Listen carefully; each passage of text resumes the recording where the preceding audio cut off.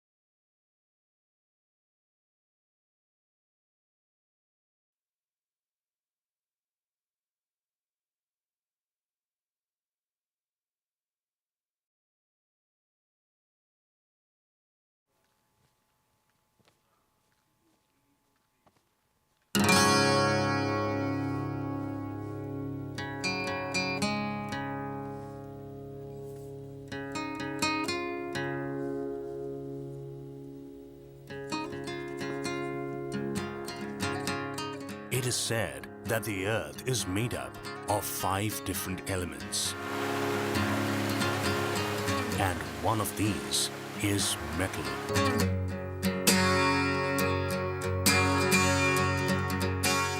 So vital have metals been to man's evolution that entire eras have been named after them.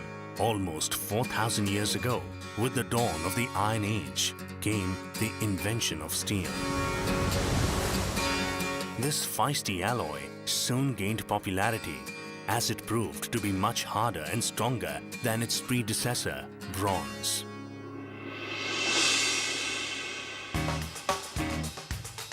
Today, steel is all around us. It is an essential part of our daily lives, a key component of the entire infrastructure we depend on, be it buildings, ships, railways, automobiles, machinery, home appliances, tools, or defense equipment.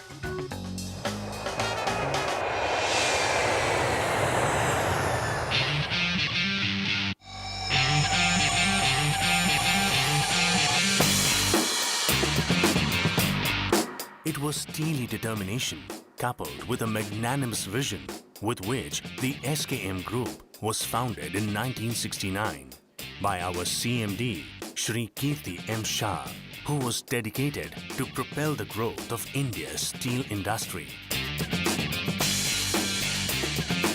Behind the name itself is a deep-rooted philosophy.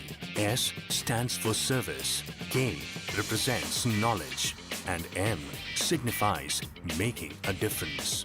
These tenets have given us the impetus to grow from strength to strength, and over 4 decades, we have reinvented ourselves, diversifying to meet the industry's changing developments. Our journey may have started off supplying materials, but keeping up with industry trends. Today, we are also a leading service provider.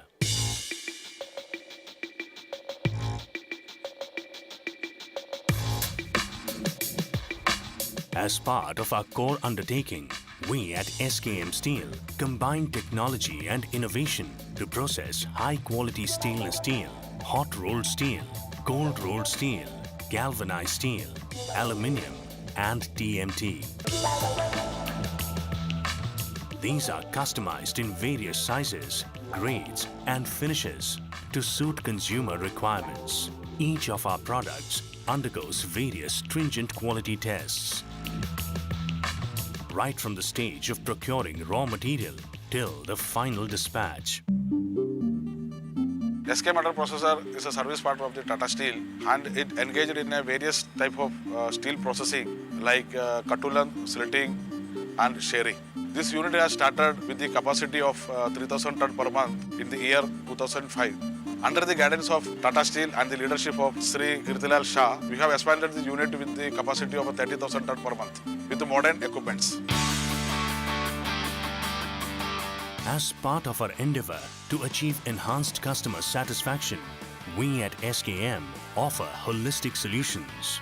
Our group portfolio includes SKM Steels, the authorized distributors of Tata Steel for HR and CRCA products, SKM Galva, the authorized distributors of Tata Steel for galvanized products, SKM Alucom, the exclusive channel for Alcoa in India, SKM Metal Processor, specializing in metal processing, and Bharat Steel Yard, which focuses on stainless steel.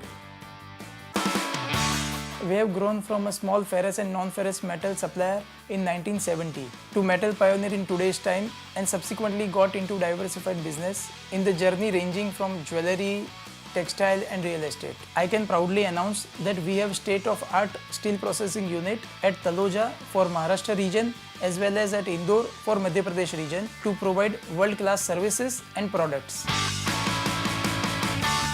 To serve our global clientele, we also have an exclusive export division which produces some of the world's finest non-corrosive stainless steel, wire rods and billets. Our efforts have been rewarded with several prestigious awards in the past, including those for exports excellence from the Engineering Export Promotion Council of India. Behind the rising success graph of our organization is an invaluable asset, our highly skilled and dedicated team. Each of our employees is committed to delivering world-class quality and constantly strives to achieve perfection at every level. Today, the nation's economic growth is closely linked with the demand for steel. The last 5 years have witnessed tremendous growth in the domestic and export sector. The world is increasingly looking towards India to source its products, and the day is not far when Indian steel industry will be a global sourcing hub. India is currently the world's 4th largest producer of steel in the world, with immense potential to climb higher, backed by the resurgent economy and development of infrastructure. We at the SKM Group welcome this challenge. We have recently diversified our spectrum of services to include the manufacture of tube pipes and windmills. We have also forayed into the jewelry sector as well as the field of real estate, creating top quality infrastructure and townships. we may have crossed an annual turnover. This is just the tip of the iceberg. Today, we stand poised to scale new heights and help steer India towards a safe, sustainable, prosperous future. The SKM Group, serving the world with steel.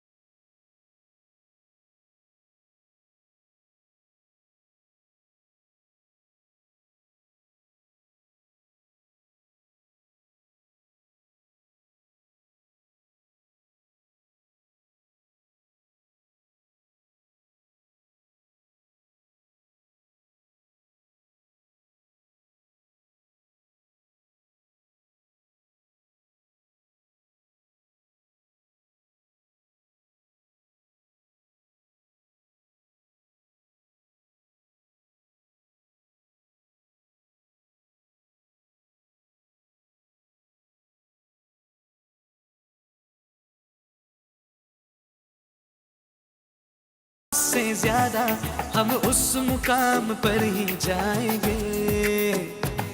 है जोत दिल के अंदर सूरज से तेज उजाला, हम मुश्किलों के पार जाएंगे। संकल्प ये उठाए, प्रतिबद्ध हो हमेशा जनते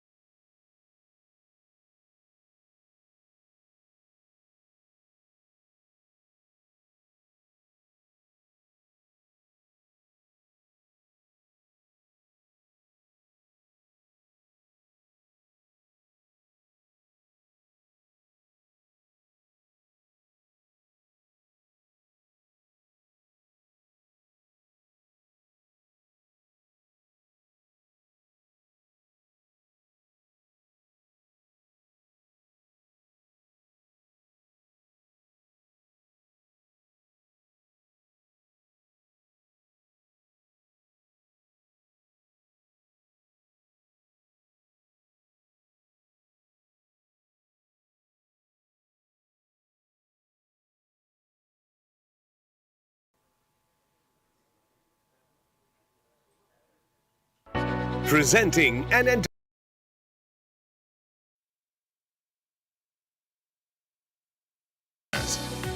through acceptance.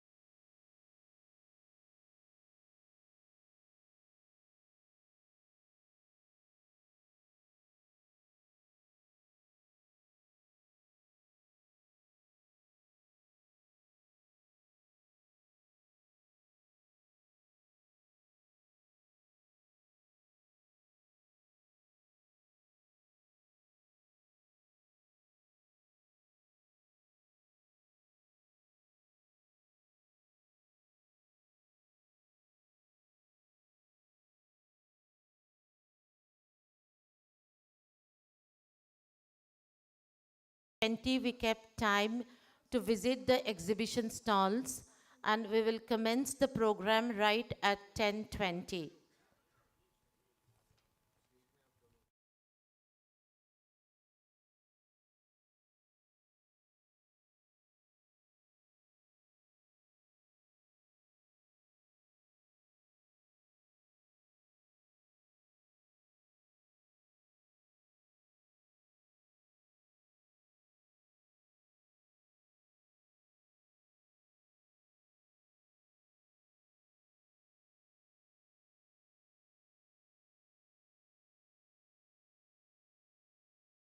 Largest integrated steel.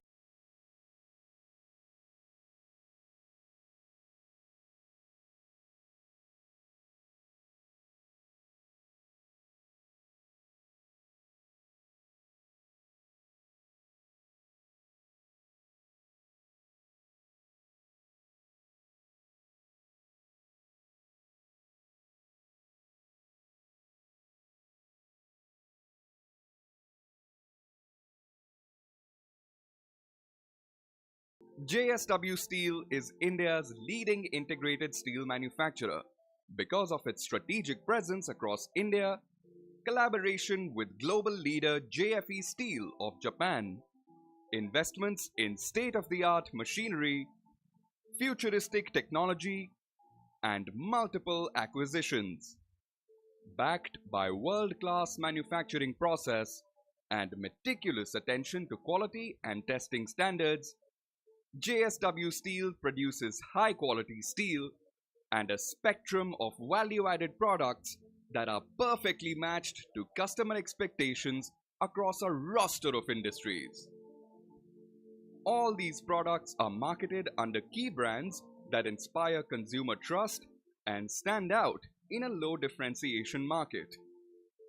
With a conscious transition into being a high-value steel producer, the company has built a specialized value-added portfolio. Industry leaders in various industries require customized products to suit their niche needs. This innate understanding elevates JSW Steel from being a mere supplier to a true partner for growth. Hence, the company offers a range of bespoke application solutions for different sectors like infrastructure and construction, general engineering, industrial and engineering, automotive, consumer durables and packaging, and renewable energy. Evidently, JSW Steel is used in a majority of India's key infrastructure today. It is a matter of great pride for the company that they are playing such a pivotal role as a nation builder.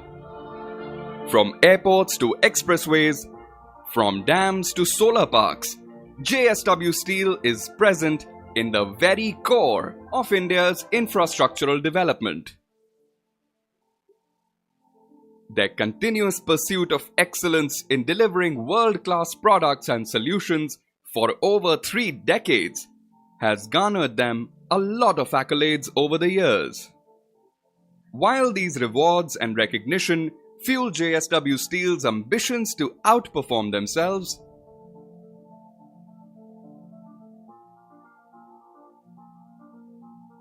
they are also acutely cognizant of their environmental, social, and governance responsibilities.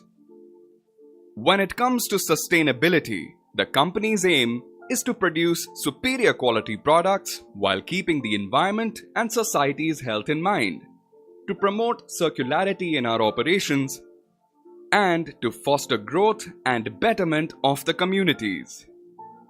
And this aim is transformed into reality by taking concrete actions across the entire value chain, from mining to manufacturing to products. I request all the guests with a present strong here conviction to bring kindly about come and holistic, take your seat. comprehensive Please, we'll development start of the at the communities that the conclave company right operates at in. 10:20. They have undertaken several initiatives. The Roof to Dream project is an outstanding example of such an effort in the space of education. The company has collaborated with the school authorities and local communities to reinforce the school buildings so that the students always have a conducive environment to study, grow, and chase their dreams.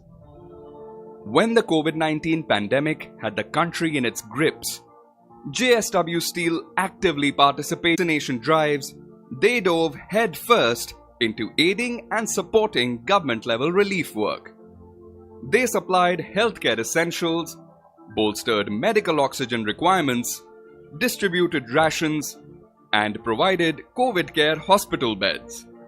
With its international standards production quality, superior product range, its commitment to sustainability practices and environment, JSW Steel is dedicated towards building a better India and is fast becoming a global Indian beacon in the world of steel manufacturing.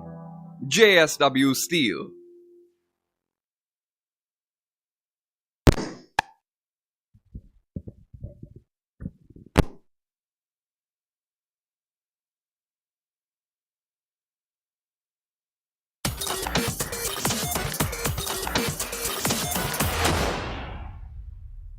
Rahul was an entrepreneur with a small business who was about to receive his first ever large 8-digit order from a huge corporate client.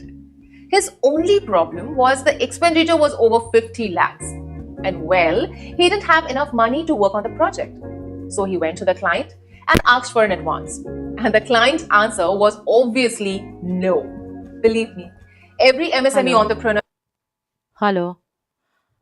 Good morning, ladies and gentlemen.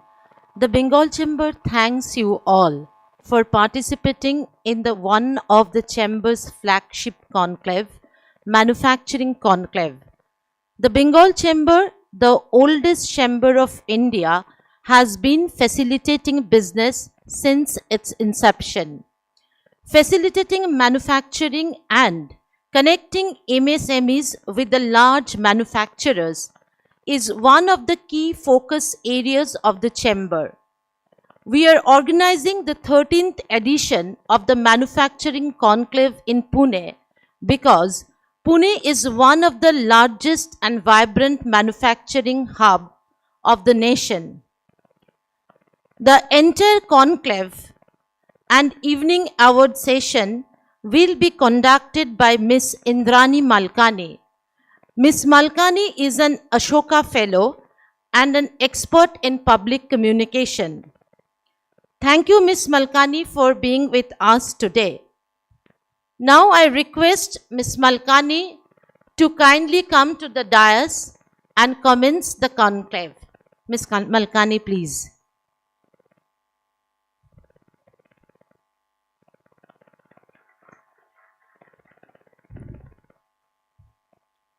Thank you, Shoma.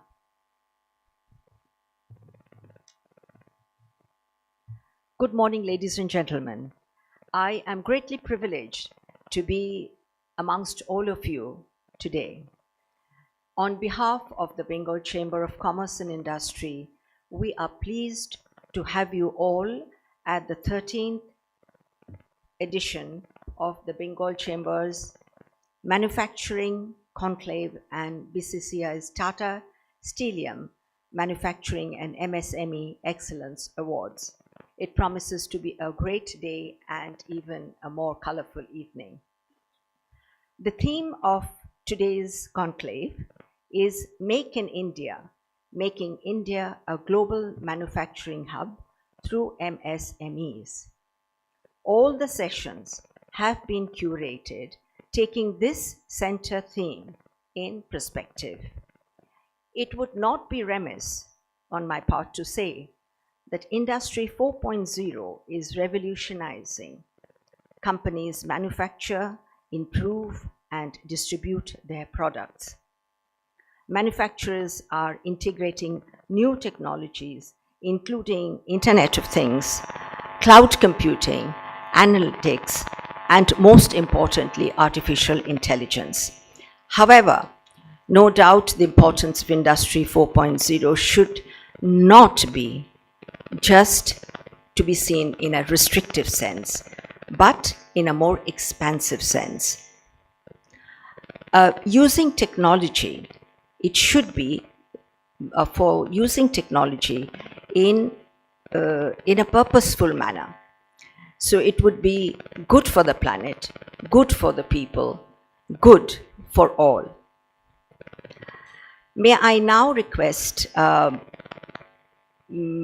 before I invite the dignitaries to come up, I would like to add that this conclave, which has been put together, will create an ideal platform for knowledge dissemination, assimilation, and networking. Today, we have amongst us the industry leaders who are considered the best minds when it comes to manufacturing. All those who are attending the conclave, all of them are also practitioners. So we have a good mixture of all. May I now please request Mr. Shubir Chakraborty, President of the Bengal Chamber of Commerce and Industry and Managing Director and CEO of Excite Industries Limited. Mr. Chakraborty's profile is for all of us to read. Thank you, Mr. Chakraborty, for being with us. May I now invite Mr. Sanjay Behera, Chairperson, Manufacturing and MSME Committee of the Bengal Chamber and Chief Sales Manager of Tata Steel. Thank you, Mr. Behera. Dr. Tapan Panda, who is the Professor and Pro-VC of Business and Leadership Division of MIT World Peace University, is also with us. Thank you, gentlemen. May I now request Mr. Behera, Chairperson, Manufacturing and MSME Committee of the Bengal Chamber, to kindly address the August gathering now. Thank you, Mr. Behera.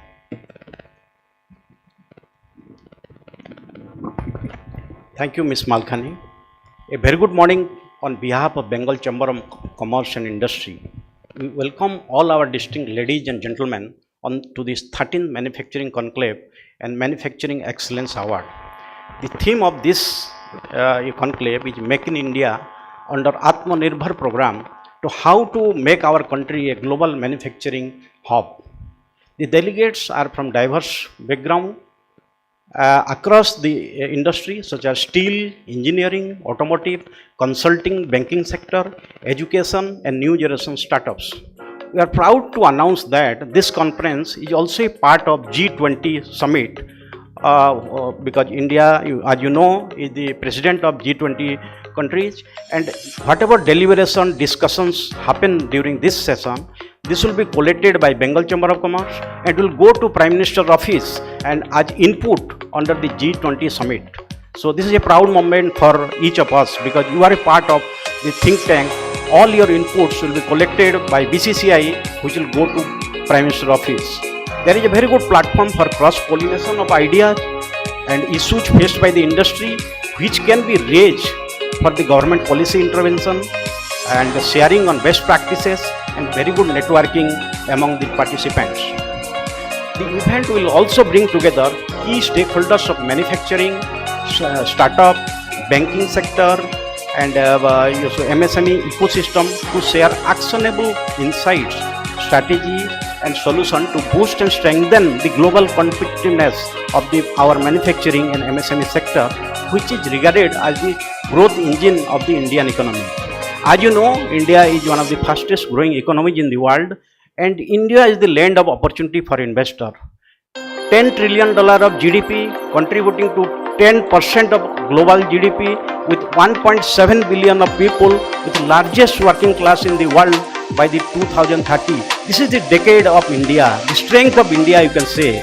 And also, as per the vision of our government, by 2047 we will be a developed economy. And the responsibility lies with all of us to reach to that state. And it may be the second largest economy in the next 10 years. The 5 springboards, such as focusing on green, leveraging technology such as AI, enabling scalability of such sectors, new sectors to be developed, enabling new and different skill set development, bringing youth and women to the labor participation are the key ingredient to success in the coming years. Also, key is to develop Make in India brand with a strong advertising and branding campaign for the product and services in the world similar to developed economy like USA, Japan, Korea, even Taiwan. It is currently fifth largest economy in the world with a $3.5 trillion of economy, projected to grow 5.5% in the 2023, which is highest among the G20 countries, and expected to grow at 6.5% for the FY24 and considered to be a bright spot in the world economy at this moment. It is a matter of pride that India is the second largest steel producing country in the world with 120 million ton of steel contributing to 2% of GDP, and the industry is $75 billion of worth and planning to ramp up to 300 million ton by the year 2030. And one of the other segment, our automotive industry is $100 billion, contribute to 8% of GDP and also 49% of manufacturing GDP. We are the third largest manufacturers of automotive in the world with sales of 4.25 million units, topping 4.2 million by units in Japan. The electric vehicle market is expected to grow at CAGR of 49% by 2030 and expected to hit 10 million units annual sales by the year 2030. A lot of opportunity are there. And one more interesting fact is that India is a land of opportunity. You see, in the startling figure I am giving you, total FDI received is $532 billion in the last 5 years, which is highest in the world. And these are coming from 162 countries across 61 sectors in not one or two states, across 31 states and union territories in the country. So that means this shows the confidence by the world investors in Indian economy and the high middle class as a market, as well as consumption market, as well as stable democratic leadership. Also, one interesting fact is that 2/3 of our GDP is driven by domestic consumption, and the youngest in the planet with average age of 35 years till the year 2070, which will be over 1 billion people will be under the age of 35, and a big consumption market. And this is aspirational India, where each one is having the same desire, faith and ability as anyone in Singapore, London or New York. So under Digital India, we are the largest mobile manufacturer in the world and number one in the world in the consumption of digital contents. And 41% of online transactions done in India, which is second to China, where 48% is the online transaction.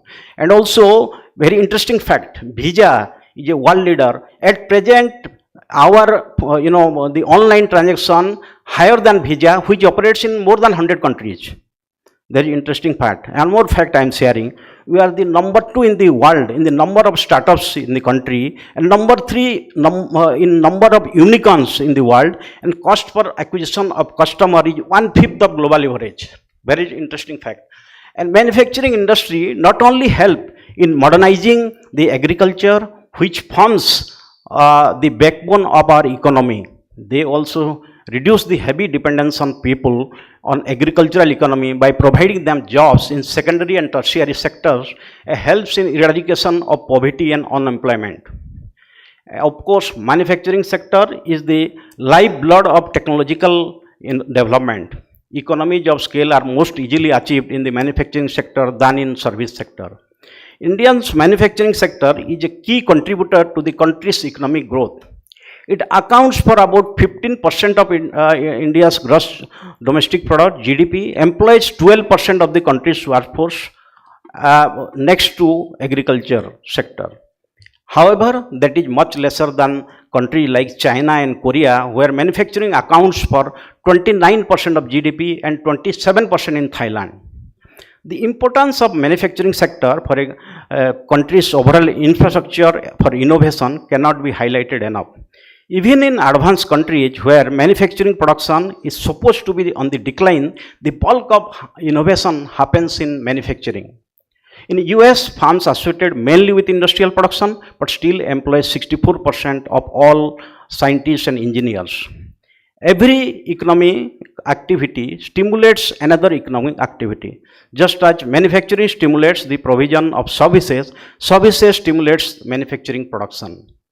In France, for example, 29% of manufacturing workforce contributes indirectly to the production of non-manufacturing output. Only 13% of service workforce contributes indirectly to the production of non-service output. In Singapore, every 100 new manufacturing jobs are associated with 27 new service jobs. By contrast, every 100 new services jobs are associated with only 3 more manufacturing jobs. With the advent of fourth industrial revolution, industry 4.0, smart manufacturing practices, technological breakthrough associated with the things like artificial intelligence, blockchain technology, robotics, internet of things, autonomous vehicle, 3D printing, it will improve the productivity and high quality products at competitive price. What potential does India have to promote the manufacturing sector? India has got the advantage of 3D. 3Ds means democracy, demography and demand for the growth of the manufacturing sectors. India's population at present is 1.42 billion, next to China 1.45 billion, and in few months it will be most populous country in the world, contributing to 17% of world population, and 65% of India's population is below the age of 35. The key advantage when compared to other countries, just like countries like Japan, Europe, there is a aging population, there is a shortage of labor, so it is an advantage to the India. Studies have shown that every job created in the manufacturing sector has a multiplier effect in creating 2 to 3 jobs in the services sectors. High domestic demand, increasing middle class and young population and high returns make India attractive for the manufacturing sector. The manpower cost is lowest when compared to other nations and our product become very competitive. Key focus for manufacturing sector should be quality, cost, delivery and innovation in the product and services and convenience to the customers. What are the issues and challenges faced by this sector? Yeah, stringent due diligence by the banks, because currently banks are hesitant to offer loans for individual activities for various firms due to various NPA. That is a problem also, we understand that thing. Biased trade regime, India's trade regime is biased towards capital intensive big manufacturing, not towards MSME. MSME sector, because of their smaller size, suffer from low productivity as economies of scale plays a critical role in manufacturing. Currently, India spends 9% of GDP on research and development, a considerably small amount when compared with other developed nations. This prevents the sector to evolve, innovate and grow. MSME sector is facing a tough competition due to cheap imports from China and other countries that have a free trade agreement with India. I will share a small story. Here, 2 companies like Kia and Hyundai, they have taken the advantage of the free trade agreement with Korea, and they have a lot of import in there. Whereas many steel companies, they have tried enough effort to export to Korea, and they could not able to do, because there is a in those countries, especially Korea, Japan, there is a patriotism to use their own product. They will pay a couple of dollars extra, but they want to use their steel developed by the domestic mill, which is not. Whereas our consumer, they want to have a cheapest product, they want to import. Why? Indian products they cannot use. That patriotism in using the raw material is missing for our country, which needs to be developed. But it is a case with Japan and Korea, it should be noted on that.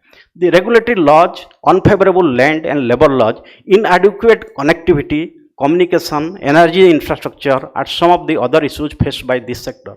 One of the interesting facts in logistic cost, logistics in India is 6% of GDP, whereas it is 10% in China, 8% in USA and Europe. Our government, headed by Mr. Nitin Gadkari, doing a lot of work, because one of the best minister, I believe, and in reducing the cost by expanding the road network, waterways, upgradation of high-speed railways, locomotive, dedicated freight corridor, and there is a need to connect rail, road transport with waterways, and the project Gati Shakti may help you to develop a multimodal system which will reduce the cost. His target is to reduce to 12 to 13%. That is also a great job. Current geopolitical challenges like trade war, China, Taiwan, US, China, US Iran tensions, Russia Ukraine war are also negatively affecting India's manufacturing sector. On labor productivity in India is less when compared to other countries like China due to lag in supply chain management, transportation, production planning, and also skilled manpower. We produce a lot of engineers and management graduates, but employability of index is missing. That our academic, should look into that. How we can do, especially they should compare with countries like Japan and Germany, where how they improve that.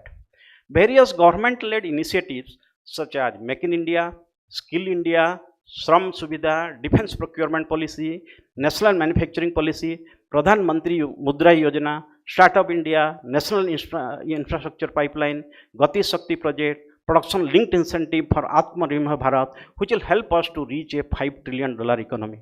As many multinational companies are looking to expand their global footprint with China, under China Plus One policy as part of risk mitigation.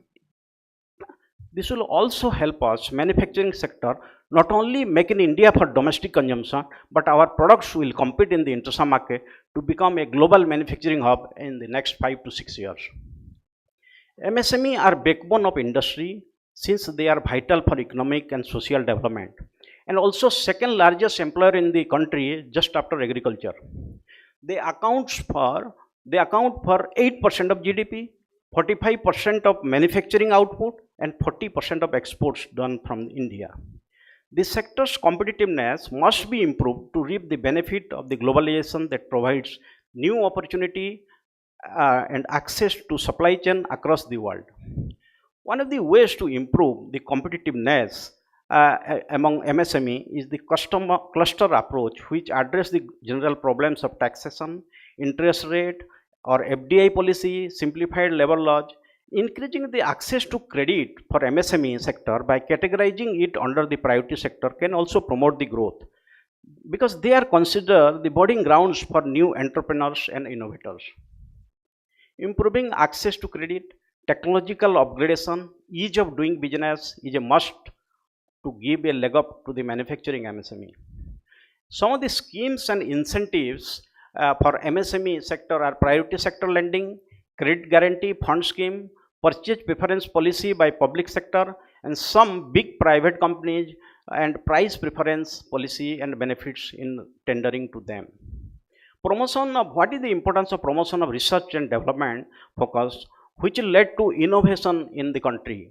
You see, India is spending only 0.6 to 0.7% of its GDP on research and development. You compare country like US, which spends 2.8%, China, which spends 2.1%, South Korea 4.2%, small country like Israel, whose population is 12-13 million, it spends 4.3% of its GDP.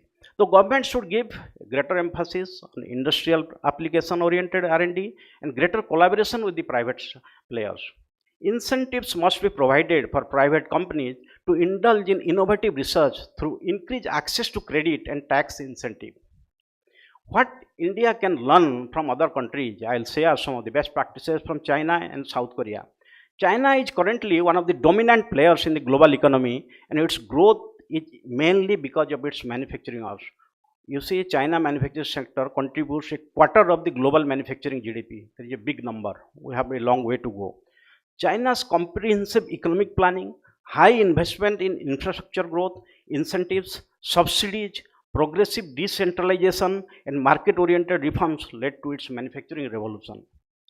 Currently, the Chinese government, through its Made in China 2025 strategic plan, is incentivizing the Chinese companies to improve their factories' quality, productivity, and digitization.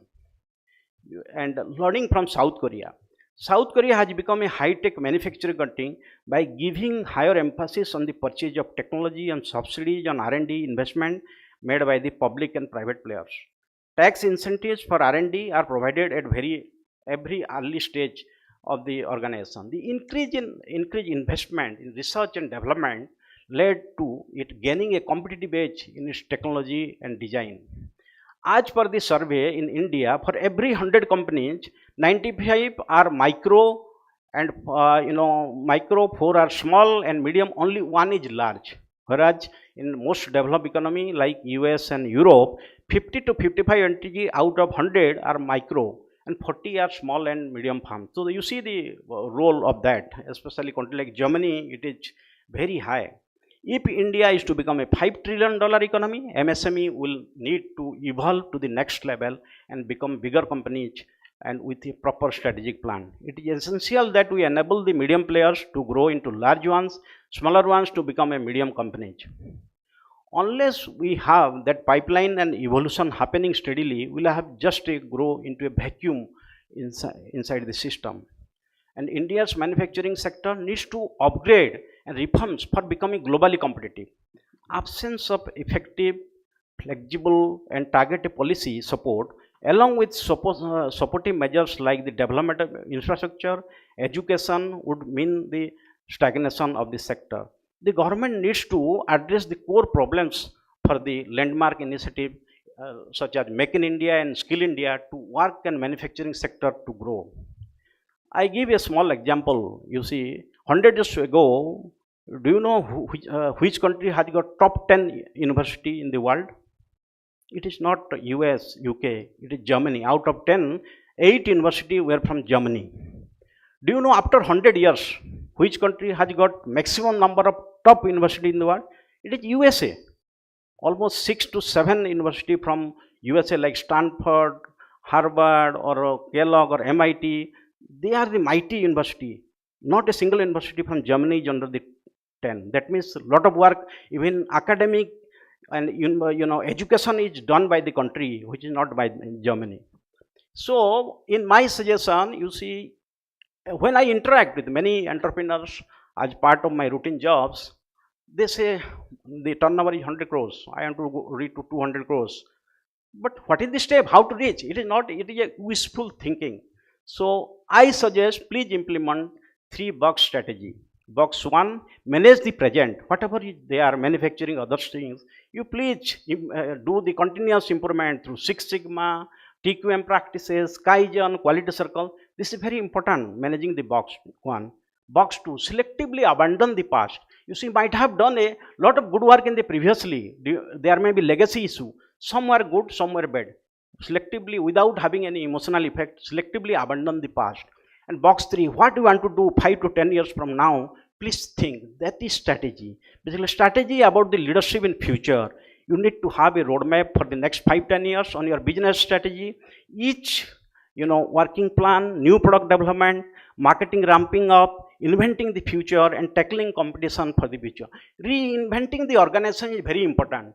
Every year, you see, Microsoft 6 is there, 7 is there, 8 is there, 10 is there, 11, 12, again 13. iPhone, they are reinventing. 7 is there, 8 is there, now 14 Pro, they are thinking of 15, 16. So each MSME need to reinvent itself every year. How to become, what is the new for the next year? That should be there.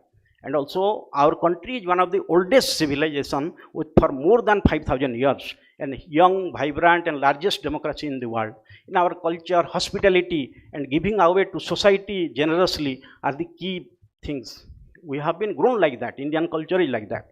So in my personal view, there should be a platform where big manufacturing organizations who have achieved excellence in operations, supply chain, human resource practices, technological innovation or some marketing, innovative marketing practices to help MSME. By sharing the best practices, it will help a good ecosystem, and also the competitors should collaborate for the development with the, don't think you are competing, but market is big. India is growing. If 2/3 of the, production is consumed by the domestic market is big. So instead of competitive among the, center, they should collaborate across the industry for the developing an ecosystem between big manufacturer and MSME.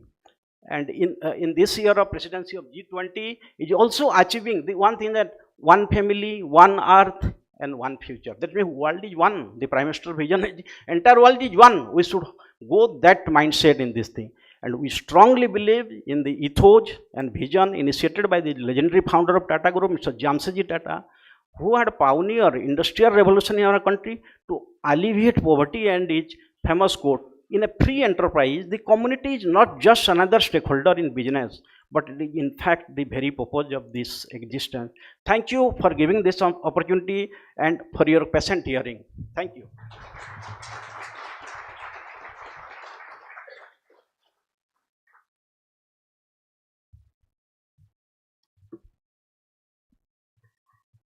Thank you, Mr. Behra, for presenting the way forward for today's deliberations. As you rightly said, innovative technology will lead to better policy making, more sustainable business models, new jobs, and new opportunities. For all these outcomes to be more equal with all members of society, more and better collaboration is the way forward. So once again, thank you, Mr. Behra.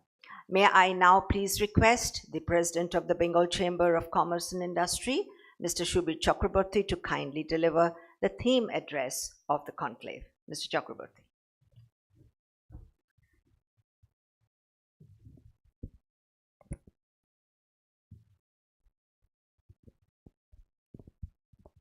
Mr. Behra, Dr. Panda,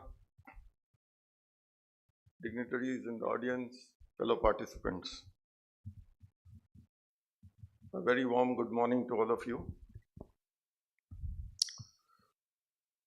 On behalf of Bengal Chamber of Commerce and Industry, which is the oldest chamber of commerce in the country, being set up in the year 1833,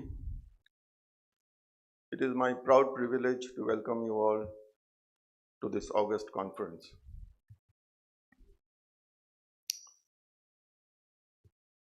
Many people have asked me, why Pune? Why are we doing this in Pune, not in any other part of the country? At BCCI, we believe in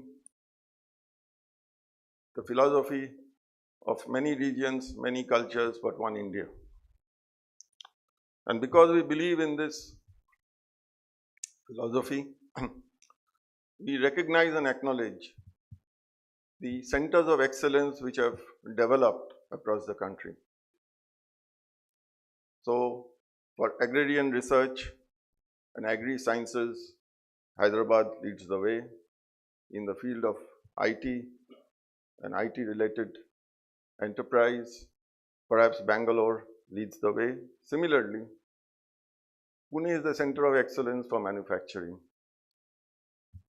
And this has developed over a period of sustained activity right since independence, which is one of the reasons why we are holding this conference here, because we feel the major stakeholders of this conference stay in and around Pune, and it would be useful to deliberate and think about the way ahead in this city. Thank you, Mr. Behra, for giving a very thought-provoking speech. You have practically painted a very wide canvas, leaving little for other speakers to say.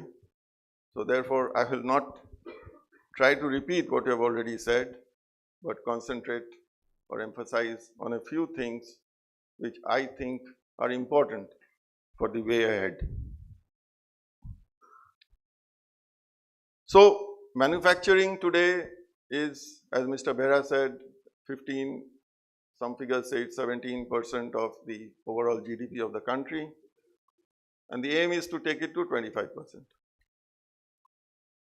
If we are to develop manufacturing excellence, obviously manufacturing has to perform.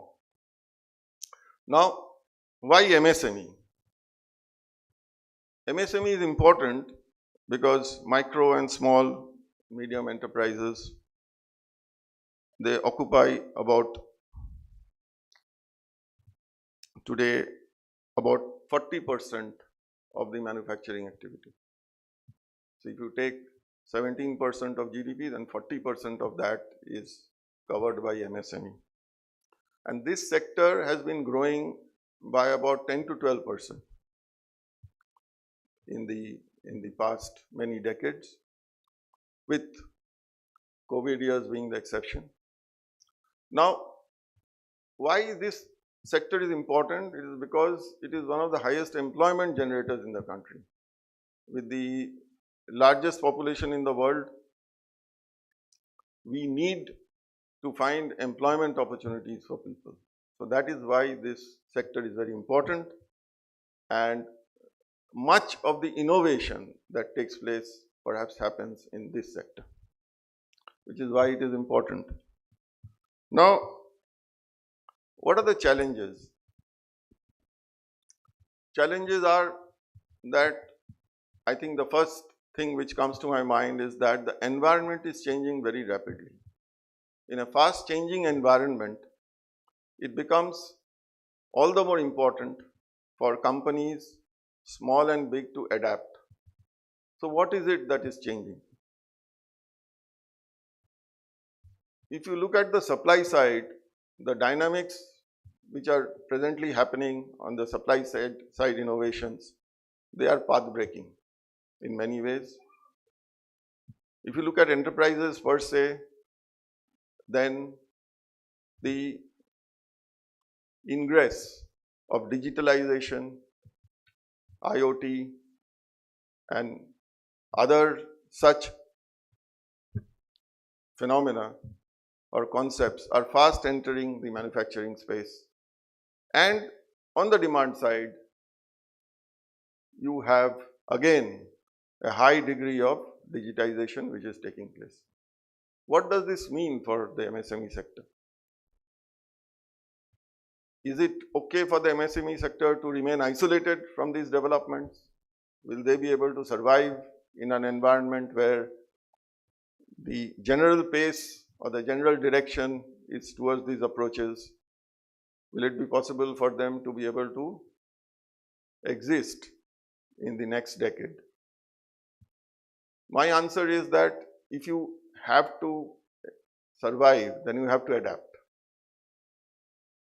Why? Because the strongest species on this earth have not been able to survive. The species which have survived down centuries and millennia are those species which have been able to adapt to the changing environment. Case in point is dinosaurs versus the ants. Ants have outlived the dinosaurs. The dinosaurs could not adapt to the environment. So now it becomes imperative for MSMEs to adapt to this fast changing environment, which is why a lot of skilling, a lot of learning is necessary, because resources of MSMEs are limited. And this is where one has to find solutions with academic institutions to see that how this reskilling can take place, how MSMEs can take advantage. Because if you take an MSME, it may be employing, let's say, 20 people. If you take the micro, if they are able to reduce 10 people from that 20, it's a 50% reduction of their manpower cost. So reducing 10 people from a large company like telco does not mean anything. But for a micro enterprise, it's a difference between survival and extinction. So therefore, the amount of benefit which can accrue to the micro and small enterprises through adaptation to digitization can be immense. And this is where I think adaptability has to play a major role. Mindsets have to change. Also, most of the micro and small enterprises, they are in the B2B segment because they do not have the wherewithals to be able to directly address the customer.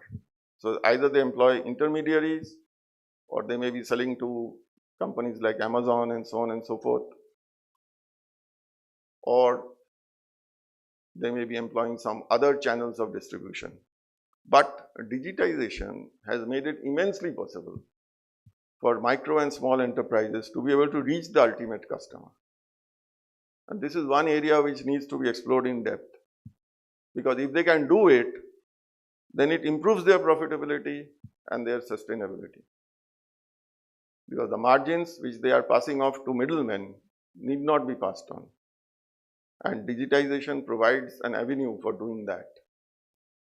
So this is another important sector which needs to be explored in depth.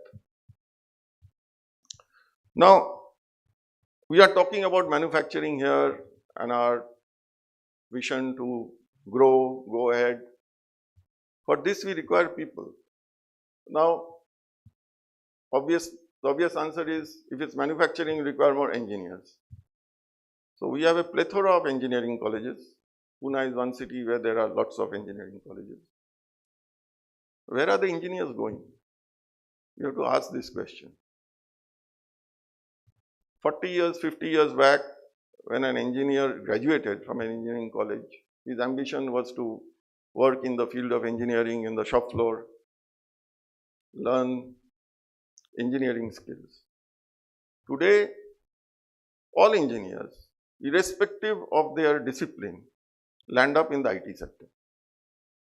So, while Shudip is here with me, I hope you won't mind, but my question is simple. Do you require 4 years of specialized engineering study to be able to work in the IT sector? If the aim and ambition of the people who are entering engineering colleges is to work in the IT sector, and I'm not demeaning the IT sector. IT sector has a huge potential and certainly needs people. But does it require chemical engineers? Does it require metallurgical engineers? Does it require civil engineers? Answer is obviously no.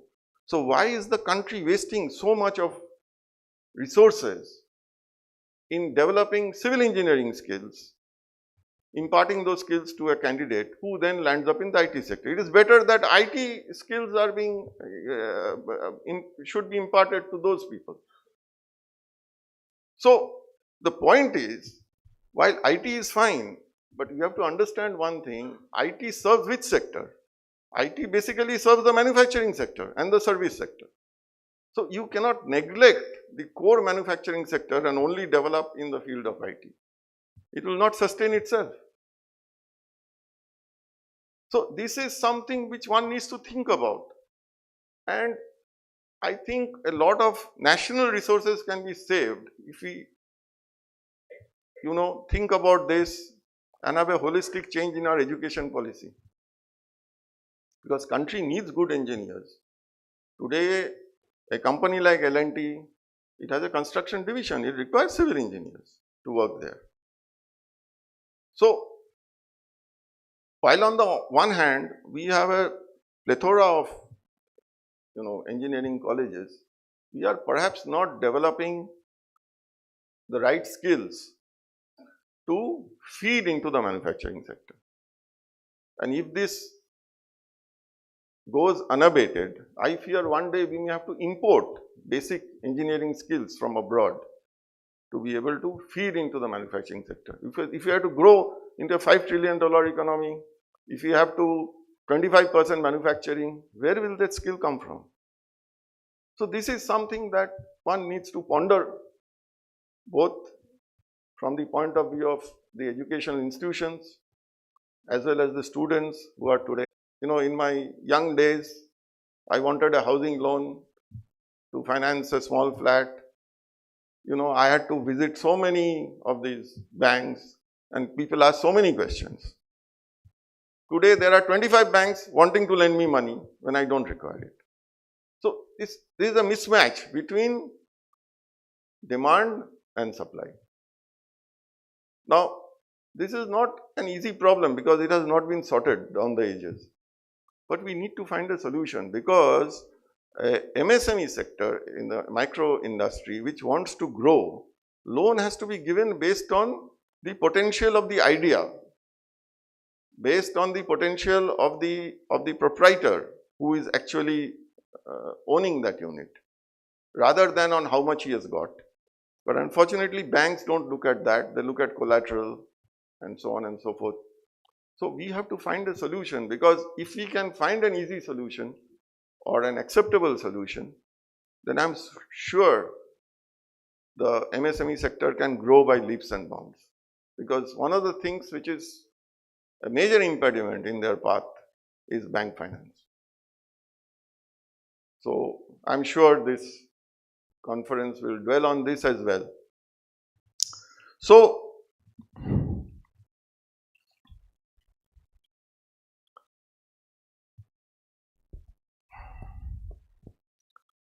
while we have a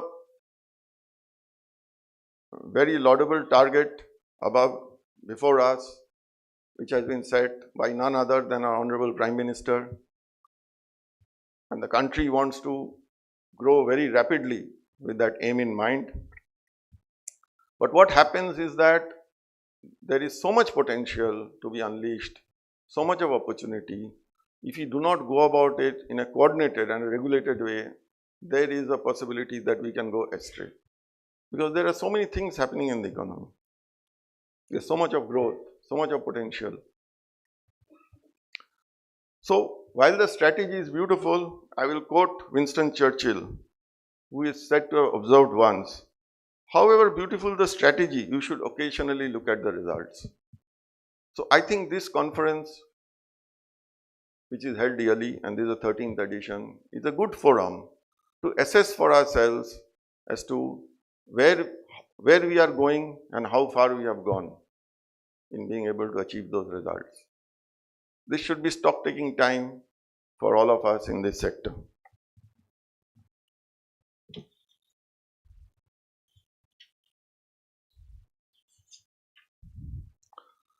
So, in conclusion, I would like to quote Alfred Nobel, who all of you know, Swedish chemist, engineer, inventor, businessman and philanthropist. He said, if I have over 1,000 ideas and only one turns out to be good, I am satisfied. So let's hope today's conclave gives you a few ideas that may one day germinate into full-fledged business strategies and practices. Thank you, ladies and gentlemen.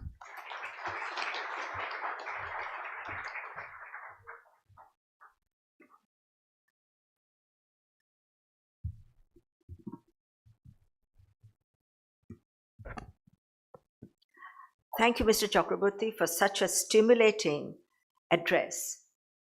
You have cited clear and practical questions and setting the framework very clearly for the conference to proceed. So thank you, Mr. Chakraborty, once again. And may I now request Dr. Tapan Panda, Professor and Pro VC of Business Leadership, Division of MIT World Peace University, to kindly deliver the keynote address of the conclave. Dr. Panda, please.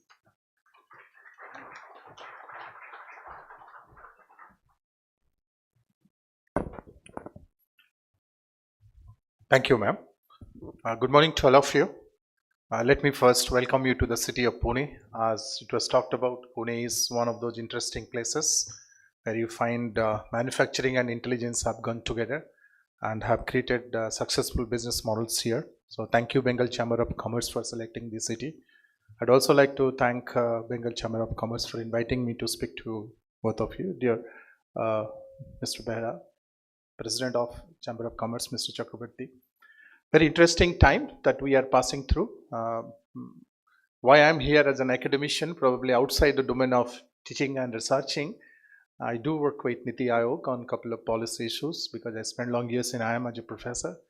Outside that, I work at two spaces: when there is a startup and the angel investing space, and when companies are stuck in the middle, then I work with them to give them access to market and access to finance so that they are successful and they can get their scale. Probably that's the other side of the story that makes me to come here and speak a couple of things to both of you. Now, when you look at the theme of today's event, where they talk about excellence, and particularly manufacturing excellence, how do we really look at the idea of excellence? Is the excellence that talks about increase in productivity, it talks about increase in efficiency, or increase in competitiveness? How do you really look at excellence? When you bring productivity, of course, we understand mechanization, digital way of doing your business, additive manufacturing, all of them can help you in increasing your productivity levels. When you look at efficiency, when you take up manpower, train the manpower, reskill them, we have a target scaling strategy these days that we are talking about in different clusters. Now, obviously, efficiency will go higher there. And efficiency is basically looked at in two ways. You have something called information asymmetry, where the amount of information at the manufacturer's end and amount of information at the consumer end, there's a gap. You need to solve that problem. Or there is market dysfunctionality, and you try to solve the problem. One of the regions, one of the points that Mr. Chakraborty raised about how the distribution channel takes away the large share of profit, and manufacturer is left with few amount of profit because of the market dysfunctionality issue which is involved in this case. So that takes our attention to another dimension called competitiveness. So most of us, those who follow our competitor, China, and always benchmark China in many of the things, we understand that when you look at productivity and competitiveness, there is a factor called ULC, called unit labor cost. And once you reduce the unit labor cost, then your competitiveness goes higher.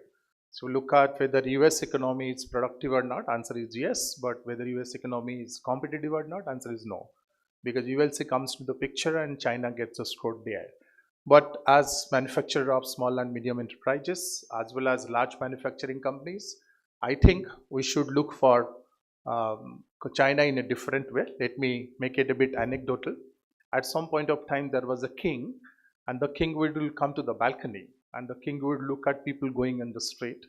On a particular day, he will see a person passing by, and every time he sees that person, he gets irritated. He doesn't know the reason, he doesn't know the person, but he gets irritated. So one day he asks his minister, please go back and find out why I get irritated seeing this fellow.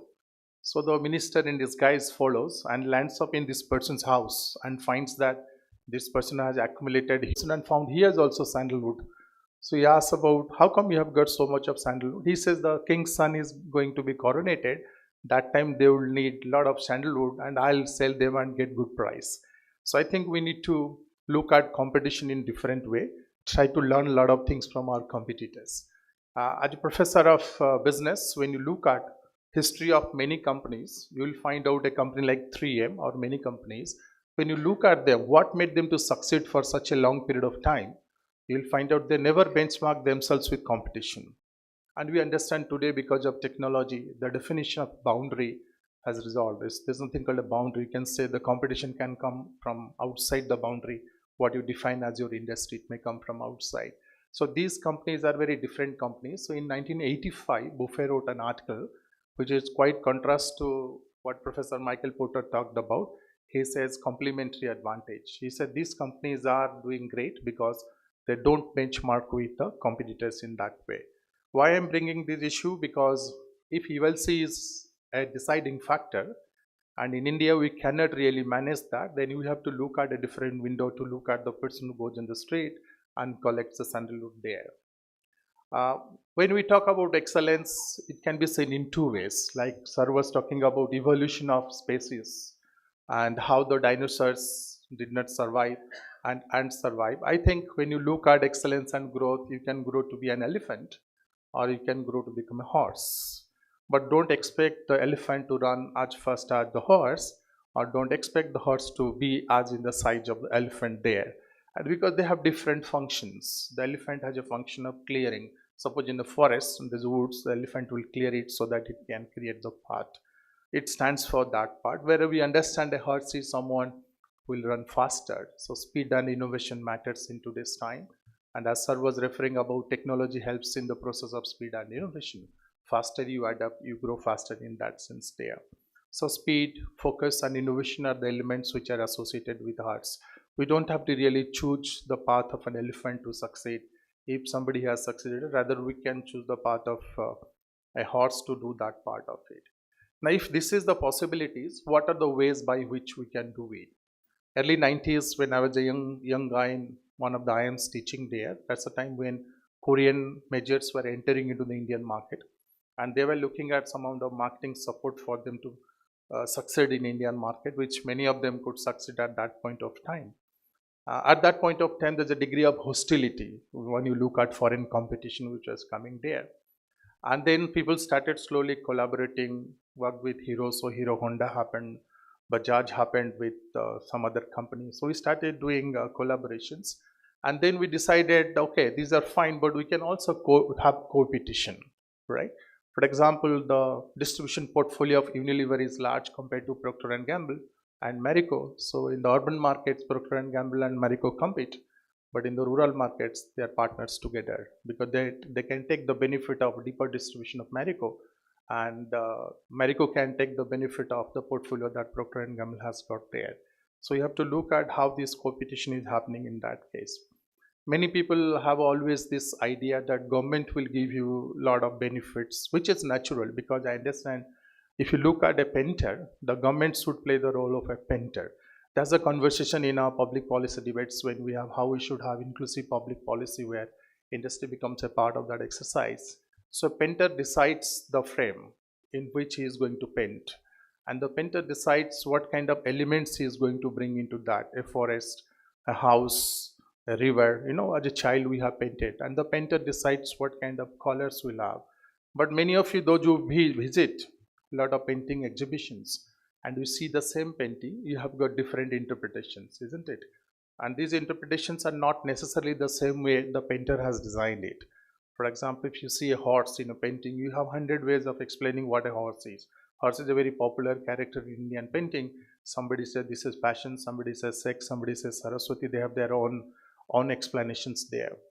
Now, this is about how you really work on the mindset part. So what are the challenges? Some of the challenges have been raised nicely. I think Mr. Bera's paper was more academic than what I'm talking about, so I thought I'll make it more anecdotal in character. If you look at that part, so we have basically 4 kind of problems that stops our manufacturing sector to grow. The first kind of problem is actually what we call as product market and ownership barriers. There are certain sectors where the government still holds the control over, and if it is not strategic and is not that much of important for us, there should be private partnership. So there is a ownership barrier that needs to be looked at. The second factor is the land barriers. Particularly this is important when you imagine about clusters, micro enterprises working in clusters.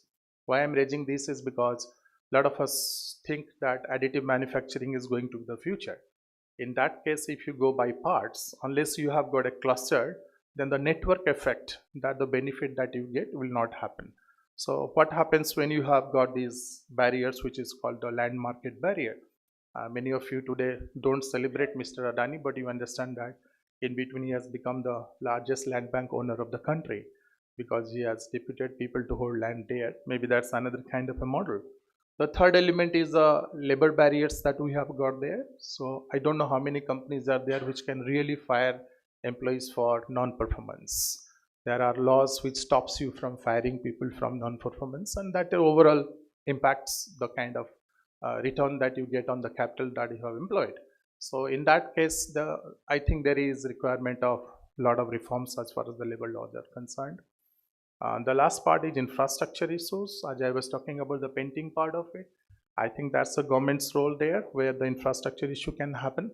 Very interestingly, Mr. Chakravarti also referred about, both of the speakers before me have referred about increase in demand in the domestic market, right? It's not necessary that we should always look at export markets. Yeah, so I was looking into the CAGR data for per capita consumption and what are their growth rates in last 10 to 15 years.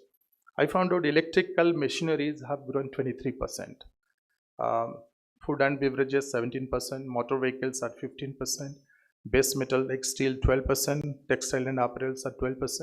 I think these are indicators which says that there is an ample opportunity for small and medium enterprises to grow in the business. So I looked at 2 roles. First one, where we can establish, which are the industrial sectors where we can establish leadership and where we can take a fair share of the market. For example, aluminum, apparel, auto component, iron and steel, jewelry, leather. This is where we can take leadership in that sense. But large market share can be in basic chemicals, commercial heating and air conditioning equipments, computer hardwares. They're the sectors where we can take a fair share from the market there. So how this is possible? So I won't take much time. There are 3 things that I'd like to talk about for improving labor productivity and bolstering operations, what we should do. There are few key operational areas that you should focus on at the policy making level, at the trade association level.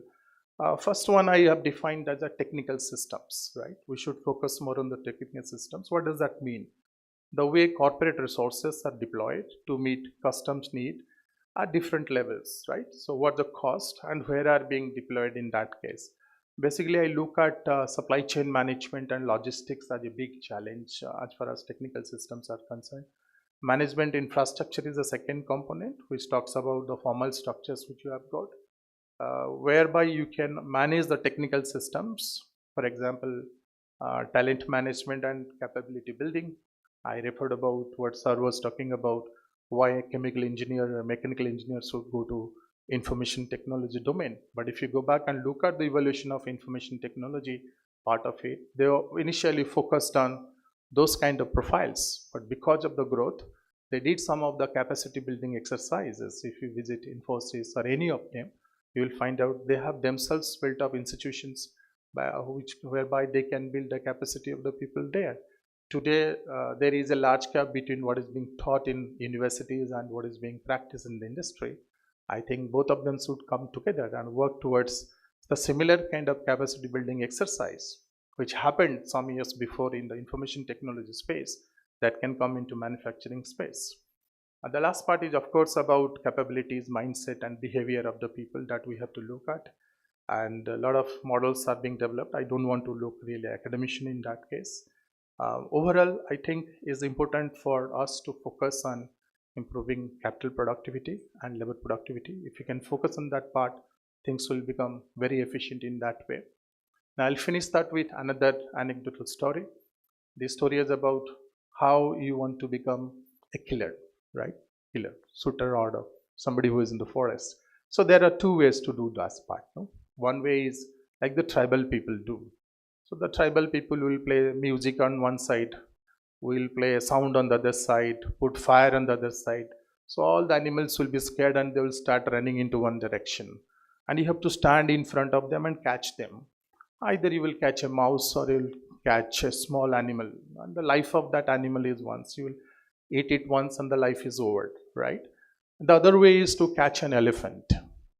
Now you play sound on one side and play fire on the other side, and then stand in front of the elephant. You know what will happen. Elephant will come over you. So the method that you need to follow is very different.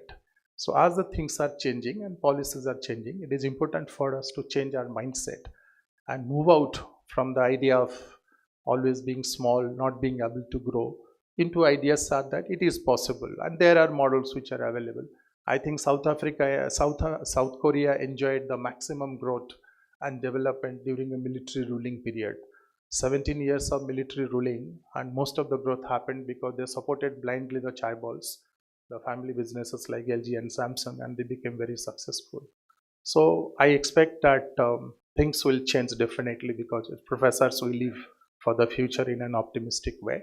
There are new business models which are coming up there. Additive manufacturing is one I talked about. Artificial intelligence and deeper machine learning is going to be utilized for designing products are there.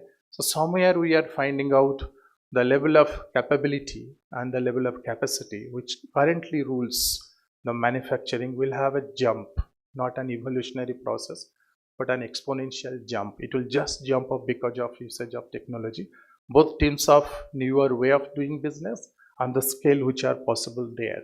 Now, if it is a jump, and many of us have enjoyed in the jump, during the jump, we don't have any link to the earth on which we are standing. Those who have done bungee jumping or they have done very height from height they have jumped, they understand how helpless you feel for the first few minutes. But after that, you enjoy your fall or rise in that way. I'm sure in next 2 days period of time, whatever time is available with you, we'll focus on this part of it and come out with the last point that we have referred about capabilities, mindset, and behavior. If that happens, then we don't have to play to a tune which is part Chinese in character. Rather, we have to have our Indian tune by which you can achieve our goals because we have a large domestic market to cater to and also expert to look at. Thank you, ladies and gentlemen, for all your time and patient hearing. Thank you, ladies.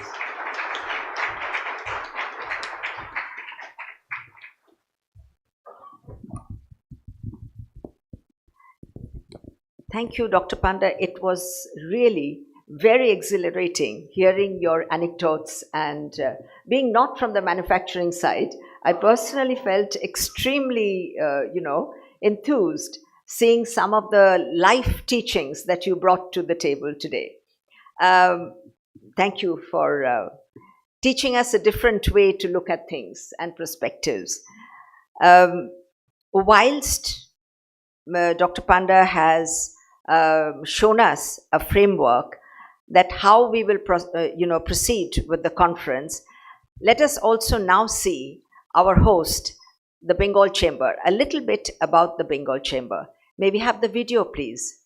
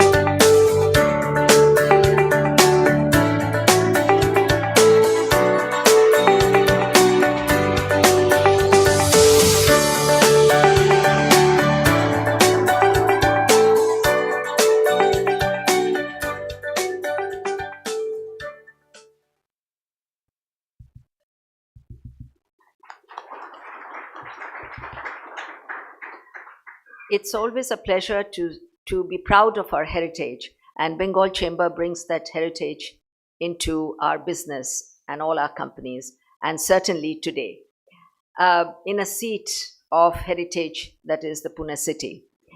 Thank you so much, Mr. Chakraborty, Mr. Behra, Dr. Panda, for carving out your time from your busy schedule to be part of the conclave, set the ball rolling, getting all of us into the mood as we take the conference forward.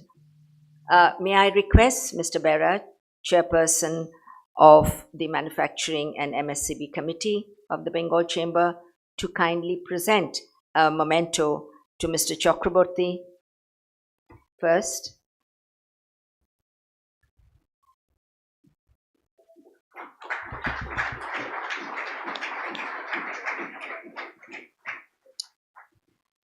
A memento to Dr. Panda, please, Mr. Behra.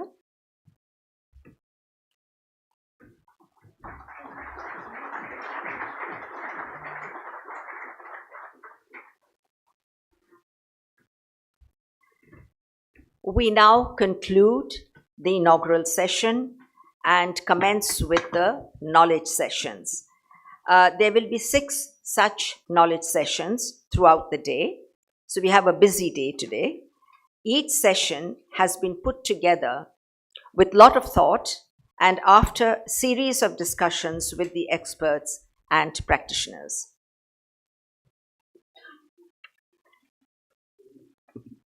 The first session will be starting in a minute. And a few words as we get ready for it. This session, which is the theme known as the Last Mile Connect to MSME Sector by Steel Mills through Service Centers and Organized Distribution Systems. The duration of the session is exactly 1 hour, and we need to stick to time if we are to do justice to all the sessions.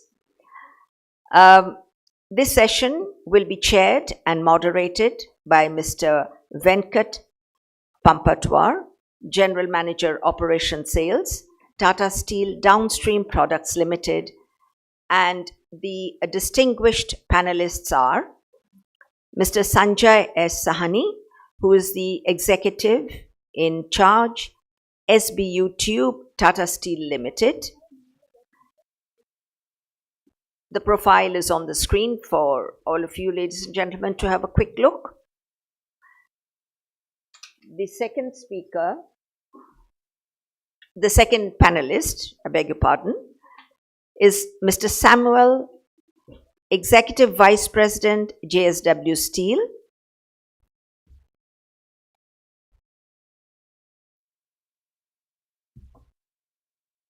And the third panelist is Mr. Sanjay Vaid, Head, Hypermart Business, ArcelorMittal, Nippon Steel Limited.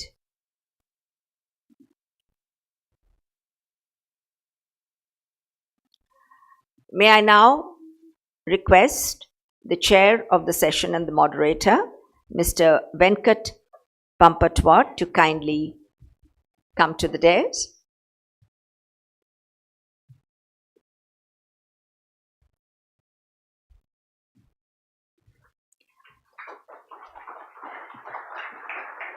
May I now request the panelists, Mr. Sanjay Sani, Mr. Sajid Samuel, and Mr. Sanjay Vaid, to please join the moderator. Thank you.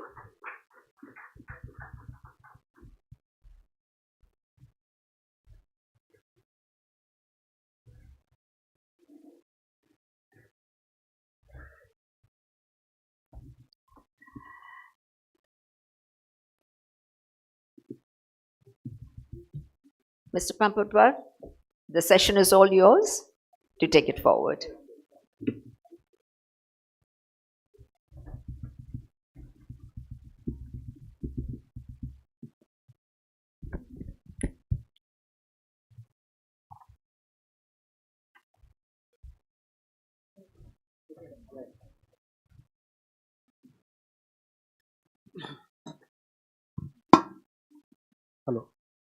I'm audible. Good morning, everyone. First of all, thanks to Mr. Sanjay Vera for setting up the contest in such a beautiful way. Inspirational talk by Mr. Chakravarti, Mr. Panda, and really it has really helped us in thinking in a different way. First of all, welcome to Mr. Sanjay Sahani, our AIC Tubes Division, Mr. Saji from JSW, Associate Vice President, and Mr. Sanjay Bayat from ArcelorMittal, Head of Hypermart. Today's session is about the last mile connect. So what is meant by last mile connect? Because we have talked about the MSME, this is the manufacturing conclave, and how steel industry and service center can add value and help them in a better way.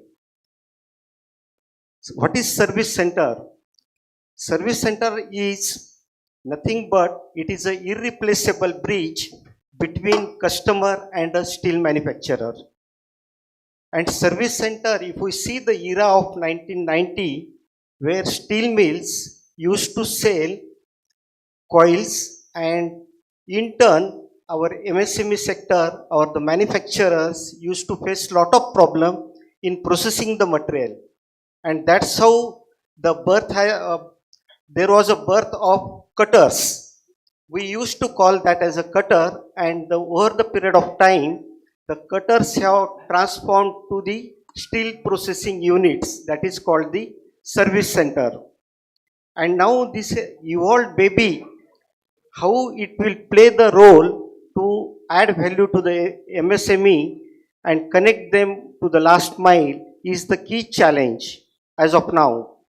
So today what we will be doing, we will be taking expert panelist view about this. Just to brief you about the MSME, total MSMEs in the country are 63 millions, almost 63 lakhs. And if we see the growth of our GDP, it is 6 to 6.5%, and MSME growth is around 12%.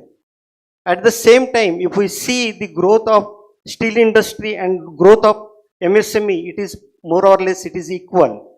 So bigger challenges are for steel industry, how they are going to help MSMEs through service center. Why is MSME is important? The way Mr. Chakravarti has said, because it gives lot of employment, it contributes almost 50% to the export and 50% to the domestic market. So MSME is a backbone of our Indian economy, as well it is a backbone, as well steel is also the backbone of our Indian economy. How we can gel together both the backbones together and help MSME. So I'll start the discussion first with Mr. Sani.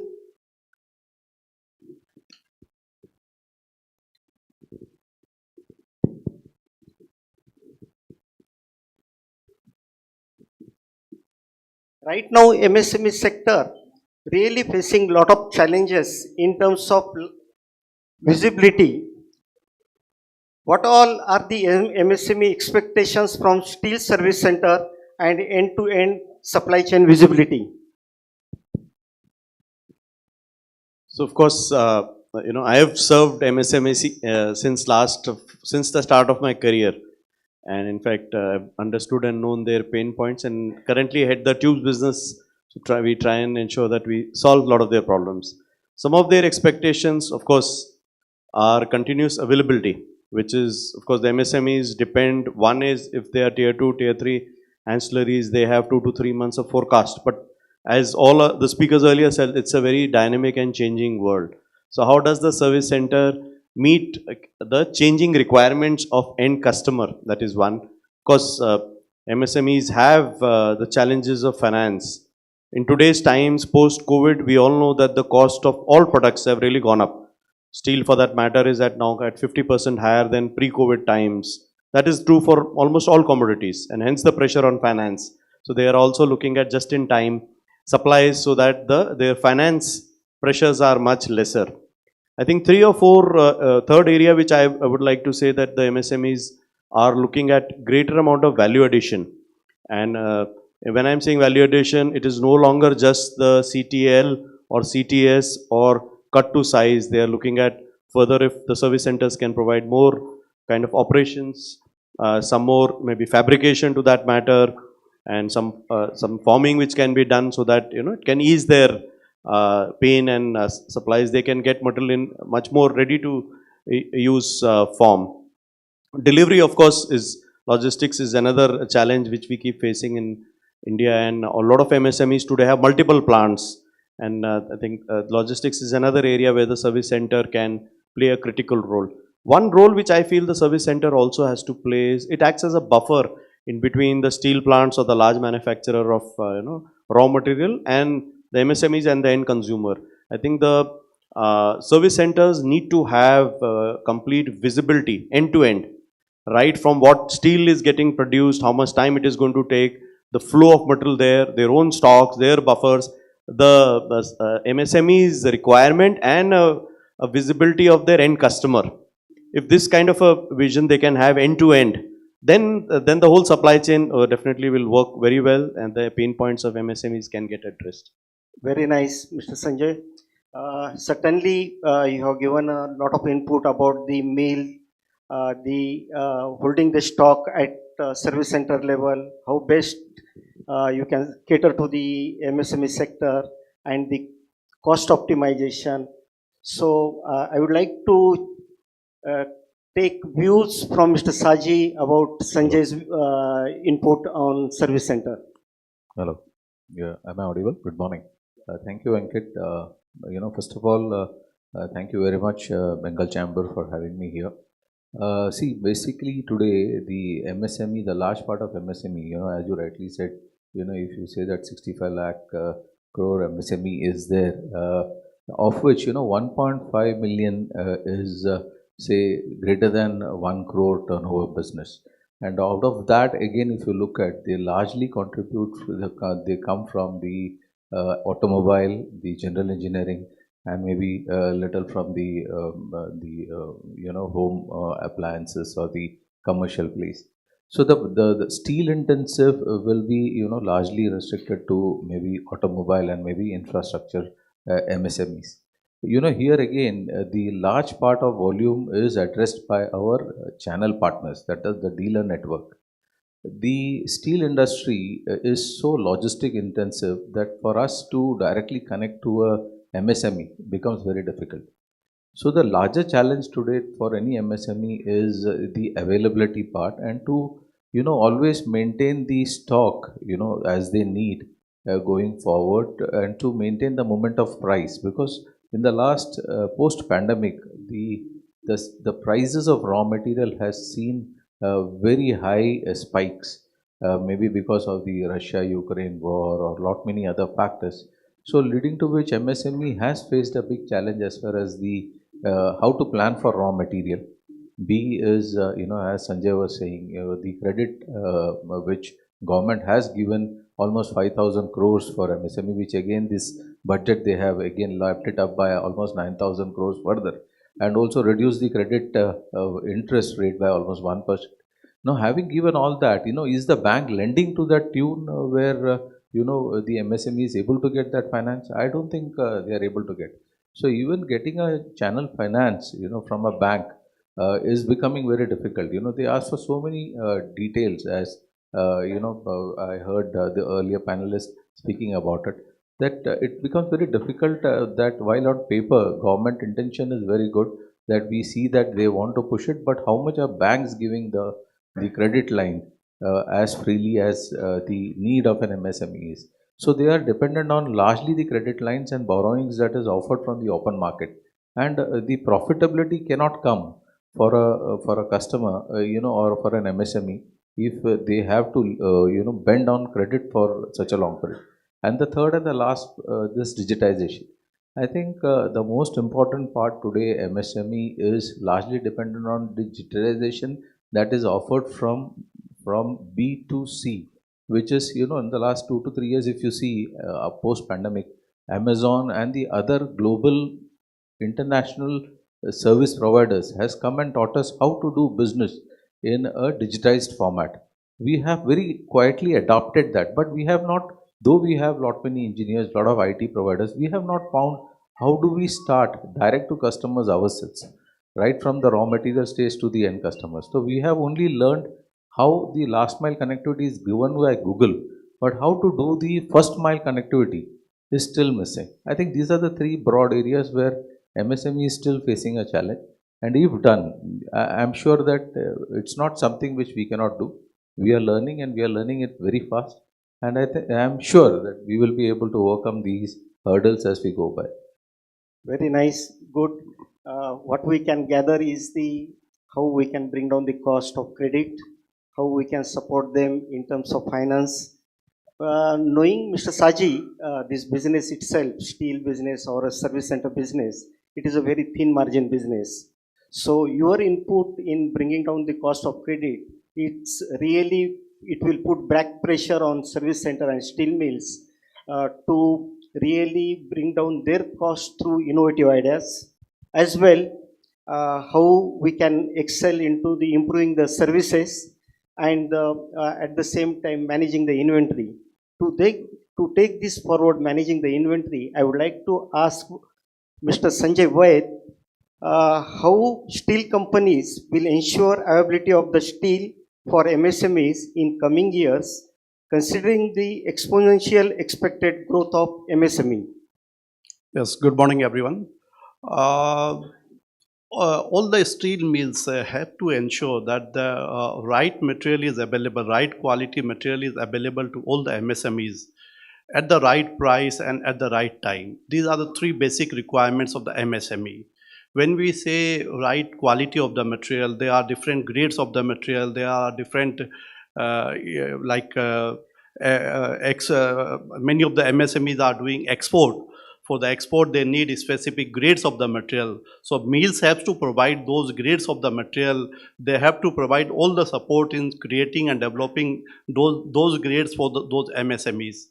Then next is the price. We have to ensure that we build those MSME in line with the market, in line with the international market. So those MSMEs can be very competitive in the international market.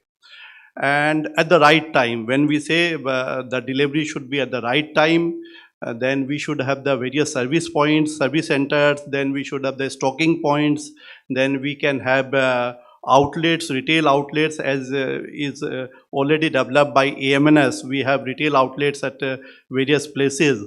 So we can have a combination of our dealers, distributor networks, and then company-owned retail outlets along with the service centers.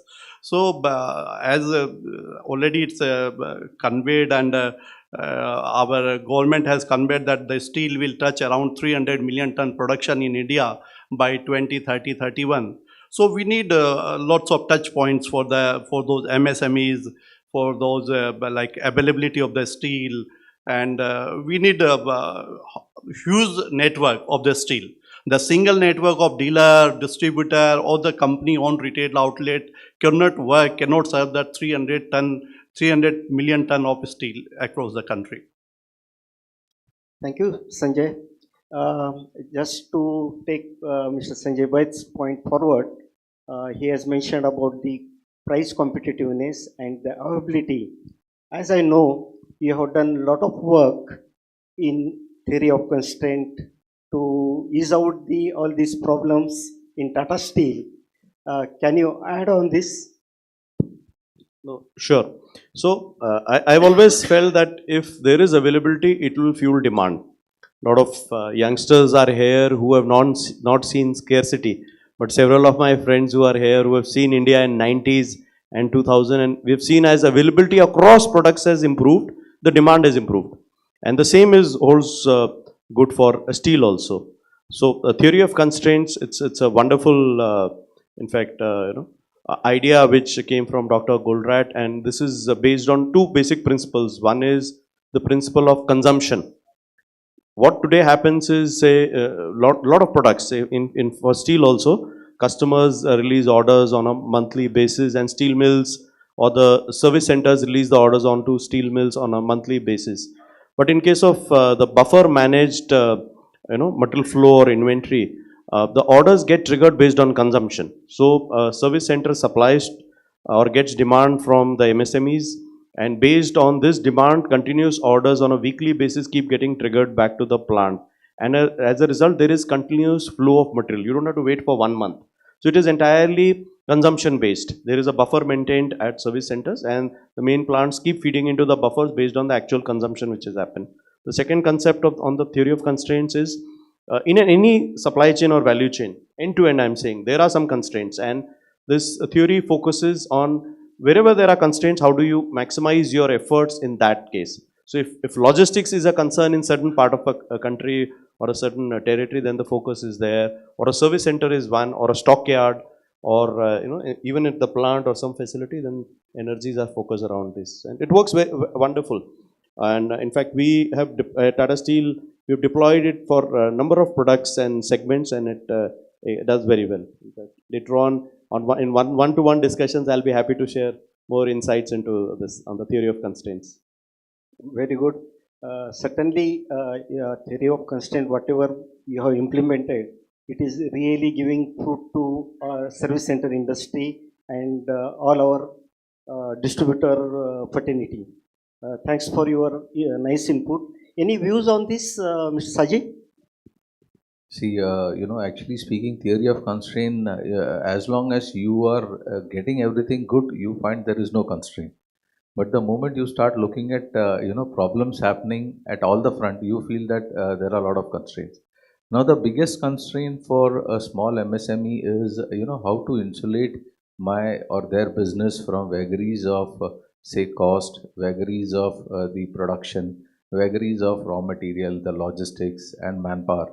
Now, having said that, this the steel mills per se, we have put up a lot of service centers. We have put a lot of yards, as Sanjay was saying. That we have yards all across the country. Like for JSW Steel, we are having almost 27 lakh yard areas, which is catering to almost 16 plants all across India, and we have almost 18 service centers. Now, if a customer wants a 2 tons, he will find it so difficult that, the truck driver is not available. The truck is not available. And if the truck is available, if he wants the material today, maybe it will come after 3 days. So the constraints are at an odd level. So for us in India, the biggest constraint is coming from logistics. Howsoever, our Honorable Minister Nitin Gadkari has tried his level best to open up all the roads, but still, our logistic cost is perhaps the highest in the world today. If you look at the road dispatches, our road dispatches are very, very unviable. So constraint is also coming from that front. The second constraint is, while we have the service centers, we have the dealer segment, the channel partners. JSW Steels, I would speak upon, we have a digital platform called JSW1.MSME. Now, this is one platform which we have started just a year back, which facilitates the MSME business into this portal. It is totally digitized. It gives a small package ticket size. We have also provided in that platform even a channel finance to look forward to. These are things coming up from such seminars, where we come across and meet people and we find out there are a lot many problems. While we say it's a constraint for us, but that constraint may not be a constraint for you as a business manager. But for us, it is, even if I say that my constraint is, say, I don't have an RF facility or my vacuum degazzer is a constraint. But you may not feel that, that is not very important for you. I need my material on time. There is one more constraint, that tomorrow we take a higher export orders. Now, export orders, if we take, naturally it so happens that export has got a timeline to service, and it doesn't have a window of, say, 31 days of a calendar month, and we have to do it by 21st day. Now, if I try to, truncate all my orders within 21 days, what happens to the other domestic orders? So definitely it goes beyond schedule. So again, a constraint comes into play, and my domestic orders takes a backseat. Now this again is a problem, though some of the export orders are compiled to, but we also manage to give domestic. But at the same time, we ensure that the orders or the stock at all stock levels are managed in a manner that the MSME especially and the channel management gets material. So this one platform which I am talking about, JSW1.MSME, is definitely a forward-looking business portal which I think will help the MSME in times to come. Very good. Thank you for your input. Certainly, we have understood about the challenges and the constraint, and all these challenges and constraints are forcing us to give the solution. And the solution, what you have talked about, the JSW1 portal. To take this forward, I would like to ask Mr. Sanjay Boyd, what kind of initiatives like JSW has taken to bring in lot of visibility to the MSME sector? Do you have taken any such initiatives in your organization? Yes, like I will say, AMNS is very proactive in this direction. We have at present 17 retail outlets across the country. We are from those retail outlets, we are serving all nearby MSMEs who are around 20, 30, 50, 100 kilometers from the retail outlet. They can take 2 tons, 3 tons, 5 tons, 10 tons material as per their requirement. So we are stocking the material for them. They need not to invest the money in the inventory. We are stocking the material for them. They can lift as and when required on just-in-time basis. This is one part. Then second, we have 5 service centers spread across the country. So in the service center, any customer wants cut to size material, tailor-made material. As per their requirement, we process the material, stock material to a certain time, maybe 3 days, 5 days, 7 days, and then dispatch material as per their requirement. So we are doing lots of activities on that front, and our footprints in the retail network is going to expand. At present, we have 17 retail outlets. We will be having 25 retail outlets by the end of this calendar year, and similar type of expansion you can expect in the coming years. Very good, Sanjay, and certainly that is going to help our MSME sector for customized lots, small lots, rather than giving in packets or a 2-ton or a 10-ton material. Because if you go to US and Europe, the industries has evolved to the number of sheets. Okay, we talk about on the tons, but they talk on number of pieces, and that too number of pieces gets delivered to their assembly line or the stamping line or the press shop. So certainly these are the challenges, and our steel service center industry as well as steel mills really has to look into that. To take this point forward, I would like to ask Mr. Saji, the way he has said that JSW1 platform is there, but many times as a customer, not as a host, we have seen the MSME, our end customers, they are facing lot of problem in terms of raw material availability in time. At the same time, their lines are down. They are losing the revenue because of the non-availability of the material, and end customers are getting suffered because of this. So, how you can connect the dots between lost revenue and gain revenue through supply chain management, pipeline visibility?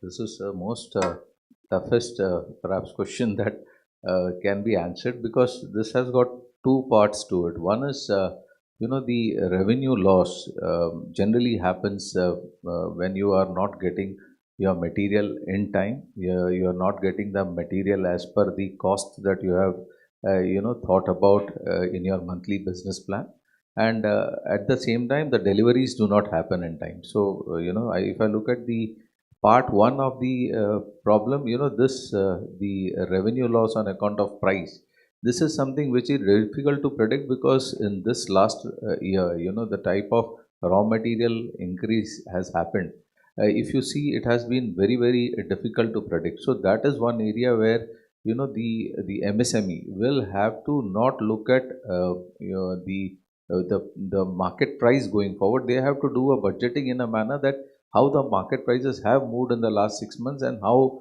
can they plan better. So one is a better planning at their end. And as steel mills, we have two different models. One model is made to stock. There are stock that we do, which we call as MTS. We create stock, which we think that, this will be the future quantity that will be required, and we give it through our channel partners or we give it at our service centers. And then there is made to order. There are orders coming from the tier 1 vendors, tier 2 vendors, the automotive vendors, even the infrastructure customers, and we made to order and give that orders on time. So I am saying is these orders which we do as made to stock and made to orders, you go either directly to the customer or go through our service centers. So the second part of business where they need material on time, now steel mills are ready with the type of volume that can be available and made available just in time as we do for automotive customers. Because today, if you look at the most of the automotive customers, say for example, which need just-in-time material, today they are getting the just-in-time material. Companies like Maruti and Hyundai and other companies, they don't keep a big inventory. Their inventories are all maintained by steel mills, and we are there to just provide just-in-time. So similarly, but they keep at least say maybe a week inventory at their end. It's not that they don't they leave with zero inventory. So the inventory maintenance is one, and the loss in revenue also happens about the credit that is not getting available.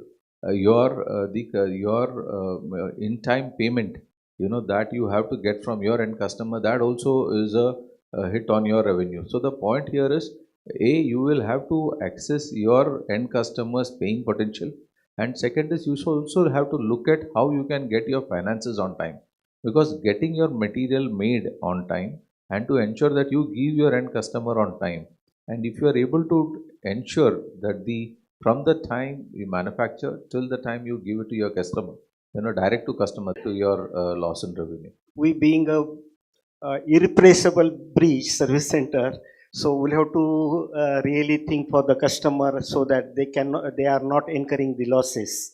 So good, Mr. Saji.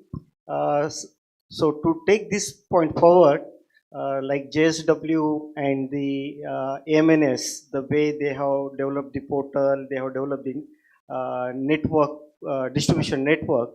I would like to ask Mr. Sanjay Sani, during your flat product days and the BPR business, you have also worked on a lot of things, and you have given a lot of comfort to the channel partners and the end customers through the model of hub and spoke distribution model. Can you share some few experience to the audience? Sure, Venkat.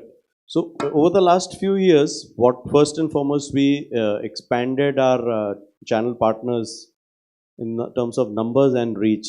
Today we have almost about 70 channel partners serving all our MSME customers across the country, and each one of them has multiple stockyards, each one of them has service centers. Today we serve about 500,000 tons to MSME every month, and 500,000 tons is the approximate inventory in various products which is available with our channel partners to serve the customers better. That is one. And almost a similar kind of inventory is also there in the Tata Steel system. We have in our stockyards, in my transit, in my WIP. So just to assure all our MSME customers here that is the extent of work today we are doing. It's about 1 million tons of inventory on any given day is in the complete pipeline to serve you. What we have worked extensively on improving the stockyards and service centers so that they are equipped to serve you much better on a just-in-time basis to also adequate and keep inventory. On the hub and spoke, we have our stockyards across the country, and say we have stockyard at Nagpur for Maharashtra, which stores the maximum amount of inventory required for Maharashtra, and that works as a hub and spoke, and from there we continue to supply to our channel partners and our customers there. Similar hub and spoke models exist across At the same time, we are also looking at more manufacturing units. So there is massive expansion Tata Steel is doing from current 20 million in India to 40 million by 2030, and having many more manufacturing units so that we become closer to our customers. Thank you. Certainly, we can see the way growth is happening at your end. As well, we have seen the channel partners, the way they are getting equipped to accommodate and being a growth story with the Tata Steel. They are also getting equipped, and certainly your hub and spoke model for the distribution sales to MSME is going to help in a big way. Certainly, with this, all this expansion is happening. Channel partners are adding their capacities and improving their capabilities day in and out. So, but the biggest challenge remains there with the MSME sector, that how they are, because the Mr. Sanjay Behra has mentioned that we should not, rather we should be having the open culture, sharing the experiences, sharing the best practices.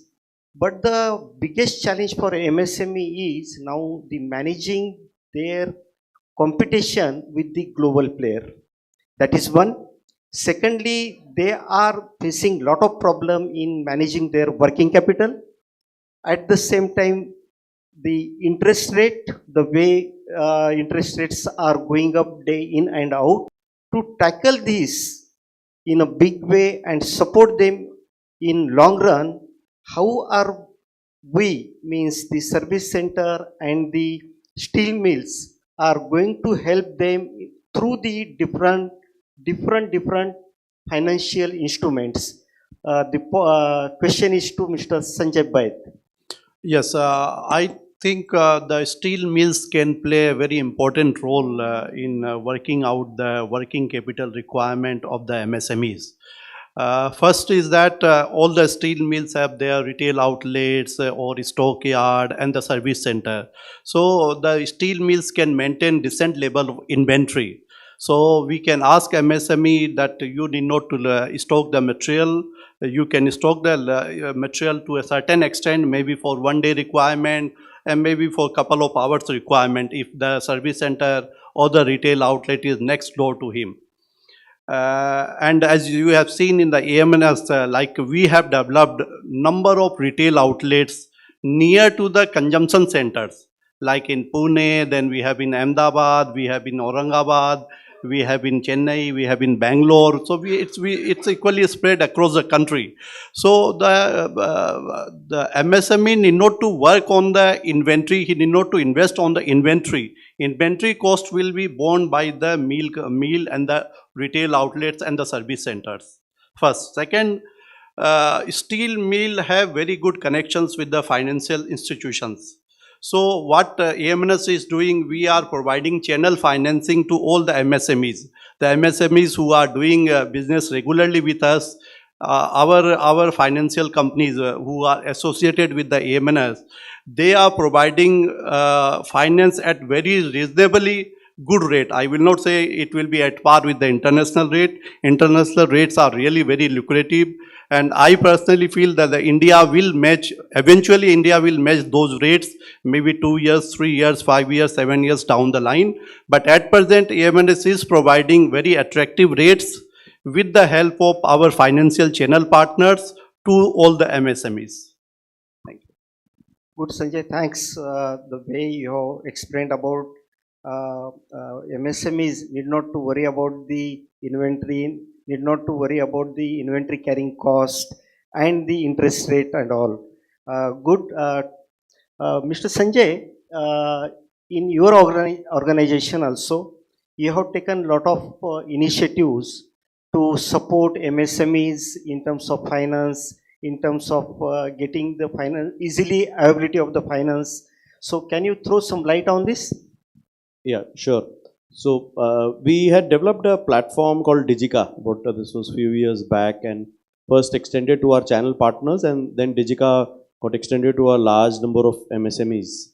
In fact, we'll be happy to share more details on this platform, which not only provides end-to-end visibility, that is one part, it also has provision for various kind of financing options and schemes for our channel partners, through which where we tie up with our banks and financial institutes, and on case-to-case basis they extend these kind of facilities which are there.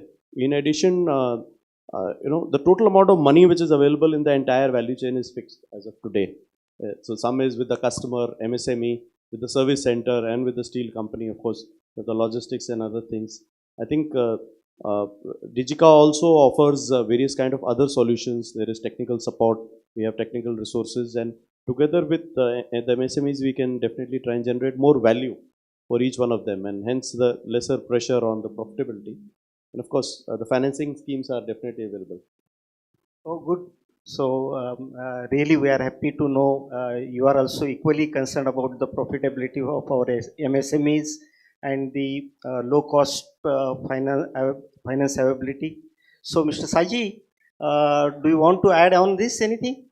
Yeah, see, basically, if you look at the MSME growth story, I'm sure that in the last 2 years or 3 years, the MSME has definitely got a push, at least one point. The last point that I want to say is that we have, as I said earlier, we have our own digital platform which we have started.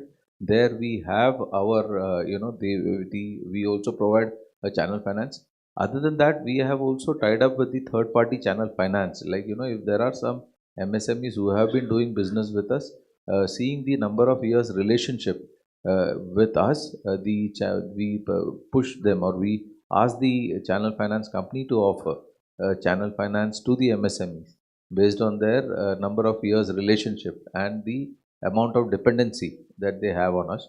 So that type of a working capital requirement also is provided for. And the last piece that I want to say is that we have our service center tie up with Marubeni Itochu, which is called JSWMI Service Center. We have 4 large service centers. One is Palwal, one is Khed in Pune, we have one at Ahmedabad, and now one we have at Chennai. And there also we have, these JSWMI offering material direct to customers, MSMEs, which can take benefit directly from them. And there, I think they also offer the channel finance and the credit required to the MSME to operate. So I think the canvas, as told by Mr. Mehra in the start, the canvas is very huge. And today the MSME has to just reach out to steel companies how to do the business and transact business, so that their working capital as well as the need of material is met up with. Very good, Mr. Saji. The way you have explained about the channel financing, working capital, and the ease of getting the funds available. So certainly that is going to help MSME sector in a big way going forward. The Indian steel business has evolved in a big way and multiple fold. In 1990, steel mills, the distribution was really controlled by the trade segment.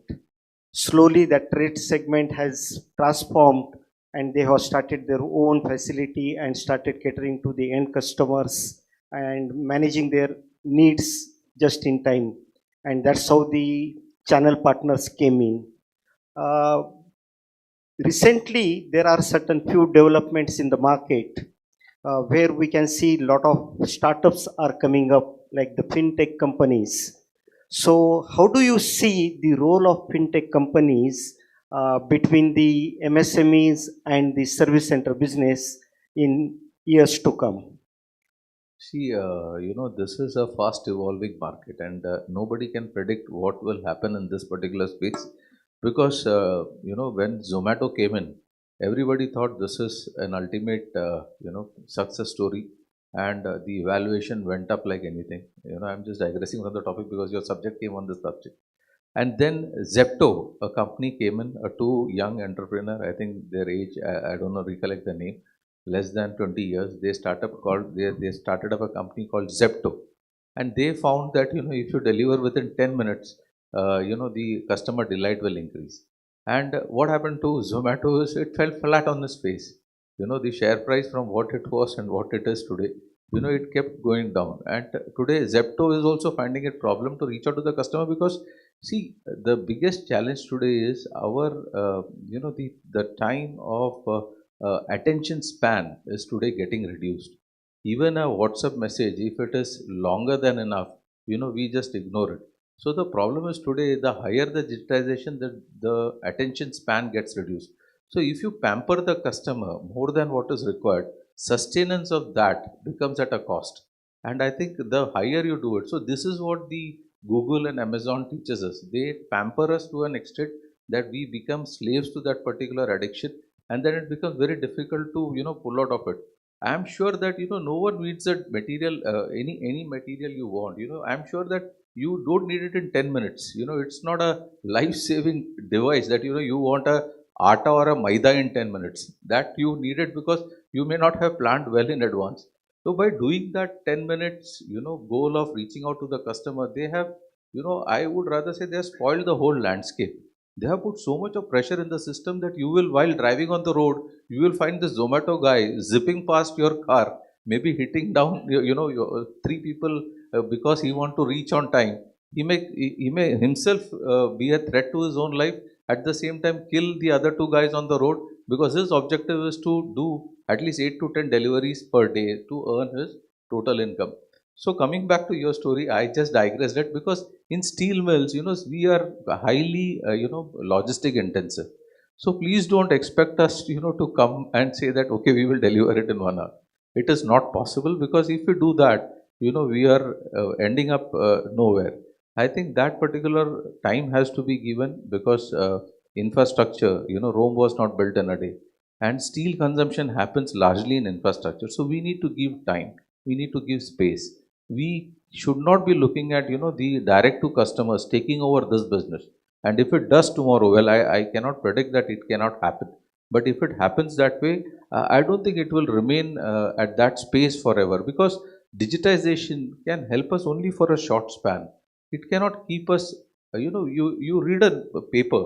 While reading a paper, you will find you may go through a paper at all space of a newspaper. You will go through into entire detail of a newspaper. But when you go into a digital space to read a newspaper, if there is a small advertisement coming on the corner, I'm sure that will miss your eye. Why? Because you are looking at only what you want to look at. But when you look up into a newspaper or go into a book reading, I'm sure that will catch your attention span more. So coming back to your question, Venkat, I would only put it that, steel mills should not get into this particular area of, rushing on into that particular digitized platform to give the customer delight. Only thing that I wish to add here is, yes, customer complaints, as far as, resolving the complaints is concerned, that needs to be addressed really faster. That is where I think the digitization transformation should take place. Any material that has reached a customer that doesn't, cater to his need or perhaps come, which is not serving the purpose or maybe technically not qualifying the requirement, that particular thing should be addressed very fast. That has to be done the digitized way, and we have a particular portal which is called a CCMS, and we resolve the complaint within the 30 days time span, right from the information till the time the material is picked back. That is what our goal is, further to reduce it. So if you look at digitization, I think it is only on the customer complaint resolving rather than not looking at the logistics. Yes, where is the material right now, or what state is my material in terms of production, that can be given. At what space is my production, at what level is it, or where is it right now from the start of the plant. Those can be digitized. I hope I have answered you. Yes, you have answered. Thanks, Mr. Saji. Well, certainly, steel mills have succeeded to make customer understand from steel as a commodity to the product, and very soon the digitization is going to help in a big way to really steel service center to be treated as a services.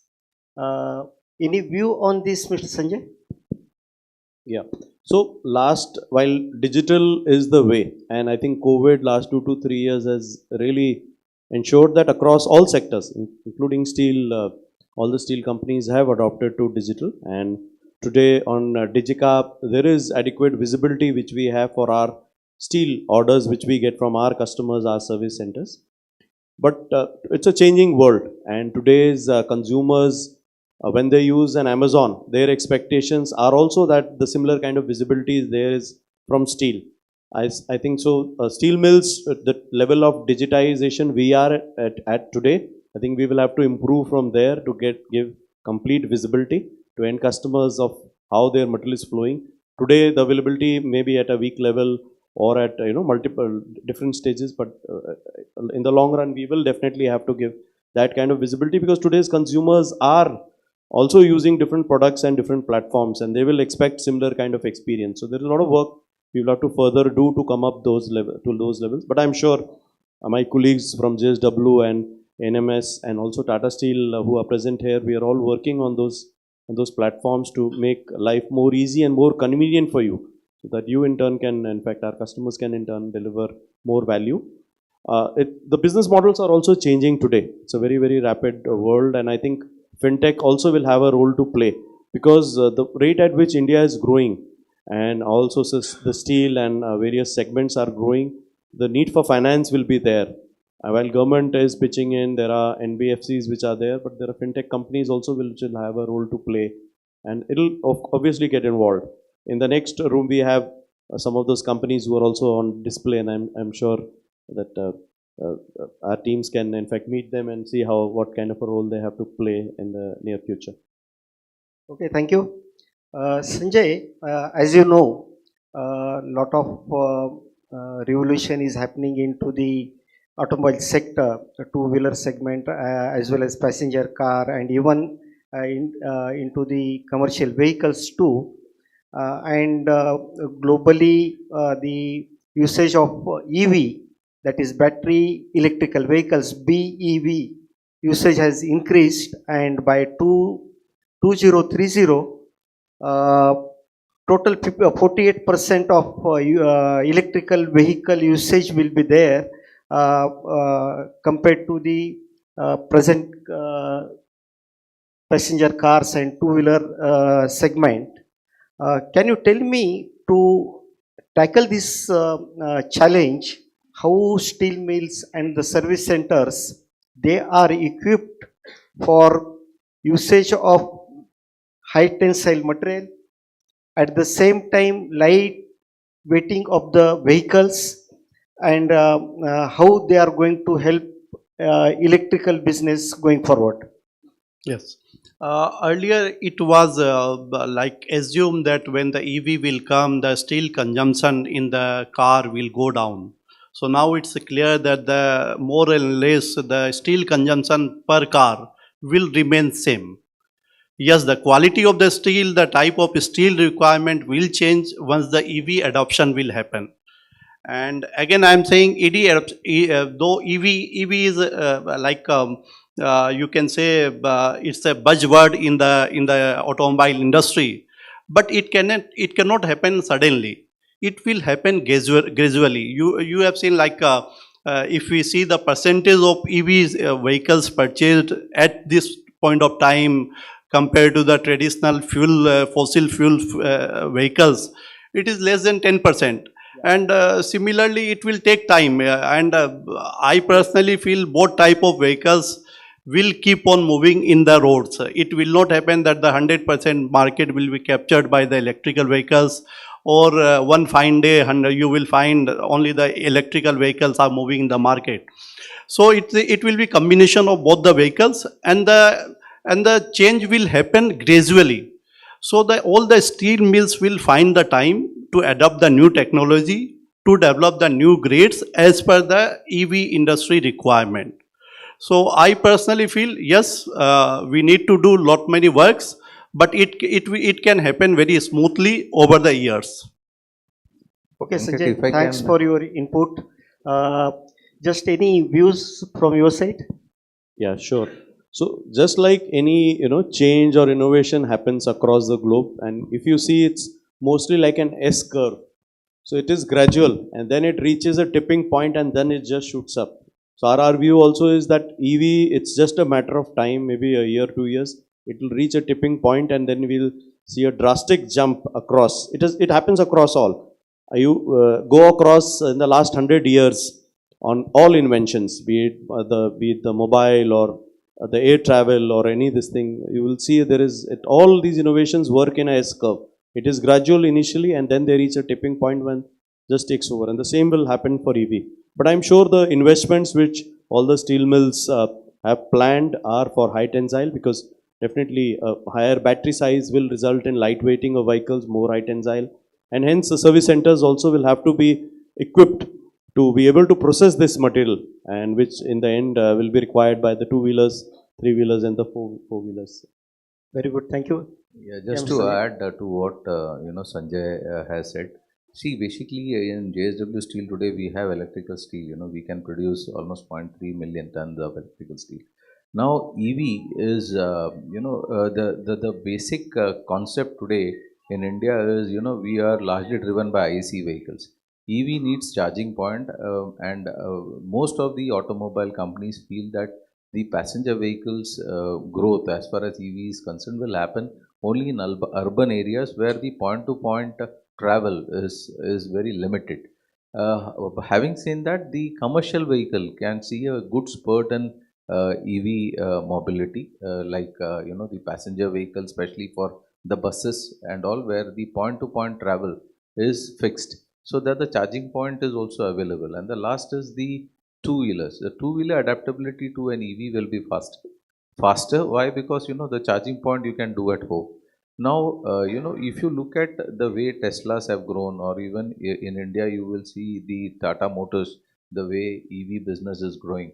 But I think our largest car manufacturer, like Maruti, which is almost 50% of market share, they are still not put their heads into EV, because they don't think the EV business will grow the way everyone is talking about. It's good to say that EV will grow or it will grow, but there are a lot of challenges. One is a charging point. Second is the number of kilometer per charge, because supposing if you're traveling in an EV and the battery shows that there are two peak charge left, and it happens that it immediately depletes. What are you going to do? So, but Indians are little finicky on this particular matter.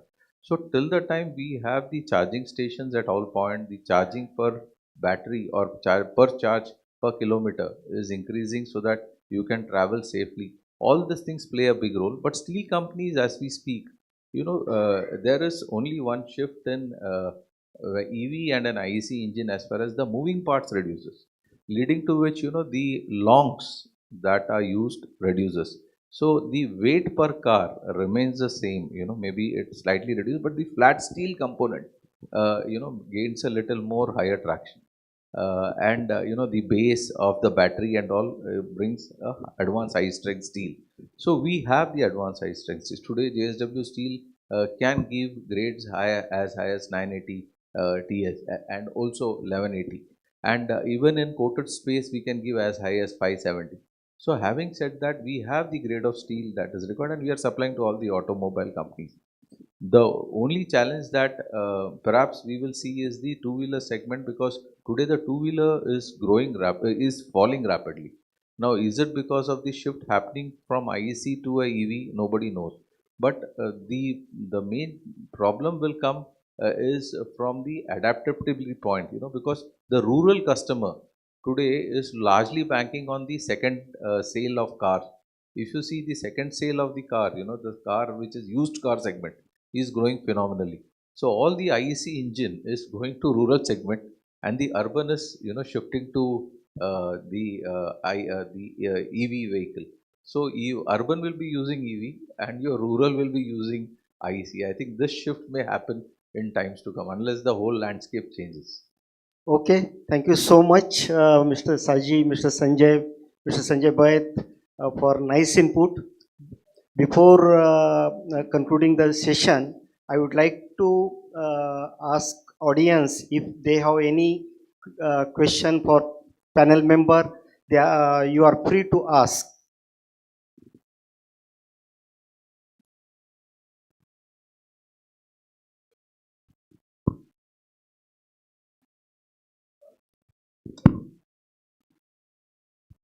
My name is Kunal, and I represent Tiliv International. Basically, I have a contrarian opinion to what Mr. Saji said, and it's related to your comment on Zepto, Zomato. Fulfillment time is something that we are seeing very critical because we are catering to a lot of international clients. Companies like big companies like Ducatis, and the environment is so competitive that they release an RFQ or an inquiry, and the reaction time that they require is like super fast. And you made a comment of we are spoiling the consumers by giving this short fulfillment time commitment. But what happens is by the time we get a feasibility feedback, from say component manufacturer, which has to be backed up by a steel mill for material availability, because their material requirements are very stringent. In that time, we are competing with a lot of international players, like especially Chinese. By the time we give a feasibility, in 3, 4, 5 days time, they would have supplied. They would have got the order in a day and supplied the material, and we are losing out. So speed, I just wanted to reiterate your thought on this, because speed is of essence for somebody like us. And fulfillment, it was a very welcome note mentioned that somebody is trying to have a fulfillment of 1 hour. It was pleasant to hear, but from the position of steel mill, if it is not so seriously taken, I think it's a little bit of concern to hear that, but I would really like your opinion on that.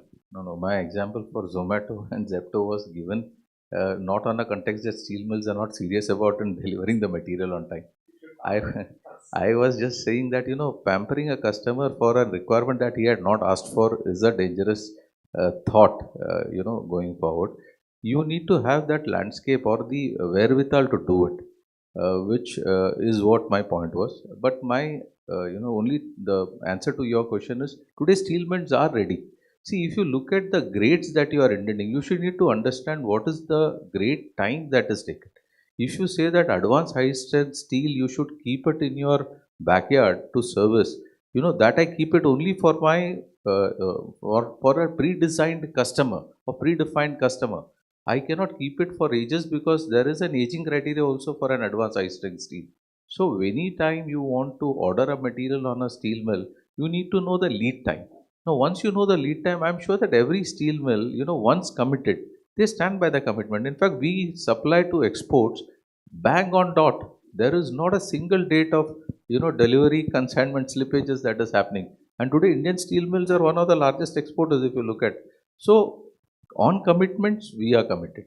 But if you ask for a commitment that cannot be honored, and if I stand to commit that, I will, rather say it's better not to do it rather than stick to commitment that I can honor.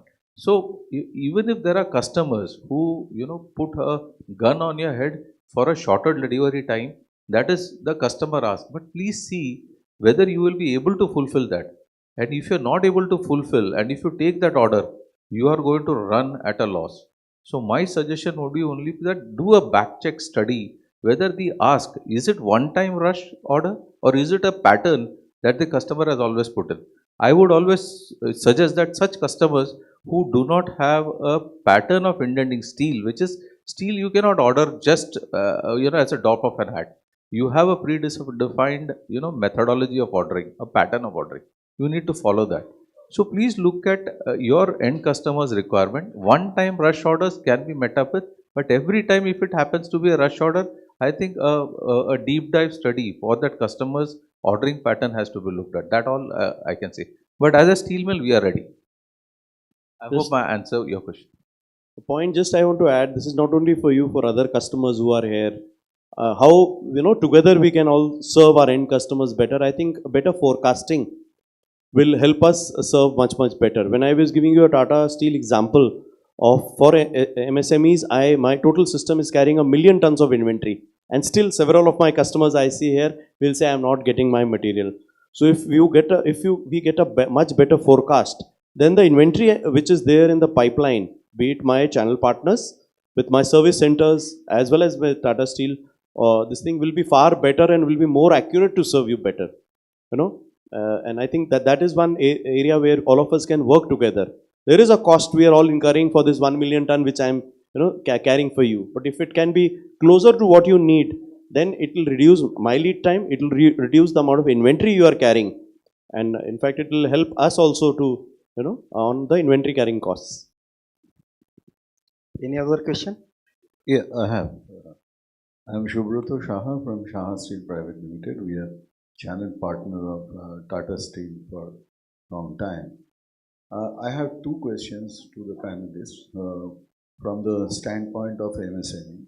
Number one is that we have seen that the challenge is R&D as compared to rest of other countries or the developed countries and the countries who are competing with us like China and Korea.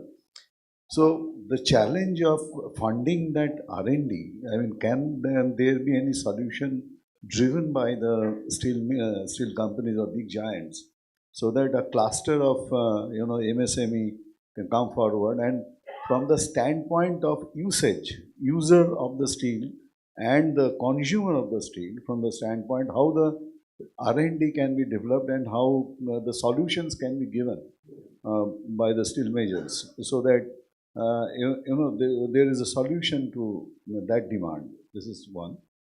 And my second point is that earlier, 25 years back, it was a pipeline kind of a business.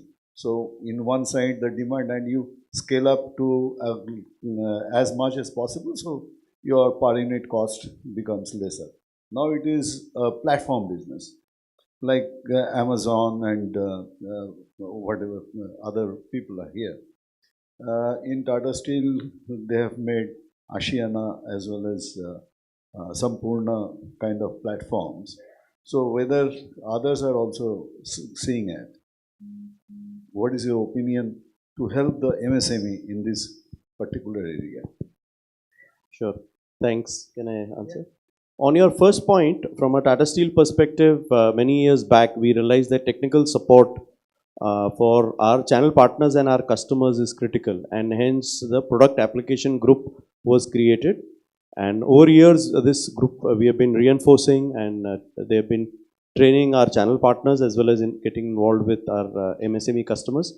Today, the strength is about close to 60 engineers across the country.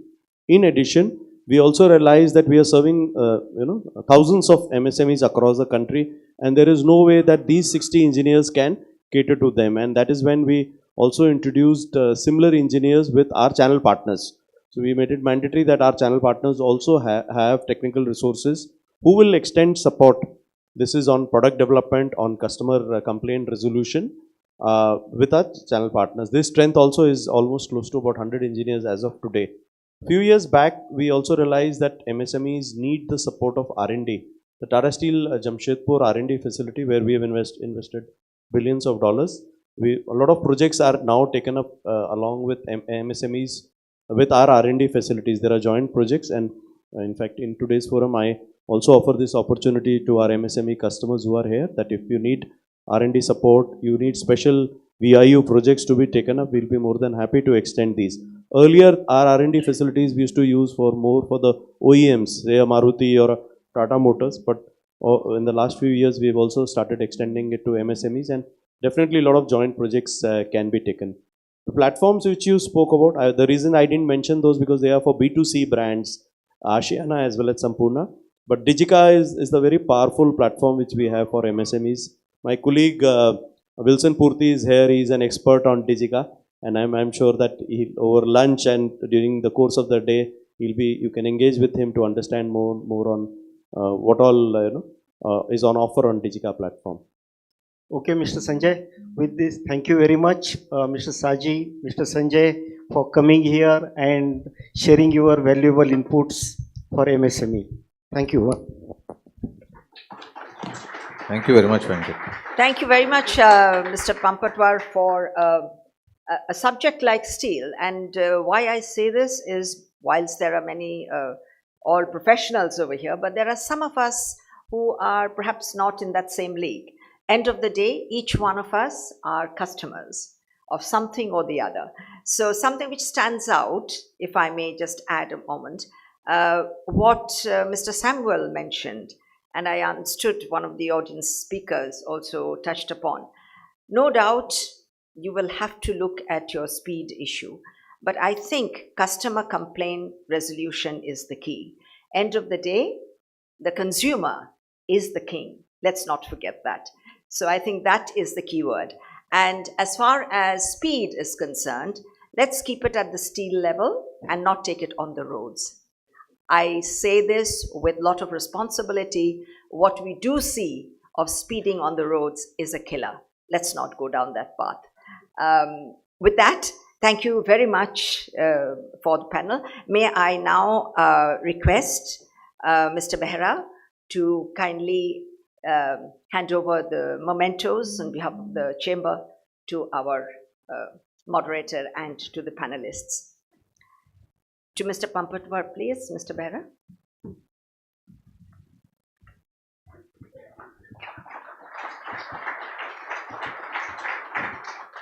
To Mr. Sanjay Sahani.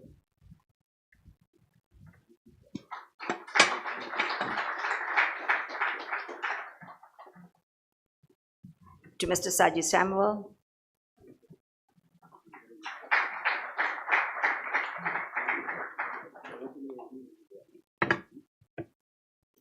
Mr. Sanjay Ved, please.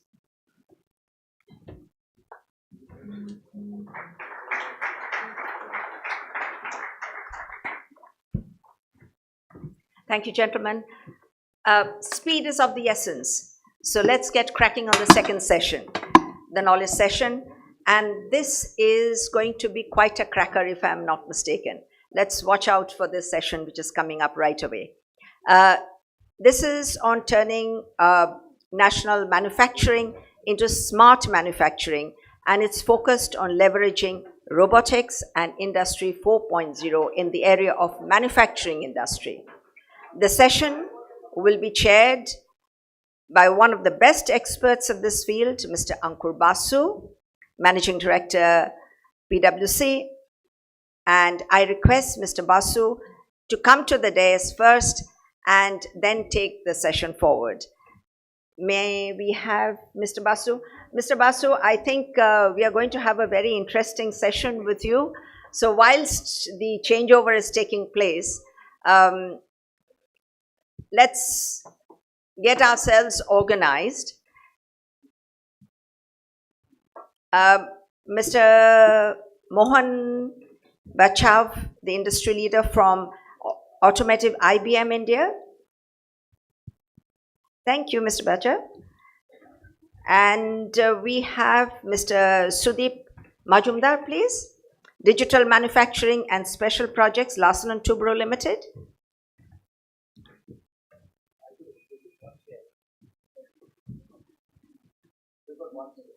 And that's nice. And Mr. Amit Sethi.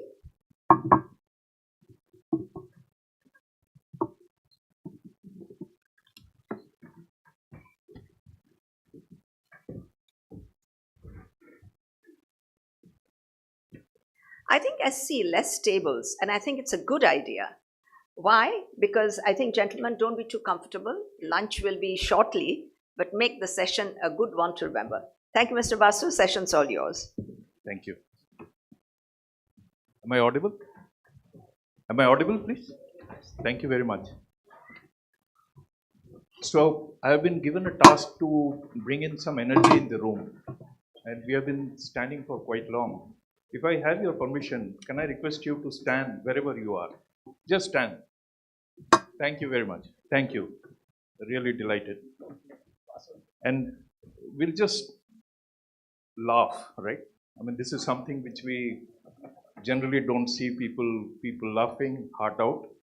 And those doctors do prescribe that if you laugh your heart out, there's a lot of oxygen that you inhale. So we'll do very simple exercise, just 2 minutes. Raise your hand. Ha, ha, ha, ha. Sit down. Sit down. All right. So we'll repeat it 3 times. Stand, ha, ha, ha, sit down. Ha, ha, ha, ha, sit down. Stand. Ha, ha, ha, ha, sit down. Stand. Thank you very much. Sorry, I mean, no offense, but I just thought that let's bring in some energy in the room. So first of all, dignitaries in the audience, I'm sure people who just left out, they missed this last session, but nevertheless, I request everybody to settle down. Thank you very much, dignitaries seated in the audience, esteemed panelists.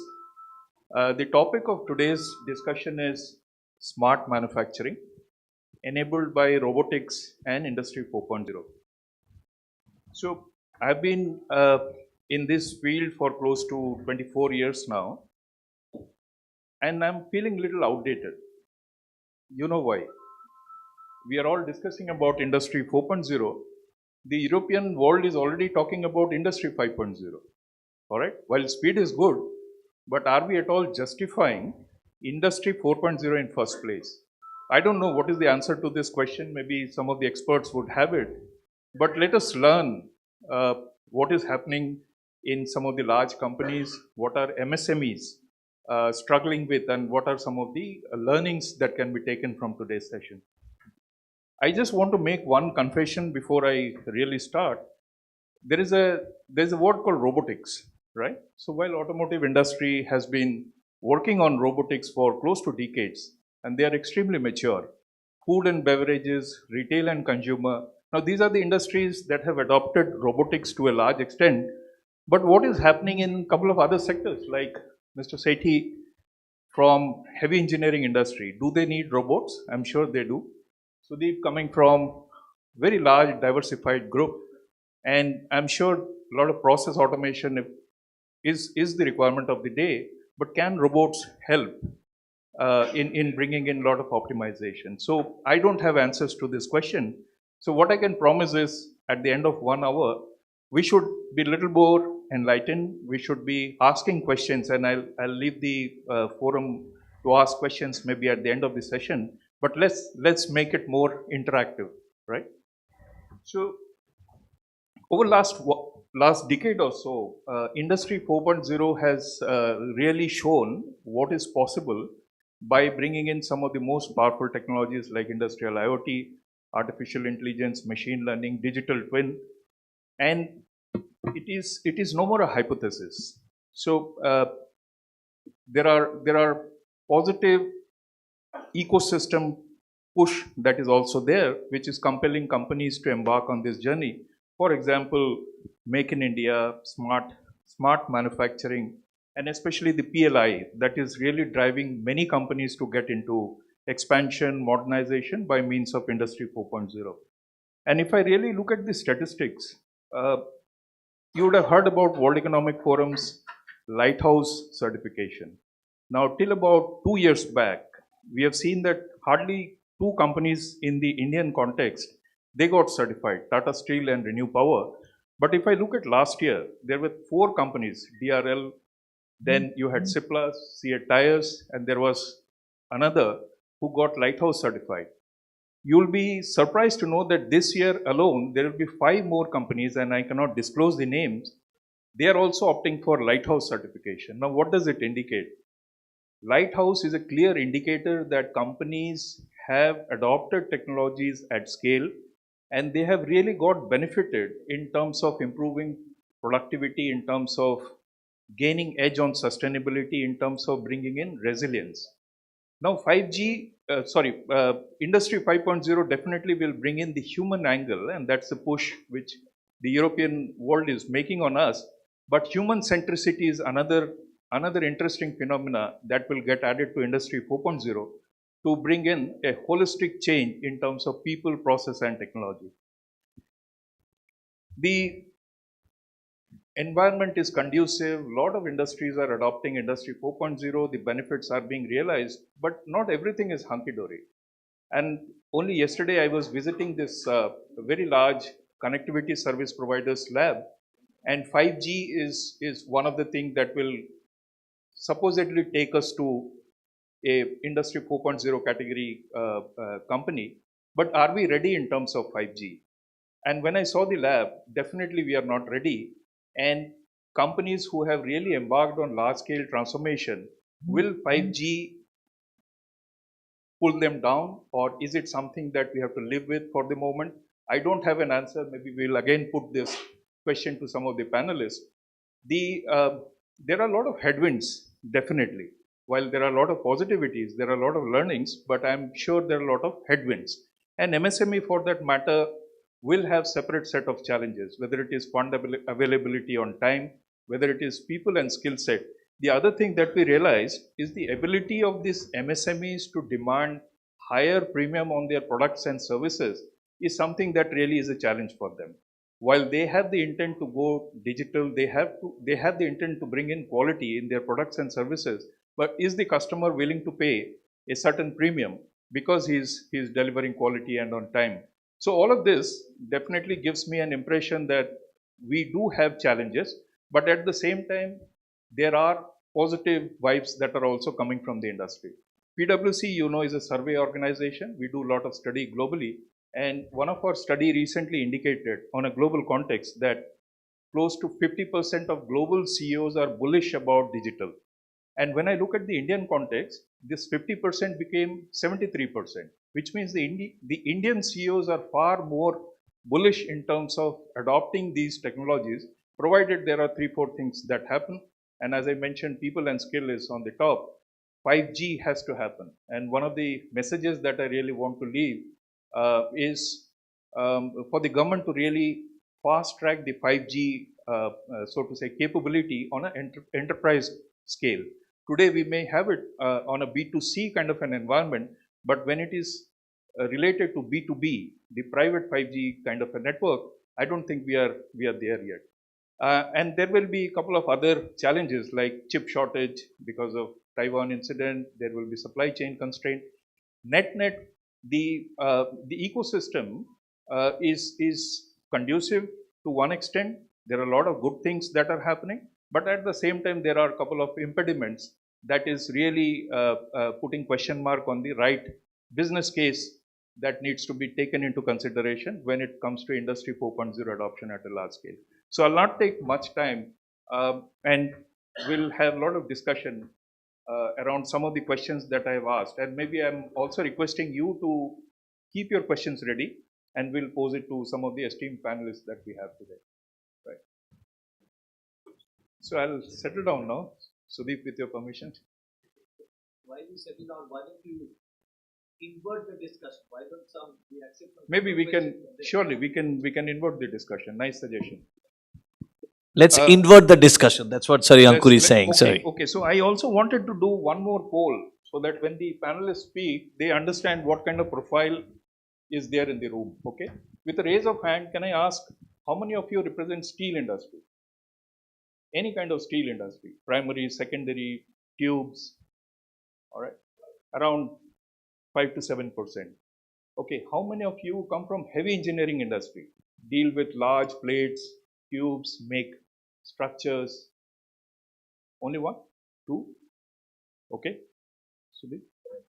How many of you come from, let's say, education, skill? Only one. Oh, I think almost 10 people. Okay, so that gives a sense of the audience today. And rest of the other sectors, can somebody say which is the sector, if you have not raised your hand, which is the sector you belong to? Sorry. Robotic, fantastic. We need you. There'll be certain questions that are coming your way. You're my man today. Great. You're from IT. Great. Thank you. So as Sudeep said, sorry. Power sector, power and utilities, power generation, distribution. Distribution, fantastic. Great. I mean, you have a mix of audience today. Not only manufacturing, you have power and utilities. You have people in skill development. You have robotics. So great audience. I think, yes. Industrial automation. Okay. And catering to all sorts of industries. Fantastic. Kindly take your seat. Yes, sir. Okay. Fantastic. Automotive, auto components or auto components? Fantastic. Yes.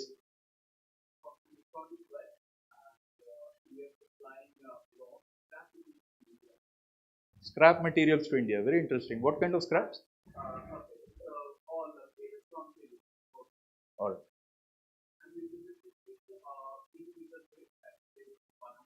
Okay. Fantastic. All right. So as Sudeep suggested, should we just reverse our sequence and maybe we can start with a couple of questions coming from your side. Would you like to do that? Any questions? And ask any questions. All right. Maybe you can keep yourself ready and let me take the discussions forward. So, Mohan, let me start with you. Like, there are these technologies, yeah, IoT, artificial intelligence, machine learning. I mean, these are all buzzwords, and they have all proven their capability. At the same time, we see that there is inherent reluctance in certain section of the companies. I mean, they are still skeptical. What is in it for me? ये मेरे लिए काम करेगा कि नहीं? Such kind of questions we as consultants face on a regular basis. What is your perspective on adoption of Industry 4.0? And do you think it will be an imperative or it will be a serious consideration for companies who have still not embarked on the journey to survive and thrive in the market? Thank you, Ankur, for that question. Am I audible? In fact, in your opening statements, you did make this statement that some of these industries like automotive has been using robots for decades, right? But we are at a point currently, I would say, for last couple of years, whether it's cloud, 5G, edge, AI, IoT, all of these technologies are getting integrated. Okay, there is a technology convergence that is happening, and this is the sweet spot where now the robots which are there on the assembly line or in your plant, so robots that you have in your plants or in factories, how do you collect all that data? Okay, how do you use your IoT devices, sensors, and everything? And once you have those data, use technology like edge to do all of your computation inside the factory, so that there is zero latency. You use cloud and 5G so that you can use your heavy processing which is sitting inside the cloud. Also, how do you use AI to kind of correlate all of this data, get meaningful insights, take actions on those, and ultimately deliver business KPIs for this, right? And that is where, going back to your main question, the companies who will embark on this journey would realize business benefits, others will fall behind. So I definitely see there is a need, and the leading companies are adopting and will adopt in future. Great. I think, I mean, one of the things that you brought out is quite interesting, and we from PwC and any other consulting company, we also keep evangelizing the fact that it is not a technology first discussion, it is a business first discussion. So unless you have been able to establish the business case, no matter which technology you adopt, you are not justifying your business requirement. Absolutely. Sudeep, I want to come to you. You represent a large, diversified conglomerate, and you are sitting on a position of advantage. You are sitting on the board. You have a holistic view across whether it is steel processing, whether it is EPC, whether it is multiple other businesses that you have a outlook towards.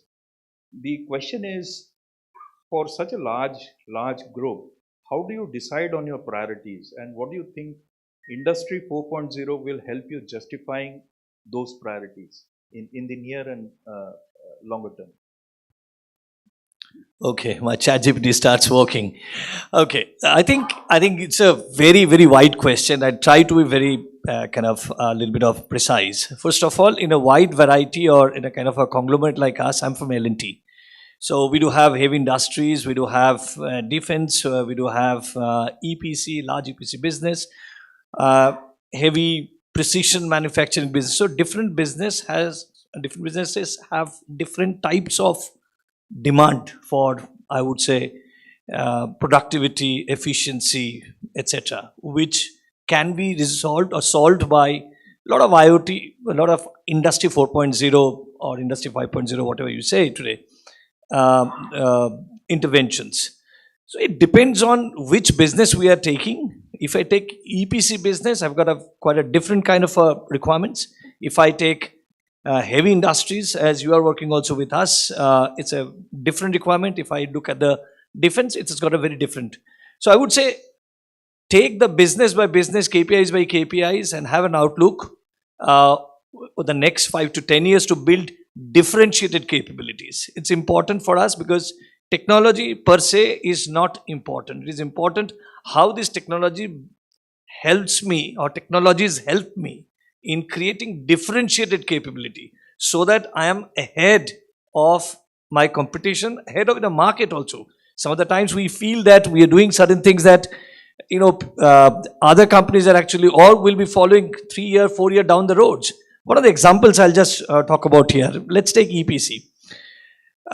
You know, I know that by far we are probably the largest. Our great competitors are also there, Tata Projects and all. But when I see that, you know, where we are in the technology maturity or digital maturity, I must say that, you know, it's nothing to brag about that we are there. Of course we are there. We have started investing 2016 onwards. However, it is not about one company. It is the industry which have to come up with the same degree, or at least somewhat similar degree of investment, which I feel that, I'll talk about it a little later, a little in detail, but I feel that somewhere it is missing at this point in time. And it was so evident post-pandemic that I could see that, oh, there has to be something different. That's why I said industrial automation guys are there, and probably we need to talk. And we feel that there is a degree of maturity we can achieve, not as a company, but as an industry or as an industrial ecosystem, right? Similarly, we see that in heavy industry. Similarly, we see that there are huge opportunities to grab, to do certain things. Sometimes we feel that, especially in this particular forum, which is MSME related, probably we sometimes think that I can't move the needle in the world. Yes, we're true. In fact, I can tell you, even we can also move the needle of the world, right? However, if we join hands, it gets a very different dimension. It takes a very different dimension. And it is, you are not alone, I'm not alone. But if we do mutual resourcing, as you know, Sanjay was talking about just now, that they have opened up the R&D. Let me stop my conversation just saying just one particular thing. CEO has given me a work. One day he just called me. He was there in the high-speed rail project. You saw that recently GBS in the Global Business Summit, Minister has presented. Basically, it's done by us. So CEO called me and saying that even though the progress is good, Ministry is happy, everybody is happy, but CEO said, no, I would like to do more. So they tell me something on the automation, mechanization, digital. I am a digital guy. I'm an IT turned digital guy. He told me, I don't care, just look at AMD. Be mad and do that mad space. And I tried to look at last 1 month, one and a half months, I'm doing lots of research. I would have loved to show something on that. Trust me, one of the things, reinforcement cage building, right? You must have seen that everywhere in the context of civil engineering. Yes, in the high-speed rail, one cage or one girder is 1,000 tons, sorry. And one cage itself is 50 ton. Its a scale is different. But if you look at it, is ultimately the steel rods after rods, and they are bound, right? That basically tie rods are binding. You tell me, is it so difficult to do an advanced robotics on that? Is it so difficult in the world? We talk about today, Make in India, Digital India. You know how many companies are doing in the world? Only one. And I contacted them. They said, we are ready for US and Canada, not we are ready for anywhere else. And they said also that they are not ready for the whole world market. They're not ready for the Indian market or any other market. Why it is so? Is it so difficult? I'll show you some of the pictures of that. It's not. I found out a Baroda-based company, quite a few younger guys are working in the direction. Only thing that what I find that they don't have the direction, they don't have the support, they don't have the support of R&D, they don't have the support of possibly companies like us, they don't have the support of the industry. Otherwise, I think huge amount of labor that we unnecessarily invest, which can be invested somewhere else, can be done. So again, industry 4.0, 5.0, whatever you say, right? This huge demand. I'll come up with lots of such kind of work during my course of time or probably during the day. And I need help. We need help. We can help you as well. Thank you. Fantastic. So Sudeep, what you're saying essentially is collaboration is the way to go. And my friend from industrial automation, you already have a customer from India's largest company. So you should pay me some royalty at least. Amit, I am aware that in your company, there are a lot of digitalization that has happened both on the product side as well as on the support side. I'll come to the specifics little later. What I really wanted to ask you is, I'm sure this must not have been a great journey. I mean, you deal with heavy equipments and the technology itself was not available, at least to my knowledge. And at the same time, and I'm not referring to your organization, there are multiple failures that companies encounter before even getting the first success. And failures give us more learnings than success, so to say. Can you share some of your stories, or at least one story that each one of us will be very keen to know as to how Thermax adopted Industry 4.0 and how you have really been able to service the customer better? Yeah, am I audible? Yeah. Very good afternoon to all of you, and thanks Ankur for that question. So just to introduce myself, I run digital and IT for my company, and I will talk about the customer facing element where I run as where I operate the digital function and equip our products with the industry 4.0 technologies and take them to the customer, right? So to begin with, I think if I pick up one place where we have succeeded, and I'll also talk about the obstacles we faced in that journey to address the failure points, right? Potential failure points. We are traditionally an energy company, right? So we've been around for 50 plus years, boilers, chillers, right? We moved into environmental products, so electrostatic precipitators, water and wastewater treatment. We also now have an build on operate model, a TOSEL, where we provide on-site energy solutions, where we own the asset that generates steam for you. So we sell SaaS, which is steam as a service, right, to our customers. So one place where we really have succeeded very well and we have moved to best in class is what we call our Edge Life portfolio. It is based on sensorization, it's based on IoT. We started that journey just 2 years back.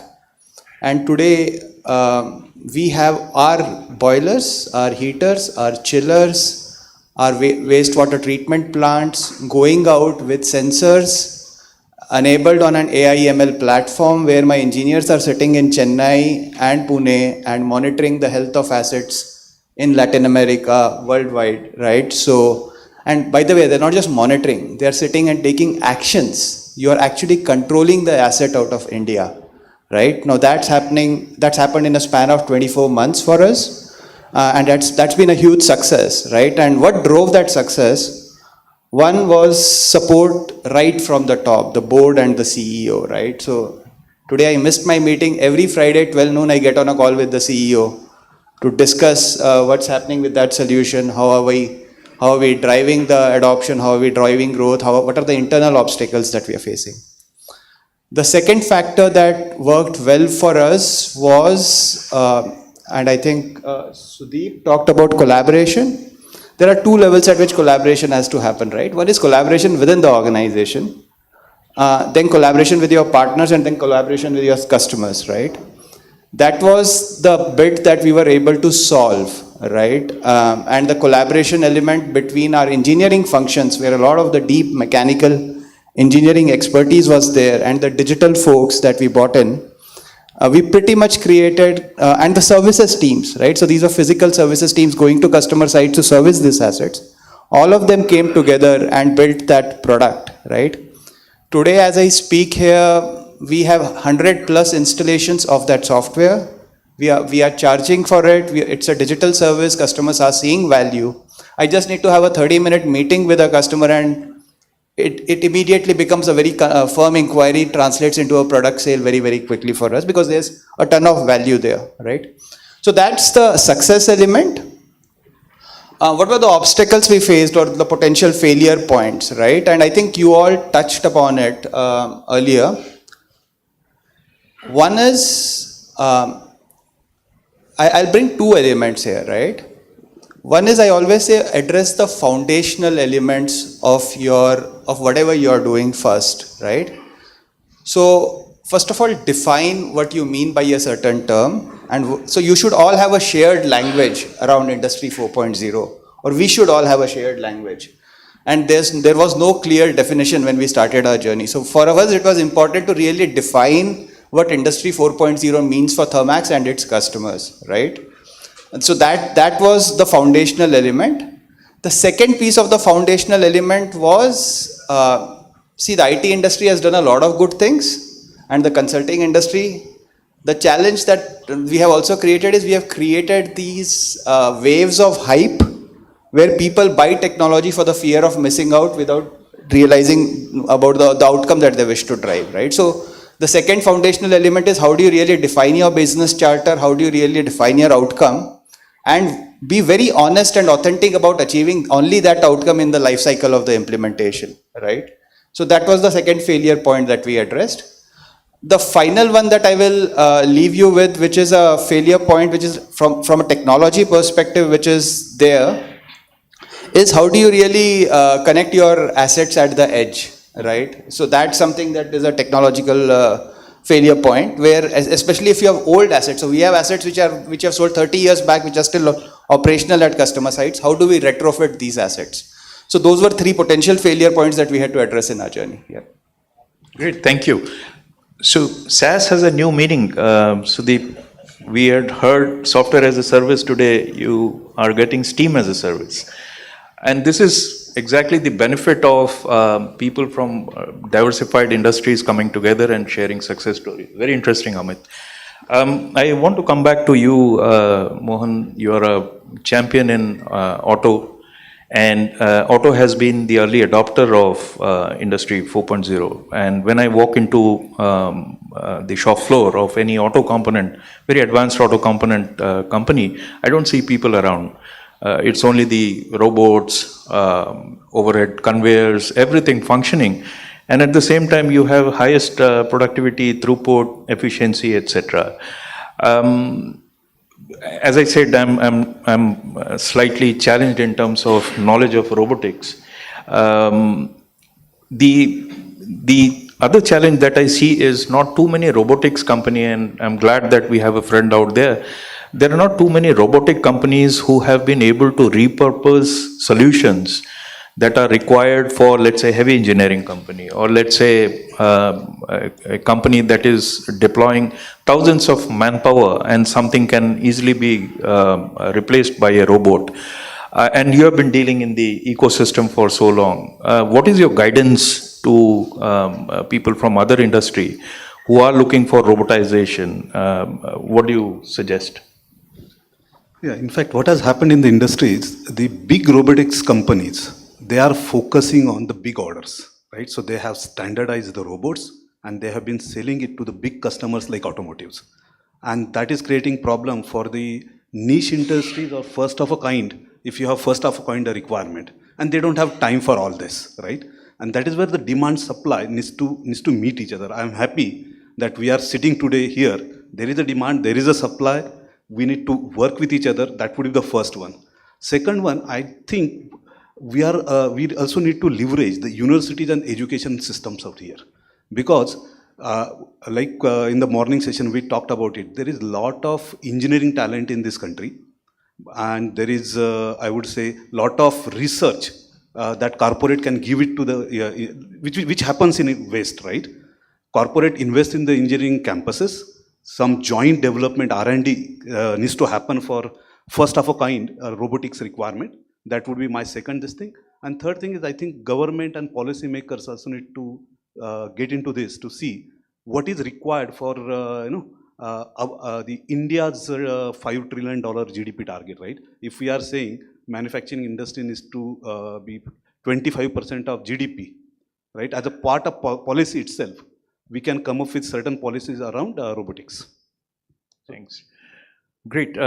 Again, my friend from robotics, I've got you connected with one customer, so I deserve the second royalty. Ankur, can I just take this question a little differently? Go ahead. So it's a very interesting one on the robotics side, especially. Robotics is not robotics. Don't think of the GE Fanuc. That's the most important thing. Or ABB or Siemens or the big, multi-dimensional, freedomed robotics. Please don't think that. That's the first roadblock that in our mind. That's what I have been researching on this in this particular area. Robot is something which can do a repetitive task, which is currently labor intensive or even machine intensive.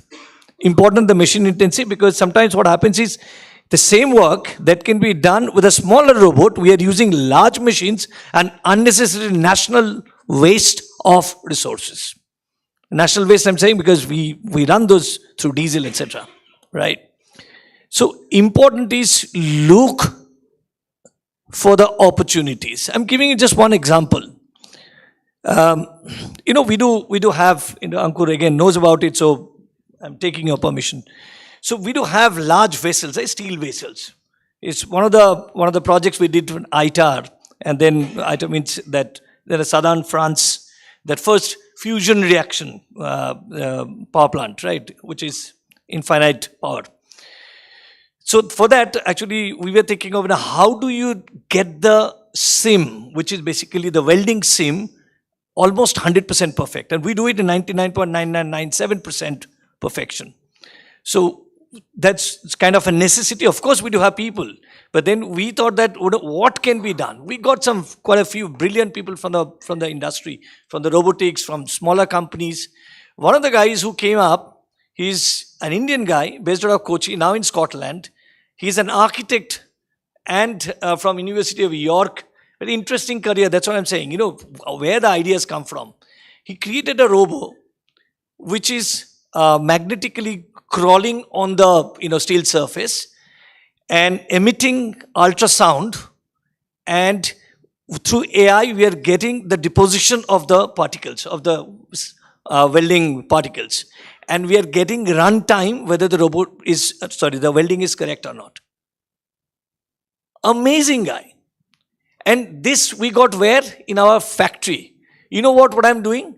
I'm taking that same concept to the high-speed rail in the site. I've asked him to do certain thing for us, which so far we have been doing manually. We shouldn't be.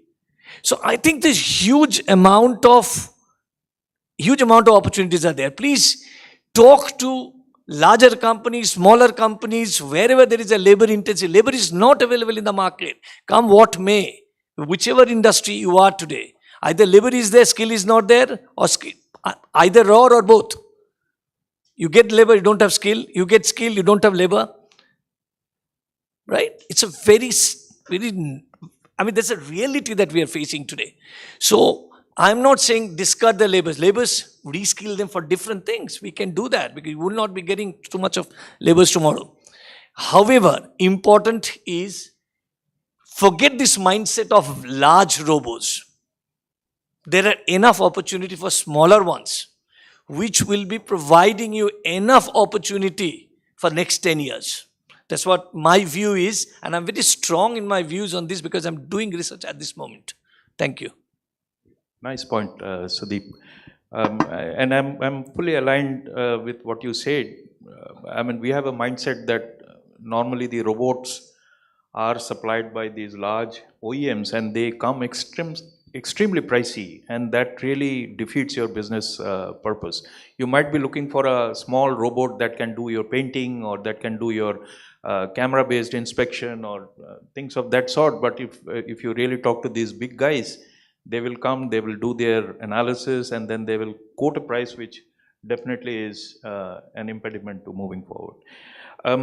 Amit, you represent an industry which is energy intensive, so to say. I mean, you consume, if I look at the other industrial segment, probably you have one of the highest energy consumption.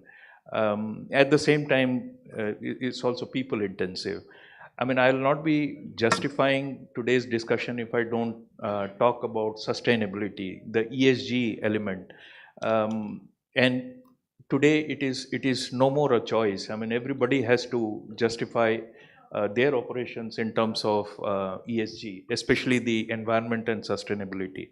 What is your experience in Thermax, and what is the kind of maturity towards ESG, linking the digital that you have already done with the ESG agenda? Yeah, no, again, a great question there, right? And a very relevant one for us as an organization. So by the way, if you just try guessing the year we started our air pollution business, you know, all of you can think of a year in your mind, and then I'll tell you which year we started. It was 1970, right? We started thinking about air pollution in the year 1970, right? And we started having our first set of products come out around air pollution in the 1970s, right? So let me talk about how we are addressing sustainability in the energy space, right? I don't know if you guys, all of you read the newspapers today? Today morning or today afternoon as we sit here, you have forest fires in Goa, right? You must have read it on Times of India, right? And unheard of, right? We would never have that Western Ghat belt, the Goa belt, you would never have a forest fire there, right? It's all linked to emissions, it's linked to climate change, the debate is on, people say it's miscreants, but there are some undeniable facts we see around us, whether it's globally. Now, one responsibility that the energy industry, including Thermax, that we have is how do we address this crisis, right? Fundamentally, couple of things we are doing. One, our core product, which is used for steam generation, is boilers, right? And we have shifted away from coal to multi-fuel boilers. And what do we use instead of coal? We now use biomass. And where does biomass come from? You all hear about the pollution in Delhi because of Punjab. We pick up that biomass, we pay the farmer, and we convert that biomass into energy at a gross calorific value where the customer doesn't pay an higher cost compared to coal, and we use digital for it now, right? So how do I use digital? There is, my boilers are now sensorized, where I optimize the fuel efficiency of these biomass based boilers. Basis the sensors, they tell me amount of heat I am generating for the fuel quality that I am consuming, right? And biomass, if anyone's thought about biomass or worked in the biomass space, the problem is lack of consistency. So you could get groundnut, you could get waste, you could get walnuts, you could get various types of biomass, right? And how do you ensure that irrespective of the fuel type, you are able to promise a certain sustained amount of energy to the plant, is where we are using digital today. So that's one example of sustainability, right? Where digital is again helping us a lot. It's helping us monitor the efficiency with which we generate the fuel. It is helping us monitor the uptime of the asset. Even if you move to a biomass based boiler, we don't want you to have breakdowns of energy supply or the asset uptime, right? So that's the piece and that's where our engineering teams are coming together with us. The second aspect from a sustainability perspective that I want to bring up, and ma'am, you talked about speed, right? And being responsible, is how do we as a company offer community learning to the MSME and the manufacturing sector in India? So even if you buy one boiler from us, we ensure that we have all of these assets in India connected, all of these boilers to our operation center, where we give you inputs on how can you optimize the fuel efficiency of your boilers. So you have got one boiler, but you're getting the intelligence of the 10,000 boilers that we run all over the country, so that you're optimizing fuel efficiency, you're reducing your emissions, right? So those are two examples where digital is helping us. The third one that I'm very passionate about is this whole air pollution control business. there I would call upon the industry and all of us to become a lot more authentic. Let's not use emissions only to talk to the pollution control board and report those metrics. Let's please become authentic about it, and Thermax will step forward to help you. Fantastic.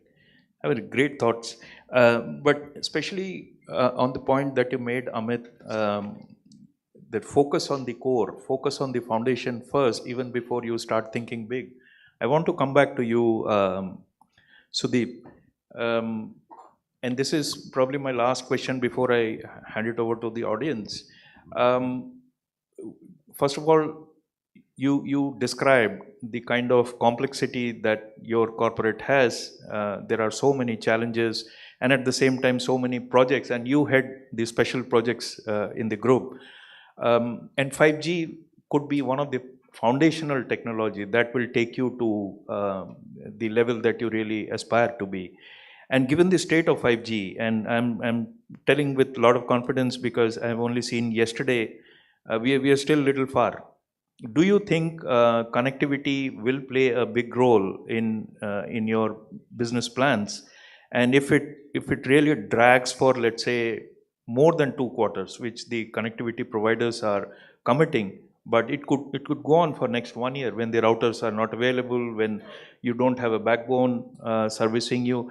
What is your message to the audience, and what is your perspective on availability of good quality connectivity towards Industry 4.0? Very interesting question, actually. So we have experience of connecting machines in the remotest areas where we work in our construction. We connected with 2G. You believe it or not, we connected with 2G. We connected our construction sites, the remotest nuclear facility, a nuclear construction facility, through LoRaWAN. So it's a question of your willpower, first of all, I would say. What do you want to do? And what value it does to your business? Does connected site make a business case for you? First, think of that. Sometimes business case is also a little misnomer. People think that business case means returns. Not necessarily always. Transparency is always a KPI for our returns. I mean, it's basically, you can, based on the transparency, you can actually measure what you have gained. That's the next step. But sometimes we feel that first we'll have to have a financial numbers on our paper, and that's why whether it's a business case is there positive or negative, and accordingly we'll be taking it. So no, some of the times you have to just take a gut feel. Just go ahead, connect your machine. That's what our CEO did in 2016-17. He said, come what may, I don't care about it. Connect my 12,000 machines. That's it, 14,000 machines. And we connected. While we connected, we found out it's not easy. It is very easy to say we have done IoTization. Do ask people who have done it in mass. And how many people, how many companies have done it in mass? I can tell you, there's a lot of theories are there. I'll not go into that direction. However, we are ready to share our experiences. And I do personally also share, including our CEO also shares. We have a Harvard paper also on that. However, my point will be, just if you are willing to go into that direction, go ahead, do it, look at what kind of stuff is there. What kind of connectivity is there? Based on that you do. Don't overexert. Don't try to get the 5G when you cannot. That's the first thing, practical experience. Second, yes, as a corporate, we do have our own ambition to be a 5G private player, and we are investing in there. And we will connect our factories to 5G. Yes, that may take some technological challenges. There may be some ecosystem challenges. We will overcome over a period of time. We'll try to accelerate that. But again, whether it's 5G or a 2G or a 3G or a 4G, it depends on what kind of business case is there. Now today, where we are trying to do a 5G, if you look at typically, we are not saying that we're doing a 5G in our construction site. We can't do it. It's not sustainable because I don't have that. And after 5 years, the project will be closed, and then who is going to take that expenses, right? But we are going to try. We are trying to do it in the factory. The factory will remain, and we are doing digital twinning of the factory. We are spending so much of money. We are robotizing. We are doing all sorts of 3D, 4D stuff. We are doing standardization of design. Somebody talked about in the first session or second session, the response time. Response time not only on the fulfillment side, response time also is important for the customer demand side. Sometimes customer gives it to us, design it within next 15 days. And we have taken task where we'll be doing it, what cannot be done in 3 months, we'll be doing in 7 days. Such a standardization we'll be doing through digital. Similarly, what cannot be done in 1 month, we will be doing it 1 day of the next 3 to 4 months. There's a kind of, so for that we need to have lot of data churning, etc. Very high volume, high velocity, high variety. And for that, obviously, layered information, layered data. So obviously, you need a 5G kind of a connectivity. You can't just do it in a normal connectivity. 2G, just 2G or up to 4G also cannot you cannot do it with 4G also. So it depends on what you are doing. Don't be, again, I would say from our experience, hand on heart, I can tell you that it's important to have an ambition to have 5G, 6G, whatever they're coming up. You should do it, but market has a maturity stage, and do whatever is not only necessary, but also plus something, so that you can go ahead of your competition. You can take the competitions along and do whatever is realistic, right? Great. So what you're essentially saying is don't try to force fit what is not there yet, and do the best with whatever is available. Mohan, you have any views with whatever Sudeep said? Absolutely, I absolutely agree with Sudeep's point, because just for sake of adopting, we don't need to adopt these technologies. If you don't need it, define what business KPI you are going to deliver. And in my automotive world, right, what I tell customers is, at least one of these two things should happen. Either your yield should increase, right, how many vehicles you can produce on this assembly line, or your defects should reduce. Okay, how many defective vehicles you are kind of moving out of your assembly line. If one of these two is not happening, then you are just adopting some technology for sake of it. Thank you. So now I really invite you from the audience to ask question. Yes, sir. Kindly introduce yourself and who is the question for. You can pose it to him or her. My name is Captain Malkani. Yes, sir. Merchant Marine retired. This is addressed to Mr. Mazumdar. You had mentioned, sir, regarding the introduction of robots. Large robots and small robots, very efficient robots, etc. The net result is, do you decrease the number of people employed, which gives you greater sense of achievement? You knocked off 500 people from jobs, or you made greater production. Thank you very much, Captain Malkani. LT is one of those companies who gone to the during the pandemic also, we gone to the public saying that we have not fired a single contract labor also from our sites. 160,000 sites, when the government declared everything stops, 160,000 contract labor were stuck in our sites across the country, even outside. And we, during that time also, we catered to them. We could do for their food, shelter, etc. Also, probably many people don't know, because we know the ecosystem, how they work. They actually get the money and they send it immediately to their family. So what we did is, not only we gave them the money, we also sent them to their families' side. So it never gives us a joy. I think no company gets a joy to, to fire people. Even what's happening today in the tech side, when there will be an upcycle, they will be taken up. Some other people will be coming up. I don't think anybody, because all a human being. It's a question of, when you go for automation, digitalization, mechanization, you unlock productivity. I can tell you the example.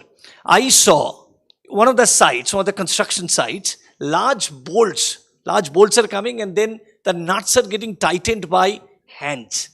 Now, you tell me, and I do have people there. We do have people there right now. I'm a civil engineer. I know Mr. Chakraborty talked about, that I have a point on that also, as I'll come back. So, are we so dumb engineers that we can't do a little bit of mechanization? Somebody can do tightening through a little bit of automation? Are we so dumb?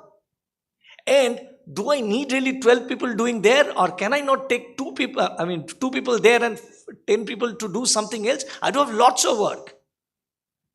The situation is such, last 7, 8 years I'm in L&T, right? In between, there was a little bit of detour.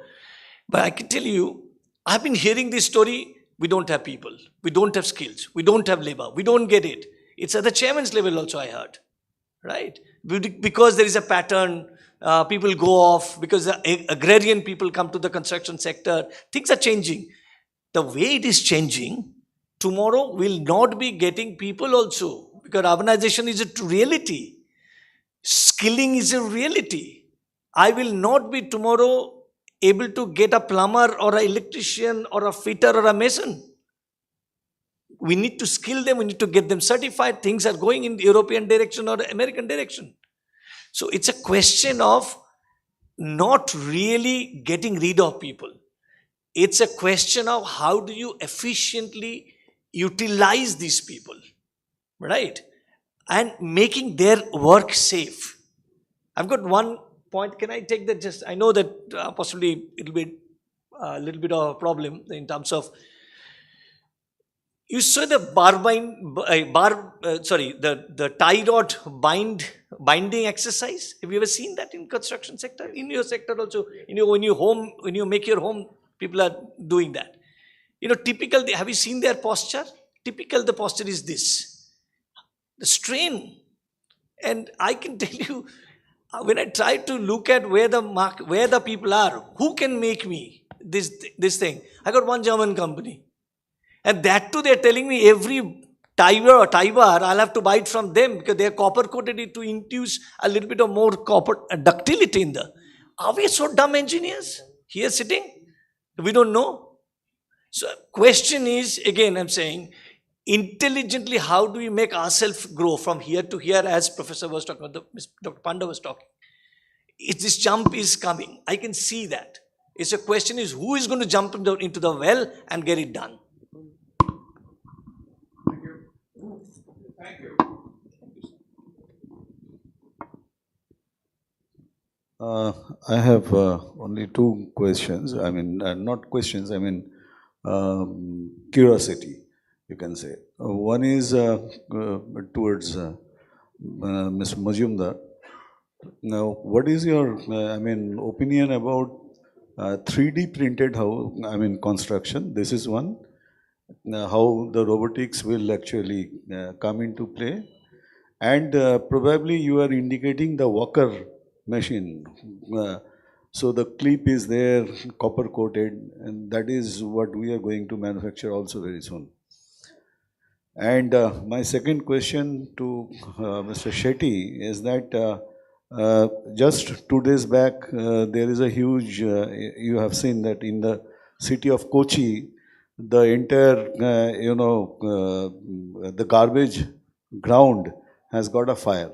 Now the biomining is also required for the trash or the, garbages that dumped around all the cities. In order to also do the biomining, whether you have the technology or you can get the technology or some hand-holding for the MSME, so that the biomining can happen and again, it can also add to your business, the value to your business. Yes, please. Go ahead first. So we do have a business that's focused on what we call waste to energy, where we pick up municipal waste and convert it to energy. On the topic of biomining, and if you mean metals that are there in the, is that what your question was around when you meant biomining, you were talking about scrap and metal in that waste?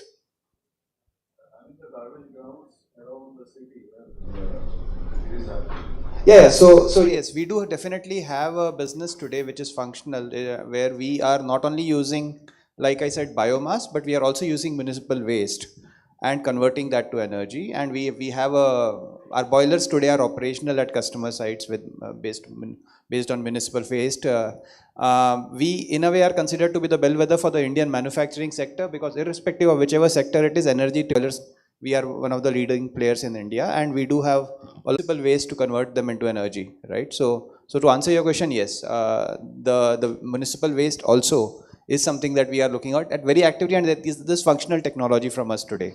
It's not something that I'm talking about that is futuristic. Again, we enable it digitally, right? So these boilers are all digitally sensorized and enabled. Yeah, thanks. To answer your question on 3D printing, 3D printing is successful in some sectors. You know, it all depends on material through which you are printing. That's one. In the construction sector, it is not yet fully successful, though there are a lot of claims around it. There is one company in Russia, then they have shifted to Mumbai, in Boston. They said they have been given a contract by NASA to build home in Mars. So that is also there. In fact, I know them as well. We also tried. We do have our innovation campus in Chennai, which is built on 3D printed construction. We are actually making a post office in Bangalore with 3D printed technology. This is all testing ground we are doing. It's not necessarily, I can't say that they're all heavily successful, because time will tell. There's a construction side of it. But in terms of manufacturing, in terms of different kinds of material, this is fairly successful so far. It depends on what kind of nozzle we are using. So we can discuss outside that as well. So that's a first part of the question. Second part of the question, it's not a question for you, but I can tell you one thing, that I see that even though I gave an example of EPC sector, but actually it will be coming from automation, it will be coming from MSMEs probably, I'm expecting. So it's a quite tight knit, the industries are. You know, in fact, next week, these next 2 weeks, I'll be going to IIT Tirupati and I'll be going to Manipal. My job is actually to speak with the professors, with the PhDs, with the masters and the BTechs as well, where we'll be talking about how do you upgrade your courses. And that's my hobby actually, to talk to the different institutes. How do you want to change? Because when I see that somebody is talking about de-skilling, the skilling of employability, etc., lots of questions coming up. You know, one of the things I'll tell you, most of us are engineers possibly here. I would say just go ahead, talk to your own alma mater and say that you'd like to mentor your department for 1 year or for 6 months. If that is you can do, I can tell you, people will be benefited. And I'm telling you, there will be a lot of, even after that impedance, even though you want to do it. But I will say that even if you don't go, if we don't go, or I don't go, I don't get the responses, so, oh, not employable. At the end of it, I'll just tag it as not employable, or the students are bad. That's not the right thing to do. In my view, just go ahead and take extra mile. And I've done the same thing, right? So where I'll be talking about interdisciplinary. So what is a civil engineering? Civil engineers need to know what is data science today. They need to know what is mechatronics is. They need to know how that binding happens through electromechanical properties, right? Or the mechanical properties, spring properties. They need to understand. Nobody wants to go to the engineering institute to know shear force and bending moment. What do I do with the bending moment? After all, I am a civil engineer. I don't do anything on the bending moment. Which somebody says, I understand, I appreciate that. But I do work with the mechatronics. I do work with the digital, right? I need to know on my own, probably I harness that knowledge. But I think there needs to be a system to impart that appreciation of interdisciplinary, which is there. They talked about 10 universities. You go to the US, possibly it's there. In India, we are not getting it because we haven't started it or institutionalized it.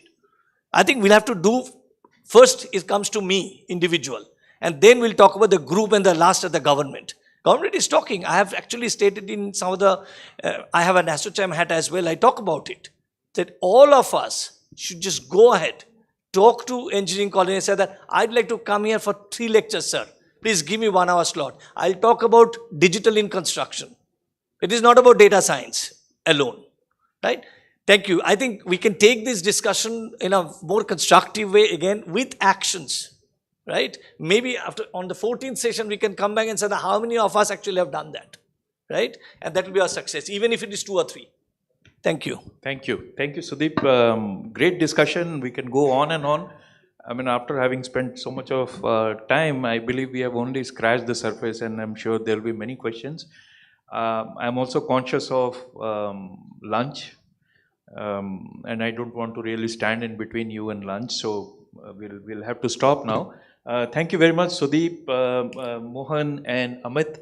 Lovely audience, I think you really participated very well, and thank you everyone for your time here. Great.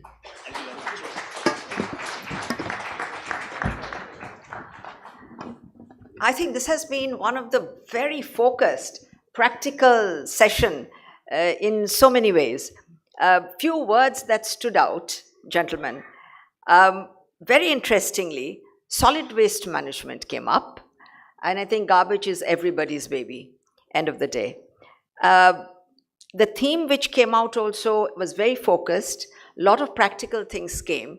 And the little point about skilling, it's surprising that there are some things which are constant in our life, which is a plumber, an electrician, and such like, and yet we don't have the skills there, we don't have the certification.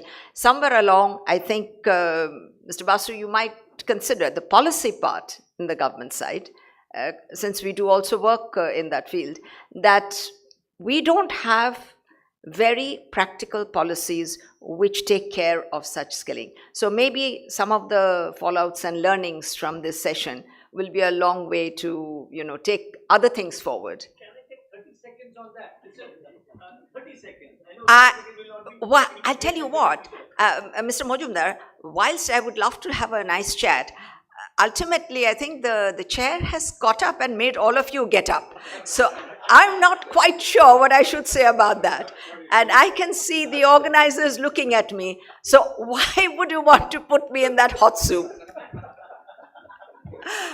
But Mr. Majumdar, I think there's a lot to discuss. And lunch is waiting. I don't know how. I can see a very large hall, so I'm not taking any more time. So thank you so much, gentlemen, for such a lively session in so many ways. And to end it with a laughter, starting with the laughter is the way to go.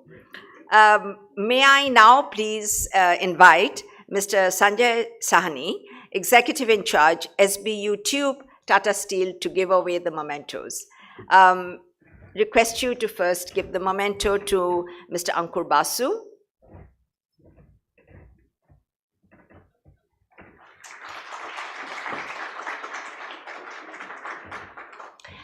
Mr. Mohan Bachav.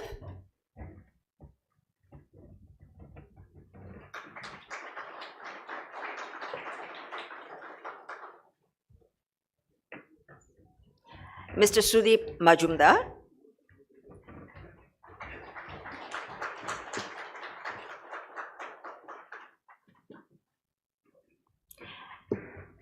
Mr. Amit Sethi.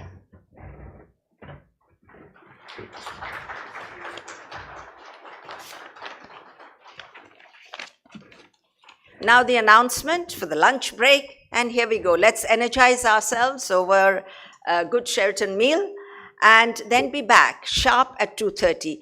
Please, ladies and gentlemen, do be back at 2:30 and keep yourself awake. See you soon.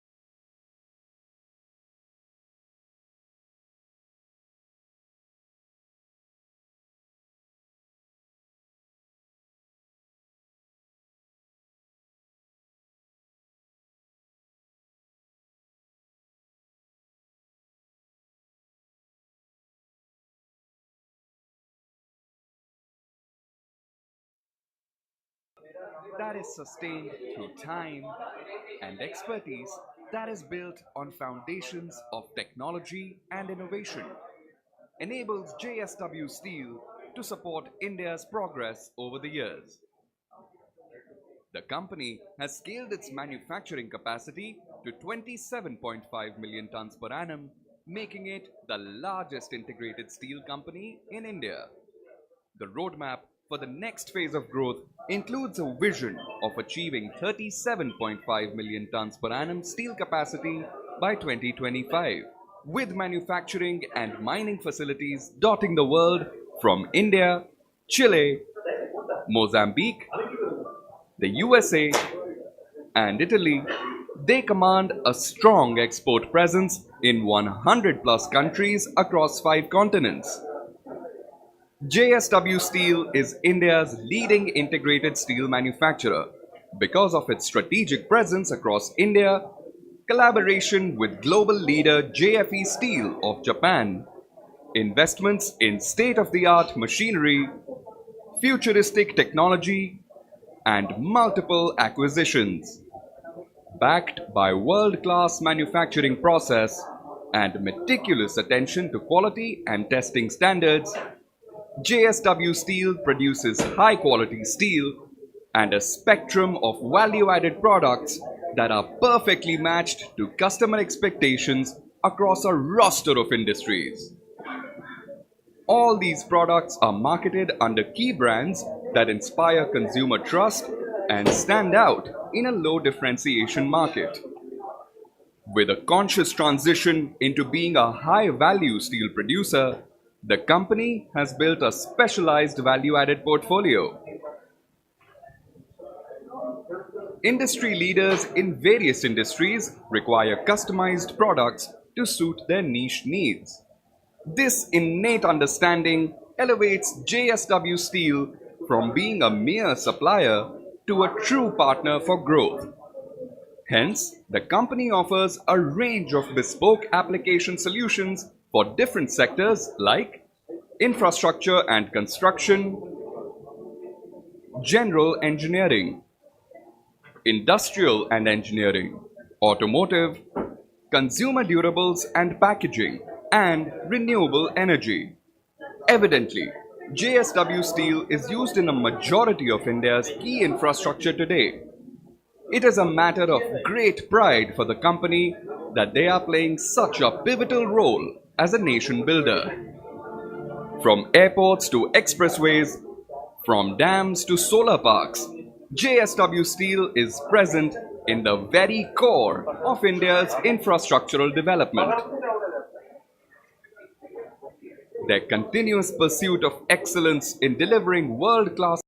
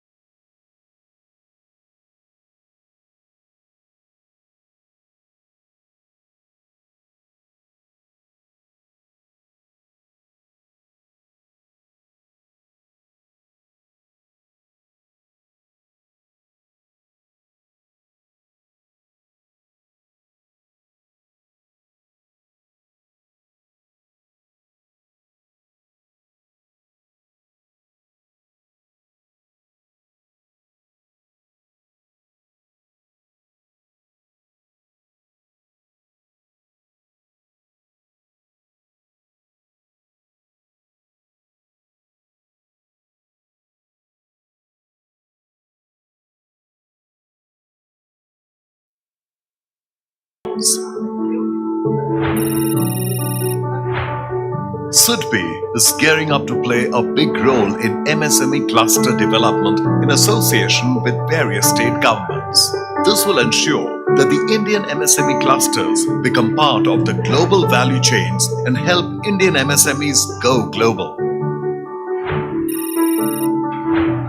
Ensuring industrial growth with a sustainable environment is also one of SIDBI's key objectives through its green financing initiatives.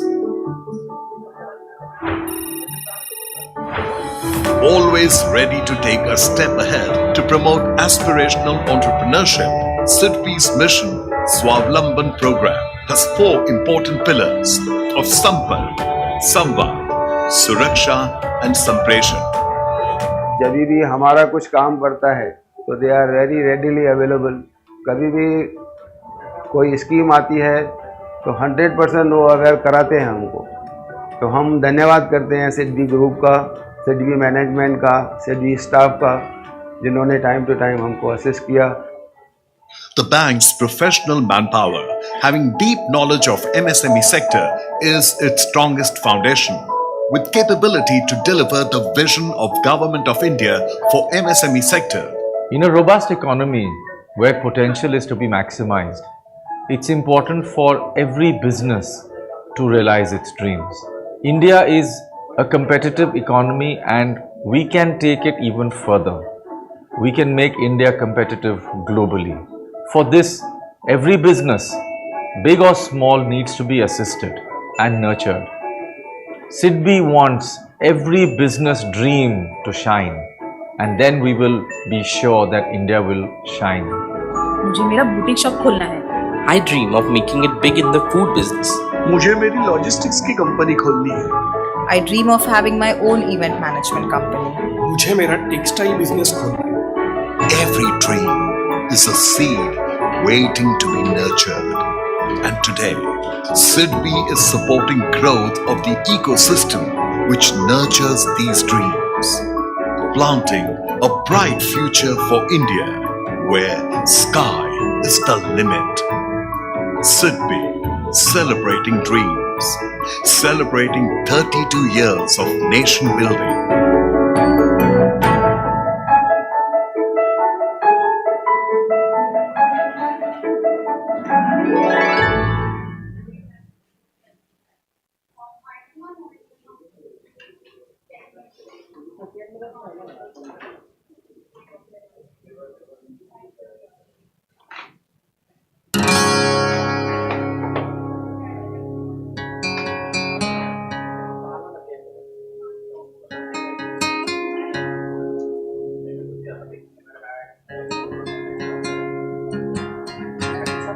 It is said that the earth is made up of 5 different elements.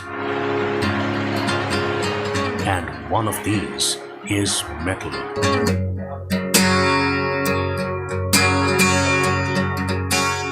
So vital have metals been to man's evolution that entire eras have been named after them. Almost 4,000 years ago, with the dawn of the Iron Age, came the invention of steel. This feisty alloy soon gained popularity as it proved to be much harder and stronger than its predecessor, bronze.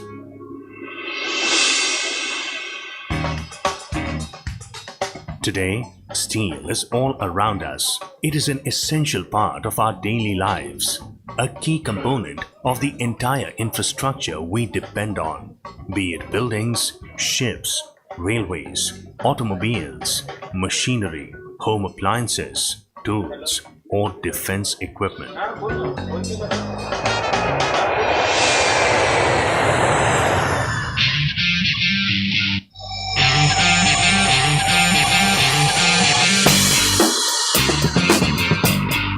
It was steely determination coupled with a magnanimous vision with which the SKM Group was founded in 1969 by our CMD, Shri Kirti M. Shah, who was dedicated to propel the growth of India's steel industry. Behind the name itself is a deep-rooted philosophy. S stands for service, K represents knowledge, and M signifies making a difference. These tenets have given us the impetus to grow from strength to strength, and over 4 decades, we have reinvented ourselves, diversifying to meet the industry's changing developments. Our journey may have started off supplying materials, but keeping up with industry trends. Today, we are also a leading service provider.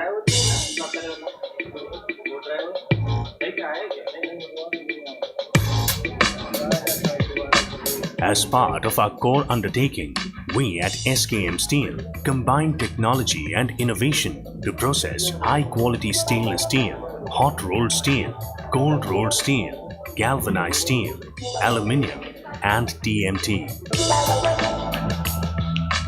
These are customized in various sizes, grades, and finishes to suit consumer requirements. Each of our products undergoes various stringent quality tests, right from the stage of procuring raw material till the final dispatch.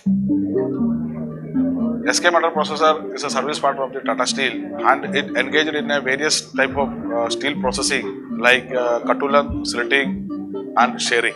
This unit has started with the capacity of 3000 ton per month in the year 2005. Under the guidance of Tata Steel and the leadership of Sri Kirtilal Shah, we have expanded the unit with the capacity of 30,000 ton per month with the modern equipments. As part of our endeavor to achieve enhanced customer satisfaction, we at SKM offer holistic solutions. Our group portfolio includes SKM Steels, the authorized distributors of Tata Steel for HR and CRCA products, SKM Galva, the authorized distributors of Tata Steel for galvanized products, SKM Alucom, the exclusive channel for Alcoa in India, SKM Metal Processor, specializing in metal processing, and Bharat Steel Yard, which focuses on stainless steel.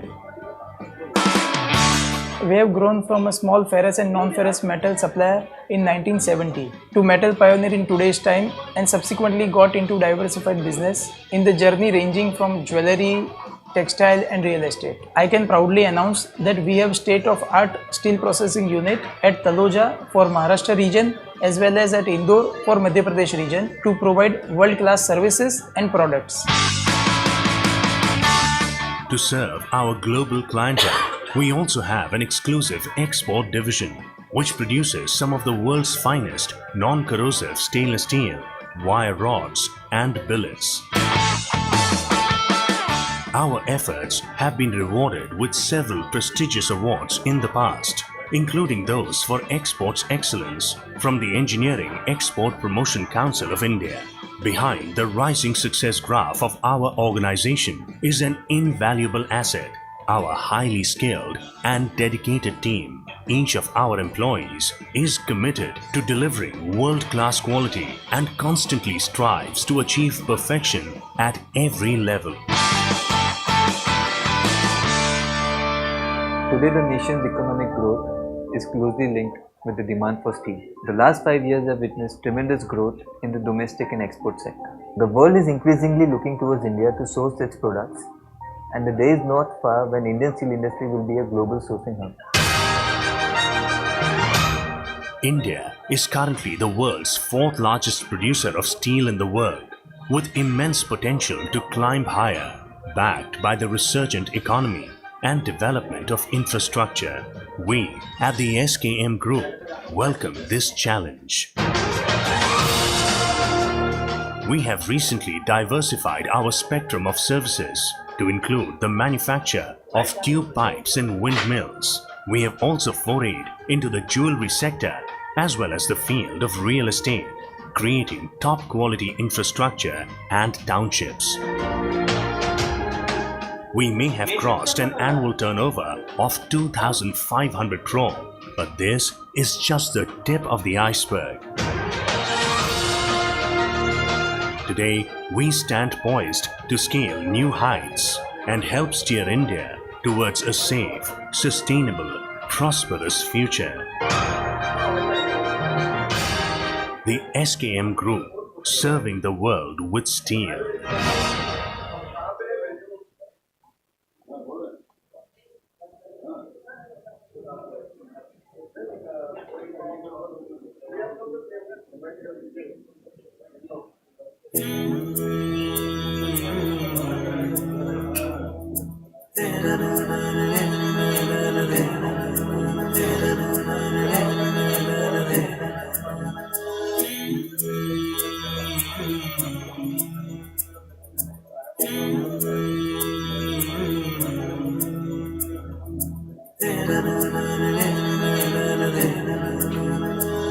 हमें आज है भरोसा, हमें आज है ये आशा, उम्मीदों के शिखर पर जाएंगे। कामयाबी के सफर में अगर साथ हो तुम्हारा, तो मंजिल से भी आगे जाएंगे।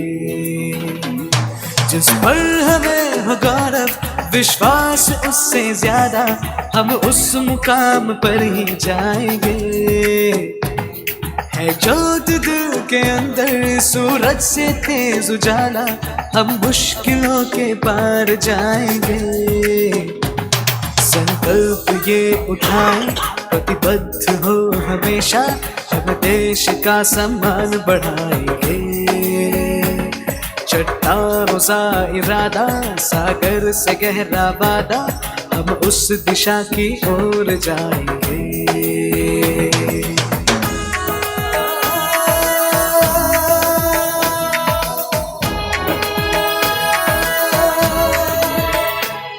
इस देश के लाखों गांव, शहरों की जितनी गलियां, मजबूती का नाम यूं दोहराएंगे।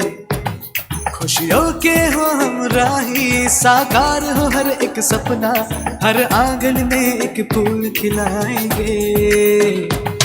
हमें आज है भरोसा, हमें आज है ये आशा, उम्मीदों के शिखर पर जाएंगे। जिस पर हमें हो गौरव, विश्वास उससे ज्यादा, हम उस मुकाम पर ही जाएंगे। हम उस मुकाम पर ही जाएंगे। हम उस मुकाम पर ही जाएंगे।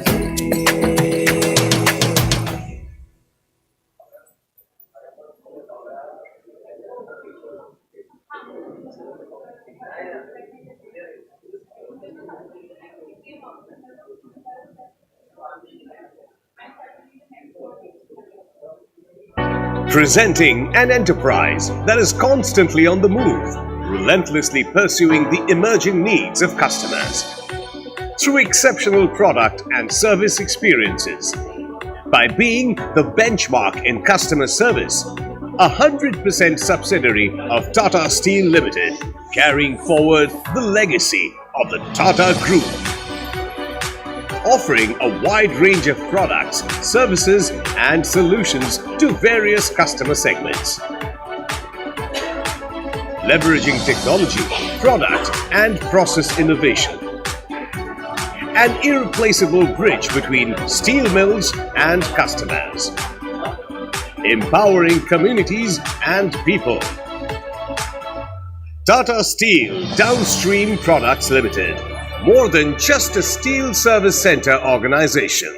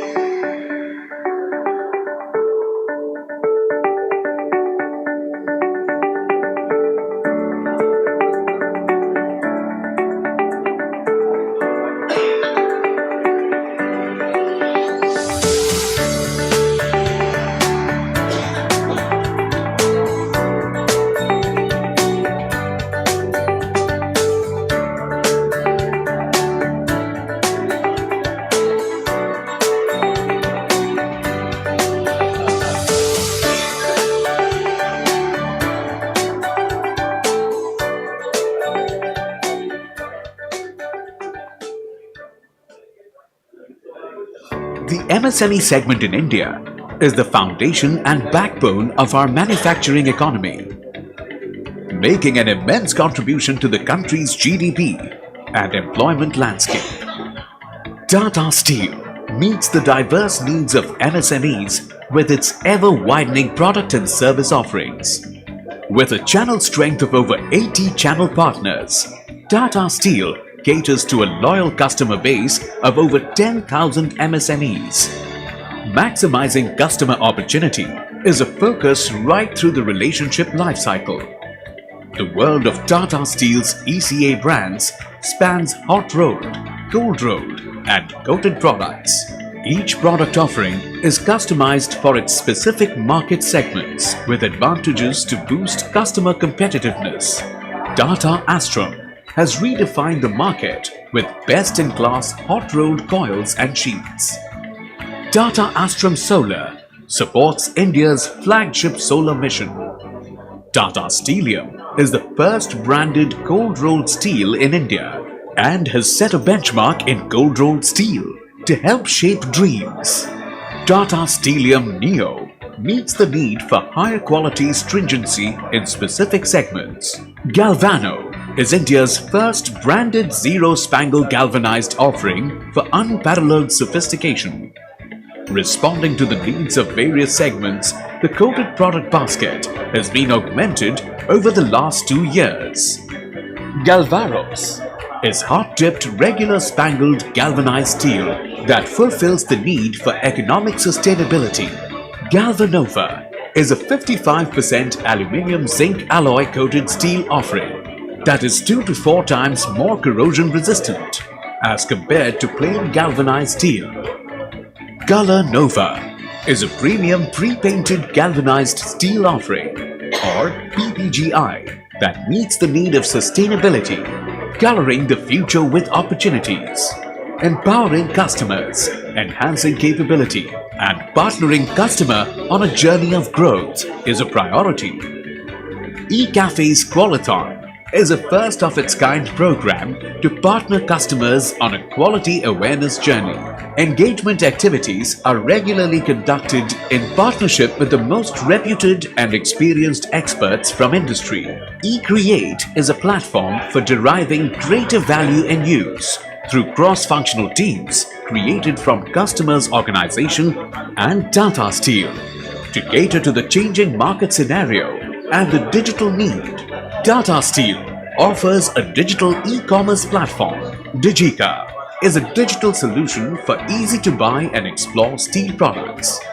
Digika has transformed the business landscape for ECAs by bringing stakeholders together on the same platform for greater convenience and transparency. Along with Digika, Tata Steel also offers e-cafes, which provides online resources that customers can access with an Ask Expert help desk to answer customer queries on a broad range of topics. In 2019, Tata Steel launched its retail brand, Tata Astrum Super, to meet the needs of fabrication and truck building. For the first time in the industry, it brought in source authenticity through inkjet and laser marked sheets. In 2021, the retail brand offering was further strengthened with the launch of Tata Steelium Super for a wide range of end-user fabricated products for home and office use. These are but the stepping stones to a happy bottom line, which features a magnificent growth story amidst caring and sharing. Tata Steel's ECA brands, founded on trust, quality and excellence, continue their journey of nation building for tomorrow's India.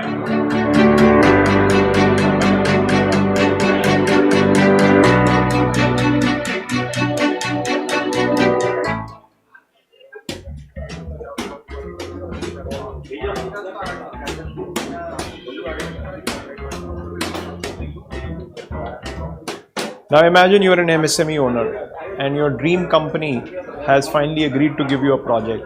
This order will remove all your financial worries because it has a good margin. Then you realize there is no advance and payment is due in 45 days. But you still start the work. After 7 days, you realize it is not that easy. You are strapped for cash already, you borrowed at high cost, and this profit is creating tension for you. To fulfill daily money needs, you tend to delay your other clients' work and might also take high interest loans. You deliver the order, and because of some challenge at customer's end, you are not paid in 45 days. You are paid in 90 days. Why then? You are so strapped for cash that this profit is not worth it. Now you are regretting.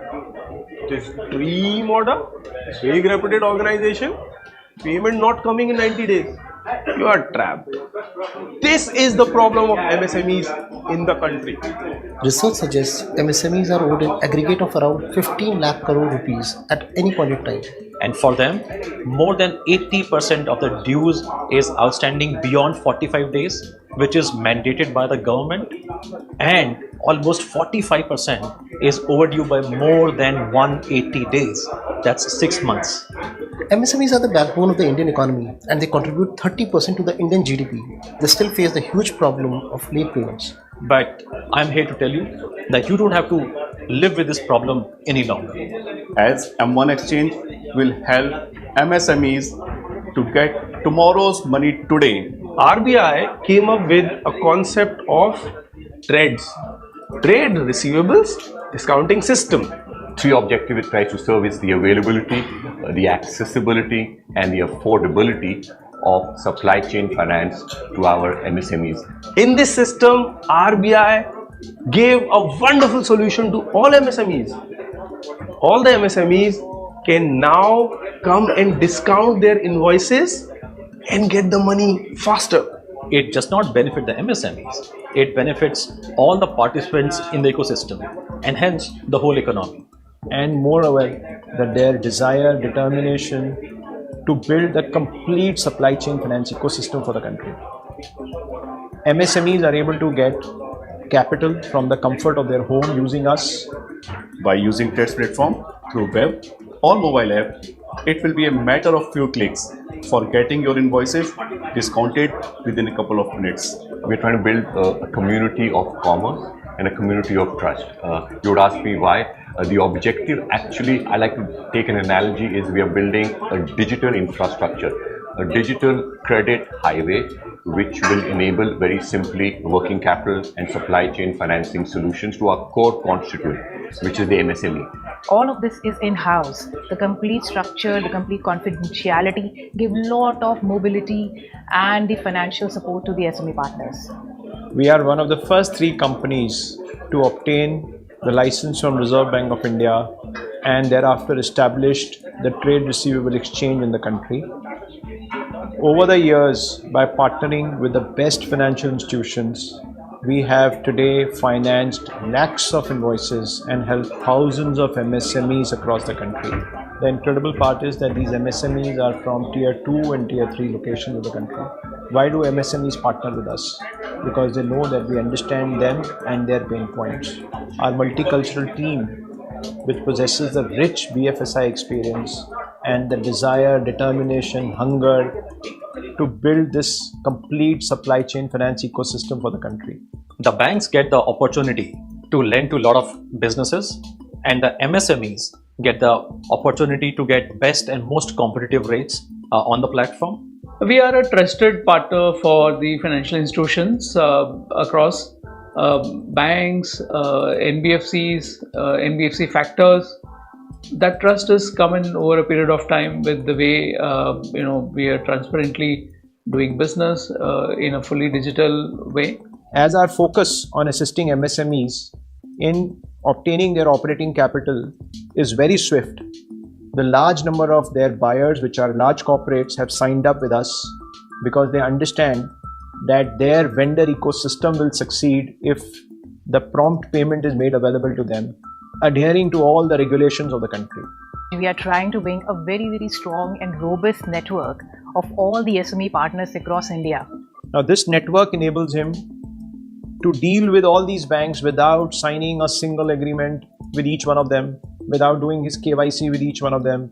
By engaging with us, he gets access to all this liquidity for his receivables. Therefore, this network is very, very valuable, which is getting created in the country. At a very economic and a fundamental level, it is about cash flow.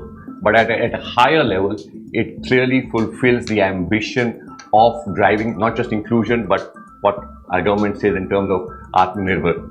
With this particular vision in mind, we, the group of the passionate people at M1 Exchange, are looking forward for this year as a major turnaround in the Indian economy. So join us. Thank you so much.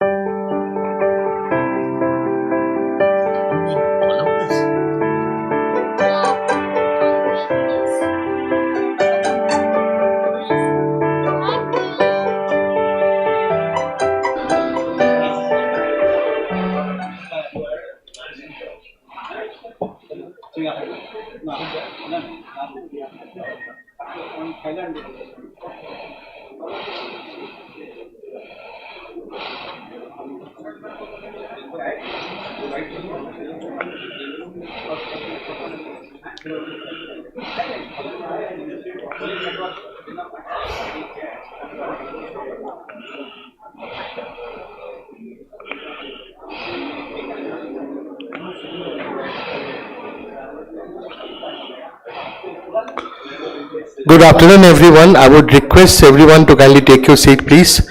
We are about to start access to credit, key enablers for success to manufacturing and MSME sector. Our eminent speakers have already,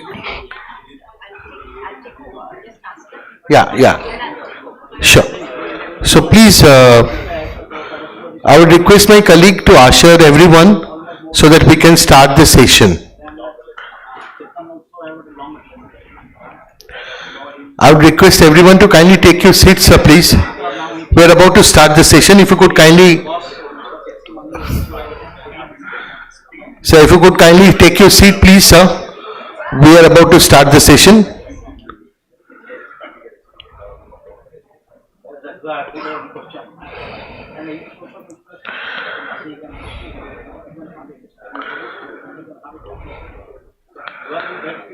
Please take your seat.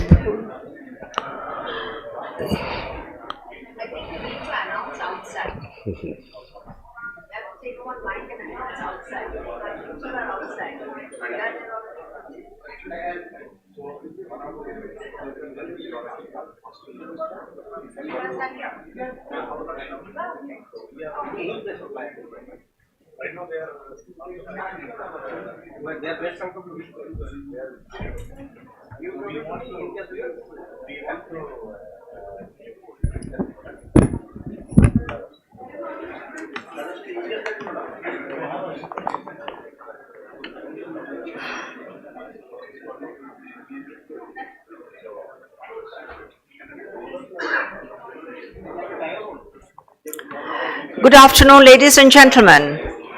May I please urge everyone to take a seat.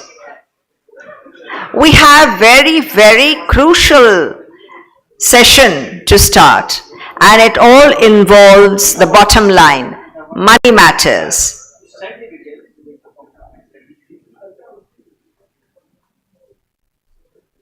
That's nice. Pin drop silence. Money does matter. So the fourth session begins now. This is to do with working capital and payments. Just one moment. My apologies. Before we go to the actual money coming in, we are talking about credit. So first of all, may I urge everyone to feel a little bit energetic. I know the session after a lunch break is always a challenging one, but we are hoping that you will take charge of it. So this session is to do with the access to credit, which is an extremely crucial component of any business. So we have a dedicated session on access to credit. This theme of the session is geared towards being the key enablers for success to manufacturing and MSCB sector. This session will be chaired by Mr. Anjani Kumar Srivastav, GM SIDBI. Mr. Srivastav, may I please invite you to come to the dais? Thank you, Mr. Srivastav. We have an expert panel. The session will have the panelists from bankers to start with Mr. Yogendra Pal Singh, General Manager, State Bank of India. May I invite you to please come to the dais? We have Mr. Vivek Samanwar, Regional Head, MIB ROMG of Yes Bank. Thank you, Mr. Singh. And now I would request Mr. Vivek Chaturvedi, Vice President Kotak Mahindra, to kindly come to the dais. Thank you, Mr. Chaturvedi. Mr. Srivastav, may I request you to take charge of the session? I think you have the most challenging work this afternoon. Yeah, I do agree. It's the post-lunch session. Absolutely. So you have to get everyone going, but I think credit does it. Yeah, money speaks. Money so speaks. hopefully, as Madam has said, this is the post-lunch session, and I hope all of you had a good lunch, and none of you goes to sleep when we deliberate or when we discuss our issues or whatever we are discussing here. So I once again welcome all of you here to this session. And today we have a very elite panel, a very interesting panel here. On one side I have Mr. Joginder Pal Singh. He is General Manager of an SBI, the largest bank in India, of course, the bank in India, I will call it that way, which defines banking in our country. And he has got an enormous experience of 32 years of banking with him. So probably I'll put it that way, that he has seen banking since the days of liberalization, where and probably the days when manual ledgers were prepared. I agree. You'll agree, Mr. Pal. I joined the bank in that time only. Absolutely, In 91 absolutely. I joined. So this is, I'll call him the millennial banker who's kind of born at the time when in the early 1990s. On the other side, I have Mr. Vivek Samanwar. He is from Yes Bank, and he is the Gen Z banker. He has joined probably in the early 2000s. He joined banking in the early 2000s. And we have Mr. Vivek Chaturvedi, who is right now with Kotak Mahindra, and he's a banker and an analyst. That's the added feather in his cap. So we have an interesting panel here to discuss issues, the access to credit to MSMEs as well as to the manufacturing sector here today. So I think all of you have been listening about the context of economy that is right now. We are in the Amrit Kal. There is a clarion call by RPM for being a developed nation. We have the G20. Yeah, of course. But then, of course, there are a lot of contrary winds that are running. Inflation, as usual, it keeps going up and down. Even the US Fed rates are showing no signs of abating. And accordingly, our interest rates also, are going to go accordingly. They're going to go up only right now. So, and the impact is, of course, going to be felt by the MSMEs. In spite of all this, India continues to be the country with the highest projected GDP that is going to take place. Again, there is a contrary wind which says that quarter on quarter we are slowing down. So, where are we going? Production capacities are peaking. But where is this production going? Demand is going up. But at the same time, a lot of issues are there where MSMEs said, I am not able to access credit. Why? Because we are going to discuss this here, of course. Okay, So as far as the access to MSME credit, I am sure again most of you would be knowing it. A lot of interesting things have taken place. First thing is that digital banking has come in a large way. That is one. And second, RBI has ushered in the account aggregators framework, which is again going to be which is again a revolution in making. Probably it will, at a point of time, it will parallel something like UPI, where APIs are being extended to information providers and information users. Another area is the trades platform. The trades platform where invoice discounting is taking place. I mean, access to credit can be in any form. It can be in the form of a term loan, or it can be in the form of working capital. Any form it can be. So, starting the discussion, I think the first question I'll put it to Mr. Singh here is that, yeah, SBI is the largest bank, and we all know that SBI defines banking. So, would you like to? Every form regarding this, we have grown. If I compare as compared to last few years, we have grown by more than 20% in SME segment this year. So we are expecting, we have crossed 3 trillion marks this year, and our chairman is also expecting that the 4 trillion mark is not very far. So with this growth rate, and what I am also observing, see, earlier we used to see after this COVID period, we are seeing the people are coming to us, our bank, and they are approaching, sir, how we can help them out. And even earlier, if we say the Prime Minister came out with this Sonidhi, PM Sonidhi or PMMY, earlier we used to see that government sponsored scheme used to turn into NPA. But now the people are, after seeing this progress, they are about their progress also. So these accounts are also giving us business, a very handsome business. And these people are also establishing themselves towards means upward side. So I hope in this period, I see it is a challenging period in another way, but for banking sector, it is very good. Our NPA has also come down below 1%. It is around, if net NPA says, which is around 0.77, which were peaking in 2015-16. So that way, our SME sector particularly, not only the growth. I am for last 2 days I am in Pune. So I was seeing whether I can see our bank has this area, this Pune area, they have identified for the auto industry. The auto ancillary, whether we can finance this, all the auto ancillary units under SME sector. And I am happy to share that our bank has financed almost more than 30 units. My team has financed this, and a good amount, more than maybe 150 crores or so, small units. So that is a very good sign for the industry also, or for country also.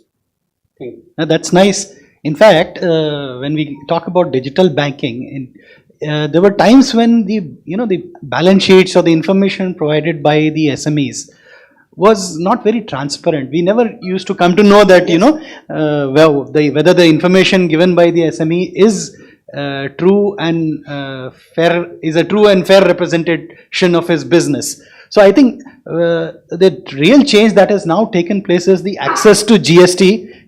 And GST, which has been ushered in by the government of India, the access to the GST information, the access to credit information companies, and of course the account statements, which you can obviously run through the account statements. The combination of these three elements is giving a lot of transparency and a lot of comfort to the banker to really assess the requirements. Don't you think so, sir? Yes. What is happening when, for one side we are seeing that account statement, second side we are seeing examining the GST. If they are matching, and then we come to the conclusion that the borrower is eligible for so much finance. No other things are required. And if civil report is okay, that all the credit information reports are okay, then it is easier for us to take a decision in that matter. And what is happening? Sometimes we have developed so many programs on these lines, and where the customer need not to approach to the bank also. Yeah. On the basis of 3D information, we are sanctioning those loans, and people are also happy. Yesterday, I was talking to because I know many of here people are from Pune. So yesterday, I was asking one of the Pune rural area, what you people are doing, and they told me, sir, yesterday only this. Business loans on totally on digital platform, 14 people approached them for these loans. Wow. And amount was also more than 3 crore. So it is a good thing. The people are coming and they didn't approach to the branch also.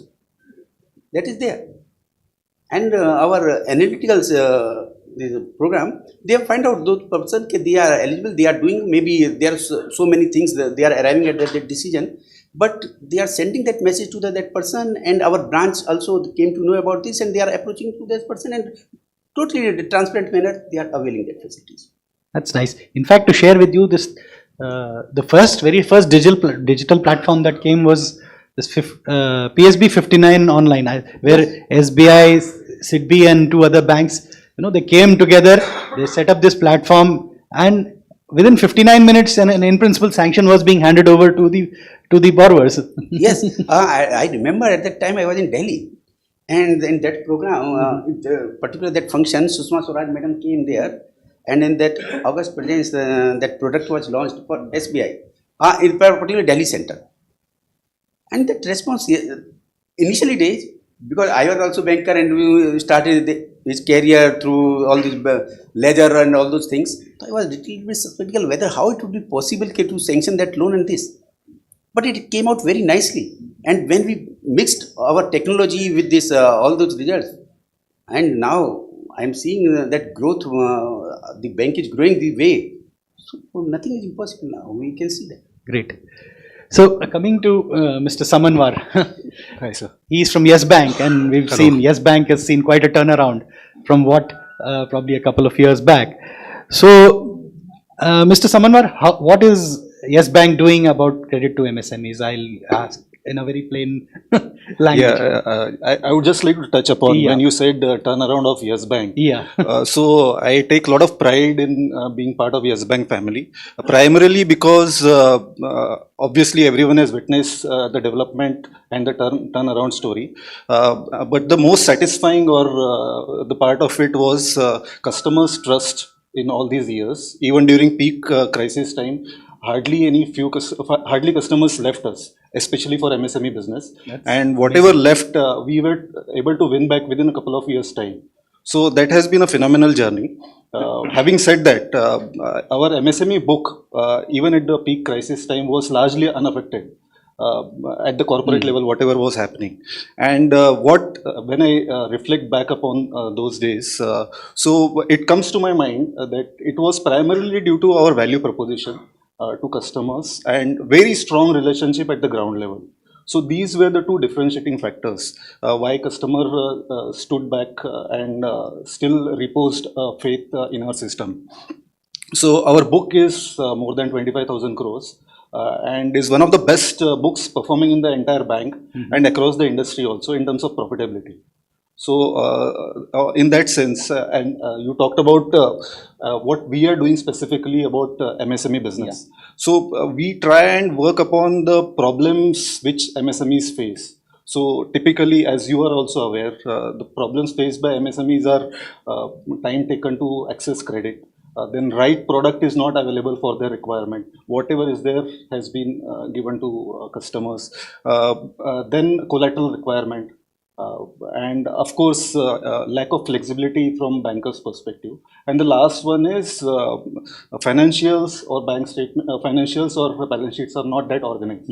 So when we observed all these trends, so our endeavor has been to design all our products to address these problems. Otherwise, you will not be successful in the market. Absolutely. So that has been the whole philosophy. Considering that into mind, what we have done is we have divided our lending into specific categories. One is cash flow based lending, wherein we, as sir touched upon, about GST and bank statements. So we lend basis that up to 5 crores we give. That is a fantastic cap without any requirement of stock statement or stock audit. So that gives flexibility to customers in terms of accessing the credit also, because decision taken for these cases sanctioning comes down drastically because you hardly have to look anything. And we have moved this product suite on digital platform. So that helps, means even at customers end we can do all this processing, and within few hours you have an idea whether customer can go ahead with the sanction or not and what is the amount he can expect. in case the score is not adequate, it moves into a credit team's bucket for manual assessing. But even either of the scenario, time taken comes down drastically. And the second part is wherever there is no plain vanilla requirement of CC or OD, we get into a more structured kind of product, but that also is scorecard based. Say for example, customer wants export-import finance or term lending, more complex products with related to that. Then we work our offering in terms of scorecard. So it's very simple. Higher the score, lower is the collateral requirement. So that's how we work, and that works really fine in taking the decision and taking a judicious decision, so that we serve the customer's needs also, and at the same time protect our book, because we have done that analysis regarding that. And as I was talking about digital lending platform, so in last few years, of course, we were working on digital lending offering. So now entire login to disbursement can be done on a digital platform, except for the mortgage part. Wherever there is a mortgage, means we do not have those tools to digitize that as of now. But otherwise, everything is being done digitally. So that's a fantastic offering. In addition to that, we were talking about trade or export-import requirement. What we have observed is a lot of MSMEs do not have that kind of awareness regarding these products, where they can access credit wherever they are exporter or importer. So they have an access because a lot of government schemes are going on, like EPC, wherein RBI gives upfront subvention of 3%. So hardly few banks promote that. So what we try and do is educate customers, irrespective of the size of the customer. So there is a customer delight in that. But now the challenge comes, customers' objection is, I do not know all these things. I have never gone through this. So what our answer is, we have a dedicated team for you who will guide you throughout end to end till the execution. And they will also guide you on the compliances part, other processes and products related to that. So that works fantastically. So we have a very granular book in terms of this export-import finance. And of course, there are other products like CGTMSE and all those things. So in a nutshell, what we are trying to do is we are trying to develop an ecosystem wherein we tap customers at their respective life cycle. So that we can cover a wide spectrum of customers. So it should not happen that we are focused only in one segment. So that is where our offering comes in accessing or giving credit to MSMEs. So that has been our endeavor all these years.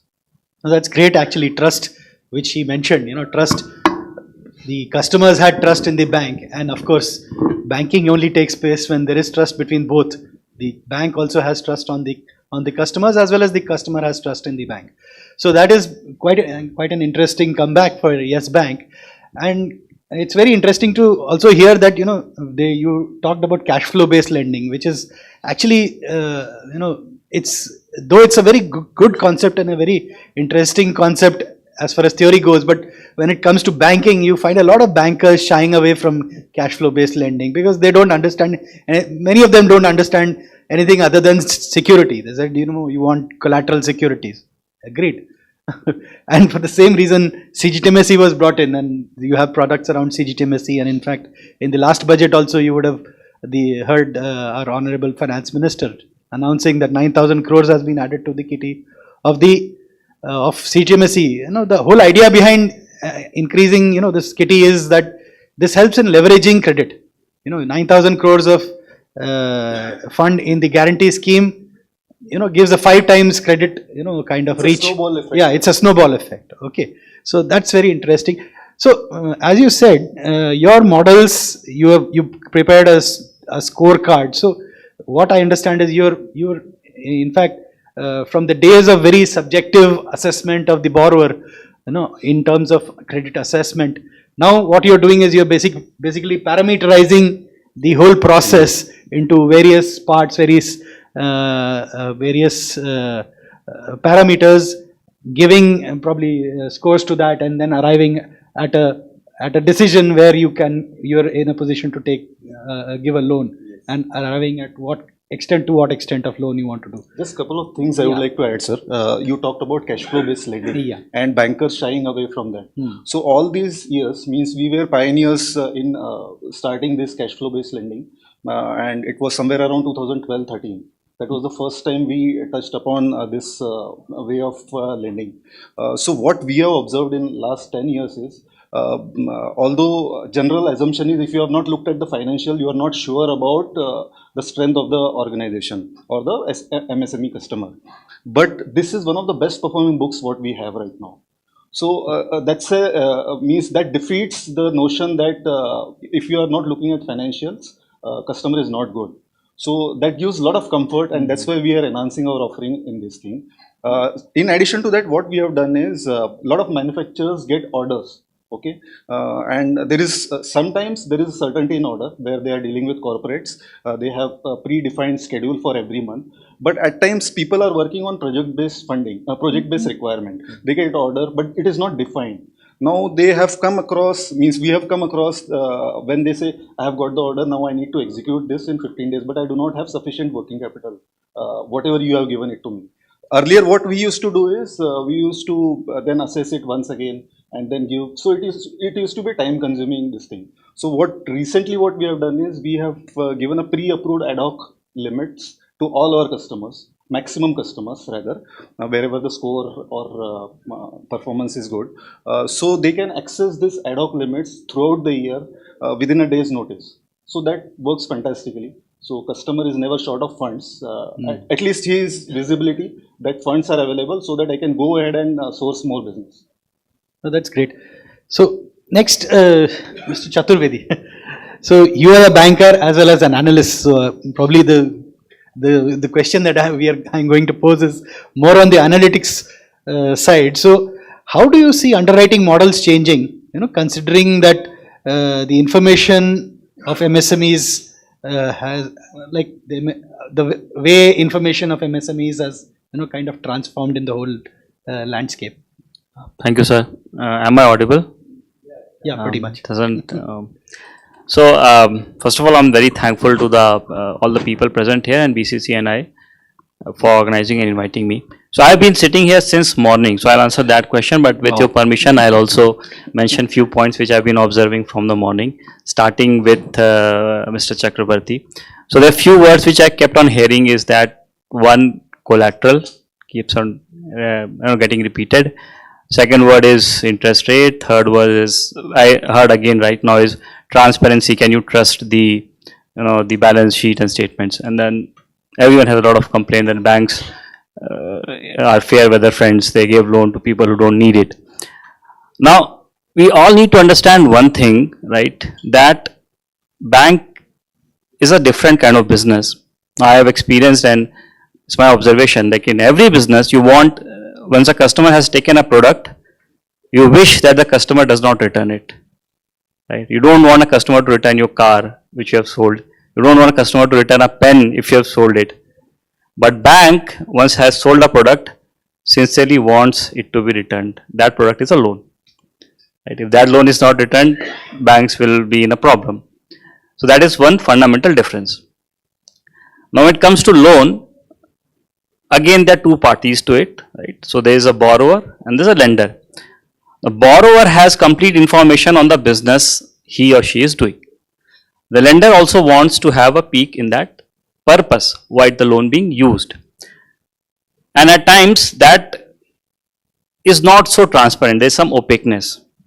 Now there is a natural inclination, if I am a businessman, I would want to focus on my business and not be answering questions and filling forms. No one wants to do that. As a lender, I would want to have complete knowledge of that. So that brings us to the question that how do we solve this, right? So I also incidentally started with State Bank of India like sir, but much junior to him. And since I have some gray hair now, I can say I am eligible to go back in time and think of older days. So when I was in State Bank of India, it was said that MSME is a touch and feel business. So all of us said, how do you evaluate it? It's touch and feel. Now those people who are not very good at that, banks were not very good, very objective, so they would not be hesitant to lend. And there were days in 2000, so if you look at technology, so I'm going to talk about four things then now. First is data, because I work with data. Second is technology. Third is analytics, and fourth is adoption. Right, to answer this question which has been posed to me. So in 2000 was 2001, 4, 5, 6, those were the years when banking was moving to core banking. Right? Before that, banks' data was stored in their local systems. Now from local systems, there was a centralized server, right? Many banks use the same software also. So the core banking solution for many banks is Finacle. So in those 10, 15 years, what has happened that there's a lot of data which has been collected. But it was easy to collect data. It was not so easy to make sense out of it. So therefore came the concept of analytics.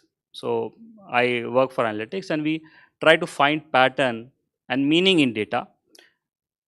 And you must believe me when I say this that systems are very, very powerful. So this word artificial intelligence is a real thing. The systems and the artificial intelligence can be much stronger than human intelligence at times because there's so much data to learn from.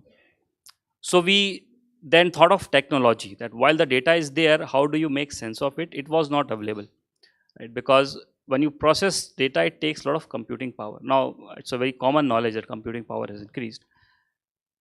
Then there was a layer required to convert these data to someone who solves business problem, as we have discussed just before the lunch, that you don't adopt technology for the sake of adopting it. You want to have some sense of it. So you needed people who would make that sense. That has happened.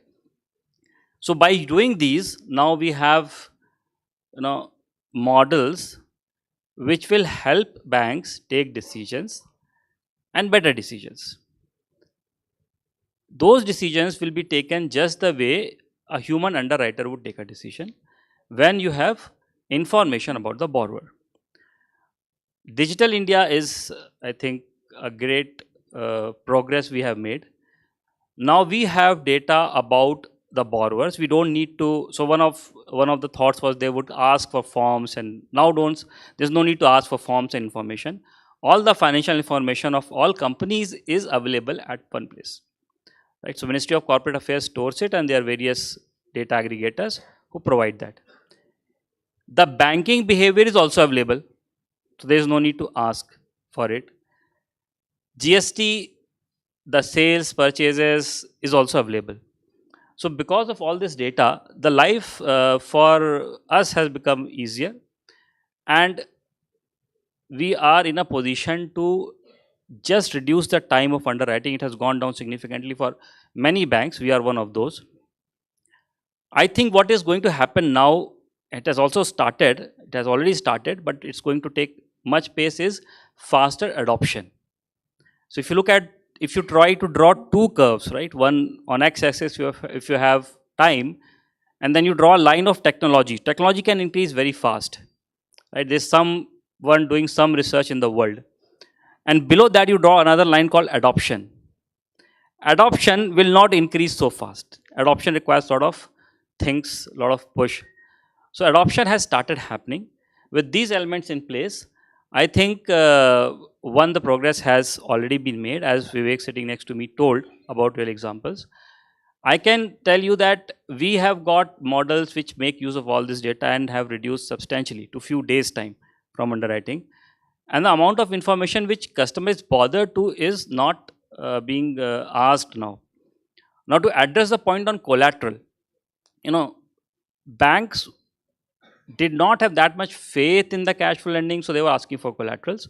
And they're probably asking for something more than would be a good security cover, because the property prices also keep on varying, right? If you have a collateral, if you have a collateral which is industrial property, it's difficult to value. But now at our bank and other places, property prices are also available without asking someone. So there are a lot of aggregators who know the residential property. So you know what is the price of an apartment in Mumbai, in Thane, in a particular locality. Going by the name of the builder, you can search it. So all these things put together have been a good journey, and credit access because of this has gone up and will definitely go up further. Great. So as you said, with the kind of efficiency that has come in because of availability of all this information, there is still a very common complaint that people don't get credit. So whether our underwriting models are too stringent for access to credit, or probably the risk taking power of is still yet to evolve into taking greater risks. So I think that people don't get credit is wrong. They want credit at a certain price. Maybe they're not getting at that price, right? But when I speak to my colleagues who are in the business team, I always get to hear that no, you don't get customers, right? So when I sit here, I hear that customers are willing to take a loan and banks are not willing to lend. So I think that risk appetite will vary from bank to bank, right? So every bank has set certain measures. Now, it is not that banks are not willing to lend. I can't say for one bank, so a different bank has their risk appetite. Yes, there is still, I think scope for improvement, right? That can it be improved further? And I have known that we are quite competitive. I mean, we are going out and trying to build book further. We are present in, say, 50 locations in SME, 100 locations in business banking. So I don't think there's a case of borrowers who are good borrowers and who have all the information not getting loan. Maybe people, are not able to provide the information, as I said. Right? It's one thing that you're not able to provide. In some cases, the information does not exist. Right? So for this kind of audience, which is more of medium enterprises, everyone has a banking history. So information is available. There's a segment in India which has no banking history. The extremely poor people, the micro enterprises. Now, I know of startups, I'll share one idea. I know of one startup who provide loans to such people who have no banking history by reading their SMS. So they take a consent, they get to read the data. Whatever SMS is on their phone, they'll read the SMS. By doing text analytics, they're able to figure out what is the credit worthiness. Because if there's a SMS that this is overdue, the word overdue, that right, or you have a word that you've got a credit of this much amount, 5,000 rupees. Now you know who has made that transfer. You can find that out. So doing that, Indian startups have gone to the extent of serving at the bottom of the pyramid as well. Wow, that's very interesting. In fact, when we talk of MSMEs, the spectrum is so wide. When we talk, I mean, right from somebody on the street who is wanting 10,000 rupees, so who is generally covered under the PM Swanidhi Yojana, the street vendor, to an MSME whose turnover is 250 crores and an investment in plant and machinery of 50 crores. So that is the spectrum that we are trying to address here. So, but at the same time, obviously every segment has its own, model for evaluation and model of assessment of risk and underwriting model. So, coming back to Mr. Singh, here, what do you think are the key risks for MSMEs? MSME, particularly, first of all, that is a formal banking channel. Means people don't know whom to approach and how to approach. That is the one thing. And if you see the below strata level, you have PM Sonidhi, and these vendors earlier, they were have their own doubts whether banker will, how they will treat me, and whether I will go there, whether they will finance me and this. I remember one incident when I was 24 years back. I was in one rural branch. One person wanted to establish one small shop, one kirana shop, and he came to meet me, and I saw him, and I was there. And you see the face of the person, okay, whether he genuine or whether he would like to do that business. And I said yes. He went away. My colleague told me, sir, you observe, he doesn't have both hands. And how he will sign the papers? And banking, actually, you have to sign all the documents and this. And how you run the kirana shop? I heard that person. I found the genuineness in him, and I will go for it. I did that finance. Within 2 years, he repaid me, and he was such a successful person in that locality that there's belief in the person. that was established. If you go by your instinct, that will run. So what happens? What you are asking, main challenge is whom is, and second thing, they are working on a very thin margin. Big establishments, they are more technology based. Here the skill power is less. Then they don't know how to. They don't know these financial parameters, and they are wholly dependent on other person, maybe some CA who will prepare those papers, and he will approach the bank, and they also demand that money. And as usual, they are working on a thin margin, so they can't afford to that. So if some organization helps them, so State Bank in that purpose came out with this technology-based financing, where if the person is opening their account, then we are monitoring that. What my colleagues have also said, they have all their artificial intelligence. They are parameterizing all those things, and system is automatically assessing those limits. So that will help those people which are facing all type of this. They are working thin margins, or maybe they are not approaching to the people, bankers in that manner, or maybe the technology advance, that is on the technology front also, people are not helping them. So that may be covered in that. In fact, another issue which I think, sir, is that MSMEs, their management bandwidth is quite limited. In fact, when we talk of MSMEs, it is this promoter who is, though it may be a public limited company or a company, he may give it the shape of the company, but it is actually essentially the main promoter who is running the show. Yeah. So, but you see, there as my colleague have also said, coverage, you are a collateral coverage. Collateral is one aspect, but I am seeing after so many years, government is also providing that support. The CGDMSC coverage available from up to 2 crores. So up to 2 crore finance, when we are getting that government guarantee, or maybe some this CGT guarantee, so it is helping us also. Bankers usually in what I will say, the public sector banks, they are very of this their charge sheets, and they say if some loans get bad, they are being charged because you have done something wrong. So when this is covered by some collateral, so they get that confidence also in that person. Okay, if something goes wrong also, so they are safe. The amount is recoverable. And not only this, if the person is going to other financial also, they are also the private lenders also. And nowadays you see the growth of NBFCs. They are financing this state of lower income people, and this this MSMEs, they are financing it. And bank, by way of supporting these NBFCs, are indirectly financing too. Yeah. That is also happening. And we are co-lending, either we are co-lending or we are pool purchase those accounts, and this. This is also helping us. Government has also directed you have to do at least 60% financing in this area. So your priority sector lending also may be 40%, and if you have to achieve that, otherwise you have to invest in the RIDF, and this there you are getting only 3% or 4% rate of interest. So it is a loss making proposition also.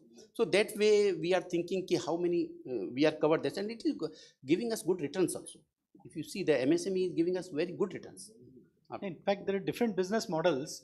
We have to understand that banks have been built on a very different business model as vis-a-vis NBFCs. Now we talk of the not the larger ones, but the medium NBFCs.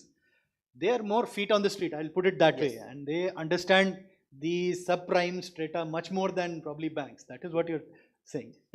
Yes. What happens, the bankers usually, all the banks, they are having one branch, and they have tied up with other people. There's recovery agents also, they have tied up this with credit rating agencies also. They have already tied up with some who may guide them on the basis of their financing, and this every state of their financing, and these are helping banks to assessing those limits, whether that person is eligible for that finance and this. So maybe and directly the way NBFC, they can go to the lowest level, but banker has some limitations. We have to open that branch, we have to make ourselves profitable, we have to have this brick and mortar branch maybe. So maybe because of all those reasons, that profitability aspect, So we are confined to that branch, but by associating with the NBFCs or maybe our business partners, we are doing this. So basically, we are facilitating the access to credit Yes. by giving credit to NBFCs so that they can lend further. That is what they don't we- have any but- shortage but- of funds. Yes, but if the person approaching directly, that is the most welcome part. Yeah. We appreciate that the people directly approach us and we can finance them directly. And But there is no dearth of this money. Anyway, it's better than going to a money lender. Yes, it is always better. Yeah. Because you can get that maybe depending upon that credit rating or this, but mostly these MSME loans are available at 10 to 12%, 13%, and that is there. Yeah, it's much cheaper. So MSMEs, I mean, as I said, they are, they're a one-man show, and many times, while they are concentrating on manufacturing, they may not be able to concentrate on sales, or if they're concentrating on sales, they might not be able to, focus on the administration of their entity, or banking is a totally different ball game for them. Whether they understand the needs of the banker, what a banker wants, and apart from that, the huge number of compliances that they have to kind of adhere to.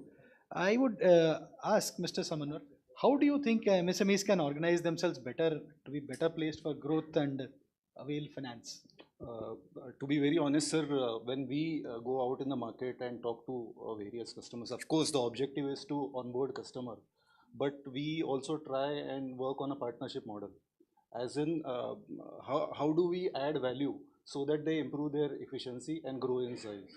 As you were talking about earlier, MSME spectrum is quite vast, up to 250 crores.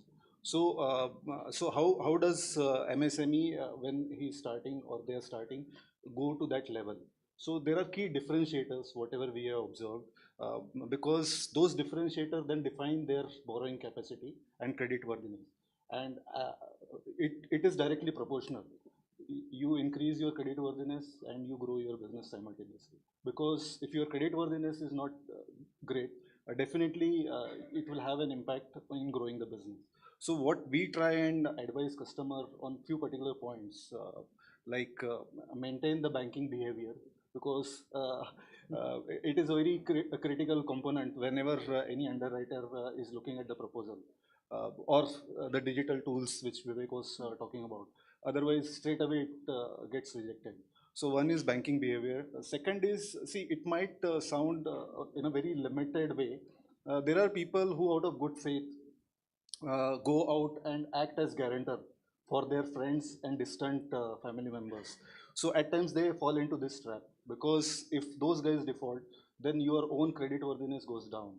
We have seen number of proposals like this, because borrower's record is clean, intact. Only because of guarantor they have stood for some other loan, their credibility goes down. So I think that can be avoided. In addition to that, there are certain tools which are available for MSMEs which they can work upon and improve efficiency, like adapting products like letter of credit, bank guarantees, instead of just using their CC facility or overdraft facility, because those are efficient products and saves cost also.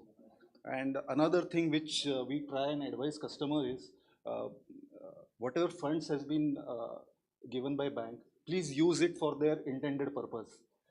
Like if it is used for, if it has been sanctioned for working capital, please don't use it for long-term capital expansion. Because if those funds get stuck, your overall working capital cycle gets disturbed and it has an impact on your overall business.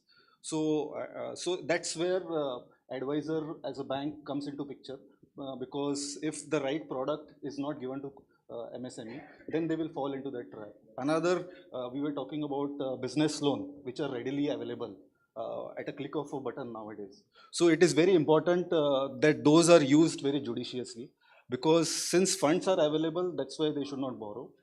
We have seen number of customers, very sound business model, they are involved into the business, they have their own capital, but they have fallen into trap of business loan. Now business loan comes at a very high cost. So unless and until you need as a stopgap arrangement, business loans should be avoided, or if you have taken, that also is fine, if it is used for intended purpose, but slowly and gradually it should be converted into the designated purpose loans. So that has been our advice to a lot of MSME customers. Great. So I think financial discipline is very important. That's what in probably I'll put it in one couple of words. So Mr. Chaturvedi, going beyond credit, how are banking services evolving and for meeting the MSME credit needs? Well, that's a very good question. See, bank, the service of bank credit is just a part of it. Now, as a customer, we need various things. So, business customers also need. They need foreign exchange, right? They would, if say, get remittance from outside, someone who's an exporter, then they require those services. Then there's, as Vivek was saying, more structured product, letter of credit, etc. So that helps the banks as well, because what happens that when you give loan, as regulation, you have to keep aside some money, right? Just for the sake that loan does not come back. Now, when you give loan, you make interest on it, and that's a source of income. But if you have given loan, you keep aside some money. If you make money from non-loan, right? So if you make as a bank, a bank makes money, suppose by trade finance or by not trade finance. Let me say the services, right? So of issuing a bank guarantee, for example, by making money by collection services, right? So then for the same amount of loan which has been given, bank is making more income, right? So that's interest of the bank. Now, of course, this has to be very convenient, right? If you look at the needs of a business banking customer, it is divided at 3 levels. First is onboarding. From the customer, it is onboarding or account opening. From bank's perspective, it is called acquisition. Second is having acquired a customer. What will a bank do? They will sell them one product, second product, third product, right? So that's called cross selling. That's the second layer. The third layer is transactions. Now people spend a lot of time, and typically used to spend, I'll say, by visiting branches for paperwork related to various sort of transactions, right? Now I'm answering that question, that what other services. So at Kotak Bank, we have launched something, a solution called Fin. So it's digital for transaction banking. So the customer does not have to go to branch, right? They are going to upload their documents on Fin. There's not even document required. There's mostly workflows there, which is self-serving. So the time which would have taken to go to a branch and that process is reduced. It's a win-win. It's a win for the customer because your effort has gone down. It's a win for the bank because eventually the cost also goes down.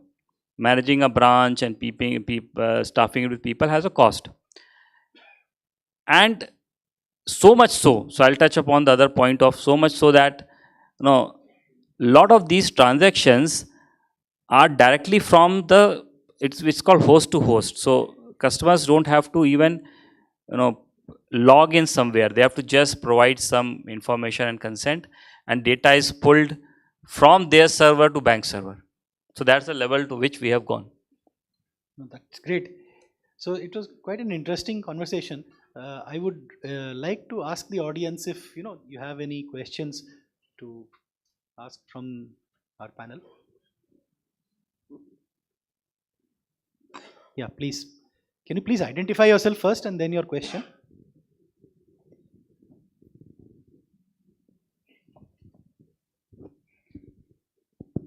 I am Balkrishna Shirke from Excel Enclosures. I want to ask you how to select the bank. How to select the bank? Yes. I would put it this way, that you would be having a current account or a savings bank account in some bank of yours. Yes, but I want to change the bank. Then what should be the criteria to select the bank? I would like to say that first of all, every customer would like to have the services best. If services are good, you would be happy. Secondly, your cost of funds.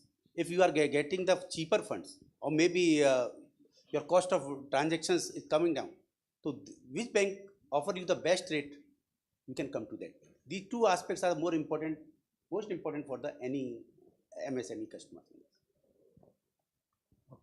And type of facilities also, if you see the type of facility any bank can provide, all type of facility at the one center, that would be the best. Now, as Mr. Chaturvedi said, you're looking for the right price and the time, availability of funds. within the time that you want. So whichever bank is providing you that, you must approach that. I would like to add to his query. Selecting a bank is nothing less than a marriage, I guess, because you don't shift banks very frequently, because there is a cost involved, there is a service issue involved. So what I would suggest you is identify the requirement per se, your first core requirement, and then everything can revolve around that. Say for example, you are looking for additional funds, so that becomes a core this thing rather than only cost, right? Because if that is not getting fulfilled, having a lower cost does not help you. Plus the flexibility in bankers approach, how flexible they would be for your future requirements. So because that thing is going to define, because bank should come in as a partner, not just as a lender. So I think those few things, if you keep it in mind, then obviously I'm sure you can have a better choice. So I'll just add one thing, as I'm agreeing with Vivek, that while there are so many banks in India, they also have their strengths and weaknesses, right? So someone might be say better at internet banking, someone might be better at branch presence, and customers also have their own preferences. So on the same example, few years ago, 5-6 years ago, I used to work for a rating agency called Smera, which was subsidiary of SIDBI. So we did a survey, right? Our pitch was that if you get an external rating, the interest which will be charged because of a rating will be slightly lower. So we did a survey and we called up some 1,000-2,000 people and asked them that, do you benefit because of our services? The most common answer was that we don't care about say 25 basis point or 50 basis points of interest. Many people said that, right? I mean 0.5% will not really matter to me. What my challenge is that banks ask for a lot of collateral. So in this example, right, in this particular example, for someone who is willing to bear a slightly higher cost but wants to go for a bank which is more flexible with collateral requirement would choose that. Someone who has plenty of collateral will want to go for a lower interest rate. Someone might have a requirement of 80% of sales is export, and whichever bank has better services there, they might want to choose them. And of course, banks will always want to be good at all those things, right? I'm not saying that anyone is lesser at anything. I'm just saying that now you do your own evaluation and look at match your needs. While we would want, we also want to, match our services with the customer's need. Customers should also do the same, match their requirements with banks, what they're providing. Great. So I think that was a very interesting conversation. And do we have time for another question? We'll wrap it up. Yes. Okay. So I think with this, we'll conclude our discussion here. Thank you, Mr. Singh. Thank you, Mr. Samanwar and Mr. Chaturvedi. It was a very nice discussion, and thank you, gentlemen and ladies and gentlemen, for bearing with us in this post-lunch session. Thank you. Thank you.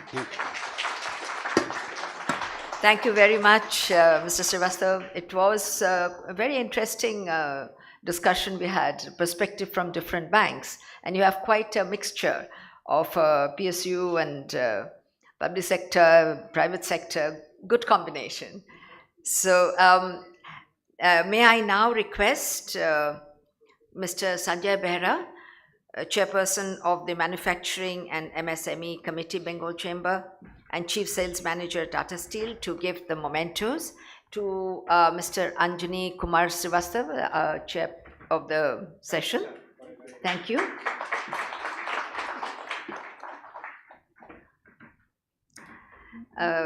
To Mr. Jogendra Pal Singh, please.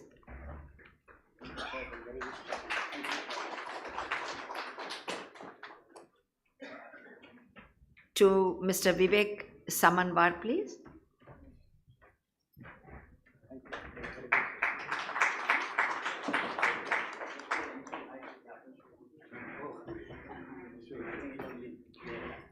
And to Mr. Vivek Chaturvedi.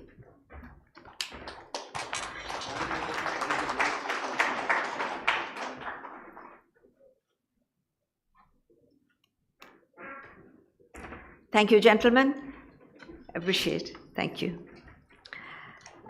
We now start our fourth session, and it's very heartening to see that actually post-lunch the hall is absolutely nicely full. So thank you all for being with us through the day, and I think we are due for the next session. The changeover, please. So as we do the changeover on the stage, a little bit about this session now, which we are going to start. The working capital and payments are two very major issues for the MSMEs to enhance their business. Hence, the Bengal Chamber has been connecting manufacturers to fintech so that this issue may be addressed.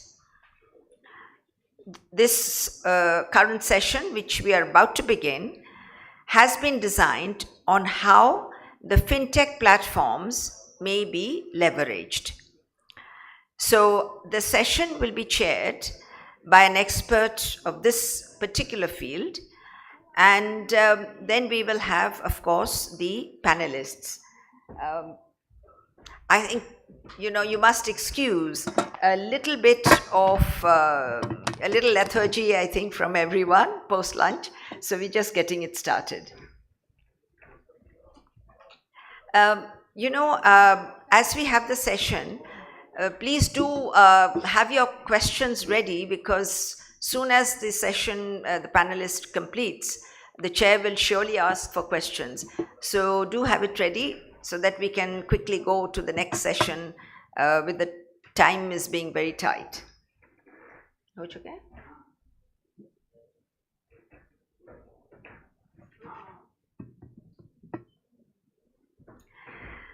Right. So this session is going to be chaired by Mr. P.K. Wilson Putti, Chief of Marketing, Tata Steel, who has been working on this for quite a long time. Mr. Putti, may I please invite you to come to the stage and to chair this session. The panelists, may I invite Mr. Rishabh Agarwal, Senior VP Credlix, right? Have I pronounced it correctly? Thank you. Mr. Vivek Chauhan, Chief Commercial Officer, L&T Sufin.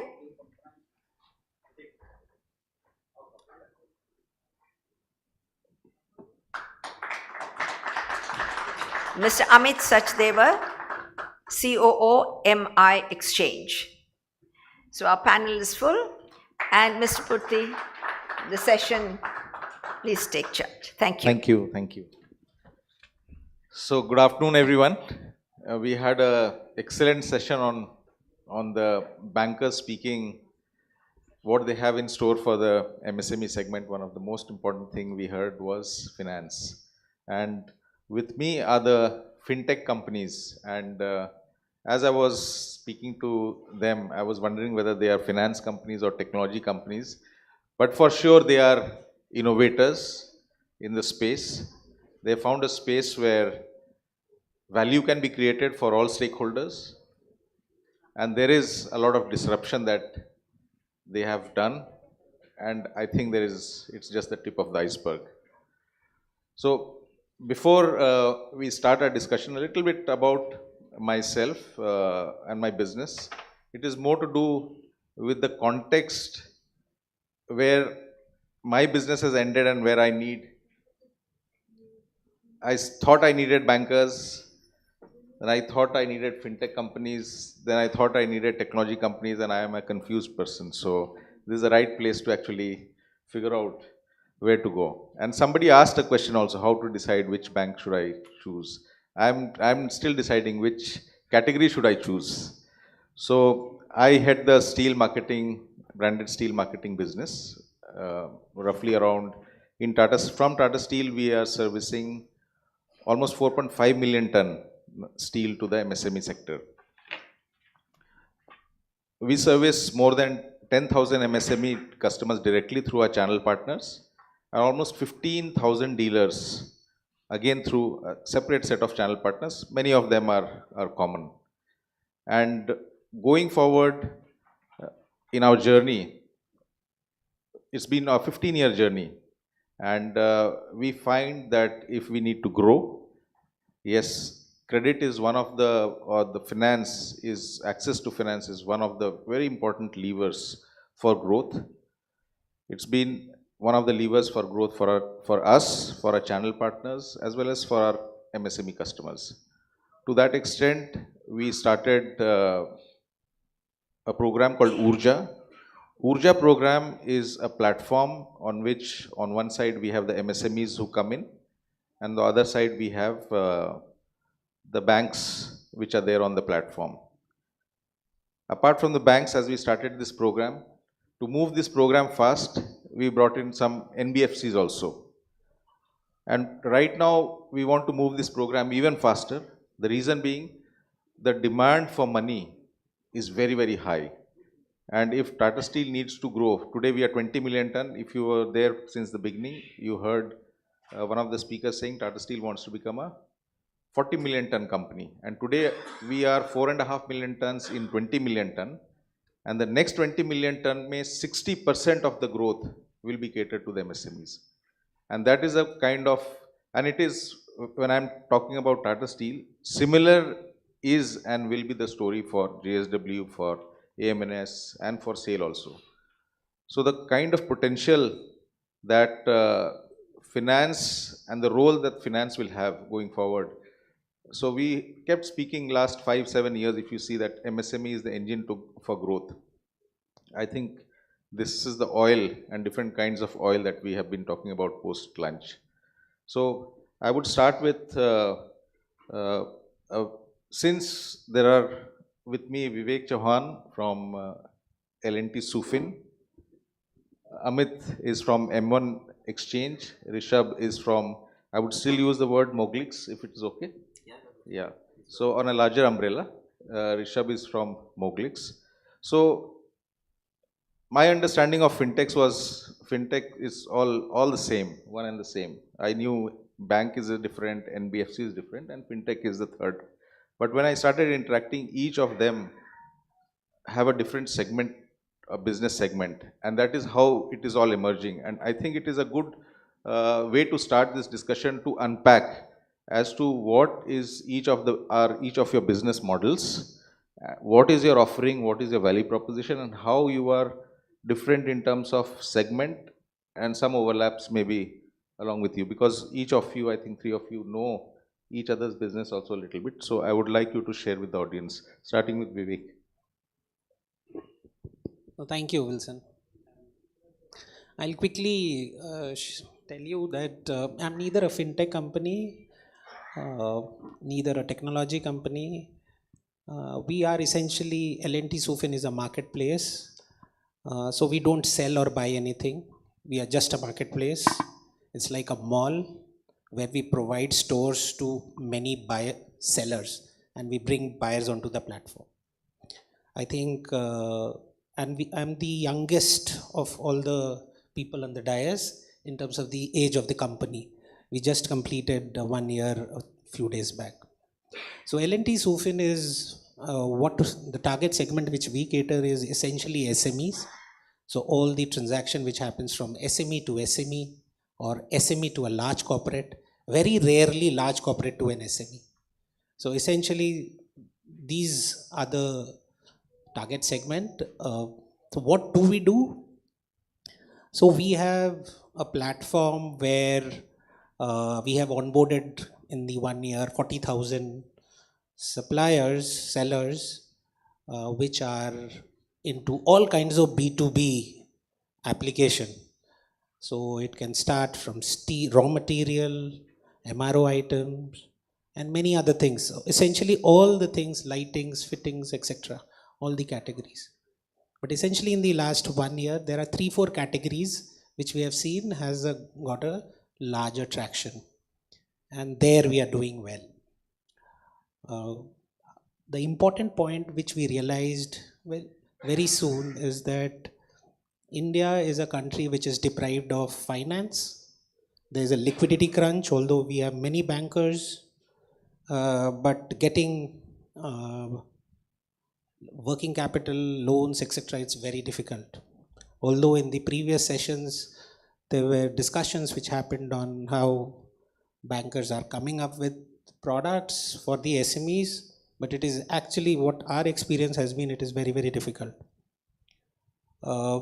So what we do is that we curate, we work with banks, mostly NBFCs and many other forms of lenders on the platform, curate products for a specific segment. When I say curate, we structure the kind of payments, so the structuring of the lending, we do it, and then we offer it for making sure that people transact on the platform. Our business model is very simple. We transact, we take a cut or commission out of it. So it is important for us that transaction happens. And what we often seen is that finance helps the conversion faster, and it also increases stickiness. So what I am looking forward to is that how in my business, how this financing programs, products evolve, which currently right now is limited to few types of lending options. So that's all from my side, Wilson. Thanks, Vivek. So moving to Amit, if you can share your business model and offering. Sure, Wilson. So if Vivek is 1 year old, he's a kid on the block. We thought we are the kids on the block vis-a-vis the Kotak banks and Yes Bank and SBIs. But yes, in fintech ecosystem, we are a veteran. We are 6 years old. That's a long time in fintech world. This is before the GST started, before Demon started. So if I were to put in a nutshell what we do, we are an exchange for MSMEs, all MSMEs to get their receivables faster. So let me dwell on the key parts. One is exchange. Just like there is an exchange called National Stock Exchange, there is a BSE where you can trade in stocks. We enable MSMEs to trade on their receivables. So if you have receivable from a company, a large company or a government, you can come to the exchange and you can get your money today rather than waiting for 45 days time or 90 days time as a case may be. And you have a choice of 50 plus banks and now NBFCs as well. RBI has been kind enough to finally allow NBFCs. So we are an exchange. And the second part is we allow you to trade on your invoices, get the money now. We have been live for last 6 years. We are one of the 3 RBI licensed exchanges to enable this business. We have about 16,000 MSMEs who work with almost 1,100 large companies and PSUs and governments to ensure that we can provide them almost 3,000 crore of funding every month, which is almost 36,000 crore of funding every year. So far in our journey, we have enabled almost 45,000 crore of discounting last 6 years since we have been live. That's what we do. Wilson said, a very nice question. Are we fintechs? Are we technology companies? Are we finance companies? I guess one problem that most bankers would have faced is the lack of that flexibility for the business and technology to come together and solve a problem, a real problem. I started my career in 02 and every year I was sharing with Wilson some time back.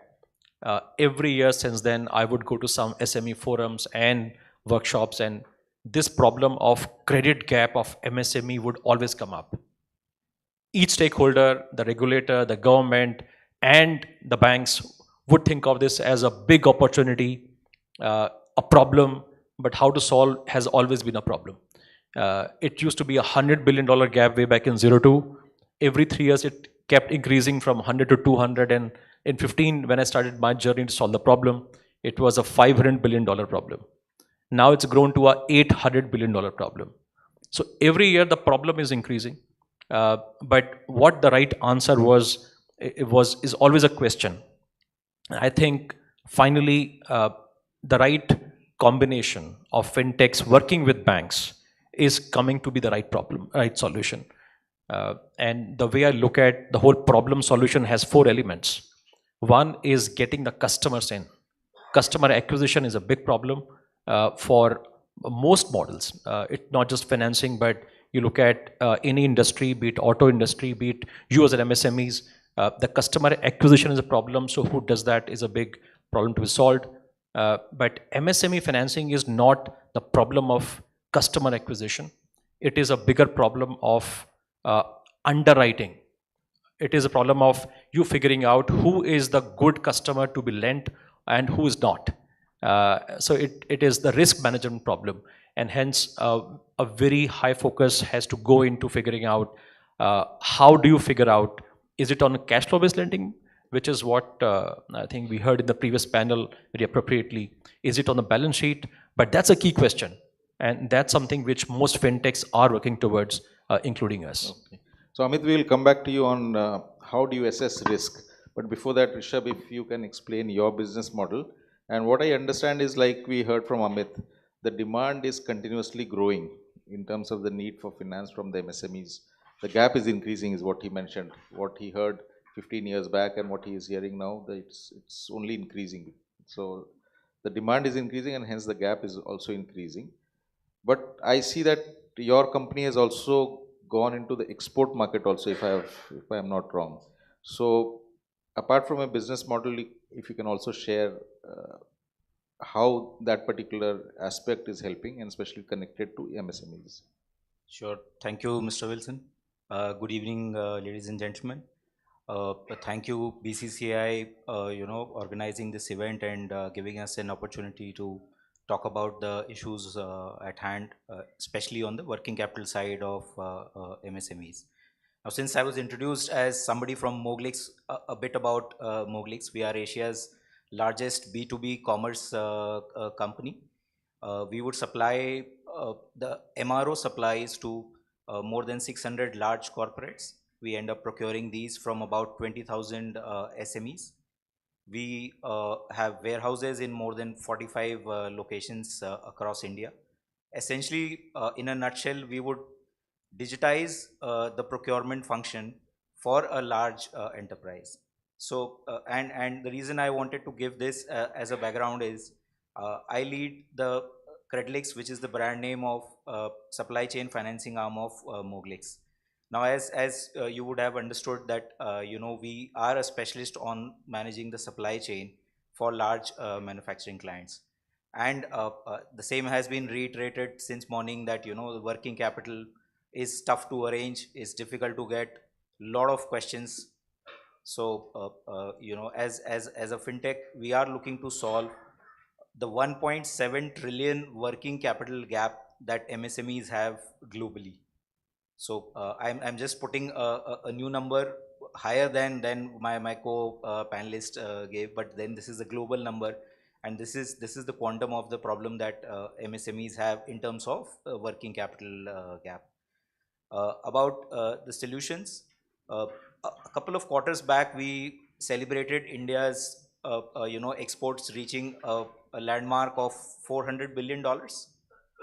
Half of India's exports is contributed by the MSMEs, which is where Credlix would come as a factoring solution company.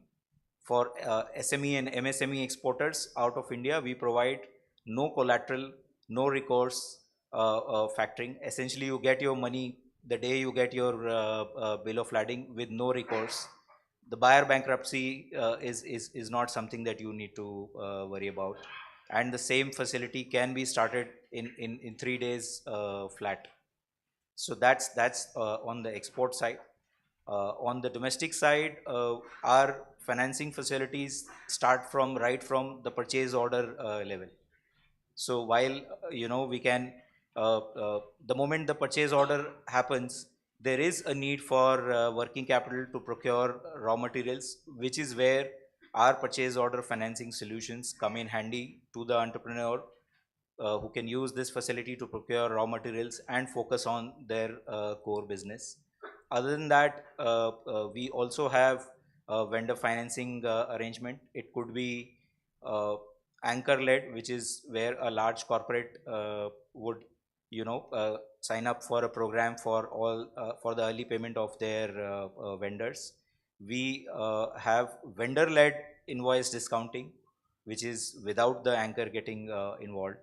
We also have on the sales side the channel financing program, and I think since morning we've had several discussions around the issues that we face. So as a fintech, we are solving the channel financing issues at hand, especially at the dealer and the distributor. So essentially, the banks have been able to penetrate onto the tier one dealer, or rather the distributor leg of it. As a fintech, we specialize in solving for the long tail. Okay.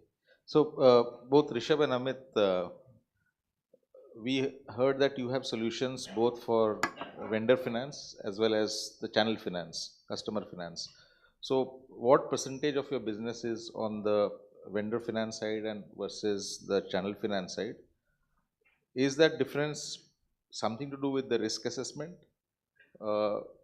Because per se what we heard is from the banks to the NBFCs to now the fintechs, the level of risk, the risk appetite grows, and maybe you found some way how to de-risk that or understand the risk and de-risk that, if I may call it.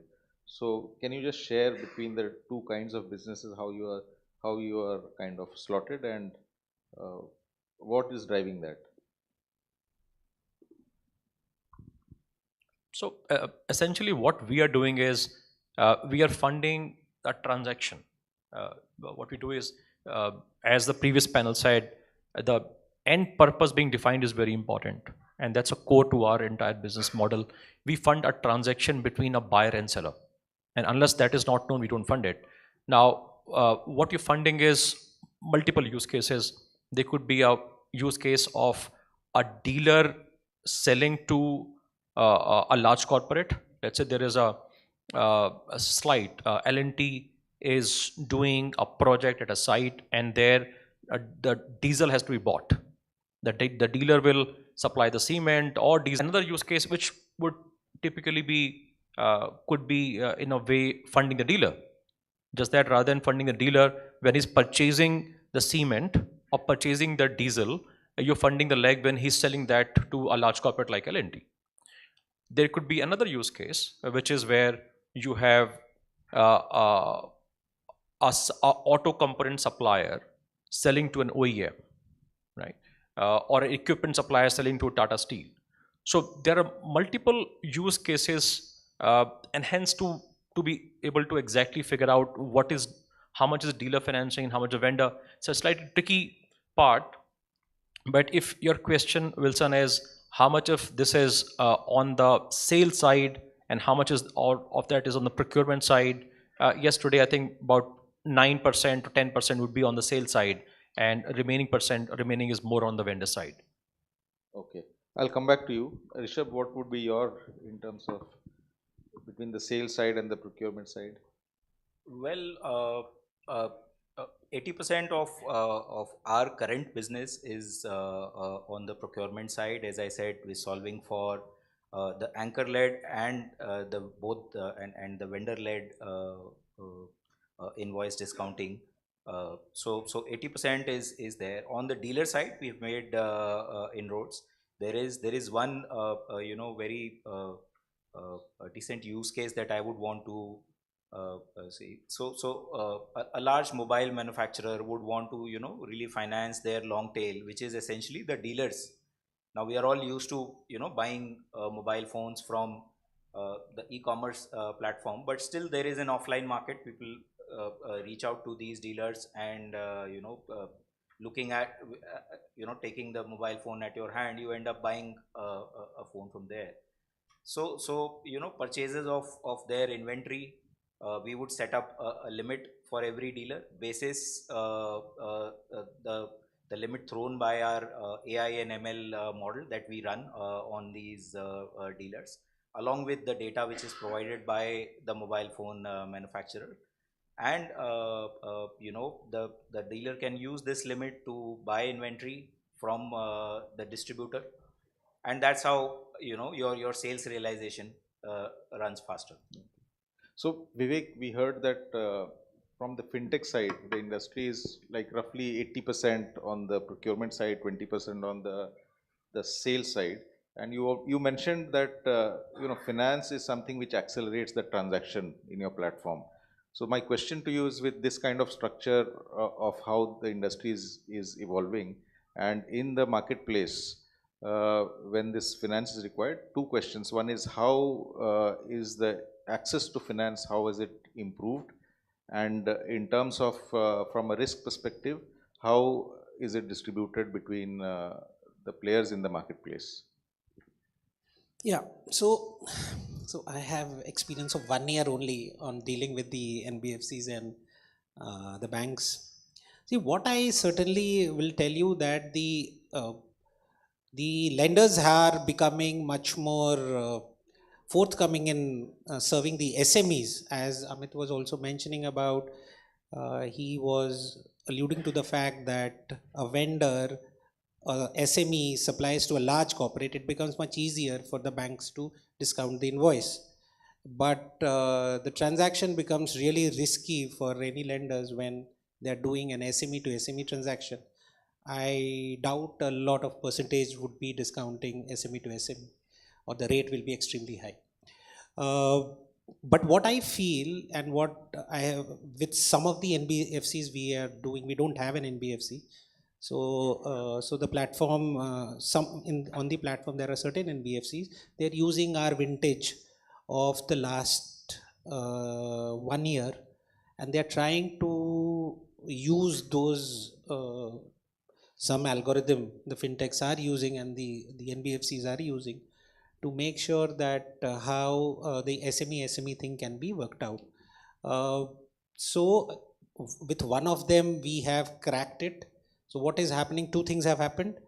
The limits, which essentially used to be around 10 to 15 lakhs for those guys, have gone up to 35 lakhs. And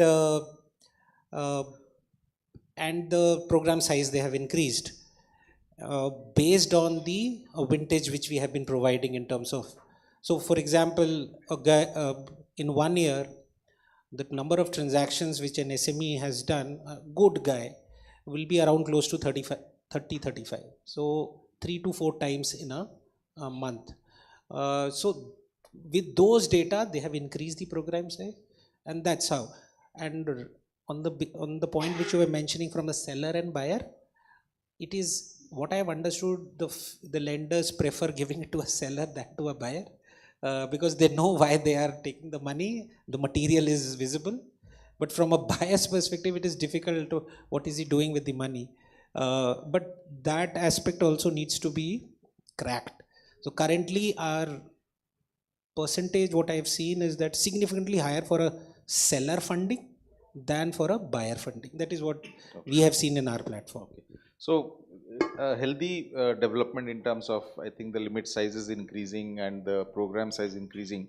So something good has surely happened in the fintech industry in terms of from assessing the risk, mitigating the risk, or share with us slightly in more detail in the subject of how do you do risk assessment, because increasingly, and Rishabh also mentioned that you are getting into the tail. So what is your first hand assessment of, in a space where you have gone? All of us, because it's a black box, so we think that it's a risk, because in the previous session we actually heard the bankers saying that the portfolio of MSMEs is actually much better. I think that is what we heard from both of you. So when you are venturing out in a large scale in this particular territory, it was the risks are higher, or it is not, or if it is higher, then how are you managing? Slightly in detail, so let your magic come out.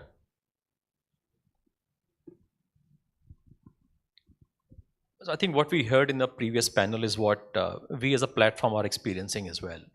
The whole focus and comfort of the banking community on MSME lending and uncollateralized lending is getting much better now. Multiple reasons for that, but the way I look at it, this is maybe post-COVID is like the fintech wave 2 or MSME lending wave 2. A lot of experimentation on uncollateralized lending, cash flow based lending, transaction based lending to MSMEs had been on. They were small experiments. I think the fintechs and the banks were collaborating to figure out what model will work or not, but they're small pilots. I'm sure the Yes Bank has been doing multiple pilots on GST based lending. Kotak Bank has been doing those pilots, but they were small. I guess what has happened over the last few years between wave 1 and wave 2, and wave 1 was between maybe 2014 to 2020, is a lot more data is now available, which was earlier not the case. GST started in 17 and people are still trying to figure out, is that data real, recent, are all guys reporting or not reporting? The access to GST was a problem. Now what's happening is GST is a lot more formal channel, 1.5 crore GST registered entities. That's a lot of entities. Easy to access data because you could, with the OTP, you could get GST data for last 2 years. Bank statements are now a lot more easily available. Account aggregators have come in.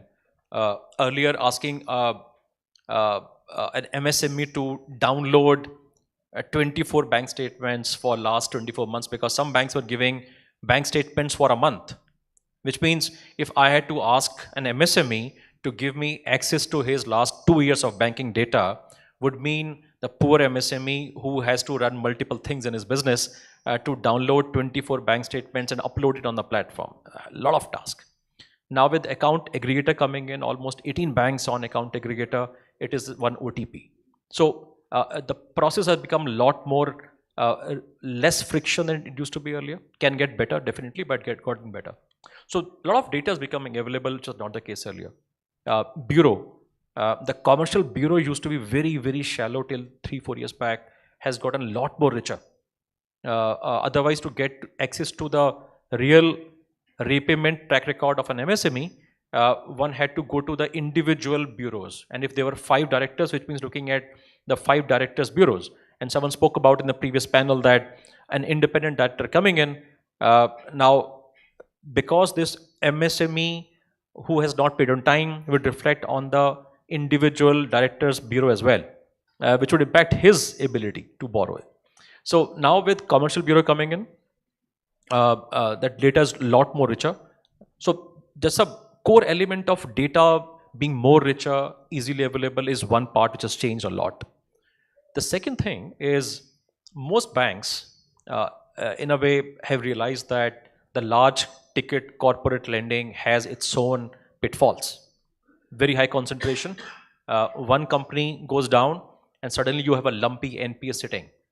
And to compensate, now you have to have a lot of base denominator of clean book coming in, so that percentage looks better, right? Suddenly when the NPAs shot up from less than 1 percentage point to more than 3%, 4% 5 years back, it shook the whole banking community, and they realized the importance of a granular book. So the focus on retail, focus on MSME, retail has become a lot more competitive.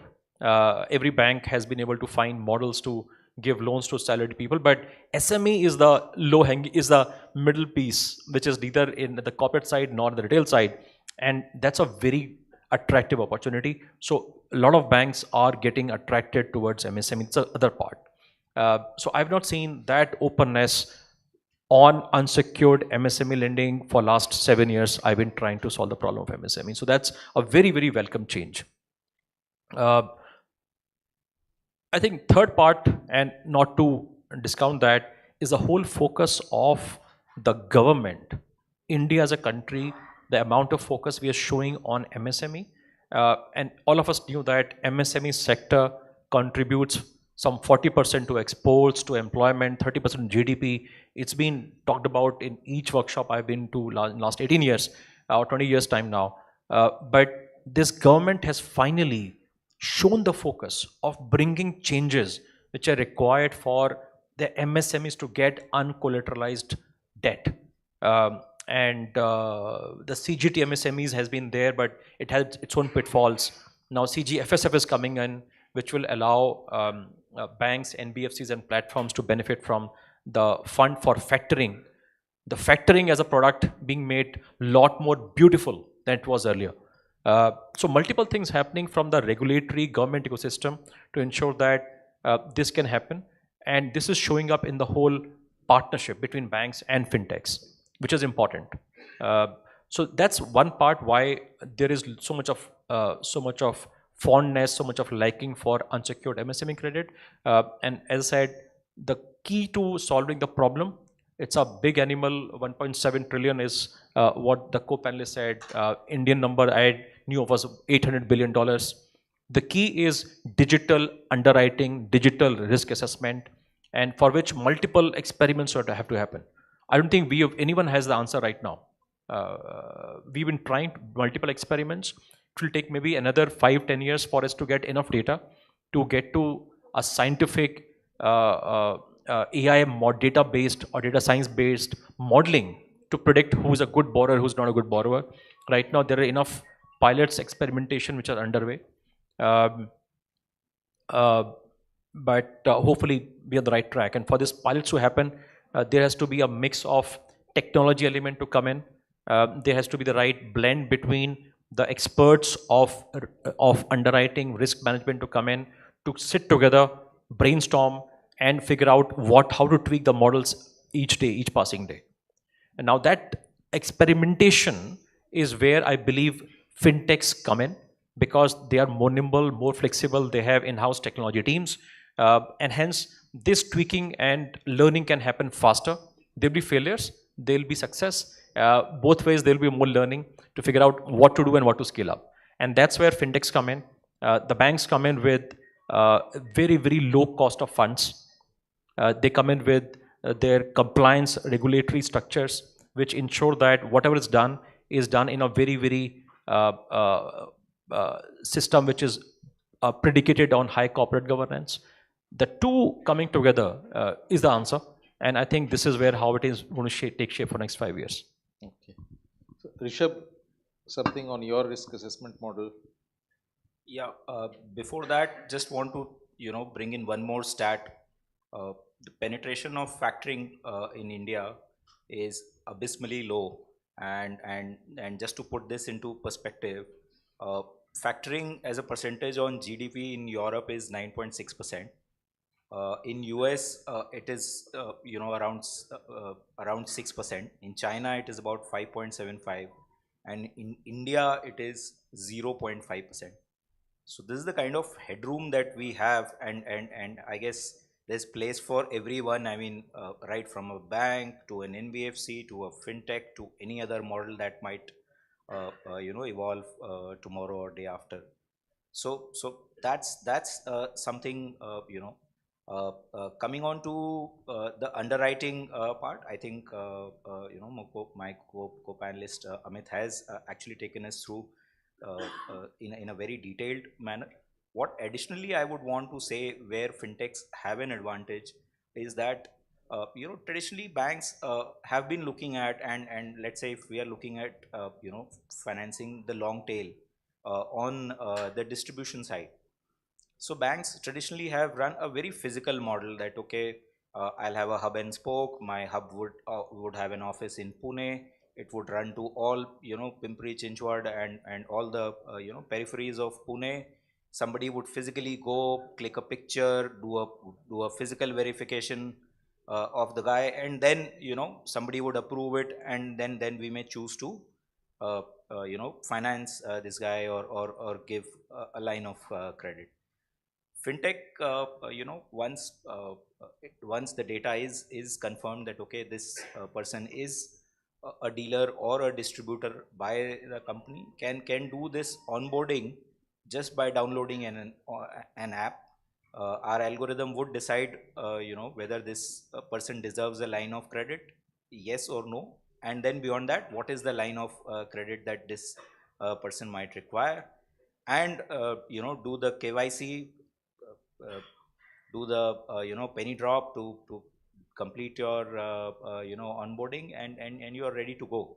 So I think that is the kind of solution which is very non-physical, and it's available 24/7. That's what would differentiate a fintech solution. Okay. So we understood the difference between how the bank operates and how the fintechs are operating. But even within the fintech space, is there a different way of credit rating for, say, a micro customer versus a small customer versus a medium customer, and also a Indian customer versus a overseas customer? How are you guys doing that rating? Yeah, I think maybe I'll go first. Yeah. So uh, it's funny because the devil is in the detail, and when we say that there's a lot of data which is available on banking, on GST, on the credit bureaus, it's all about how you deal with this data and what you do with this data. There are a lot of granular problems which have to be thought about. The answers have to be thought about, and that's where the innovation lies. So for example, if you have a bank statement of an MSME and you have 1000 lines, now what you do with these 1000 lines is the big problem. And I think previous panel talked about getting the answers, how a physical underwriter will look at that bank statement, but getting it digitally. That's the key. Now you have to figure out as an underwriter on how healthy is a business, which means the first thing you have to figure out is the revenue of this business growing or not growing? Now in financials, you could get just a one figure for the whole year. The bank statement can give you that number for each day, for each week, for each month, which means you will have maybe 52 data points to look at his weekly revenue, and you will see whether his revenue is going up or going down. Some of the 1000 data points or lines may be about his vendor payments. So you figure out whether his entire trend of vendor payments is increasing or stagnating or decreasing, and is it that line with the whole revenue trend or not. To figure out if you've actually been able to get all his bank statements and all the information. If he has taken any loan recently which has not appeared in his CIBIL, because CIBIL starts reporting with a lag, but it is existing in his bank statement. So can you triangulate the two sources so that you have complete understanding of his entire obligations or loans? So that's where these are the small problem that have been solved with the use of technology, automation, so that you have a much better understanding of his MSME's business than it is possible manually, because nobody can look at 1000 data points in a few minutes time as a person. It is impossible. This is where tech comes in. This is where automation comes in. Every organization, every fintech has to find answers on its own on how to get answers to these problems, and this is where the real value lies, the rich insights coming from that data. Now whether you look at and the way you look at an Indian business versus you look who's selling in domestic market versus looking at somebody who's selling in export market and getting money in euros and Japanese yens and dollars, and how much of that is coming here versus, for example, figuring out if I'm getting money in foreign currency, but which geography is the buyer in? For example, if the buyer is sitting in Pakistan, he's only one buyer, or China, then you're selling or your business has a high concentration in a geography which is politically very sensitive. So maybe not a great business. Now, how do you build these insights into your algo, into model, will define the success or not a very successful model.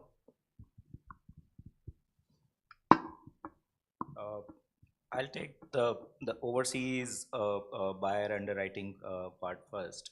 So when we do factoring, and a typical MSME exporter has exported goods to, let's say, a developed geography and a not so developed geography. Developed would be Southeast Asia, Europe, UK, US, and Canada, of course, where we have a very developed rating mechanism, and which is almost like a real time estimate of their financial strength, their payments, and which is what we would rely upon, because in a typical factoring transaction we would end up releasing 90% of the invoice immediately to the exporter in question, and this is without recourse. We don't ask for collaterals, so naturally the underwriting of the buyer is a must. So a lot of data is available, and the ratings is such a robust mechanism in especially in the developed geography, that at times when the payments are delayed by the buyer in question, even a rating agency's a call or an email would just push them into making those payments, unless there is a bankruptcy issue. So that is something which helps us bring up a totally unsecured non-recourse kind of a product. In India, the underwriting mechanism with lot of data available, not just traditional data on the financials or the GST data or the banking data. uh, you know lot of companies would enable us to get the transaction data. We could see the buyer and supplier, and establish the vintage of the relationship, the kind of payments that have been made, the kind of returns this supplier would have seen. So basically, what when an invoice was raised, and what was the net that was paid. So all these factors, when you put it into a system, and which gives weightage to each of these financial behavioral things, and then it throws up an eligibility that, okay, you want to go ahead with financing, or you would want to hold on. Thanks. So essentially, you are in a position to take a higher risk on the export customer because of the way that they are structured in their industry, in the ecosystem, with respect to information transparency, etc. Vivek, very quickly, in your platform or the marketplace, how does the working capital of the customer gets managed? Is there, or through invoice discounting, etc.? How do you take care of that? So I understand the risk part of it you are talking about. So what we do is that, since nothing is on our books, it is on the lenders, either it on the lender's book, the borrowers, or the person is either a borrower or a lender. And so what we do, we have developed in the last 3 months, what we have done is that we have developed a credit management. We have developed a division, a department, which is a credit management group, which actually sees the data, at what time some of the payments are going, not going, etc. These are essentially data which my fellow colleagues were mentioning about. We have started tracking them. We are sharing it with the lenders.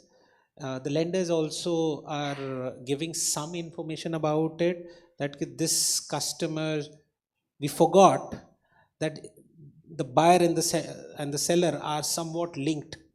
Okay, so either they are family members, long distance family members. So these are some of the red flags which should not have missed. But what we do is that we try to the credit management policies we have developed, we share it with the banks, and the banks also lenders also share it with us.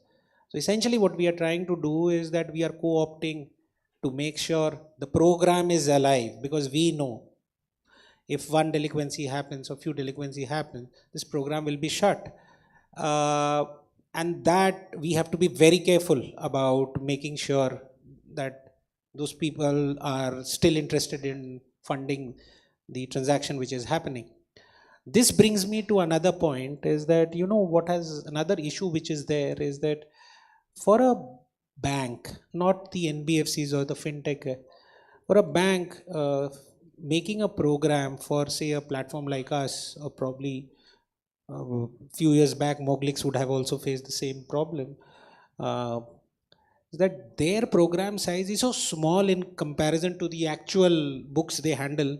The interest on those programs are very low. So when the interest on that program is low, their due diligence is also compromised sometimes. So we sometimes feel so that is more important. Then it makes more important for us to make sure that the due diligence happens properly, especially with these banks, and the program is not jeopardized. Yeah. Thanks. So one last question, which I would request each of you to answer, is in terms we heard about banks, NBFCs, now fintechs, and you are talking about a lot of experimentation and pilots going on, and because the space is so big and evolving, and the need gap is large enough. So going forward in future, how will banks and fintechs work together collaboratively, in which spaces? Where will fintechs venture on their own? Or is there a third model which will emerge going forward? Just your views, each one of you. See, what I feel is that sometime the banks are going to go fintech way. Some of the fintech may move into getting banking license. You mentioned about they taking factoring license now in India. So factoring. So a lot of people will do a lot of things. I also feel that a lot of platform will come up with NBFCs of their own and funding their own set of customers, which probably Moglix has come off business as a similar one. So it is going to be a mixed bag where the traditional lenders will move into all the space, be it NBFCs, factorings, and the other stuff which was mentioned. And I also feel that new lenders specific to a certain platforms will emerge for their own customers. Thanks, Veer. So to answer this question, let me look at some of the successful models which are working on between fintechs and banks. And there was a time when the fintech revolution started in India, and some fintechs used to be very aspirational to say that, listen, we'll kill the banks. And I think those were early days. People were still trying to figure out what will work, what will not. And I think it is very kiddish to believe that the fintechs can actually kill a large institution like a bank, which have been here for decades now.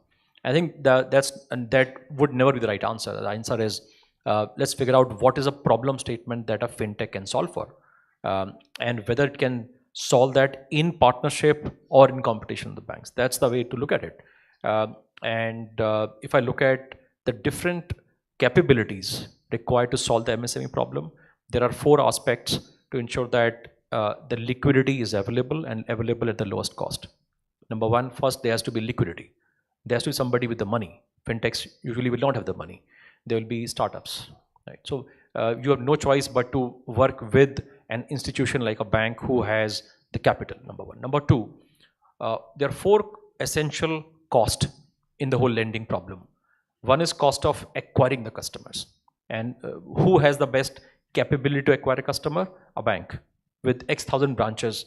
Will the fintech with its pure digital reach, spending on Facebooks, spending on LinkedIn, spending on Google's, be able to compete with that cost? Unlikely. So they are well placed to look at the whole cost of customer acquisition. Number 2 is the cost of funding. The cost of funding, a startup will never be able to match the cost of funding with CASA of 40%, 50% sitting with a bank. Number 2. Number 3 is the whole cost of underwriting or the cost of operations, managing the whole backend. Once the application comes in, then how do I manage the whole backend? Which is where there's a huge element of technology, automation, digitization, or what in banking system is called no ops. That's a dream state of no ops, which cannot be achieved unless there's a huge amount of tech driving that. Which is where I believe today banks are not able to get to that level of perfection because they don't have the in-house technology element. The dependence on the vendors, has a limitation because the speed is lower, which means you cannot, before you can get to the next version, you have to wait for 2 years. For the RFPs to come in, for the whole BRDs to be completed, development is to be completed, adoption, it takes 2 years time. The fintechs can crunch the time frame from 2 years to a month. And that's where they can learn much faster. So this is where I believe the cost of underwriting, cost of operations can be much lesser if fintechs play that role, banks play the role of customer acquisition, and the cost of capital and the cost of compliances. If you put the two together, is where you have the lowest cost of lending for SMEs, and this is what we're finding in our model. So as trades, today we discussed about the whole factoring being less than 0.5% of GDP. The number is $9 billion. And out of $9 billion, almost 30% of that book is coming from trades. Factoring as a product was a dead product in India till 6 years back. Till the point trades came in and they said, listen, it's a beautiful product. The problem is it has been implemented, it has been executed with a very, very physical layer where you cannot have an audit trail of whether the buyer has accepted that assignment done by the seller or not. So let's bring in technology, let's bring in a complete transparency and audit trail of the whole transaction being assigned, which is the underlying model of factoring, and being accepted by the buyer. So buyer tomorrow cannot say, I never accepted the transaction. Now that is growing at almost 100% year on year. And this is happening in partnership with more than 50 banks. Almost 20,000 crore of outstanding in partnership with 50 banks, which is now working well. That's the largest fintech model operating in the country very successfully. The role of trades today lies more in managing the whole transaction. By the way, while my hypothesis was that the customer acquisition would be best done by the banks, but today the trades are doing the whole customer acquisition as well. The large corporate customers, SME customers, and it is enabling a bank down south to look at a customer up north, which would never have been the case for a bank like a KVB or a City Union Bank to fund a Jindal who is a north-based corporate or MSME based in Gurgaon. Would not happen.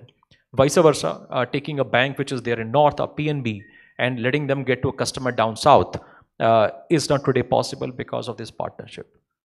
So to me, this is the core to success. Hopefully these models will scale up and multiply going forward. Thanks, Amit. Rishabh, last. Well, to answer this question, I don't think so. It's whether it's a bank, PSU one, or a private one, or an NBFC or a fintech. I don't think so. It's a winner take it all kind of a market. The problem which is being solved traditionally by PSU banks for more than 50 years or so has increased. Then came the private banks, has still increased, and NBFCs are also trying to solve it, and now fintechs are solving it. I think the answer to the question here is that is the combined strength of all of us will take, because the goal here is to solve for the working capital situation for the MSMEs. The goal here is not to compete and say that, okay, I am the best or my model is the best. So collaboration, that's the key that I think. The collaboration has already started. Banks are unlike 5 or 7 years back when it was like Amit pointed out, it was fintechs thinking that we will overtake the banks and the bank taking fintechs as a competitor. I think there's a lot of collaboration now. There is importance that the role that each one plays and the kind of value add that one brings on the table is respected by both partners. Amit has detailed it in terms of capital, in terms of customer acquisition, which is where the banks say, and in terms of technology, getting the platform, all those tech capabilities, which is where the fintechs can bring in. So the only thing which is is a request to the regulatory aspect of this entire financing ecosystem is is to just, you know, enable the partnerships in a manner where these can flourish at a rate which is 10x higher than what it is going currently. So I'm just referring to, 6 months back, there were certain ways the fintechs and banks were partnering in a certain manner. Then regulatory action happened, and now, everybody is looking for a new model of how to partner that. So I think that's a play that I think that the regulator in India, which is the RBI, has to play, is to, bless us with one partnership model which they think is good, and then let's put all our combined strengths together to solve this problem. Okay, thanks, Rishabh. So that is one point we can take as BCCI to the PMO's office in terms of how this need for finance, which is the gap which is ever growing, and how can we build partnerships with banks, NBFCs, fintechs, etc. So I think that is surely a subject which will be taken up. So thank you very much for very, very useful insights. I think the audience would have loved it. Do we have time for questions, or there are so many hands that I would request you to allow at least one lucky question.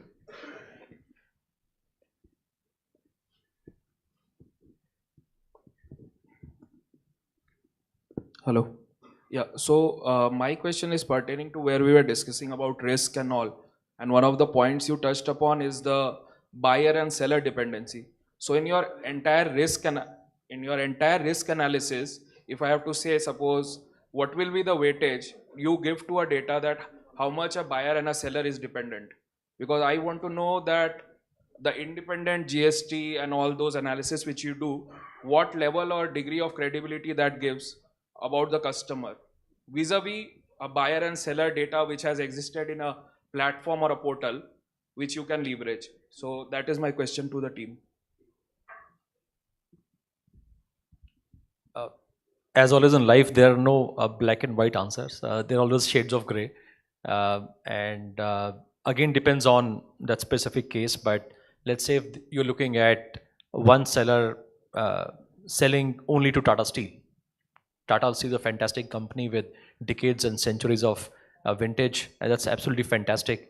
I think the model will love it.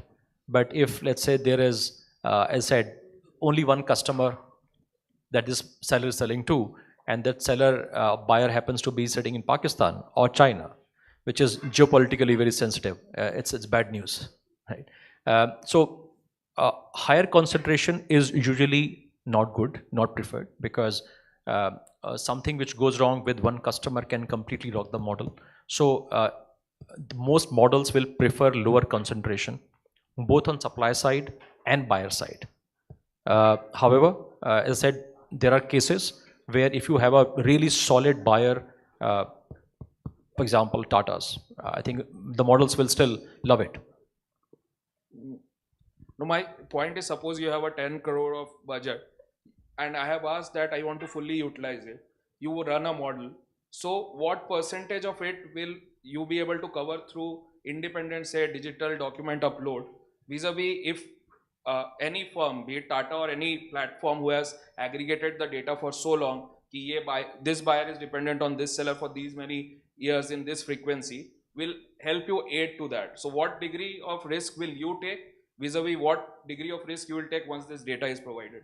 Just not a gray or a kind of, what is the norm which you do? That is what I want to understand. So maybe I can give the platform answer, and there are financiers who operate and the platform as a financiers. They have their own set of constraints. So most financiers who operate on the platform for our unsecured, uncollateralized risk on an MSME, usually with the whole underwriting being done on GST and banking, they would go up to 1 to 2 crore of limit sanctioning, and with the data coming in from an anchor as well, with enough vintage, etc., that could go to maybe 5-10 crores as well. So that is the third model which we can talk about, that not only NBFC and fintech, right, maybe the anchors, data analytics and tech team will be also critical in this entire project. So just that Very, was the point I wanted. very, very valuable. Yes. One last question first.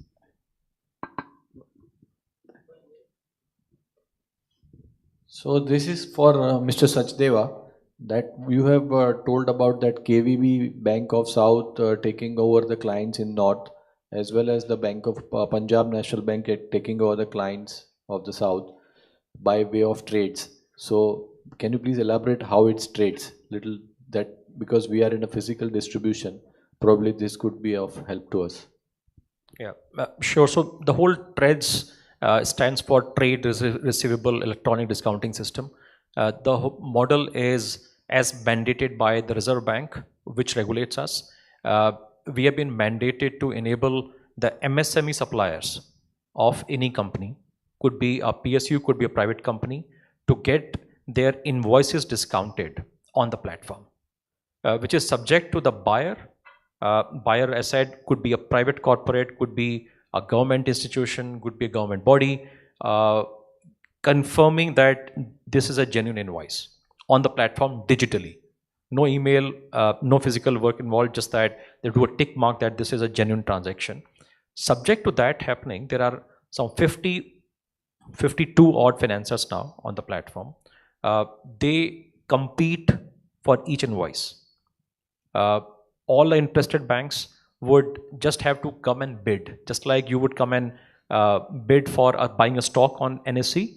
You come and bid for buying that invoice and discounting that invoice. So there could be, for example, 20 banks, and they would show interest. It's up to the MSME or the buying corporate to accept any specific bid. More often than not, you will accept the lowest bid. So now KVB, without having to worry about where exactly is the seller or buyer, could be sitting in Kochi, for example, in their head office, could bid on this. Okay. One addition to the last point, I'm very much aware about your platform, and M1 Exchange is mainly doing for discounting for a company turnover below 500 crores. And whenever we approach your organization, it has been told that if it is a more than 500 crore organization, it will be treated as an M2 exchange. So the rate of discounting in M1 and M2 is different. And now the companies who are dealing into such high value added commodities, this kind of turnover crosses very fast. So Right. how can it be that the same rate of discounting is applicable to both kind of company on your platform? Sure. So on M1 Exchange, the only constraint from RBI is the seller has to be an MSME, which means you have to have the Udyam Aadhaar. Now, as per that definition, the turnover ideally should be less than 250 CR for you to be able to get the whole benefit of liquidity on M1 Exchange, the trades platform. Now, that is not, again, RBI has clarified that even if you changed from being an MSME to a non-MSME, which means you grew beyond 250 CR of turnover in last 3 years, you can still participate on M1. That's fine. But let's say if you became a non-MSME 3 years back, then yes, you can't do it on M1 as a seller. As a buyer, of course you can, but not as a seller. And the moment you are not an MSME, the banks don't get what is called a PSL, priority sector lending, which is where the moment you're a non-MSME, the rates tend to become slightly higher. So that's the difference why you'll find the rates to be slightly different, but otherwise M1, M2, you can get the same benefit across the board. Thank you. Maybe we can exchange outside the room Yeah, for I a think we discussion. can continue discussions over tea in the break and during the later part of the evening. So thank you very much, ladies and gentlemen, and thank you, panelists. It was an exciting and good discussion. Thanks. Thank you, Wilson. Thank you. Thank you. Thank you, Mr. Putty. It has been a long discussion, but obviously money matters cannot be shortened. So, and that too, a session where working capital and payments are concerned. May I request Mr. Sanjay Behra, Chairperson of the Manufacturing MSME Committee of Bengal Chamber, and he's also the Chief Sales Manager of Tata Steel, to give some mementos. Mr. Wilson Mutti, please. as the chair of the session. Thank you.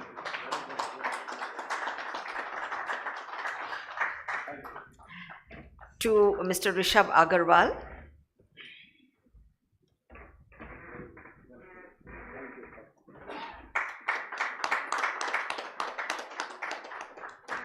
Mr. Vivek Chauhan.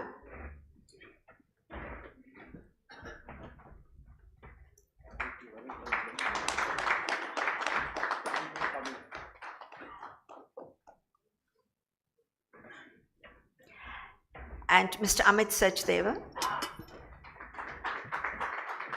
I think the person to whom the maximum questions are going to be directed have already been. Thank you so much, Mr. Bera.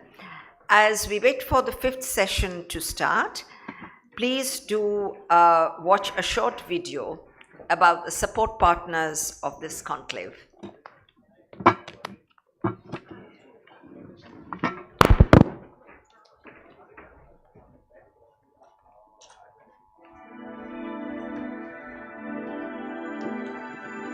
Its vision to become a global player has contributed immensely to the successful manufacture of a wide range of automotive products, including critical welded assemblies like cross-car beam for passenger cars, tractor fenders, hood and grilled assemblies, and also welded assemblies like brake and clutch pedals, and wide range of fabricated components. Welding quality is critical aspect of all welded assemblies. Reliable strives to get latest welding solutions like CMT, cold metal transfer technology, which has distinguished advantages like excellent gap bridging ability, 50% less dilution of base and filler metal cutting cost, ultra high precision in welding process, extremely low spatter, minimal distortion, extremely low thermal input, higher welding speeds boosting the productivity. Synchronized welding process is used for cross-car beam to ensure horizontal welding of all the specified area.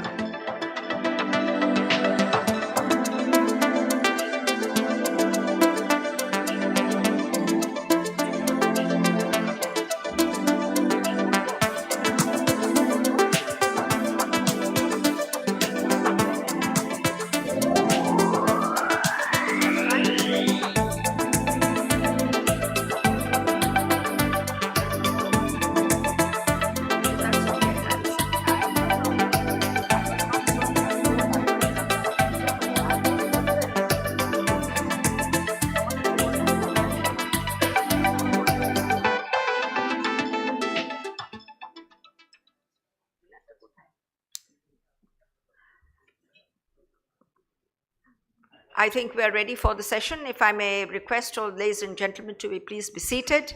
It would be very nice. We are running terribly late. And in this case, being late is not being fashionable at all, because you have a very exciting evening post the sessions. The 5th session, may I now call for the 5th session? Is everyone ready? Right. So the new buzzword doing the rounds is startup, and manufacturing is not an exception in this case. The theme of the next session, which is the 5th session, is providing solutions to MSME manufacturing sector by digital startup ecosystem. I'm sure this promises to be quite interesting, and it's a short, crisp session. May I request Mr. Nishant Sagar, CEO and MD, Diana K. Automotive Stampings Private Limited, to please come and chair the session. Thank you. We have 2 panelists, Mr. Amit Gupta, head of Tata Nexark, and Mr. Nitin Jain, co-founder and CBO of business. Mr. Nitin Jain, please, and Mr. Amit Gupta. A small request, but a very necessary one. Mr. Sagar, as you chair the session, this session is for half an hour, And since question answer is also there, may I please request your panelists to be very brief and crisp. After all, we are talking about digital startup ecosystem. Digital does not get into too much of doing. Be crisp. Thank you so much. We'll take care of that. Okay. So with the disclaimer given to all three of us, I start off by thanking the Chamber of giving Nitin, me and Amit this opportunity to discuss on a very key aspect of digitization for MSMEs. I've been here since morning, and I think it's been a very lovely session where a lot of speakers have spoken about some aspects of MSME which were completely new to me. Of course, I could mirror a lot of thoughts. I think we'll start off in interest of time. I would probably slightly change from what Madam has suggested. I think we will try to make it a more interactive session. I represent the auto component industry, and I'm sure there'll be quite a lot of my colleagues here in the audience as well. So I'll try my best to represent our problems and issues and concerns that we have regarding digitization. And then I would like to have Nitin and Amit, who are more experts on the matter of digitization, to kind of share. So to set the context, I think I'll briefly introduce. I represent a company which is into sheet metal stampings. We've been a 36-year-old company providing automotive components as a tier 2. We operate in the automotive domain, and most of our business is exports. We roughly do about 50% of our business exports. Being a 36, 37-year-old company, and also being in the automotive domain where there's a lot of pressure on being competitive, a lot of pressure on being fit to market, with agility in bringing in new product development.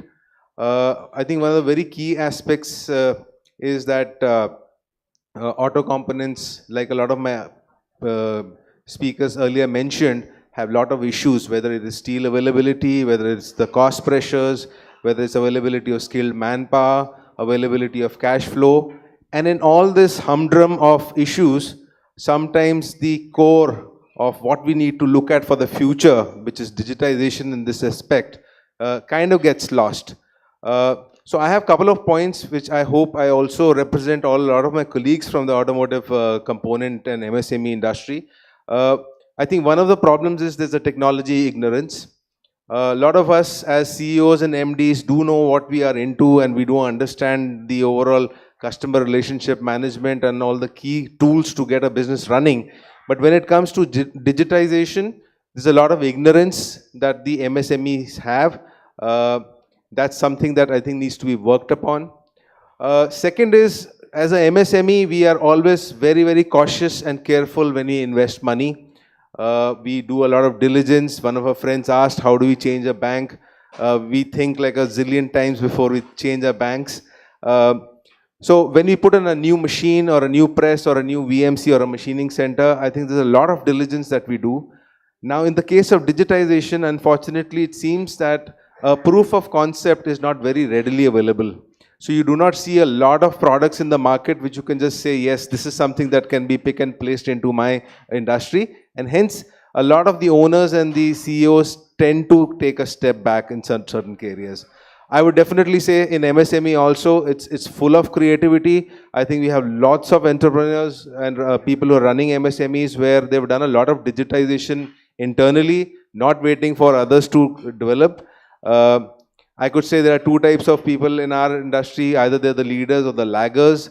There are leaders who have not waited for people to come out and tell what the industry 4.0 solutions could be, but on a very basic level, they've already implemented some things. So yes, so coming on to the challenges, like I said, there's an ignorance. There is not a very strong proof of concept available. In the humdrum of a lot of other issues that MSME faces, digitization is something that always gets a stepmotherly treatment. So these are a couple of points which I feel don't allow MSMEs to come in. So probably I would start by asking Nitin here to share from off business on how could this be bridged and how you could use this today's forum to enlighten me and my fellow colleagues here in aspects of digitization. Yeah, thanks so much, Nishant, for succinctly putting across the problems. But one point I would like to disagree, that SMEs are not necessarily ignorant. They are untrusting of technology, right? So what happens is that if you go to Amazon or a Flipkart, now aap aag band karke you buy a t-shirt or whatever you want to buy, right? A mobile phone or something, because you're trusting of that technology. You're fully trusting. Now imagine buying 50 lakhs worth of steel, which is about approximately 80-90 tons from the digital platform. You will not do it. It's impossible. So you need a face on the other side. You need a voice on the other side for you to be able to trust technology, right? So it's transparency and trust that we have to solve for, not ignorance. People are not ignorant. They're using WhatsApp, which is the biggest technological advancement that we've seen in the past 10 years, according to me. That people, like even the farmers, have come onto WhatsApp. They interact with a lot of traders on WhatsApp, whether it's in Hindi, English, doesn't matter. But they are using technology. What we have to solve for is, how do you increase the trust and the transparency more than anything else, and get them to really trust the prices and so on and so forth, right? So many of us are not really trying to solve that. Many of us are just going straight to transactions. Let's solve for transactions. Many of us are not trying to bridge the trust gap first, get the engagement going with technology. Once you start doing that, it becomes a lot easier to get the consumer or the end consumer, like an SME or a MSME, to start transacting with you, right? That's where the bridge will come into play. That's where people will start believing what you have to offer, once you start solving for the trust gap. So so a few things that we have done to build the trust gap is that just to tell you about us, we are a 20,000 crore company. We started in 2015 September odd. We're doing a lot of transactions, but in technology, we are just getting engagement done. We are not pushing people to go and transact with us. We are just giving information for absolutely free. We are trying to build up that trust relationship, and 6 months, 1 year down the line, I know once they start trusting the technology, they will start transacting digitally as well, like they do on Amazon, Flipkart. So that's just my 2 cents. So that trust gap is something that we have to bridge. Great. So I think I agree with you completely, Nitin. Confidence evoking, whether it's a banking need or whether it's a steel supplier, that's definitely something that SMEs need to look into. So Amit, what are your views on this? Hi. So thanks, Nishant, for the setting up the context pretty well. So that was very helpful. So just a quick background on Tata Business Hub. I lead one of the businesses at Tata Business Hub. We are a part of the Tata Sons fraternity. And we are very early on the block. I mean, we're just about 2 years old. Our endeavor is to empower emerging businesses, as we call them. Any business with a turnover of more than 1 crore. And we've spoken in the whole course of the day about importance of SMEs, contribution to GDP, etc. Our endeavor is to say, how can we accelerate growth for them? How can we build solutions which can be focused on growing their business? How can we build solutions which can help them optimize their processes? How can we build solutions that can help solve for the problems that we face, right? So I think I'll kind of corroborate on what Nitin said, that trust is one definite angle. Obviously, it is there, but one key differentiator, B2C, we know where we are, right? Amazon, Zepto, so we have discussed them in the day as well. Difference, what I see between B2B, B2C is but obvious that, a transaction is not as straightforward. High involvement, yes. High value, like Nitin rightly pointed out. None of us are going to buy a Mercedes online despite doing that the standard product, right? Everybody will still want to go touch, feel, all of it. Same holds true here. It's a very high involvement product. You want to be assured that what I'm buying from you is the right product, quality is assured, it is competitively priced, and if anything goes wrong, I'm taken care of. So that confidence you need in the center of the platform that you're coming and back with. To add to that, there are hundreds, maybe thousands of variances of steel, for example, in itself, right? So how do I know that I'm going to get the right product? So that confidence building, whether I'm getting the right price, prices are volatile, they change every day. Even on a given day, I can go to 10 sellers, my variability could be very high. So therefore, transparency to that extent, that's what digital brings to the table. So it's about sampling, get your sense of comfort, try with a small share of wallet. If it works, grow, great. And that's the way I would kind of envisage it forward. Sure. So I think one of the words we heard in the earlier sessions was that even our business is a touch and feel business. So a lot of our friends would agree that typically, whether it's the quality processes or whether it's the end of the line inspections, a lot of the work is considered done once we have a touch and feel to the steel and to the components that we make. So maybe Nitin, how do you think that a digital platform of buying material in this case could bridge the gap of quality, which also is a very important aspect of evoking confidence in a buyer? Yeah, so obviously QA, QC remains a very, very, very important aspect of the entire supply chain. So, so you have to build that expertise from the beginning. So you can't ignore it. You can't just say, I'm just going to do tech digitization, I'm going to ignore that aspect. Now, fortunately for us, what helps is that because we're doing about, 100 crores of transactions per day and 30, 40 crores of just steel per day. So we built up that expertise, we built up that QA, QC so that and we're building artificial intelligence around solving for the fact that you don't need a lot of manpower, and automatically through vision and through other technology you'll be able to identify what will get passed for a particular customer, what will not work for a particular customer. Like you just have images of a TMT bar or something and the amount of rust on it or whether the redness is actually rust or not. So there is a lot of artificial intelligence that is yet to be done. Like for crops, like I think more than steel, it's working for crops, it's working on the farming side because we are there in the agri sector as well. So, you just have a drone actually survey the crops and identify how much yield there is, how good the crop is, whether it's invested or not. Now, why can't we have the same thing for steel, right? So we are trying to work on those particular technologies where we are trying to automate the QA QC processes where when at the time of loading, there is probably a QC person with a camera and just detecting stuff which he normally can't detect with the naked eye. So that's what we are experimenting with. It's a work in progress, but this is what we are working on using technology. So yeah, so we are setting up these processes, and because of the data that we already have, right, of what works, what doesn't work, we are already feeding into the system that listen, this works, this doesn't work. So system has already got a lot of data and it trains itself over a period of time to identify what may work, what may not work, etc. So that's the power of technology that we're incorporating. But yeah, there has to be a lot of hard work done before. You have to figure out what will work, what will not work, because it's important. I mean, it's not a small value transaction that you can just send back. Logistics itself runs into a couple of lakhs for every truckload. So it's not easy. I mean, so you have to really, really be careful about how you deploy stuff. It's not an easy fix, but it takes months of efforts to get that right. Okay. Thanks, Nitin. So I think another aspect which comes to my mind is that when you have a new concept or a new change in your processes, like there's a change of our procurement process if we really have to go digital, or even if it comes to bringing in change into our factory shop floors by implementing connected machines or having data analytics instead of having a document or a docket report. This calls for a big change, and it's a mindset change that not just starts from the top or probably from the most lowest level.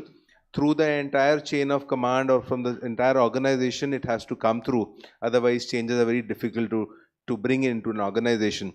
So another point here was on further to taking Nitin's point, that a lot of times SMEs within themselves also connect with each other and try to get a lot of lessons learned and things gone right and wrong. Like I definitely have a lot of my friends who are in my competing business with whom we do talk to each other, whether it is taking the credibility of a machine supplier, whether we want to know what are the pains for a certain ABC supplier or a new kind of a logistics partner that we're working for. So in a way, the SME fraternity works very closely there. It may work in pockets, in known circles, but we do talk to each other and tend to get a lot of lessons learned. So on that point, Amit, how do you think Tata Nexa could bridge that and bring all of these various SME individuals together on your platform? So yeah, I think where we are today, we are about 200,000 EBs strong. So that's the kind of power we have today on the platform. What certainly as processes we need to build. So building on the point that Nitin also mentioned a while back, right?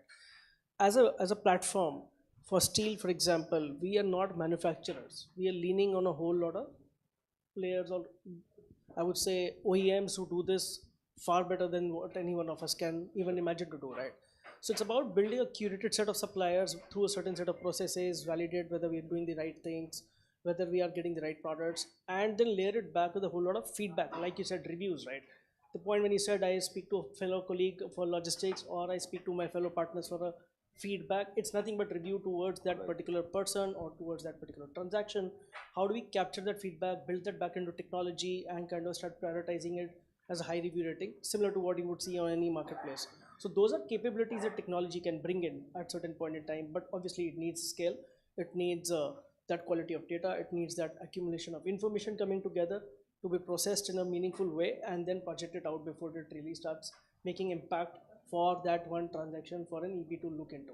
But yes, I think technology has the flavor to do all of it.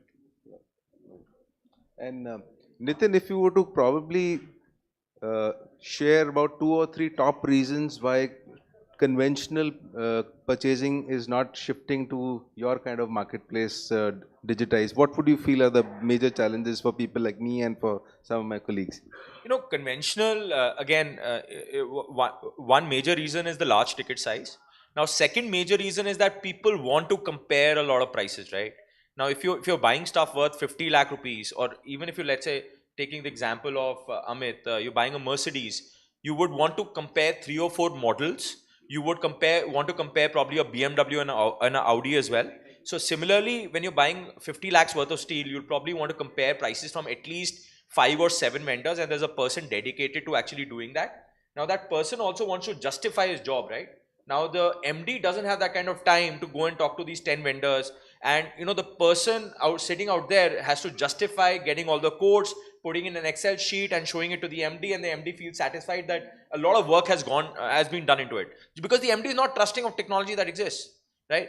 So is the purchase manager. Purchase manager is also not trusting of the technology that exists, that whether automatically through digital media I'll be able to get prices that is doable, that is transactable, right? You can always get prices from 50 different places on the internet. You type in steel prices on Google, you'll at least get 100 results. Now, how many of those results would be actually doable? Answer is 0.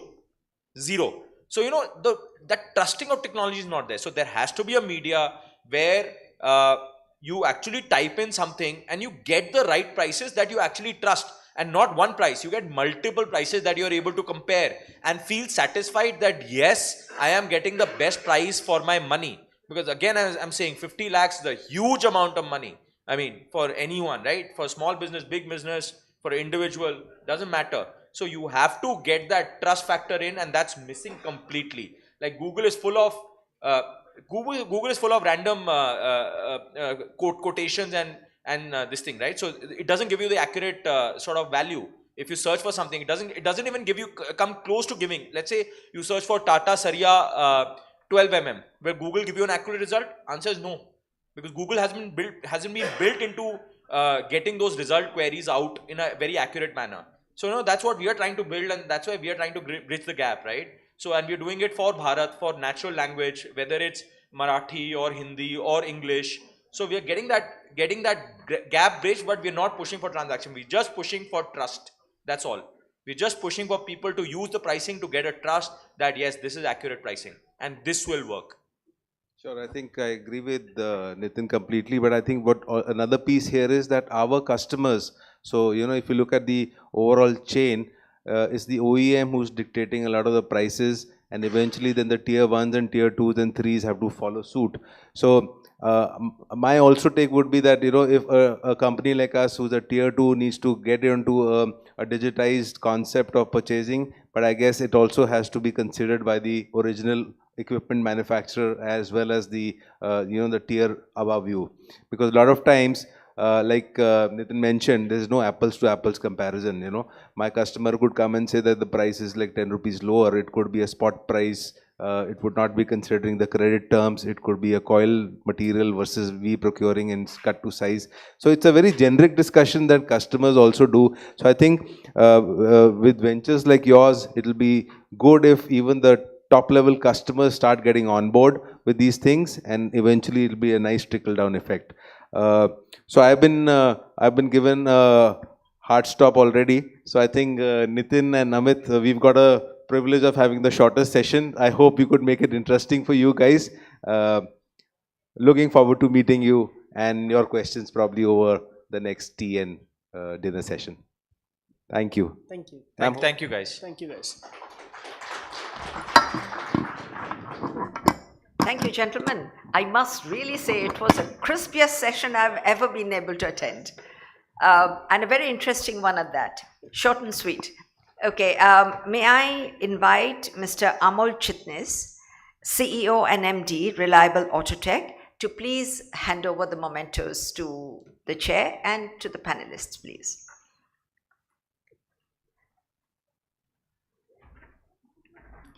To Mr. Nishant Sagar for chairing the session.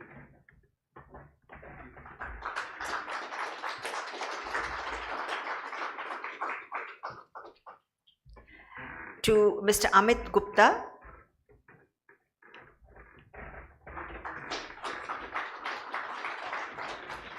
And to Mr. Nitin Jain.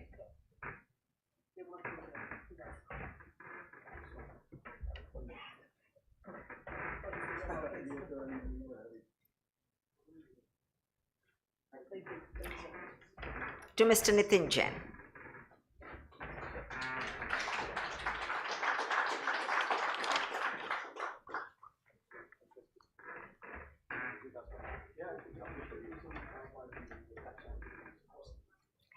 Thank you. Thank you. Right, now we come to the last session of the conclave, the sixth session. But before we start the session, there is another video to give us a break from different sessions. Do enjoy, and then we will start the next session.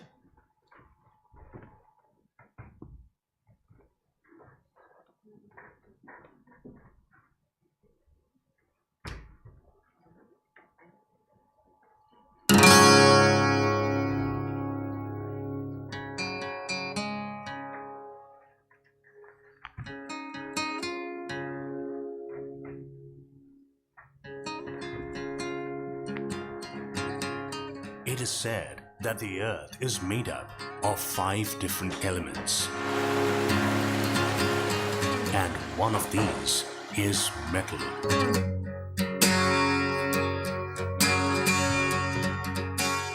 So vital have metals been to man's evolution that entire eras have been named after them. Almost 4,000 years ago, with the dawn of the Iron Age, came the invention of steel. This feisty alloy soon gained popularity as it proved to be much harder and stronger than its predecessor, bronze.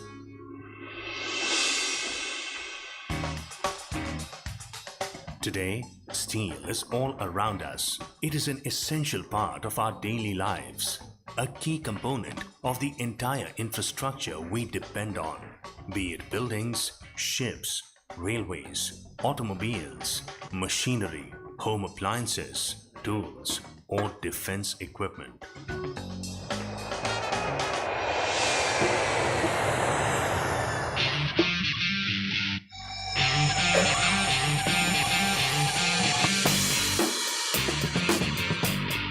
It was steely determination coupled with a magnanimous vision with which the SKM Group was founded in 1969 by our CMD, Shri Kirti M. Shah, who was dedicated to propel the growth of India's steel industry.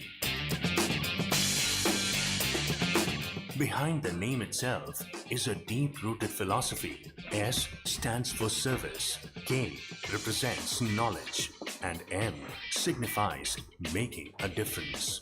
These tenets have given us the impetus to grow from strength to strength, and over 4 decades, we have reinvented ourselves, diversifying to meet the industry's changing developments. Our journey may have started off supplying materials, but keeping up with industry trends. Today, we are also a leading service provider.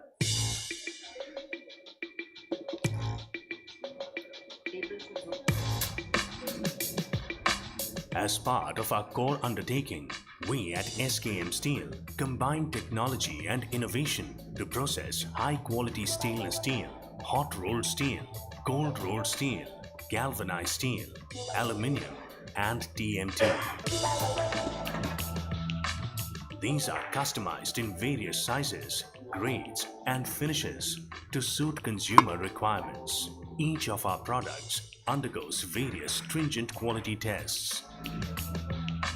Right from the stage of procuring raw material till the final dispatch. SK Metal Processor is a service partner of the Tata Steel, and it engaged in a various type of steel processing like cutting, slitting and sharing.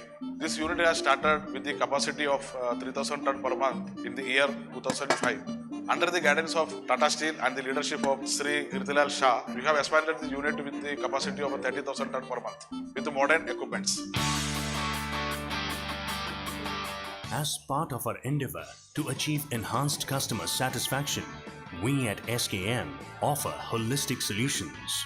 Our group portfolio includes SKM Steels, the authorized distributors of Tata Steel for HR and CRCA products, SKM Galva, the authorized distributors of Tata Steel for galvanized products, SKM Alucom, the exclusive channel for Alcoa in India, SKM Metal Processor, specializing in metal processing, and Bharat Steel Yard, which focuses on stainless steel.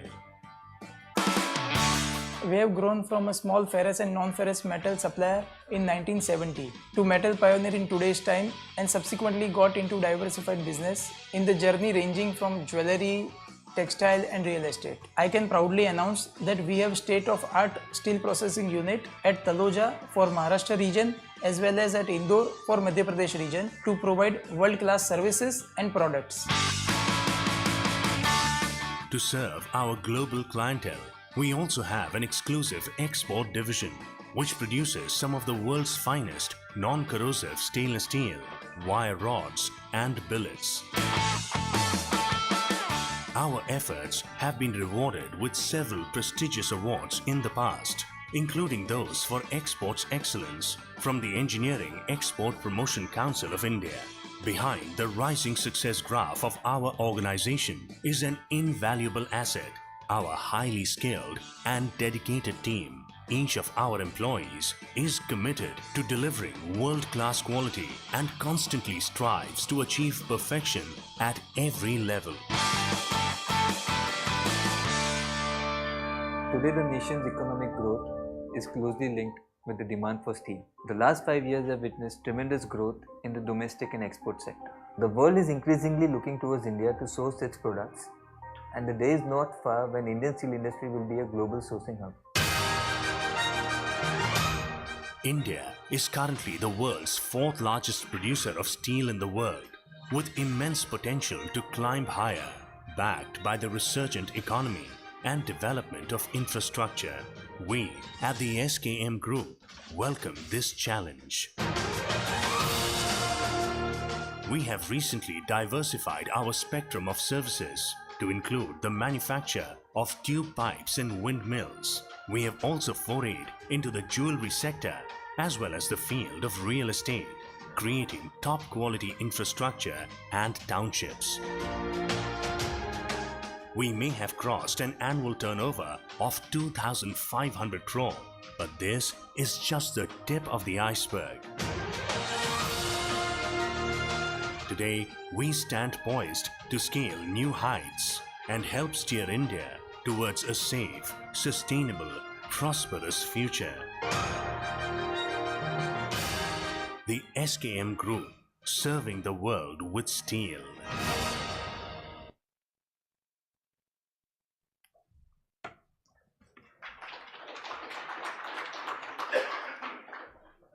So now it's the finale of the conclave.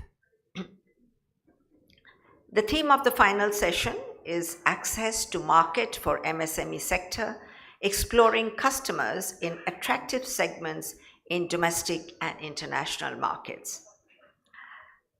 The session will be chaired by Mr. Sanjay Behra, Manufacturing and MSME Committee of the Bengal Chamber. He is the chairperson, and he is the Chief Sales Manager of Tata Steel.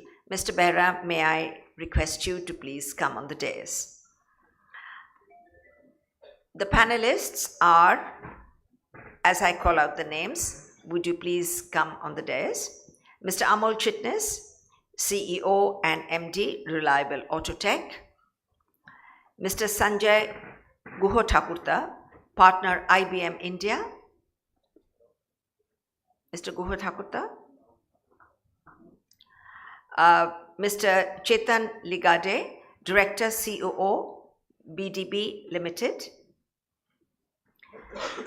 Mr. Anthony Ravi Kumar, CEO, Tilaiv International LLP. I hope I have pronounced it correctly. Tilip, okay. Mr. Sachin Shetty, Managing Partner, Questro Consulting. Mr. Bera, the final session.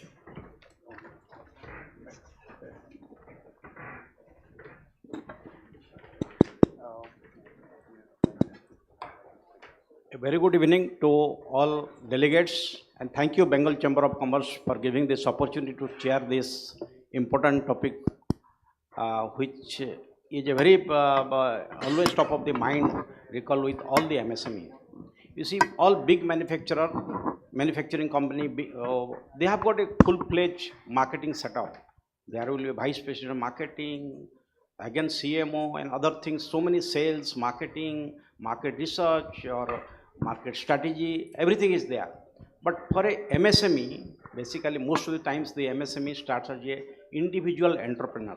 Most of the times during my interaction, I have seen he is a technocrat, he's converted, he has worked some years, after that he has converted to a MSME or a commercial person MSME. Most of the times I found he himself does the procurement, he himself takes care of the production and also marketing as well as human resource manager, and everything is taking care of that. So sometimes because when the production or the business volume is less, it is manageable, but gradually this MSME grows a lot. And they are also one of the biggest, almost 29-30% contribution to our GDP, almost 45 to 50% contribution to our Indian exports. So the topic today is that how, because we are having a very distinguished, speakers, Mr. Amol Chitnis, who is MD CEO of Reliable Autotech, Mr. Chetan Ligade, who is Director and Chief Operating Officer of BDB, which is a leading market research company focusing on B2B and B2C, and Mr. Sachin Shetty, he is also Managing Partner for Questro. He is also their company deals in market research, and Mr. Anthony Ravi Kumar, Tilaiv, he also involves basically helping the various company for developing their international market, primarily export and this thing. The question arises, many times what happens when the MSME starts his journey, mostly either he is linked to some auto major, maybe suppose one, yeah, Mr. Sanjay, please come, we're waiting for you. Yeah, Mr. Sanjay, he is also partner at IBM Consulting for Manufacturing and Technology. He is also one of the panelists. So I'm telling somebody has worked for 5-10 years in a company like Tata Motors. And after that, based on his entrepreneurial skill, he has started a company of his own. So initial stages is good. That means his single customer is Tata Motors only. So the first few years of the journey is good because he has got a fixed customer. So no need of marketing basically because he knows these persons and he is dealing this thing. When times comes and there is an aspiration with MSME to grow also. So in that case, the today topic will see how you can diversify his business, either developing to many customers in the domestic or export market or various segment, because mostly in manufacturing MSME they have got basically sheet metal fabrication, various ledger and other molding and other machinery are there, equipment machinery. So they can produce any type of product. So I will start with our panelist, Mr. Anthony Ravi Kumar.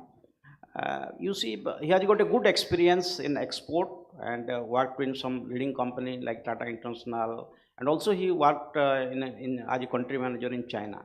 Mr. Anthony, can you please help us? A company, he is a small MSME, he is a vendor to Tata Motors or Bajaj Auto, something like that, but he wants to do, he has got an aspiration to go to export. So what are the formalities in terms of country specific knowledge? What is the import tariff in the destination country, what is the documentation requirement, and also since the transaction will happen through letter of credit, so he needs to have a knowledge of UCP 600 or hedging of foreign currency. Can you please throw some light to that? Thanks, Sanjay. Yeah. First of all, I would like to thank BCCNI and also Mr. Behra and his team for giving me this opportunity. So as he said, as Sanjay said, I had some very good experience in the international market, working for Tata's for almost more than 20 years in the export segment. My suggestion will be as this. If a micro or a small industry would like to go international, I would suggest that first they should identify what is their strength or what is their core competency and how they would like to place themselves. The next step will be to make some kind of a market research. I'm not talking about a big survey and spending lakhs of rupees and all those things, but there are now a lot of platforms which gives enough data to ascertain the market. What is the market is about, what is their needs, what is the culture, what are the expectations. So one has to first understand this before entering into a segment, into a market. Then they have to kind of do a segmentation. For example, a company might think that, okay, an automotive company might think that, okay, I can supply to OEMs or I can supply to an aftermarket segment. So that has to be very clear, which segment they would like to cater. An aftermarket segment in Europe would be more demanding than an OEM segment elsewhere in a country like Africa or somewhere. So he has to be very clear in where he wants to focus and what segment he wants to address. So the next is what kind of channels that they can use to target the customers. So there are various channels available. One is, of course, there are government support, like we have the export support given by the chambers of commerce or government EPC, export promotion councils, various trade fairs that are happening both in India as well as outside, where we have ACMA or CII. They give a platform for small companies because you don't need to put up a big stall or anything, so you can even participate. And there are a lot of delegations, different, let's say, for example, Indo-German Chamber of Commerce, and so many kinds of platforms are available for us, for the enterprise to see what kind of customers are available, which are the names, which are the companies they can target and work with them. There are also various kind of channel partners or networking. For example, we ourselves, like Deliv International LLP, we ourselves, we are doing kind of a manufacturing guild where small companies which are having very good technology, very good process, but they have been not able to reach out to the customers. So we help them as our own company. So it will be like our own company. We promote them into the international market. The advantage is we also have a cluster or a group of companies. One is like, say, for example, forging, casting, sheet metal. So the customer also finds advantage because we give a basket of products to them. So that's how we also promote these people in the international market. Not only that, we handhold them. We kind of give them support in terms of what kind of quality levels, the audits we make and set them right. We give them packaging support. Also, when we are kind of doing kind of an engagement with the customer, we try to make the legal or the agreements properly made so that there is no issues later. there's no surprises later. So these are the kind of things which we do, which I think many such companies will be doing like us. So use these channels to kind of go and approach the customers. That's one. The second point is, I think I should touch upon the kind of quality and the packaging requirements. Quality, of course, is taken for granted in many countries now.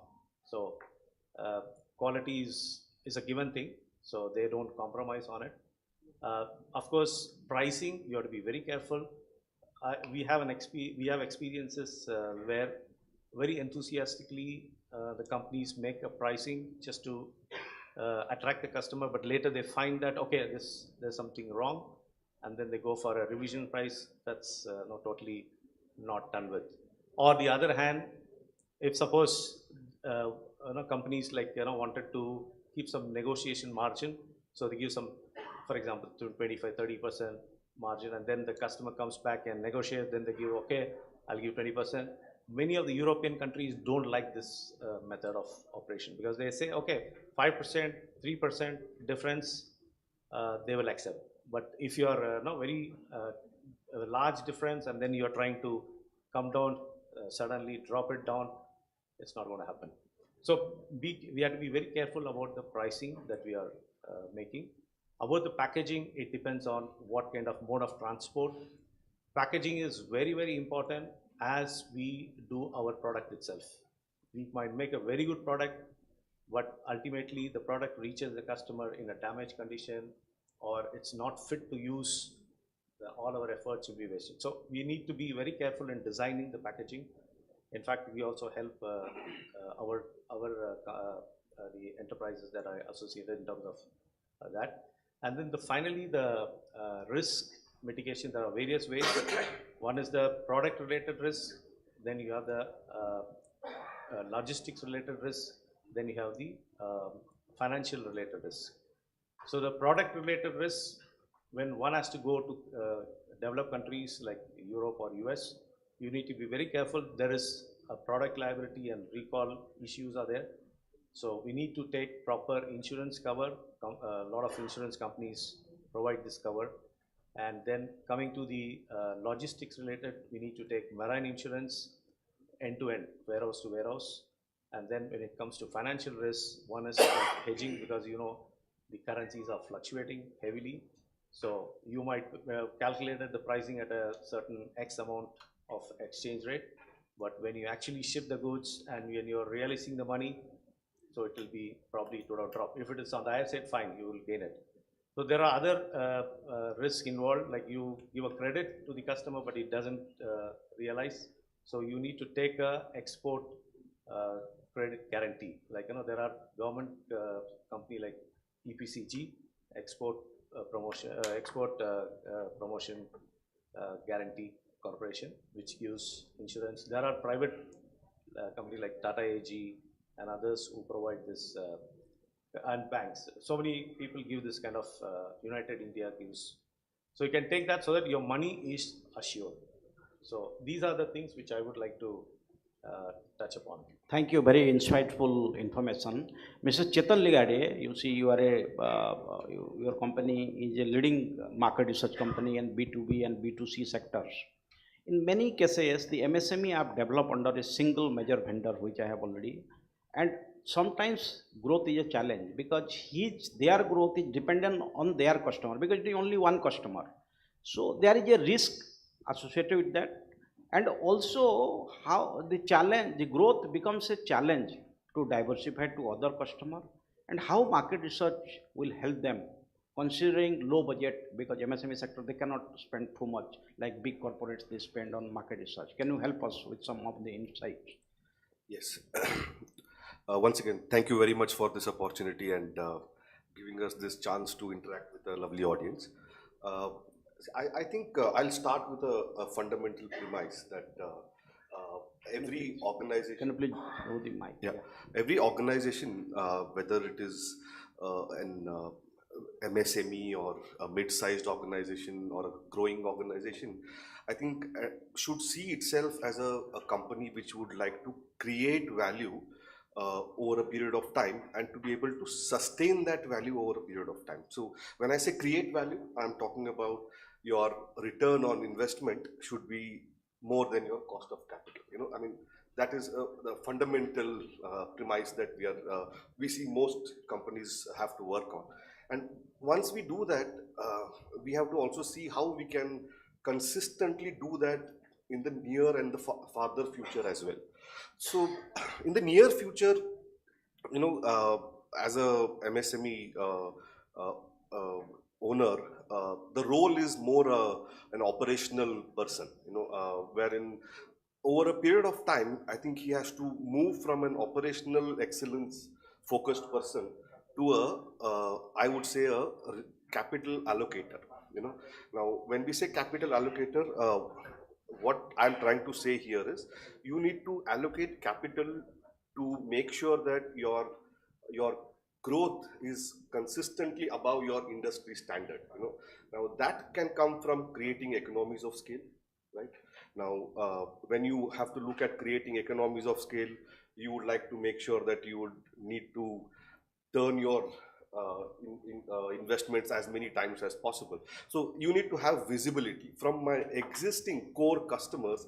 What is it that I'm addressing and what is it that I'm today not addressing? So, so that's the first question to ask. You know, the second question to ask is, if I go after the other companies, can I do it profitably? Because doing it just for the sake of getting business, I think leads a lot of companies into a vicious cycle where they are putting in a lot of money, but the returns are not able to sustain. So, you know, over a period of time, it kind of becomes a value destructor. So in that case, market research comes in as a very handy tool to create first a market map. So a market map basically, in simple terms, will give you a matrix of the industry size and the profit pools that are there in that the value that you are looking at. So it is very important to see whether I am targeting an industry which needs lower investment, but at the same time I can target a larger profit pool. You know?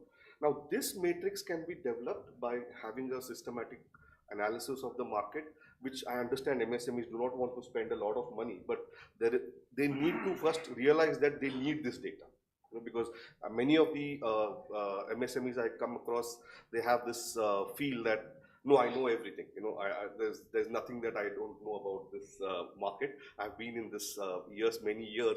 So, so that realization is important. And then you identify sectors where you can leverage economies of scale, technology, and the branding to be able to generate that return which is more than your cost of capital. I think this is, in that case, the market map, profit pool analysis, as well as the analysis around the what we call it as typically, you know, the top 10 customers in each sector, as simple as that. You know, so if you look at, let's say, today you are a ICE component supplier, do you want to look at medical devices? You need to first of all have the clarity. Medical devices in India means what? You know, because there are the Siemenses, the Philips, who may not have a lot of domestic manufacturing, but yes, there are maybe opportunities hidden in, let's say, the implants manufacturing, the low-end implants manufacturing. So you need to know who are those 10 customers I can cater to, so that I can have a mix of customers who, at the end of the day, I think at the end of the day, we need to make sure that we are creating value over a period of time. And when we are creating that value, it is not because the industry is growing. You know, it is because we are taking steps in building economies of scale, in building a technology diversification, because a lot of companies now talk about seeding new ideas. You know, so that's something a synergetic opportunities that we need to look at. And finally, branding. You know, B2B businesses branding happens in a very different way. I see that, you know, some of the examples could be, look at industry platforms where you go and make a presentation, look at import data, and then see what is it that you can target from that import data, which is again capturing the profit pool. You You know, not just doing the business just for the sake of it. So these are all the steps I think we should you can take to make sure that the journey is towards value creation. That's what I would like to. Thank you so much for a very useful information which may be helpful to all our MSME friends.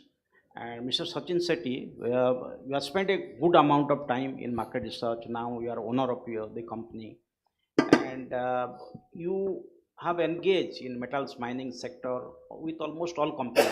I have also got the opportunity to work with, and also got the opportunity to work with you for developing a marquee brand like Tata Astrom, which completed 10 years this year, from a 200 crores to 15,000 crore. So your contribution is there. I am acknowledging the in open forum, because how we used to go and visit the customer, the trade union. I think initially 2008-9.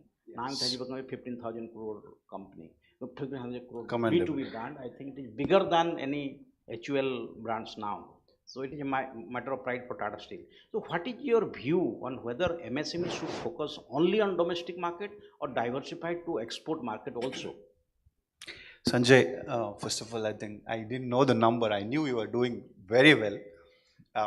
Astrum per se is synonymous with the primary product meant for the SMEs, right? Yeah. Until you introduced Astrum, they were pushed all the secondaries, SPOs, arises as the material, right? You did take an effort to distinguish that and said they also deserve certified material meant for the component that they manufacture. So, but yeah, I mean, commendable that it is now a 15,000 crore brand. Well, I would be shooting myself if I choose a side between the domestic versus export. And as I stand, you know, we are SMEs today contribute nearly 40% of India's export. So there is a bigger revenue that is extracted, you know, out of the export. So we shouldn't be taking a side, either domestic or export, but it has to be a mix of both. Now, I will give you two perspectives. One, when we look at from the macro perspectives, we are a 3.2 trillion economy. We are going to be 5.5 to 6 trillion by 27. What we are talking about is probably creating another Reliance, another Tatas, another Birlas, right? So there is immense opportunity for a lot of MSMEs, SMEs to be the bigger players in the future, right? And this can happen when we look at not just either of the market, but both. We have, if you look at the Indian perspective, India today stands in terms of the overall MSME contribution to GDP in the manufacturing at the range of 10 to 12%. There is humongous opportunity to drive that up. Services is a bigger contributor. There are obviously challenges, but I'm sure the other panels are going to contribute to that. But I'm sticking to the question that you put across to me. We have a huge potential to tap into the domestic market. For example, Tier 1, Tier 2, Tier 3. Obviously, the MSME sector today in India is very ancillarized, very fragmented, and then they are all local economic specific, right? Very few. So if the MSME contribution to export is at 40%, definitely it is not coming in from those 6 crore MSMEs. It is coming from probably a 5% of that universe of the companies, right? So then what we are looking at is really 95% of them are probably just surviving in your earlier question of serving one customer as being an ancillary, or just catering to the local economic requirements, probably through handicrafts, etc., or a cast component, to so on. There is huge opportunity for the companies to look at, to diversify, to look at newer product, to even to get into the newer geographies, probably from a local economic clusters to get into the bigger towns and the cities to start with, right? And then cater to the requirements. I mean, look at the way the things are changing. Simply put, the construction. There are 3 or 4 key mega trends that we see, and I'm sure you're also spotting the same. The way in which the energy sector, the automobile sector, or the transport sector, or the construction sector that is going to evolve. Construction practices which were in situ earlier are now moving to the offsite, probably through a prefab structures. I mean, simply put, you can have a yard next to a large construction site and then supply prefab panels to that building. You don't need bigger this one to go out and look at export only to create bigger revenues or additional revenues. You can start with that. Look at the export. Now, that's on the domestic perspective. We should be looking at export because export is a larger market. Export teaches or enables us to acquire a fewer skills, acquire appreciation for quality, enables us to develop economies of scale, enables us to create a brand recognition, not just in the domestic market, but also the global market. So the learnings are numerous, learnings are immense, which we can, juxtapose for the domestic market and the customers that we serve. So I would say a balanced view. Look at where you stand today, your current position. Look at if there is a bandwidth available. The bigger issue that concerns the MSME and SME sector is the bandwidth of the promoter, right? So as we evolve from the startup stage to the maturity stage, obviously the challenges that move from or a shift from probably finding the right capital at the right cost to getting the right talent, right? So your bandwidth is split. Now, how do you manage that? So do you have enough bandwidth to look at driving the adjacencies, exploring adjacencies is all that you need to look at, and to explore whether you are better suited to serve the domestic market or the export markets. Thank you, Sachin. I also fully agree because you see, one is that market diversification is the key. Because one company should not be focused 100% domestic because the COVID has taught us. I'm sharing my own experience. When COVID first wave was there, all factories were closed. At that time, Tata Steel's survival was based on exports only. So export has to be there. If 15-20% something like that, it helps you to build a competitive edge because you are competing in the global field with global players. Maybe country specific competition, customer specific, your competition, and also it improves the quality maturity. When you want to export to Europe or US, a developed economy, they have got stringent quality norms, and it will help your to build your internal system process, and also you are earning foreign exchange, which is also a good thing because and government through Engineering Export Promotion Council, they are also encouraging this thing. The good thing, I also agree completely with you. There has to be a, as part of risk mitigation, domestic and export has to be there for MSME. They should look beyond the near boundary. Suppose somebody is sitting in Pune and supplying to only Tata Motor, they should also explore who are the competitor of Tata Motor in the global field and develop their product and services, and it will build the what we call maturity level as an organization. Thank you so much. And Mr. Sanjay, you are dealing with big corporates as part of manufacturing consultancy practice in IBM with both domestic and international level. Can you please share the expectation of big manufacturers while sourcing their products from MSME? Is there when they source from MSME versus vis-a-vis when they source from other companies? Can you throw some light to that? Sure. Thank you. It's a great question, Mr. Behra. Talking about the global companies, I think the standards of expectation in terms of quality, etc., is very stringent. We already discussed that. Now, the role of Indian MSMEs, if we have to say, we need to scale them up to a certain level that they meet the expectations of those standards, whether it is US or UK or European markets. I have not seen much difference in terms of baselining of standards when it comes to European MSMEs or European large manufacturers. It's more or less the same because when it comes to a final product, it is more or less uniform. Now, at the global level, the MSMEs, how they operate in an ecosystem around the large manufacturers. And I'm sure we are also following a similar model in India. And I also believe that for our MSMEs to scale up to a global level, we also have to follow a similar exercise. That is probably work around the mentorship of large enterprises like Tata Steel and JSWs, etc., who operate in large scale in India. So when I'm referring to mentorship, I'm not referring to, sourcing, etc. But when the Tata Steels of the world operate at a domestic level or an international level, there is a certain benchmark that they set. Now, it is very important for Indian MSMEs to also adhere to that benchmarking. Otherwise, we are not following a certain standard. And if we are not following a certain standard at the domestic level, then we cannot scale it up at the international level, and then we fall short. That uniformity has to be there all across. Thank you so much.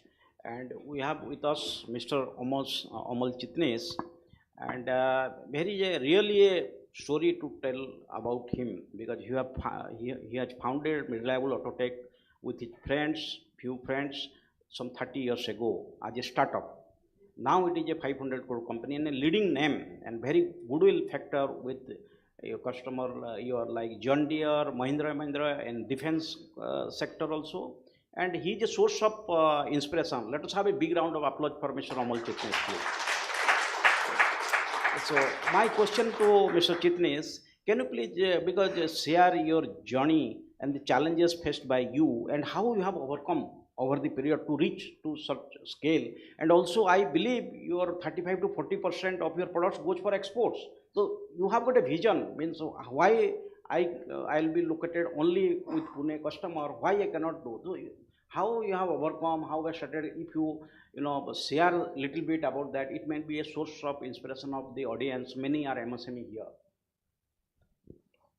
Thank you, Mr. Behra, for your nice introduction.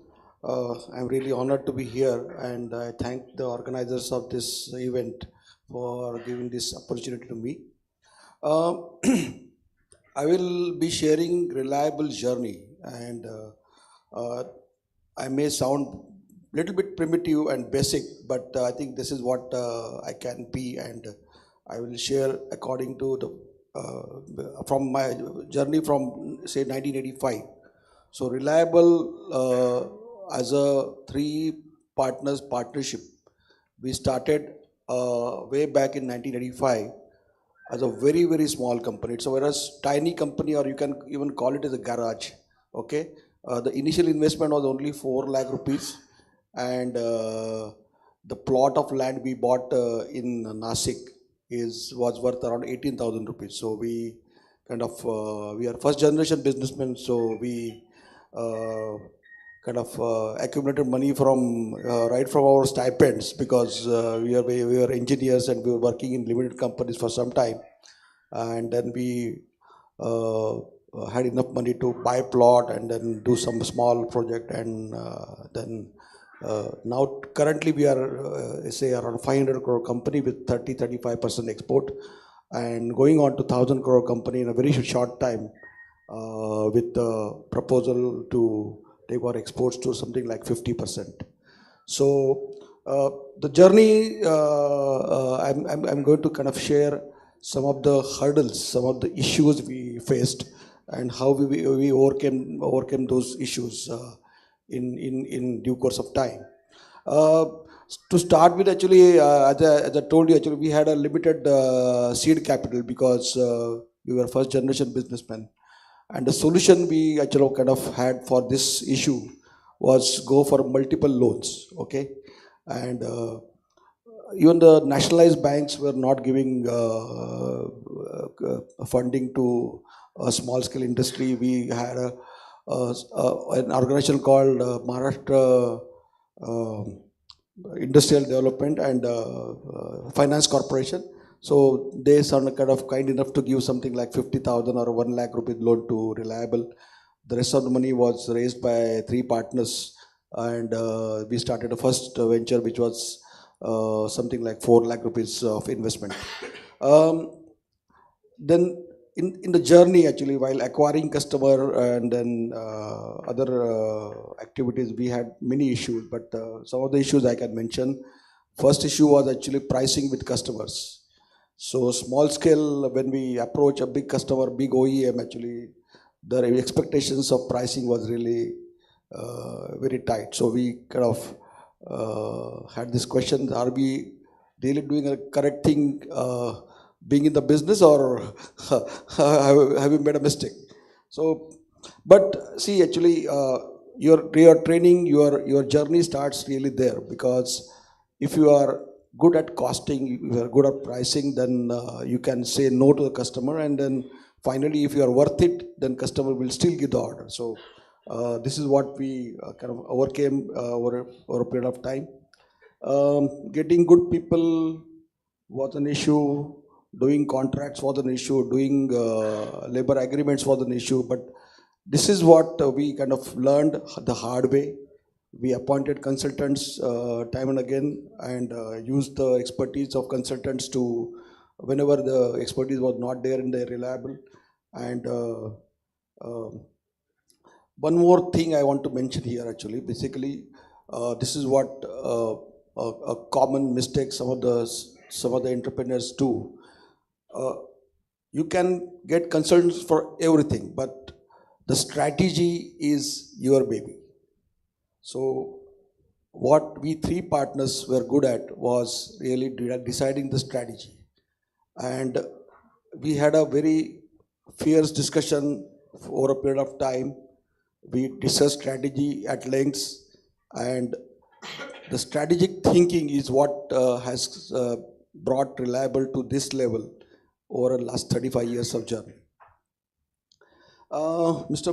Bera asked me to even talk about the export business and what really can build a good export business. We are something like 35%, meaning around 200 crores of export. Actually, we will be going to something like 500 crores of export in next 3-4 years. Export, I can share that for export, I'm talking about manufacturing point of view, because I can talk about manufacturing only. I don't know anything about services or any other businesses. You need to really build a very robust manufacturing process. Okay, for domestic, some here and there will do, but for export, the manufacturing has to be robust. Second thing which I have kind of experienced over a period of last 35 years, not 20 years of my exporting experience, 22 years of experience, is visiting customer is prime importance. I have personally gone to USA for a single meeting, but actually that single meeting and your intention to really show up at very critical meetings and critical interaction with customer really can win your business. This is very important. People think that actually मैं तो जा रहा हूँ उधर and I'm going to kind of attend only one meeting, but that one meeting and that message to the customer that actually you are important and I'm coming here for one meeting is very important. Third thing, actually, what Reliable has done over a period of time, especially for export, is give an end-to-end solution. Because exporting customers do not want only components or do not want only services, they want the solution. Because most of the time I have seen actually the buyers, the customer buyers are non-technical. So they don't know much about even technical things also. If you start discussing few technical details with them, then they will say, I don't know. You will have to kind of meet our engineering. So if you give an end-to-end solution, then that is a very sure shot of way of kind of winning the export business. Another thing, actually, I'm assuming few things, but actually, as an Indian, I'm including that, but we need to be more truthful to the customer, actually. The more truthful you are, especially in the advanced economies, if you are more truthful, then actually the trust builds up and you get more business.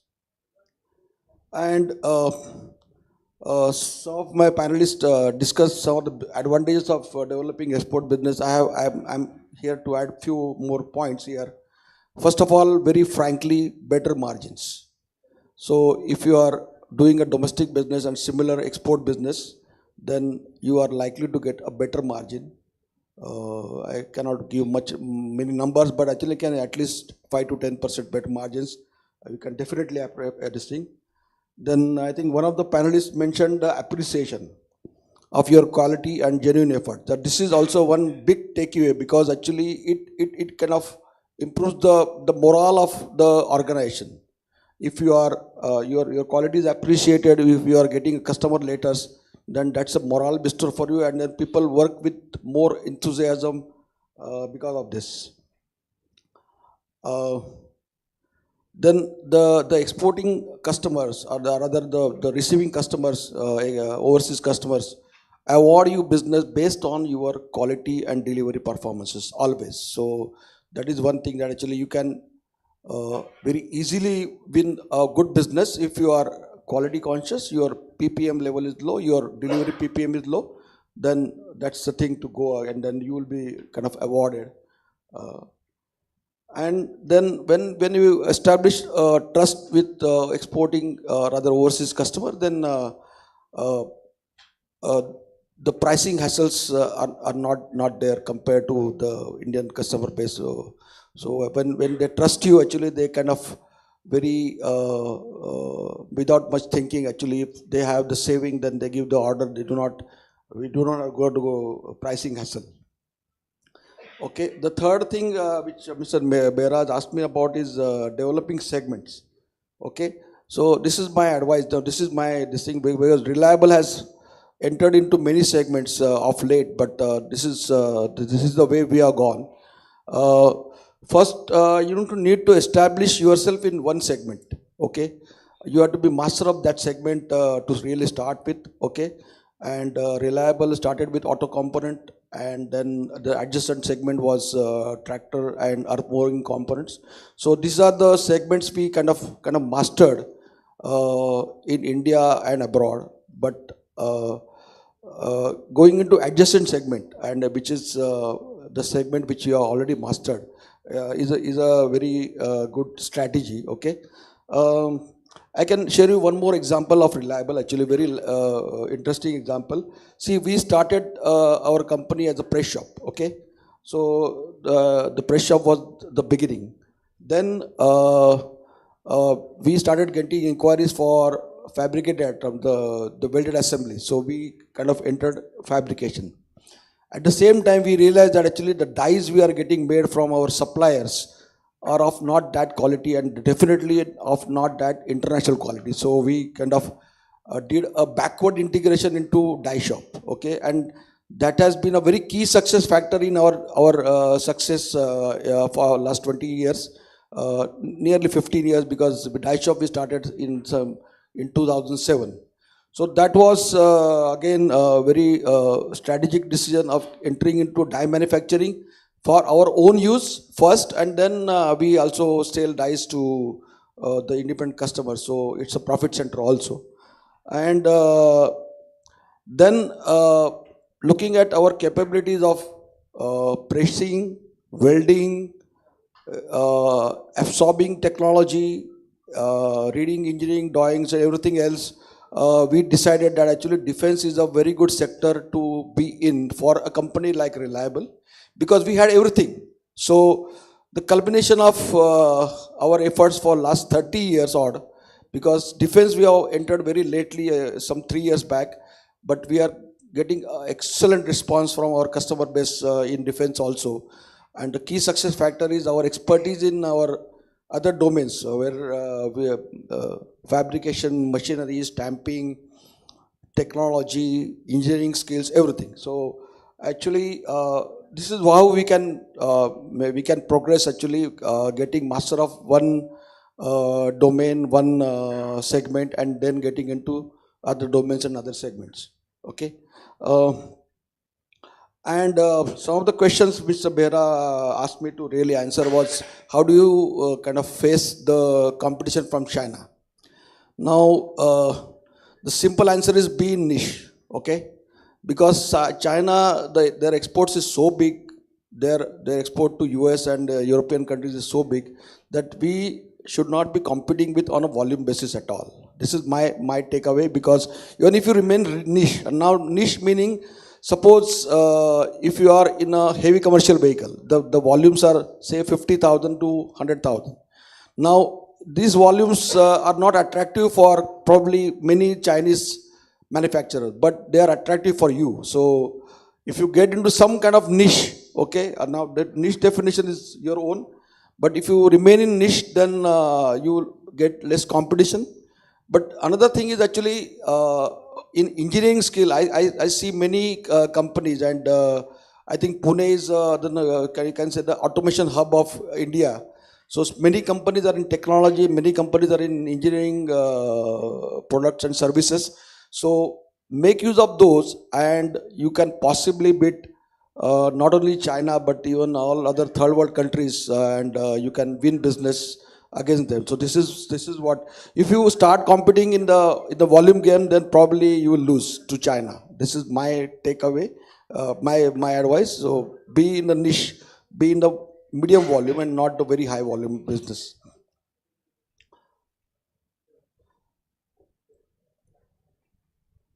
Thank you, Mr. Chitnis. Very insightful. If I can take 3-4 points from that, yeah, as per him, the real key success factor are quality, cost, delivery, and new thing I will learn trust. Generally, in automotive, we call QCDD, quality, cost, delivery, development. But it's a new thing. This is eye opener for us. Trust. Trust is a factor. I mean, customer, builds buys from you because he has got a trust with you. And also one more thing, you have very clearly elucidated, like you should have a strategy. You have got 4 founders, so each has got some complementary skill. So you form a strategy, and also good thing, happy to hear that your strategy is go from 500 CR to 100,000 CR in the next 2-3 years. So that is a congratulations to you and best of luck for that. And one more thing, very good, insightful information you are given. Don't try everything. I mean, like, actually you focus on the niche market, because you don't because you are MSME, so Chinese MSME are bigger. So don't think, if I'll produce big quantity then I'll be more competitive and this thing. You focus on niche segment, just like defense. Very this thing, because Honorable Prime Minister is giving focus on the Make in India. Why defense is the one of the biggest imported budget? Why it cannot be produced in India for our Indian defense? That is a very good sector. Thank you so much for this, all this good information. And Mr. Sanjay, just I'm telling, there's many MSME they plan, just like 500 crore to 1,000 crore in 2-3 years. But I feel, strategy is a matter of leadership.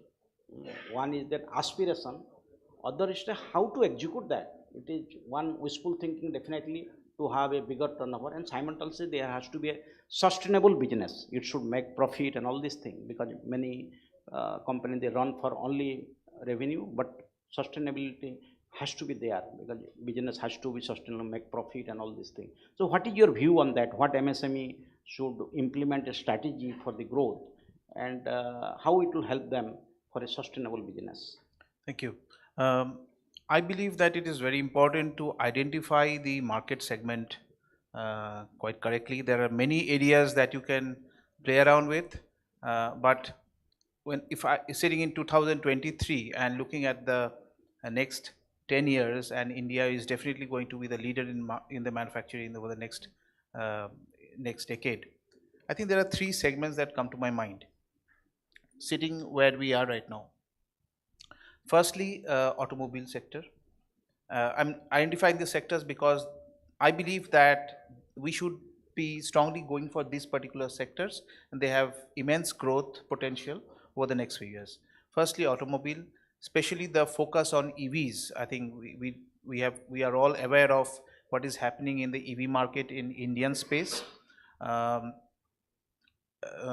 Almost every automobile company is coming up with that. And with the spurge in that particular sector, the entire ecosystem around of the ancillaries is actually shaping up. It is not yet there. So there is a big vacuum as far as MSMEs are concerned. Especially if we are talking about people who are still hesitant to go for EV cars. One primary reason is that there is a lack of charging stations and so on. So that is another area that need to be tapped into, looked into, because right now I think Tata Power is the leading company who is a player in that particular segment, but we do not see too many companies playing in that space. Second area which is sweeping across the entire world is sustainability. EV does touch upon sustainability, but there is even more. Coming back to steel manufacturing, I think the green hydrogen is one particular area that India is focusing a lot. I am aware that India is even importing green hydrogen from Australia and many other such countries. Now, there is immense opportunity to play around in this particular space because not too many players forget India, across the globe, there are not too many players right now who is active in this particular space. So I see this particular space as a strong area. And thirdly, there's a third area which is not exactly linked to manufacturing, but we are all aware of what is happening in the lithium space. With the discovery of large amounts of lithium deposit in Jammu Kashmir last month, and India is emerged as the largest depositor of lithium, but yet there is no concrete plan, there's concrete strategy about how to go around this thing, there's logistics issues and all that. But definitely it has emerged as an area where a lot of MSCVs can be active in bringing in a lot of modern tools. For example, modern mining methods taking from different European organizations like Sandvik, how we can be very fast, how we can bring acceleration in that particular space. So these three segments comes directly to my mind, where we can easily identify and accelerate our journey when it comes to the MSMEs. Apart from that, we already have the manufacturing space quite active. I already spoke about benchmarking of qualities and other points. And thank you so much. And Mr. Anthony Ravi Kumar, you have touched upon, just I am giving a hypothetical scenario, just like one MSME who has got market 100% domestic, and he wants to develop a knowledge on export, and he wants to develop a product and also expand his market, a country like Europe or Africa. So in this context, which are the agency they can take help for the above, and what are their go-to market strategy to enter that export market, and whether they should work through some representative based in those country or open their own office. What is your thought about this? Yeah, Sanjay, I would suggest the MSME, or I mean the enterprise need to work on basically 7 P's, I would call. One is the product, the place, the price, then the promotion, then the people, process, and the physical evidence. Physical evidence is something like how you show to the customer your service or your product, the physical evidence of that. So once these are in place, I think the enterprise themselves can expand in the domain where they want to grow. So because there is a reputation which is built, the customers, for example, I would give example of when in 90s, I think the same time when Mr. Chitnis has started his journey, I have seen, because I was in Tata International and I was heading the auto components, I have seen small companies started with small shared and small investment, but today they are very large corporations, large companies. Why? Because all these approaches they have done, and once they enter into certain segments, certain customers, there are a lot of positive referrals. Like for example, a company which was supplying to Cummins in India, they were doing a good job. So today they are supplying globally to all the Cummins factories. So that's the kind of reputation they have built because of their all these things which I talked about, 7 P's. So I think you don't need a representative office or a salesperson sitting there. If needed, yes, of course, to address day-to-day problems or day-to-day interaction. Probably if the company has grown to that extent, yes, fine. Otherwise, I think it's not mandatory. Now there are a lot of channels, like we communicate on this. COVID has brought in a lot of working methodology where you can communicate sitting at home to the customers. You have like Teams or Zoom or whatever. So you can physically see virtually see the customer and interact on the designs, the drawings, everything. You don't need to be physically present. Of course, as Mr. Chitnis said, in order to make a relationship, to have a face-to-face kind of a bonding or give that comfort to the customer, yes, you need to visit. But for day-to-day working, I don't think so you need to have this kind of an office, or those days I think have gone. Uh, um, Coming to what else? What are the agencies like you? Yeah. So some of the gave agencies. some reference like Indo, this Indian embassy. Yeah. So there are so like many, that. so many channels, so many missions are available where you can utilize them for expanding your business. That's it, I think. Yeah, thank you. And Mr. Chetan Ligade, you see in domestic, how can the MSME do networking with big corporates for carrying out trial, commercialization, regular business? I think small MSME, he knows L&T or Tata Steel is a big company, but he is not having confidence to approach that. Even they will also approach the big corporate, may not entertain so easily because they are already having established, a vendor base. Why they will develop a new vendor? So, as per you, that what should they do for networking, developing the customer with the big corporates and many things in domestic as well as in export market? What is your view on this? Right. So I think I will look at it in two aspects. One is something which is more regular in nature, that you identify the organization. I believe that you need to create a single person within that organization whom you can call a friend. Because typically these organizations are quite large and multi-layered and a lot of processes. So as in mid-sized organization, you need a friend within that organization who can take you around. So that is something which we need to identify. That I have seen these kind of relationships can be built through exhibitions. These are very good forum. I am myself an MSME, and I'm glad to say that majority of my business is generated through my visits to exhibitions. So you go to an exhibition, where else will you find an MD of a 500 crore company sitting and there? You can just walk into his cabin and then meet him straight away, right?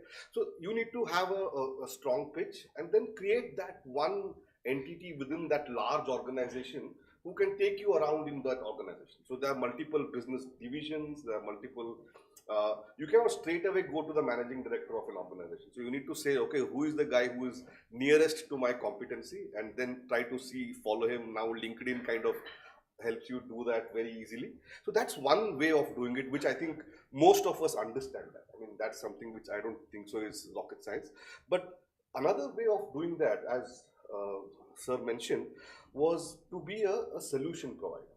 Because we have been working with companies, mid-sized companies, who were doing packaging solutions, let's say for a lot of run-of-the-mill segments, I would say. But through sheer focus and through sheer effort, they identified that here is a segment that Asian Paints as an organization is very large. So how do I convert the tin dabba into a plastic dabba? That is something which you need to kind of build your competency around it and then show the customer that, look, here is a solution which actually is good for you. It could be, I have seen companies who can, as he rightly said, to be a solution provider. I think that is something which will be very, very critical in identifying areas which you can focus on and then penetrate an organization. Once you get into the organization, yes, you have multiple ways of going lateral, going vertical, multiple areas that you can look at. Another very important device that which you can use is today, I think, the customer journey mapping. That is something which I think MSMEs should use that as a tool to get into organizations. So it may not be the senior most person. You may start with a commercial head. You may start with the purchase head. And you start building that relationship from there on by trying to understand what are his pain points, who are his current vendors, and if you're going to do the same thing again, if you're going to replace the same vendor with a lower cost, then you are going the wrong way. So that's not the thought process. The thought process is, look, here is a process. How can I add value, so that the customer benefits from it. So that I think key account management, to be able to have confidence in your organization, and then of course I don't think so there's anything wrong in gate crashing and then meeting people. And I see a lot of hesitancy, especially in the front level sales guys. I think that's can be also a lot of training can be built into those aspects as well. So these are some of the areas which I think can be looked at, but the most effective could be to go in as a solution provider. So this is what I can do for you, and this will help you kind of improve your margins or make your life easier. So that works very well. And a very good point. Also, what do you think? What is the role of government in facilitation of this thing for a MSME and big corporates? Yeah, any chamber of commerce like Bengal Chamber of Commerce, suppose some seminar where the typically when you want to enter a big corporate, they have got a vendor development cell. Right. So some procurement manager, some introductory interaction type, you can some mailer type, you can say, yeah, government facilitation role. What is your view on that? I believe creating a platform for your government can basically support organizations by helping them create a platform. But government will listen to you only when you have not as you go as a single person, but you need to go there as an association, right? If you look at the success stories, not just in India, if you look at, let's say, the German mid-segment company, the German Mittelstand that's called, they're very successful, right? So they have been able to, most companies, German companies that you look at are family-owned companies, and they are the best in the world when it comes to each of their technologies. And this has happened not by, so they go through, let's say, an association like IGCC, the Indo-German Chamber of Commerce, who do a lot of initiatives to help their member companies access markets, bring political consensus on nudging the government to take certain actions, so that they create certain standards and specifications of which helps their member companies. All these things can be done, but provided, as I said, it has to be done through a platform. Only then the government will kind of listen to you. Otherwise, some success stories I can think of is, let's say, Tagma, or let's say ACMA, these are all have got a tremendous amount of support from the government in terms of, let's say, technology centers, databases, industry reports. Another fine example could be the Indian Machine Tool Manufacturers Association. So the kind of work that they do with their member companies in terms of training, in terms of bringing SEZs, all these things through government initiative, but that's possible only when you are powerful enough to be heard. That's something I think we need to underline there. So the key takeaway for me from this your view is that any MSME, he should be part of some industry association to collaborate each other. He may be his competitor, but the regular common issues can be raised to the government, any other forum where it can be resolved, and it can be heard, because single MSME cannot do. Thank you so much.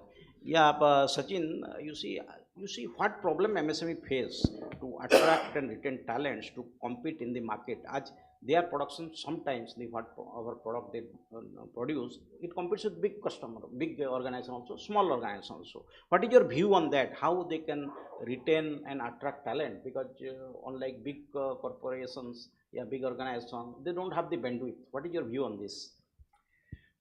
Sanjay, I touched upon briefly in my previous remarks. So you have to understand the life cycle of the startup. So you can bucket it under 3 stages. The first one is the startup stage, growth stage, and then the maturity stage. So usually the SME, MSME, the way I see it is, starts with an entrepreneur or a couple of friends starting with the idea of a service or a product. It's a single product. And their energy, bandwidth, everything goes in creating that and converting that into a profitable business. So in the whole scheme of things, they would have found a customer, work with the customer. So it's a single product, single customer. You want to grow, go into the next orbit, then you need capital. So the challenges move from the product operation to the capital. And in the whole process, you see the promoter or the founders are only involved, right? And they are moving on to do the next stage of growth, which is, let's say, either diversification or a new product, again associated with that product. And you have the human capital of the founder promoters are only leveraged. Now that's a problem, okay? Problem are many for the MSMEs, SMEs present across the country. The reason being, if you are in a place like Pune and you are focusing on single product and the founders, promoters involved, you are not going to attract any talent here. Unless you find options to delegate, you can retain a talent only when he is rewarded, only when he is motivated, only when he is, let's say, compensated for his skills that he brings in. There are numerous opportunities, not just in India, but overseas. They are, free to probably acquire a position elsewhere. So for us as an SME, MSME, it is important to, one, understand that the talent can be retained and groomed only when we relegate certain responsibilities. So that's important. The nature of the presence of these SMEs, let's say for example, we have, I don't know what the percentage, but in the bigger cities, there are only few companies that operate. It's all, as I said, ancillarized, all local economy-led MSME, SMEs. Acquiring talent in those pockets to work at probably a compensation, at a abysmally low level than the big corporates or their own peers in the other bigger cities is another major challenge. You can't extract talent, though there are educational institutes that go deeper into the tier 2, tier 3, tier 4 cities. Their aspiration is to go and work for a larger conglomerate, right? Get the best. Obviously the education system, the policies needs to be intervened there. For example, Chetan talked about German. If you actually look at the German way in which the SME, MSMEs are groomed, there are policies from the government where they set up, vocational training institutions. If I understand, nearly 88% of the trainees are absorbed by the MSMEs and the SMEs. It's not the corporates. So we need to absorb, perhaps create a scenario where we can attract talent, not just from the top tier schools, but also at the colleges at the local levels would be the primary step to initiate that kind of a switch. The second is on innovation. We don't want to just do a run-of-the-mill product being an ancillary unit. Obviously your talent is not going to stay with you, right? So there has to be a challenging environment for them to create something new. So there comes the idea of looking at a newer product, getting into a different market, being innovative in offering a newer solutions to the customer. So that aspect. So these are some of the things that I would touch upon. So this is definitely going to be a bigger challenge. I mean, the retaining a talent, and I have been doing a bit of work, not just in India, but some of the other markets in the area of MSME, SME growth. And I find that larger chunk of the challenges after the startup stage shift from fundraising to more on the human capital, right? It's the bigger challenge. If you don't have the right set of capital, you may have a greater product, you may have a greater solution, but you may not have the right people to take it to the right customers. So thereby, probably that whole process could be detrimental. As the statistics show, with every new product that you launch, your profit margins go up by about 8 to 10%, right? And you know that we are an ancillary industry. The profit margin to a large extent driven by or guided by the principle that we work. So getting out of that orbit to another product makes more sense in terms of increasing your profitability, but you need the right set of a talent. Now, getting the right talent would come up at a cost which the MSMEs and MSMEs are prepared to do, which is delegating, involving them in decision making, creating an environment that is more innovation led, right? Absorb newer perspectives and not just the founder promoters who make the decisions. So on and so forth, Sanjay, to be able to give you a very crisp response to that. Thank you. But even though MSME cannot attract good talent, I found the e-commerce startup They are also, when they are starting up, it is MSME only. Correct. Whereas they are able to attract the best talent. They are in day zero in IIT or IIM. So what is your view on this? Well, I think if we look at the traditional MSME, SME, and then new age SME, Yeah. MSME, no comparison for the very fact that I think the traditional one starts with the idea of the product, with, like sir mentioning, putting his own capital or collecting it from friends and kind of developing a prototype and then going to a customer for the potential sales. But here we first get the funds and then we try and spend that funds through acquisition of the talent and then showcasing it, either in the form of a GMV, etc., but not necessarily looking at the profitability aspect. So there are two different buckets. Of course, it's necessary. If you ask me, it's obviously, and I think the new age economies are, created and grown on those platforms. So it's important. And yeah, I mean, I think if you are going to relate and suggest that should the MSME, SME sort of follow that? I mean, why not? The capital, access to capital is now are far more easier than before. If you have a greater idea and you need, you can actually go to, at a local level, you have the microfinancing companies who can perhaps lend with a shorter time, with the shorter scrutiny, and then you can access that capital to, sort of expand, right? And that expansion could come in the form of not just about revenues, but also human capital. I mean, I would put for SME, MSME going forward, I think the important aspect is to get the right set of people. If at all you are aspiring to grow out onto a different orbit, if you are going to continue with the typically a family run business with decision at the founder level and not looking at expanding, I mean, you're good to be in that position. Thank you so much. And one question to Mr. Amal Chitne is, what is the process of new product development and approval process, both domestic and export customer? Is it the same? Yeah, different methodology you use, because almost 35% of your product is exported. The basic process of development, both Indian and overseas customer follow is same.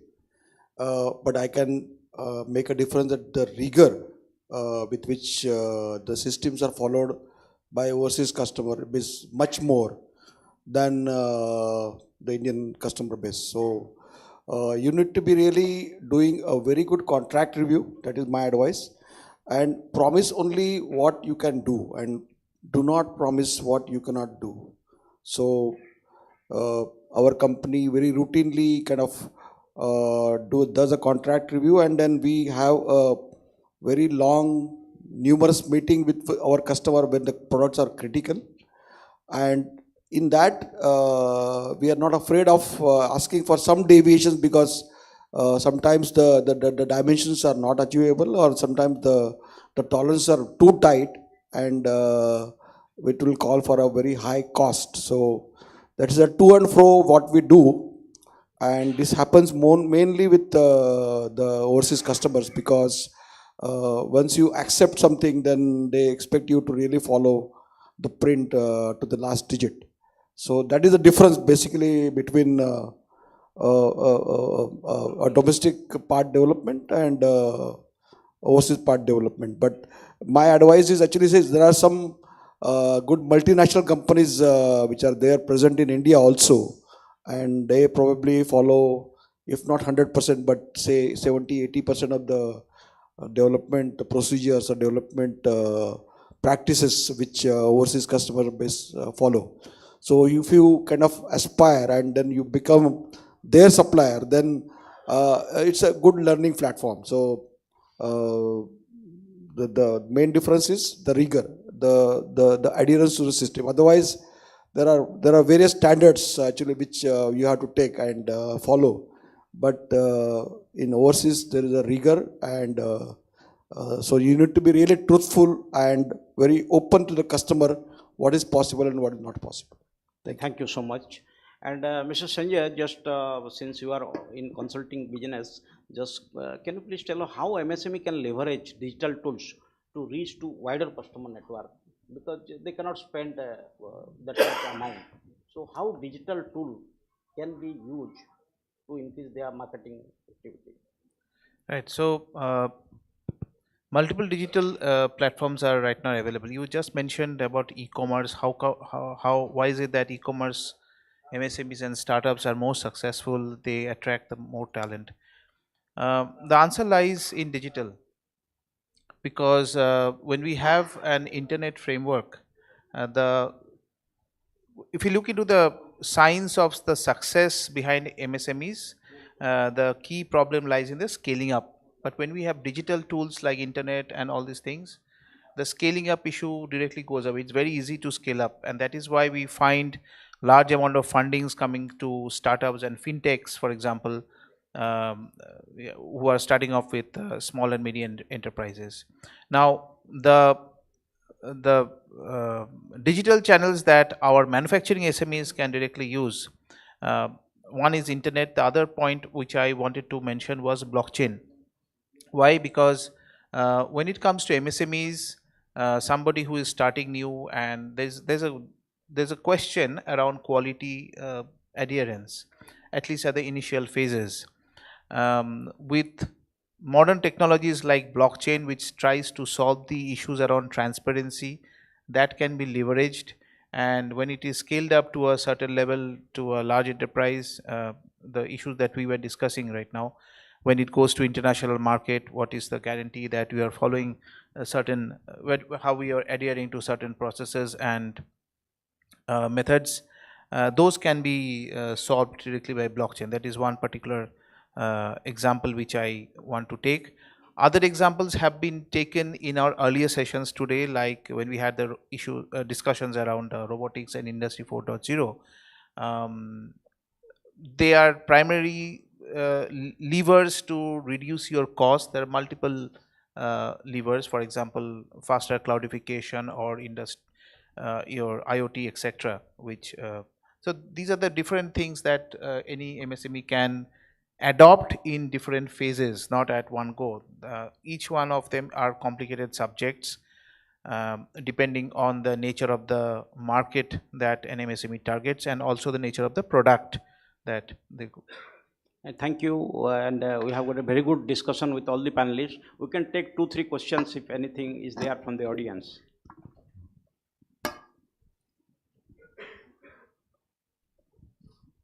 So, if no question is there, we can wrap up the sessions. And thank you audience for a patient hearing, and a lot of good inputs we have got from the fellow panelists, and it was a wonderful session. Thank you. Thank you, Mr. Bera. A very knowledgeable last session, must say, and an appropriate one to conclude the conclave. The knowledge sessions, that is. May I request Mr. P.K. Wilson Purti to please come and give the mementos to the chair and to the panelists, please. The first memento to Mr. Sanjay Bera.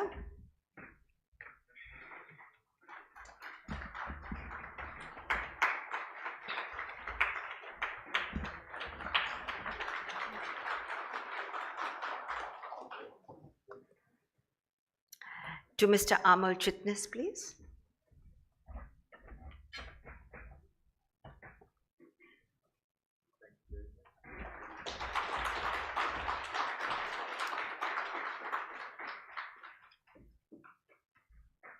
Mr. Sanjay Guho-Thakurta.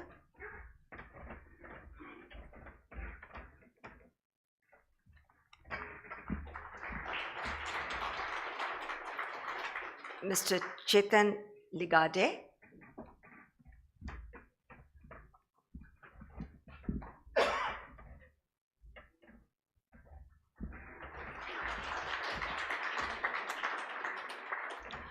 Mr. Anthony Ravikumar.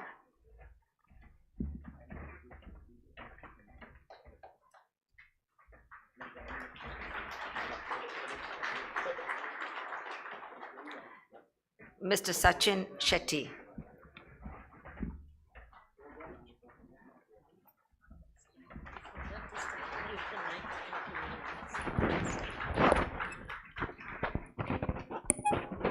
Yeah, Now I request Mr. Purti to present our memento to Ms. Malkani. Thank you, Ms. Malkani, for being with us and conducting the session, emceeing the whole day. Thank you so much.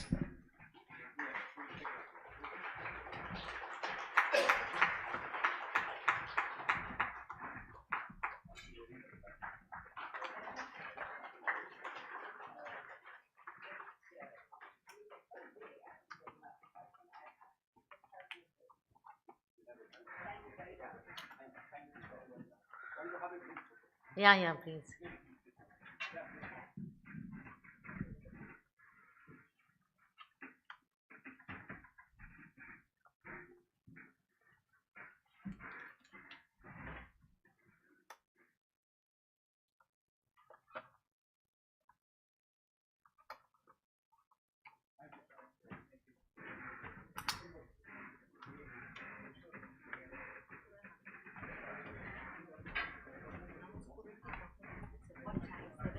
What time?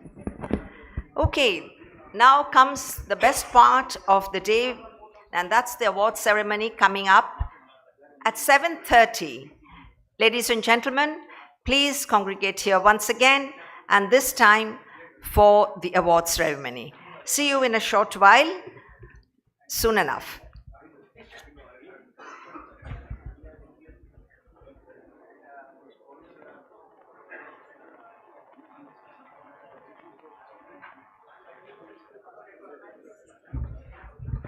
Just an announcement, the award ceremony will be followed by live music and networking cocktail and dinner. So we look forward to see you once again at 7:30.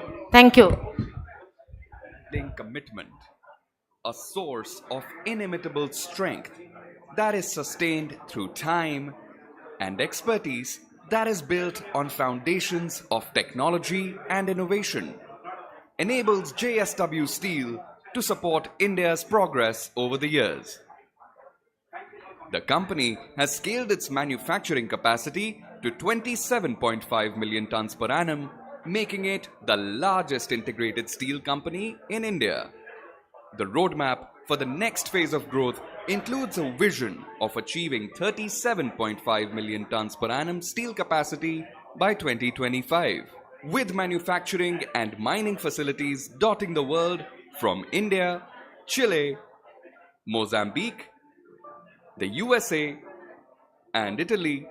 They command a strong export presence in 100 plus countries across 5 continents. JSW Steel is India's leading integrated steel manufacturer because of its strategic presence across India, collaboration with global leader JFE Steel of Japan. The exhibition, which is just beside this hall, is still on. So I would like to request all our guests to kindly visit the exhibition hall. The exhibition hall is just beside this hall. Please visit the exhibition. The exhibition is still on. Manufacturing process and meticulous attention to quality and testing standards, JSW Steel produces high quality steel and a spectrum of value-added products that are perfectly matched to customer expectations across a roster of industries. All these products are marketed under key brands that inspire consumer trust and stand out in a low differentiation market. With a conscious transition into being a high-value steel producer, the company has built a specialized value-added portfolio. Industry leaders in various industries require customized products to suit their niche needs. This innate understanding elevates JSW Steel from being a mere supplier to a true partner for growth. Hence, the company offers a range of bespoke application solutions for different sectors like infrastructure and construction, general engineering, industrial and engineering, automotive, consumer durables and packaging, and renewable energy. Evidently, JSW Steel is used in a majority of India's key infrastructure today. It is a matter of great pride for the company that they are playing such a pivotal role as a nation builder. From airports to expressways, from dams to solar parks, JSW Steel is present in the very core of India's infrastructural development. Their continuous pursuit of excellence in delivering world-class products and solutions for over 3 decades has garnered them a lot of accolades over the years. While these rewards and recognition fuel JSW Steel's ambitions to outperform themselves,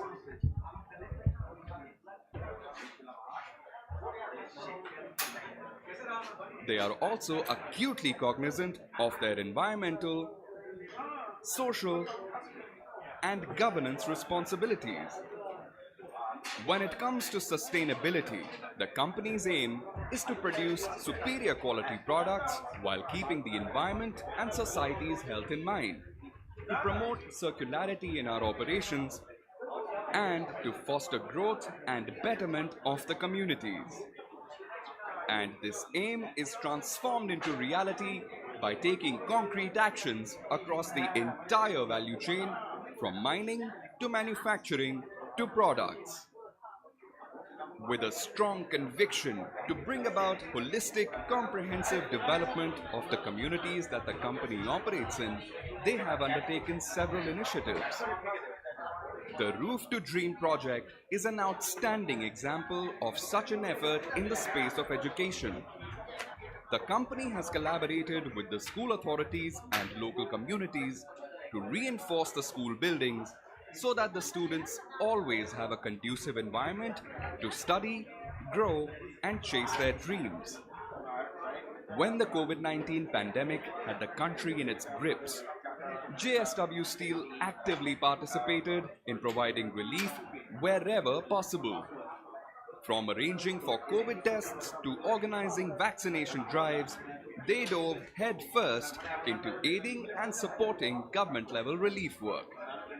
They supplied healthcare essentials, bolstered medical oxygen requirements, distributed rations, and provided COVID care hospital beds. With its international standards production quality, superior product range, its commitment to sustainability practices and environment, JSW Steel is dedicated towards building a better India and is fast becoming a global Indian beacon in the world of steel manufacturing. JSW Steel.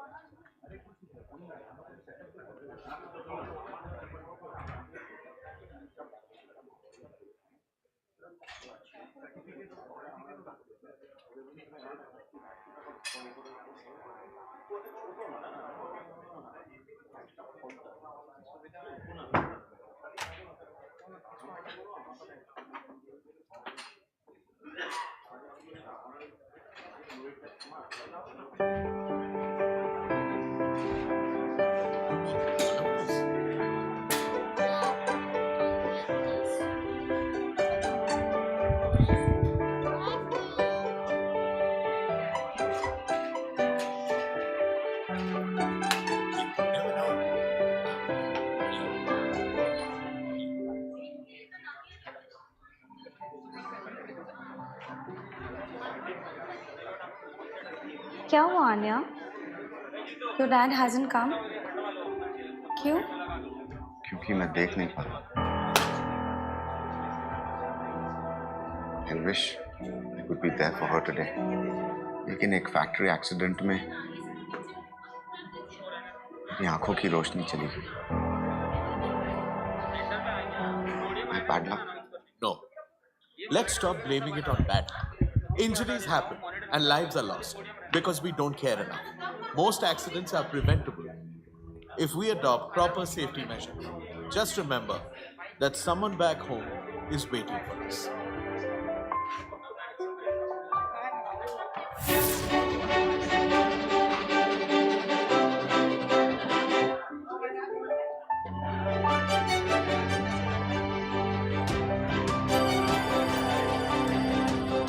Look, Papa, so many stars. Let me see.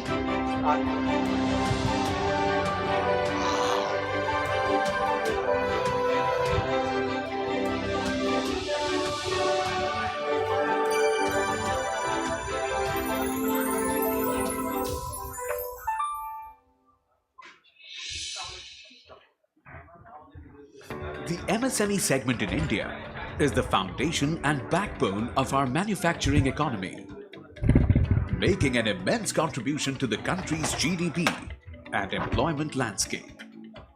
Tata Steel meets the diverse needs of MSMEs with its ever-widening product and service offerings. With a channel strength of over 80 channel partners, Tata Steel caters to a loyal customer base of over 10,000 MSMEs. Maximizing customer opportunity is a focus right through the relationship lifecycle.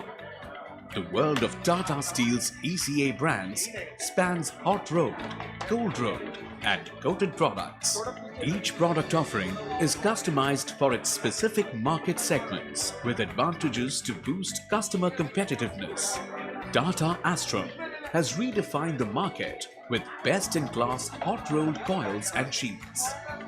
Tata Astrum Solar supports India's flagship solar mission. Tata Steelium is the first branded cold-rolled steel in India and has set a benchmark in cold-rolled steel to help shape dreams. Tata Steelium Neo meets the need for higher quality stringency in specific segments. Galvano is India's first branded zero-spangle galvanized offering for unparalleled sophistication. Responding to the needs of various segments, the coated product basket has been augmented over the last 2 years. Galvaros is hot-dipped regular spangled galvanized steel that fulfills the need for economic sustainability. Galvanova is a 55% aluminium zinc alloy coated steel offering that is 2 to 4 times more corrosion resistant as compared to plain galvanized steel. Color Nova is a premium pre-painted galvanized steel offering, or PPGI, that meets the need of sustainability, coloring the future with opportunities, empowering customers, enhancing capability, and partnering customer on a journey of growth is a priority. eCafe's Qualithon is a first-of-its-kind program to partner customers on a quality awareness journey. Engagement activities are regularly conducted in partnership with the most reputed and experienced experts from industry. eCreate is a platform for deriving greater value in use through cross-functional teams created from customers' organization and Tata Steel. To cater to the changing market scenario and the digital need, Tata Steel offers a digital e-commerce platform. Digika is a digital solution for easy-to-buy and explore steel products. Digika has transformed the business landscape for ECAs by bringing stakeholders together on the same platform for greater convenience and transparency. Along with Digika, Tata Steel also offers e-cafes, which provides online resources that customers can access with an Ask Expert help desk to answer customer queries on a broad range of topics. In 2019, Tata Steel launched its retail brand, Tata Astrum Super, to meet the needs of fabrication and truck building. For the first time in the industry, It brought in source authenticity through inkjet and laser marked sheets. In 2021, the retail brand offering was further strengthened with the launch of Tata Steelium Super for a wide range of end-user fabricated products for home and office use. These are but the stepping stones to a happy bottom line, which features a magnificent growth story amidst caring and sharing. Tata Steel's ECA brands, founded on trust, quality and excellence, continue their journey of nation building for tomorrow's India.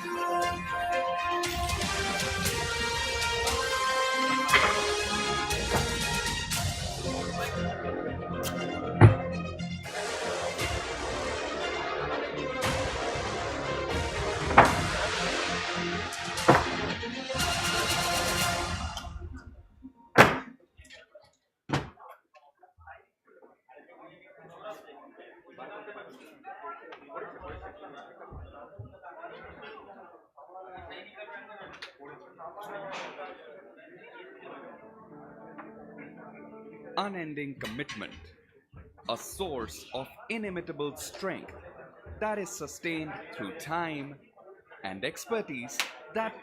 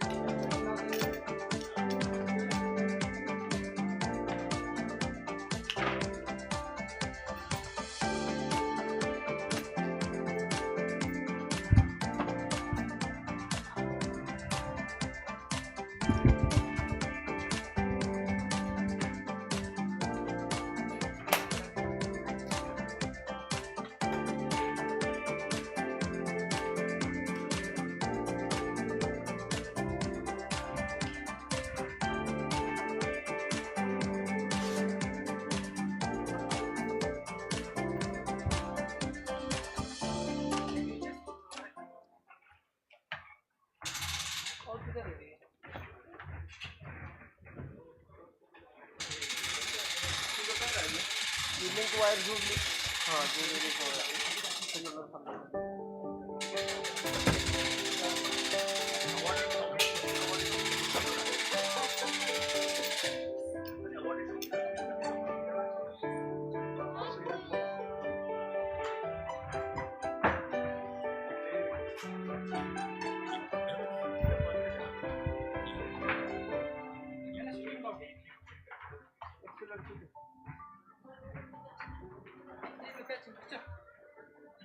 क्या हुआ Anya? Your dad hasn't come? क्यों? क्योंकि मैं देख नहीं पाता. I wish I could be there for her today. लेकिन एक फैक्ट्री एक्सीडेंट में मेरी आंखों की रोशनी चली गई. My bad luck? No. Let's stop blaming it on bad luck. Injuries happen and lives are lost because we don't care enough. Most accidents are preventable if we adopt proper safety measures. Just remember that someone back home is waiting for us.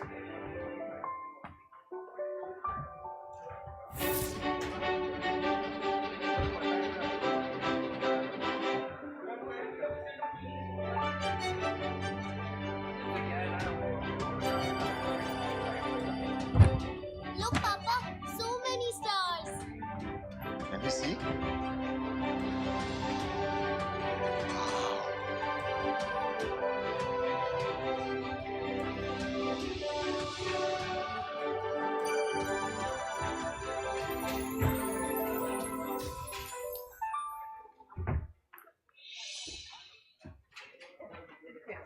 The MSME segment in India is the foundation and backbone of our manufacturing economy, making an immense contribution to the country's GDP and employment landscape.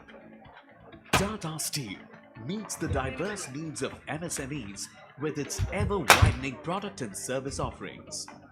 With a channel strength of over 80 channel partners, Tata Steel caters to a loyal customer base of over 10,000 MSMEs. Maximizing customer opportunity is a focus right through the relationship lifecycle. The world of Tata Steel's ECA brands spans hot rolled, cold rolled, and coated products. Each product offering is customized for its specific market segments with advantages to boost customer competitiveness. Tata Astrum has redefined the market with best-in-class hot-rolled coils and sheets. Tata Astrum Solar supports India's flagship solar mission. Tata Steelium is the first branded cold-rolled steel in India and has set a benchmark in cold-rolled steel to help shape dreams. Tata Steelium Neo meets the need for higher quality stringency in specific segments. Galvano is India's first branded zero-spangle galvanized offering for unparalleled sophistication. Responding to the needs of various segments, the coated product basket has been augmented over the last 2 years. Galvaros is hot-dipped regular spangled galvanized steel that fulfills the need for economic sustainability. Galvanova is a 55% aluminium zinc alloy coated steel offering that is 2 to 4 times more corrosion resistant as compared to plain galvanized steel. Color Nova is a premium pre-painted galvanized steel offering, or PPGI, that meets the need of sustainability, coloring the future with opportunities, empowering customers, enhancing capability, and partnering customer on a journey of growth is a priority. eCafe's Qualithon is a first-of-its-kind program to partner customers on a quality awareness journey. Engagement activities are regularly conducted in partnership with the most reputed and experienced experts from industry. eCreate is a platform for deriving greater value in use through cross-functional teams created from customers' organization and Tata Steel. To cater to the changing market scenario and the digital need, Tata Steel offers a digital e-commerce platform.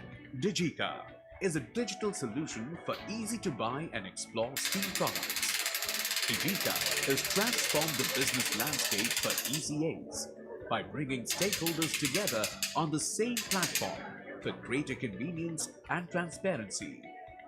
Along with Digita, Tata Steel also offers e-cafes, which provides online resources that customers can access with an Ask Expert help desk to answer customer queries on a broad range of topics. In 2019, Tata Steel launched its retail brand, Tata Astrum Super, to meet the needs of fabrication and truck building. For the first time in the industry, it brought in source authenticity to inkjet and laser mark sheets. In 2021, the retail brand offering was further strengthened with the launch of Tata Steelium Super for a wide range of end-user fabricated products for home and office use. These are but the stepping stones to a happy bottom line, which features a magnificent growth story amidst caring and sharing. Tata Steel's ECA brands, founded on trust, quality and excellence, continue their journey of nation building for tomorrow's India.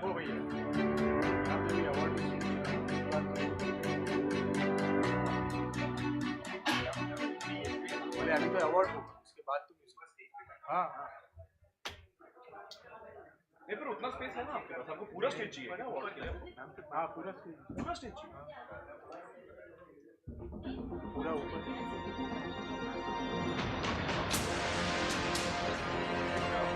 ये podium में खड़े होंगे उसके तरफ लोग आए अब इस जगह खाली है और फिर पीछे हो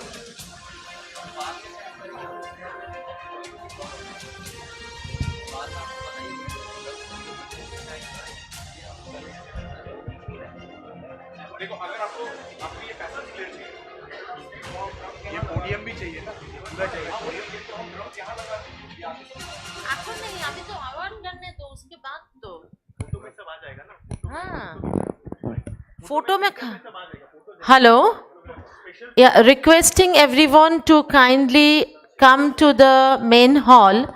We will commence the award ceremony very soon. Unending commitment, a source of inimitable ये सब strength रहेगा तो ठीक that कैसे is अवार्ड होगा sustained यहाँ पे through time and expertise that is built on foundations of technology.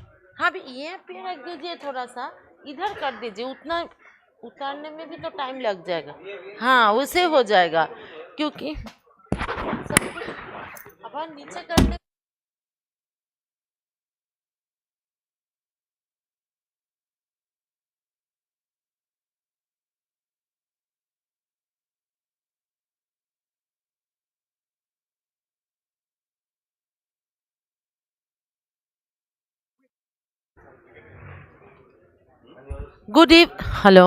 Good evening everyone. We request you to kindly come to the main hall. We shall start the award ceremony within next 5 minutes.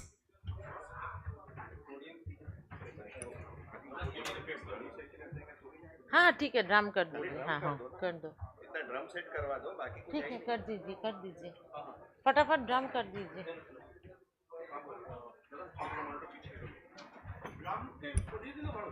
हाँ একটা drum থাকলে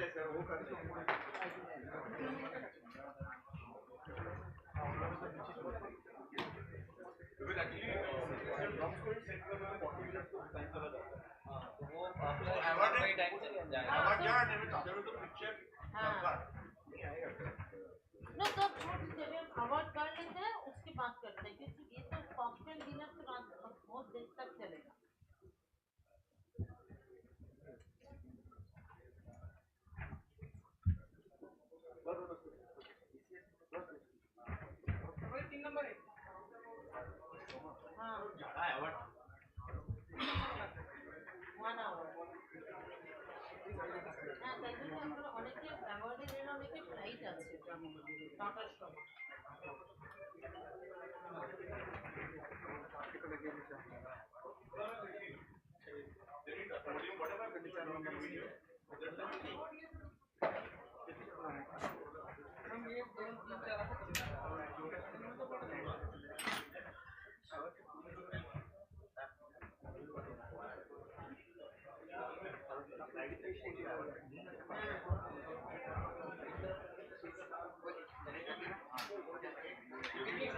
If I offer that, Yes, yes, you offer it. Yeah, that is no problem. Yeah, that is okay. in that case, you have the entire space.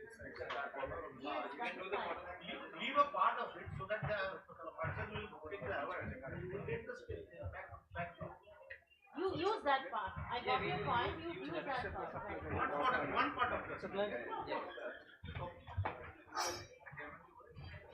Chairman, बोलो.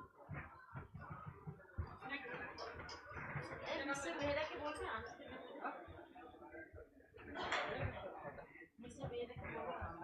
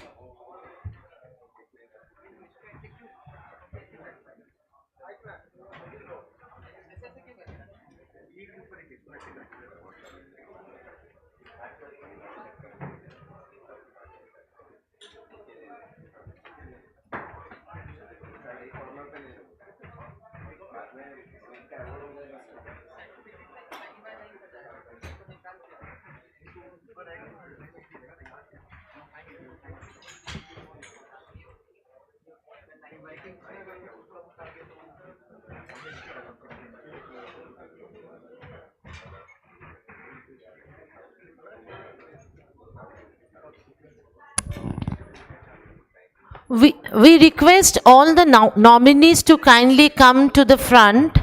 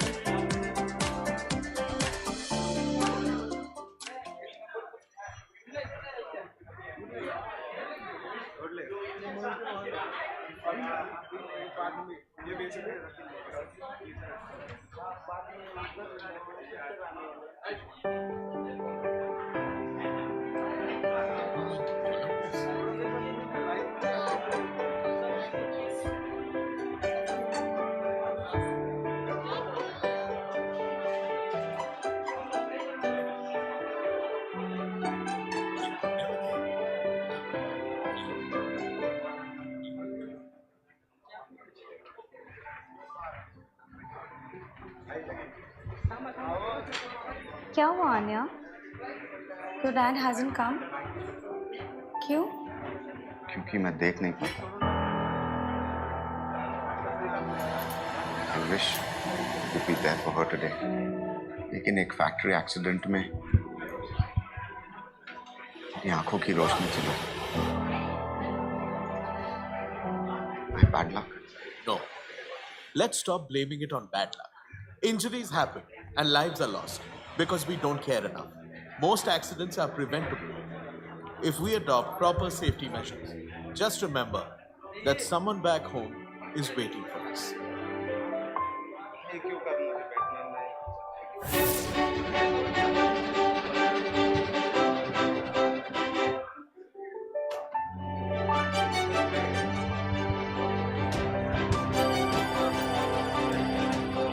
Look, Papa, so many stars.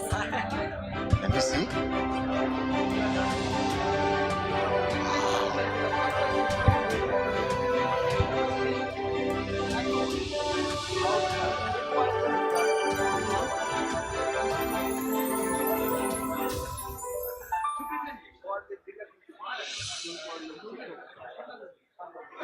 The MSME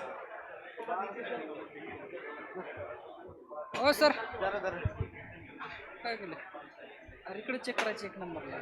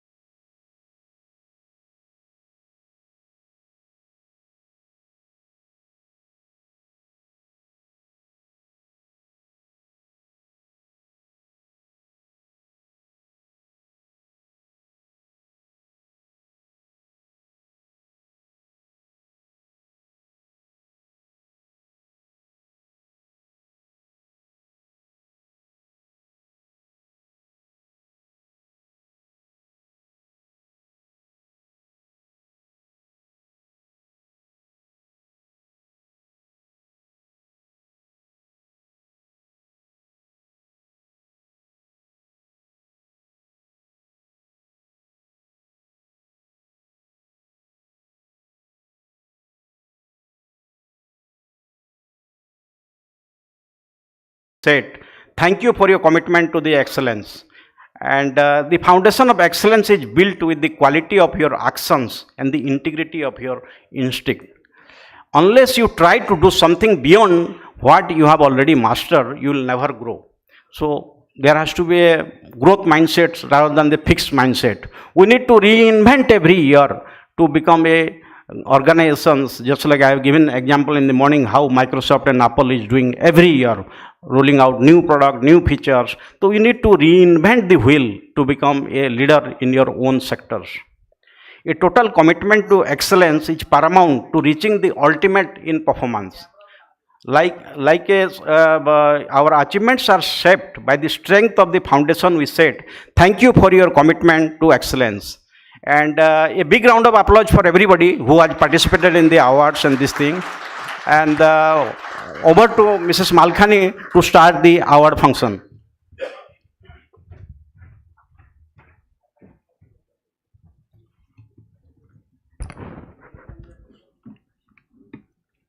Mr. Bera, you are once again called upon to start with the first award.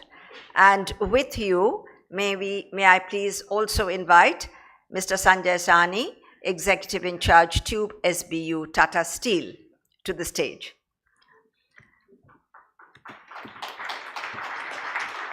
The award and certificate for the category in Emerging Steel Distributors of the Year goes to Giriraj Exams Private Limited.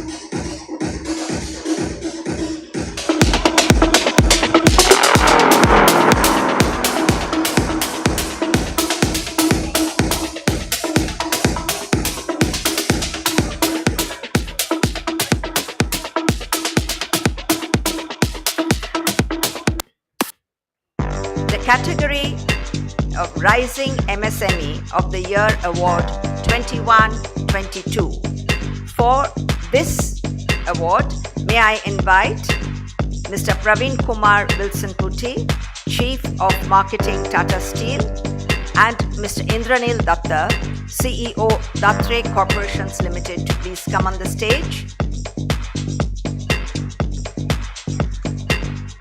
In no particular order, so do not think that there is a first, second or third categories.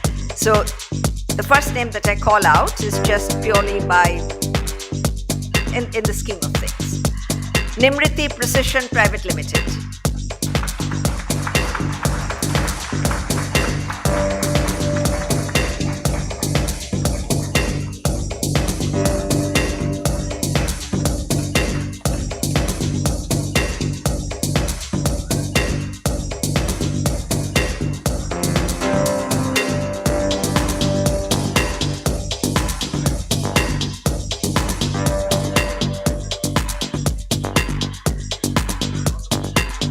Mr. Putti and Mr. Datta, please stay on. Please stay on.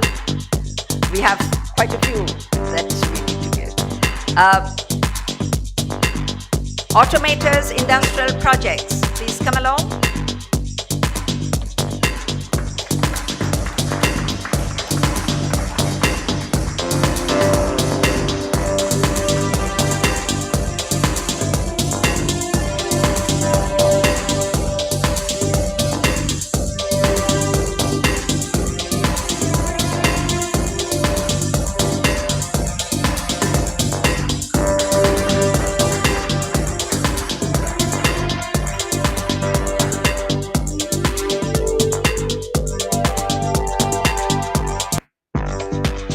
Metafold Engineering Private Limited, please come on the stage and receive your award and certificate.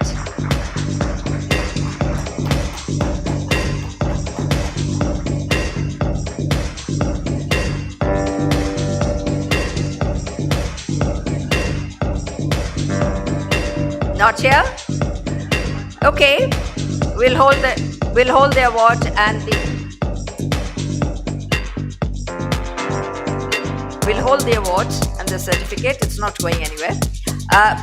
Shri Saigon Industries, please come.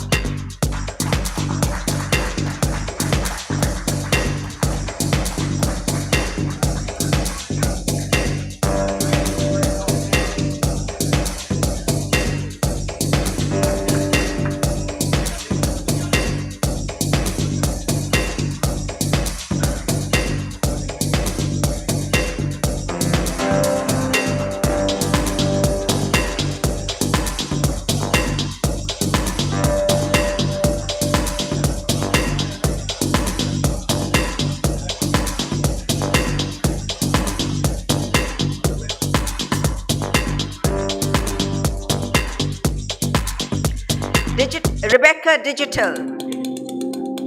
Rebecca Digital.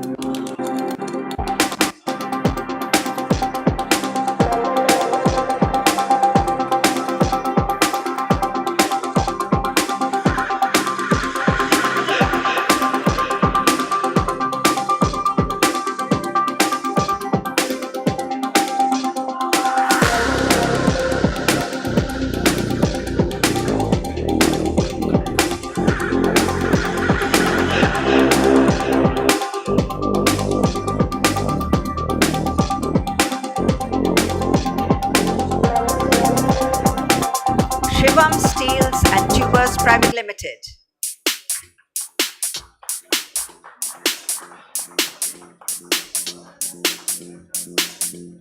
Shivam Steels and Tubes Private Limited, please come and receive your award and certificate.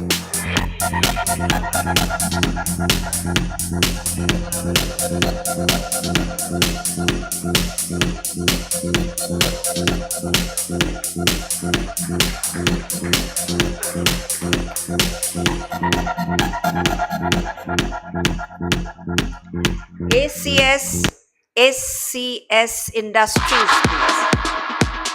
ACS Industries.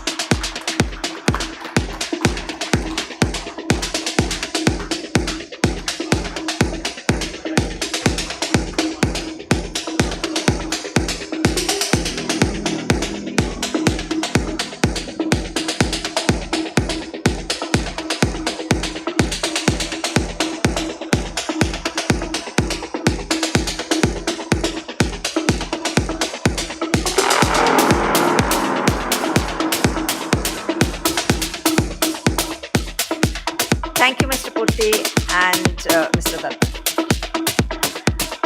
The next category is Exporter MSME of the Year Award 2021-2022. May I invite Mr. Shubhadev Ghosh, Director General Bengal Chamber of Commerce and Industries, and Mr. Sanjay Behra to please come once again to the stage.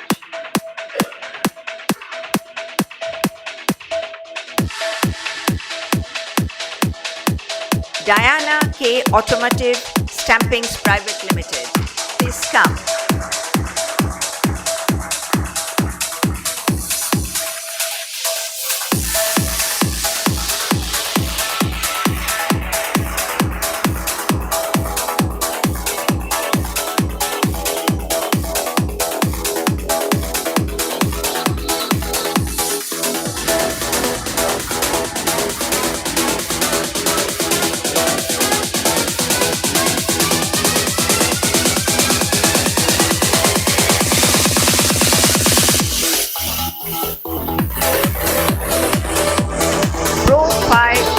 Engineering Private Limited.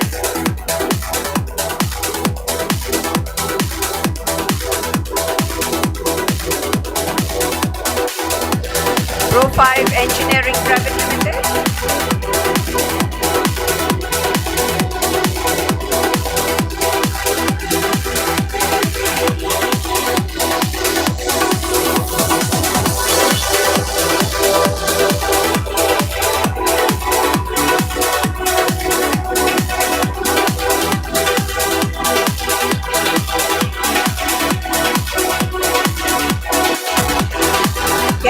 Auto Parts Private Limited.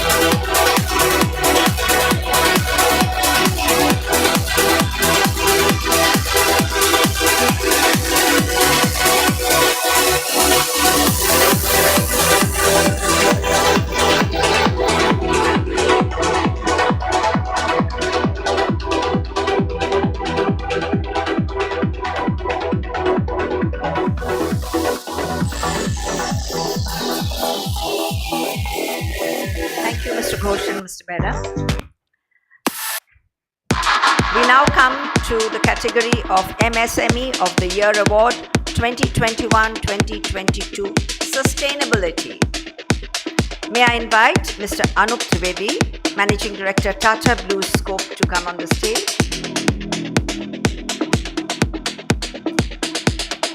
The awards go to, award and certificate goes to Impression Furniture Industries Private Limited.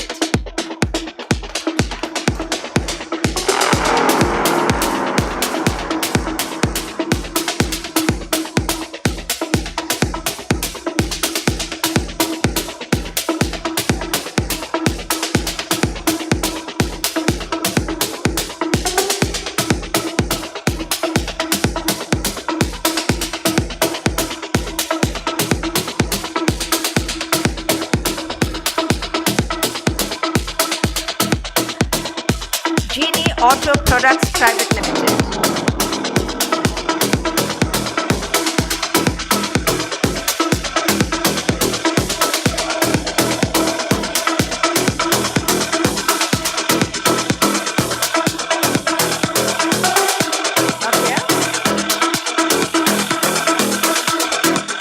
Om Atharva Industries.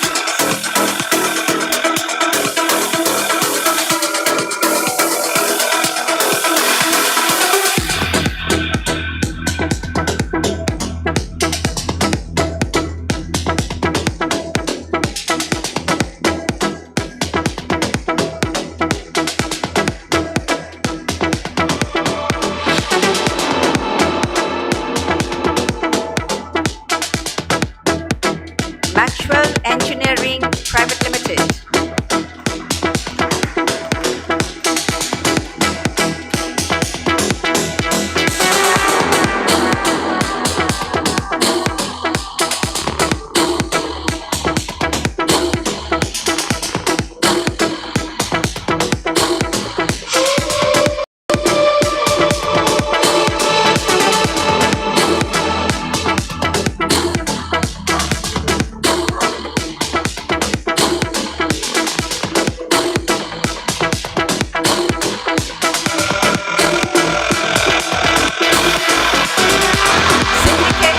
Systems Private Limited.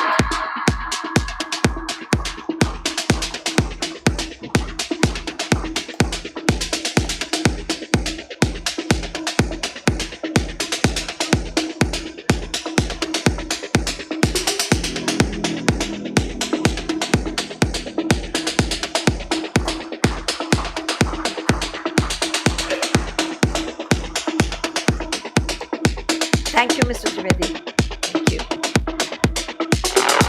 Now we come to the Rising Brand of the Year 21-22, category Steel. May I invite Mr. Ankur Basu, Managing Director PwC India, and Mr. Shubhadev Ghosh, Director General, Bengal Chamber, to please come on the stage.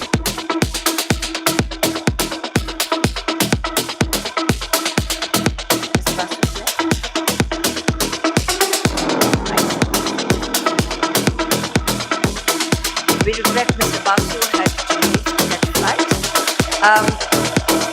Tata Astram from Tata Steel, please.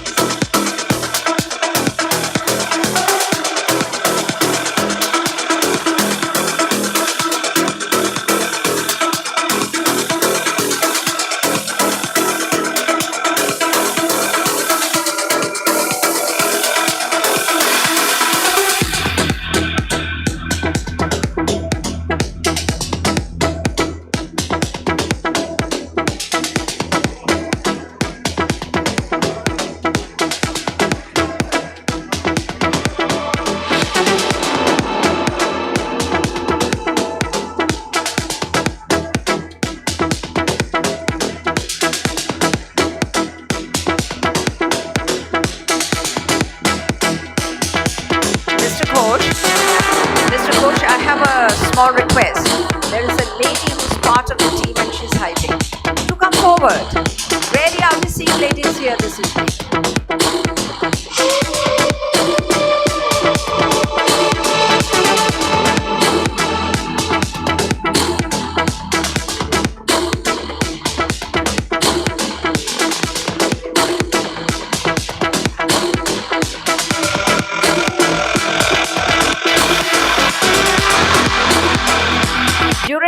from Tata Blue Scope.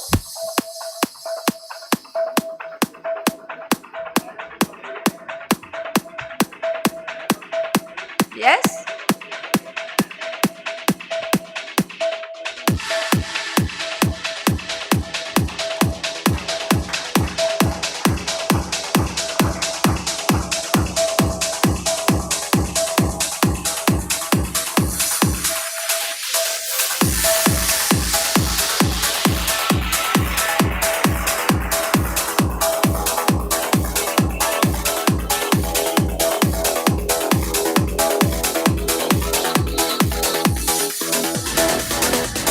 JSW Haloron.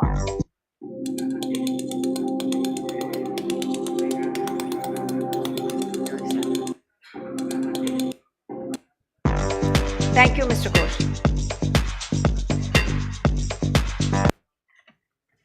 We now come to the Steel Distributor of the Year Award 2021-2022. May I invite Mr. Sanjay Sahni, Executive in Charge, Tata SBU, Tata Steel, and Mr. Anup Trivedi, MD, Tata Blue Scope, please. The award winners: SKM Steels Private Limited,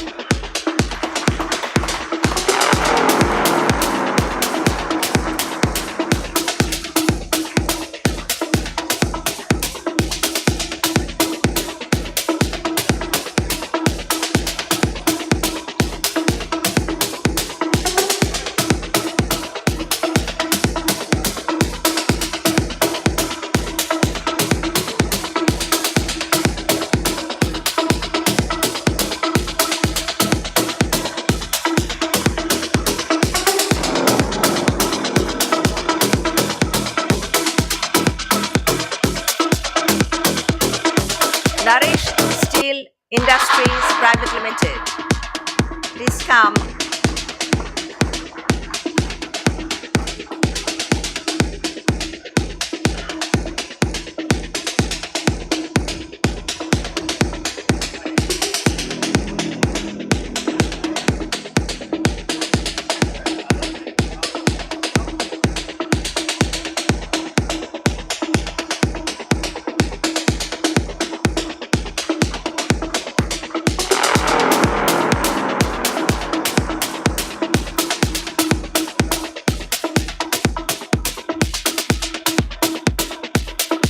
Tata Steel Downstream Products Limited.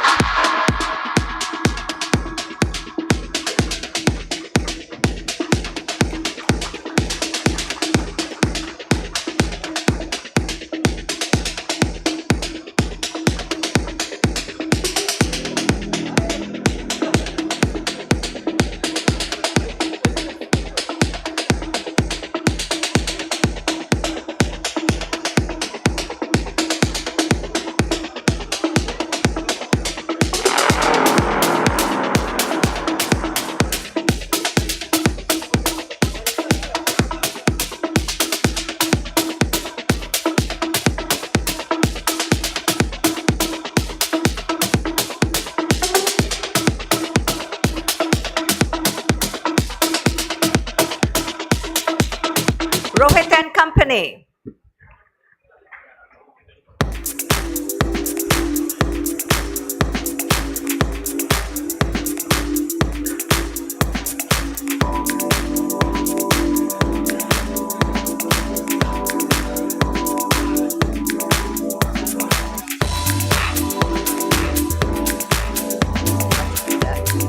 Don't let them blink like that. It's difficult.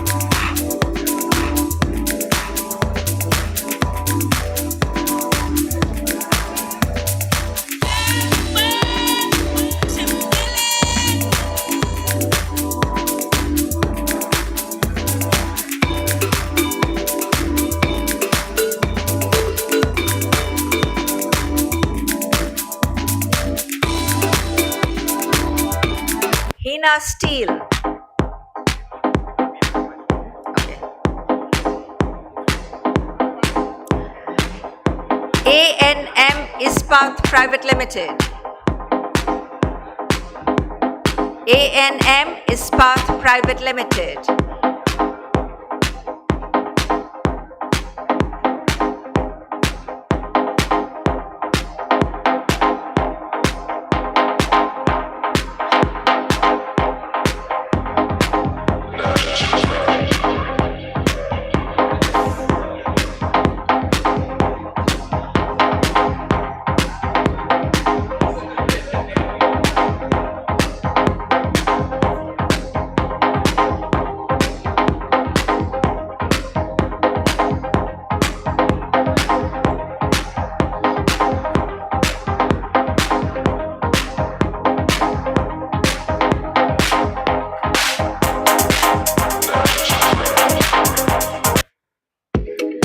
Thank you, Mr. Trivedi.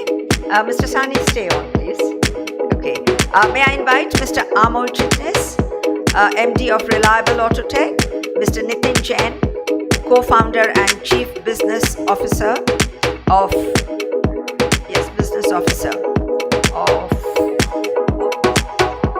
okay. This category is of Rising Startup of the Year Award 2021-2022. Goes to L&T Sufin, sir.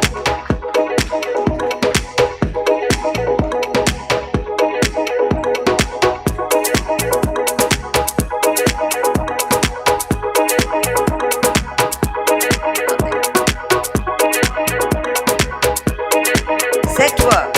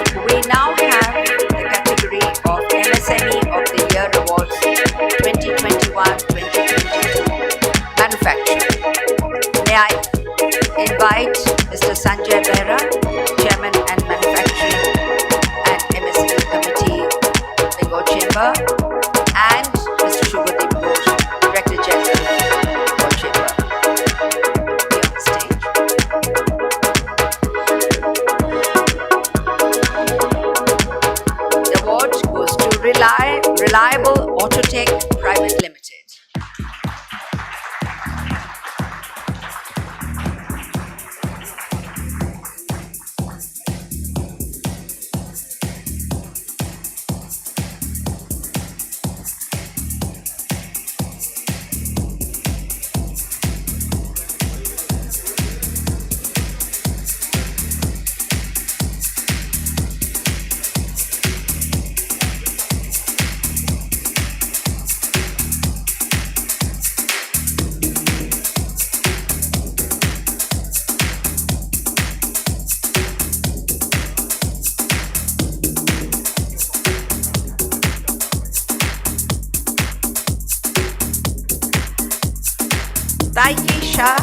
Engineering India Private Limited.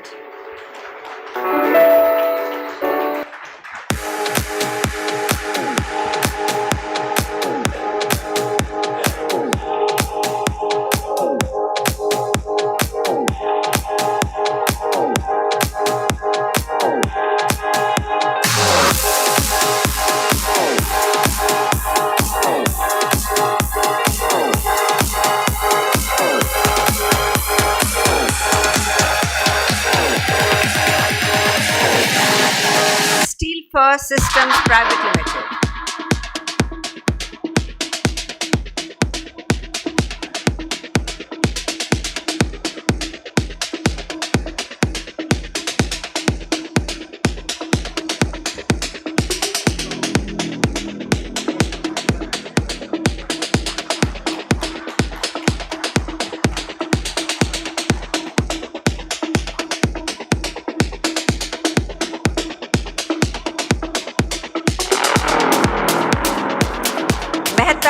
pressing.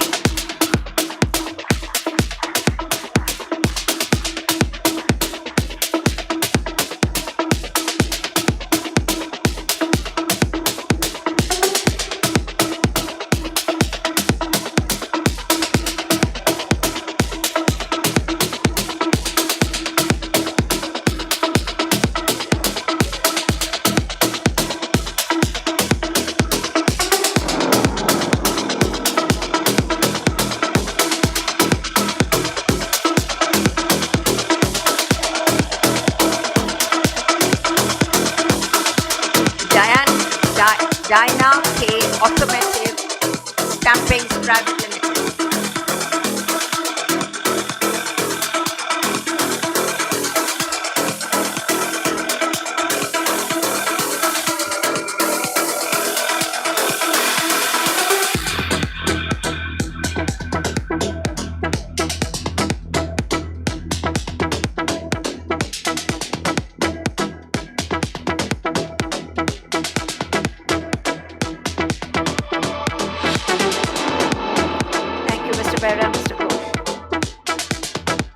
We now come to MSME of the Year Award 2021-2022 Service.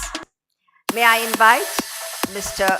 C.R. Moitra, Senior Managing Committee Member, Bengal Chamber of Commerce and Industry, Mr. Om Prakash, Head Production Excite Industries, and Mr. Praveen Kumar Wilson Putti, Chief of Marketing, Tata Steel, to come on the stage.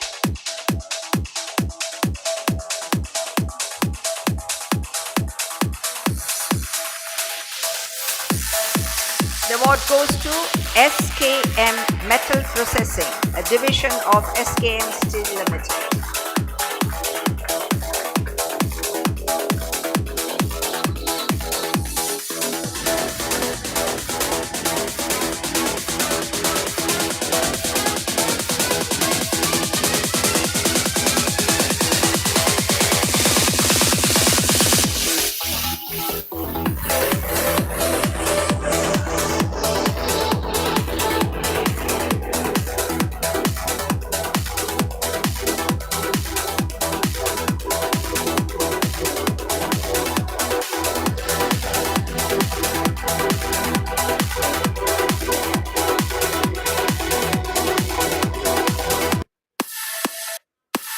I now call Vayudot Road Carriers Private Limited.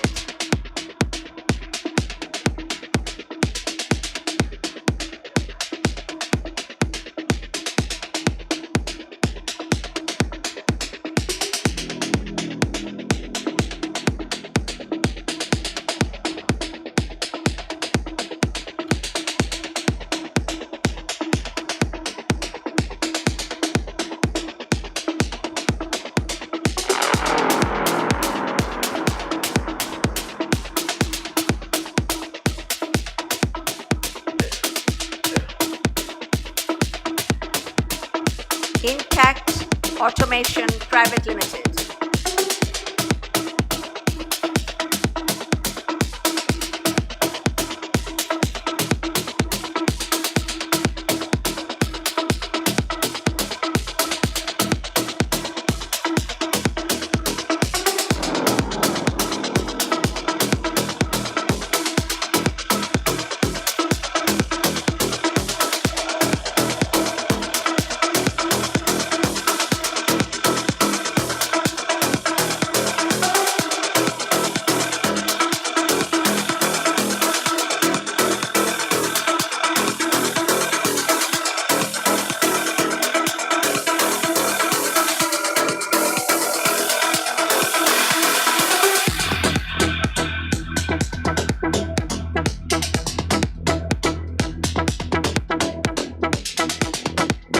Thank you, Mr. Moitro, Mr. Om Prakash, and Mr. Putti.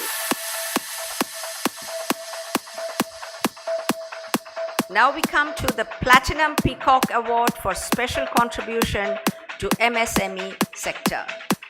May I invite Mr. Sanjay Bera, Chairman of Bengal Chamber of Commerce and Industries for Manufacturing MSME Committee, to come on the stage. The award goes to Mr. Rajendra Bagwe. Mr. Bagwe.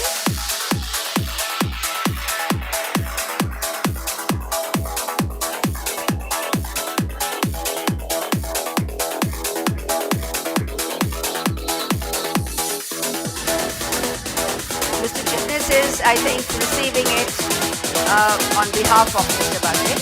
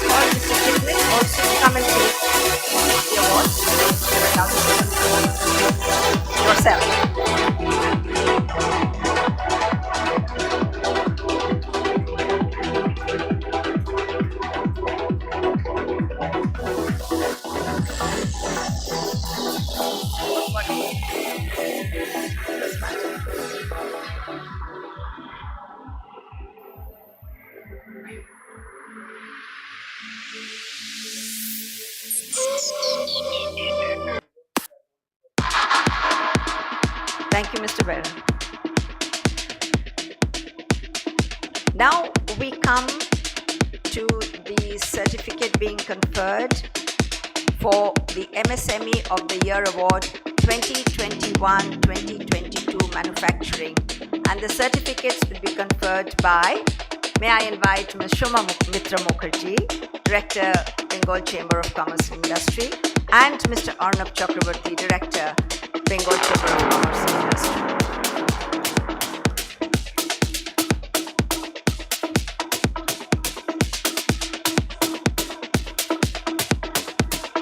Shroud Engineering Works.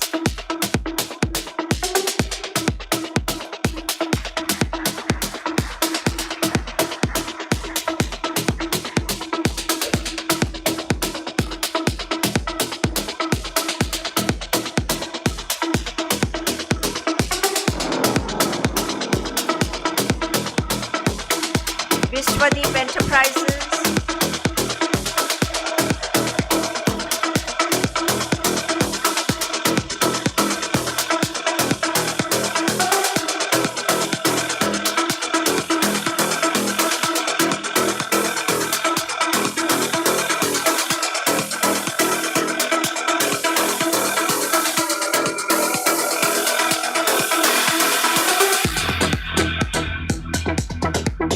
Transvolt Engineering Private Limited.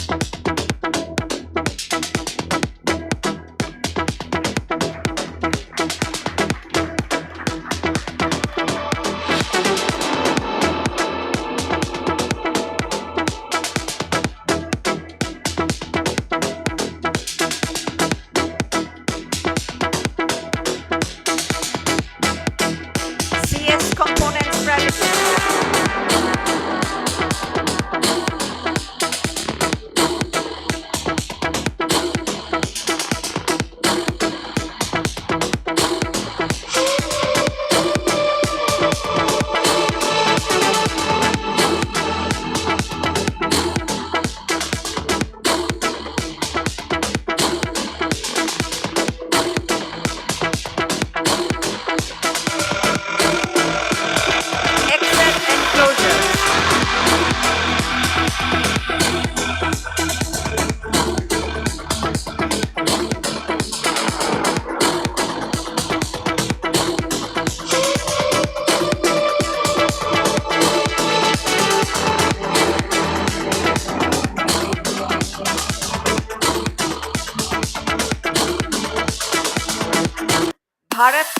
Alternative Pressings India Private Limited.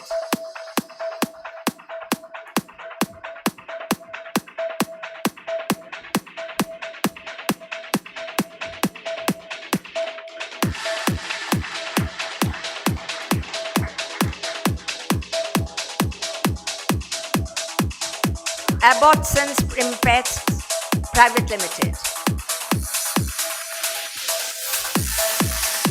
Genit Technocast Private Limited.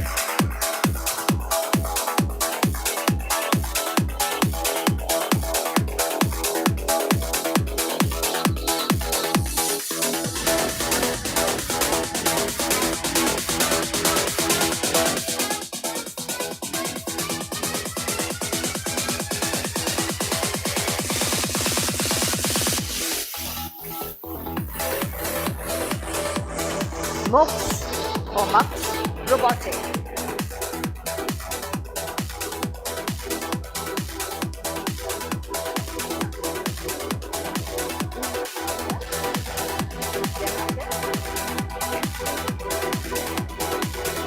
We now go to the next category.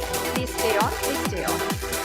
MSME of the Year Award 2021-2022 Service. Sri Sairam Industrial Corporation, SSIC, your packaging partner.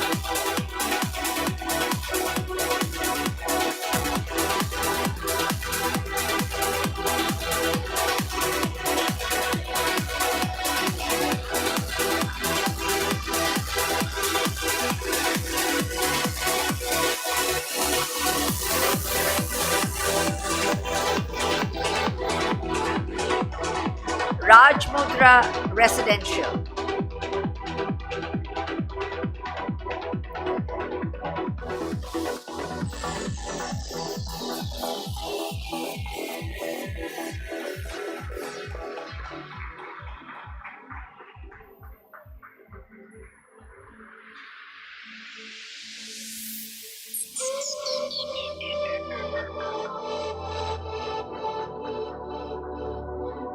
The next category, Rising MSME of the Year Award 2021-2022.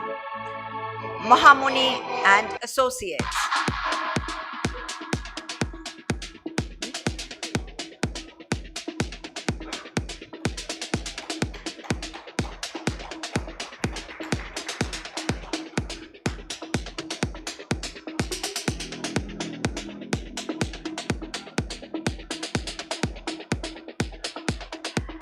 Arzanta Consulting.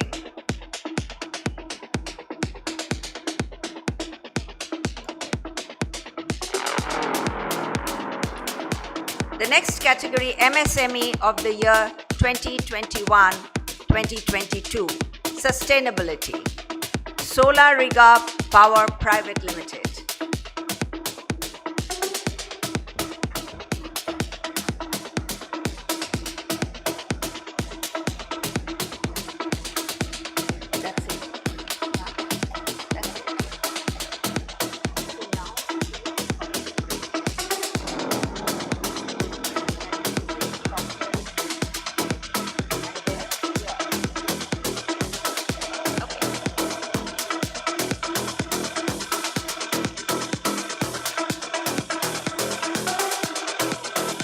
Thank you, Ms. Mukherjee and Mr. Chakraborty. And that brings us to the end of the awards ceremony. And now the good times begin. The bar is open, cocktails are on, live music starts. Just have a great evening, ladies and gentlemen. Thank you. That's it? Yeah?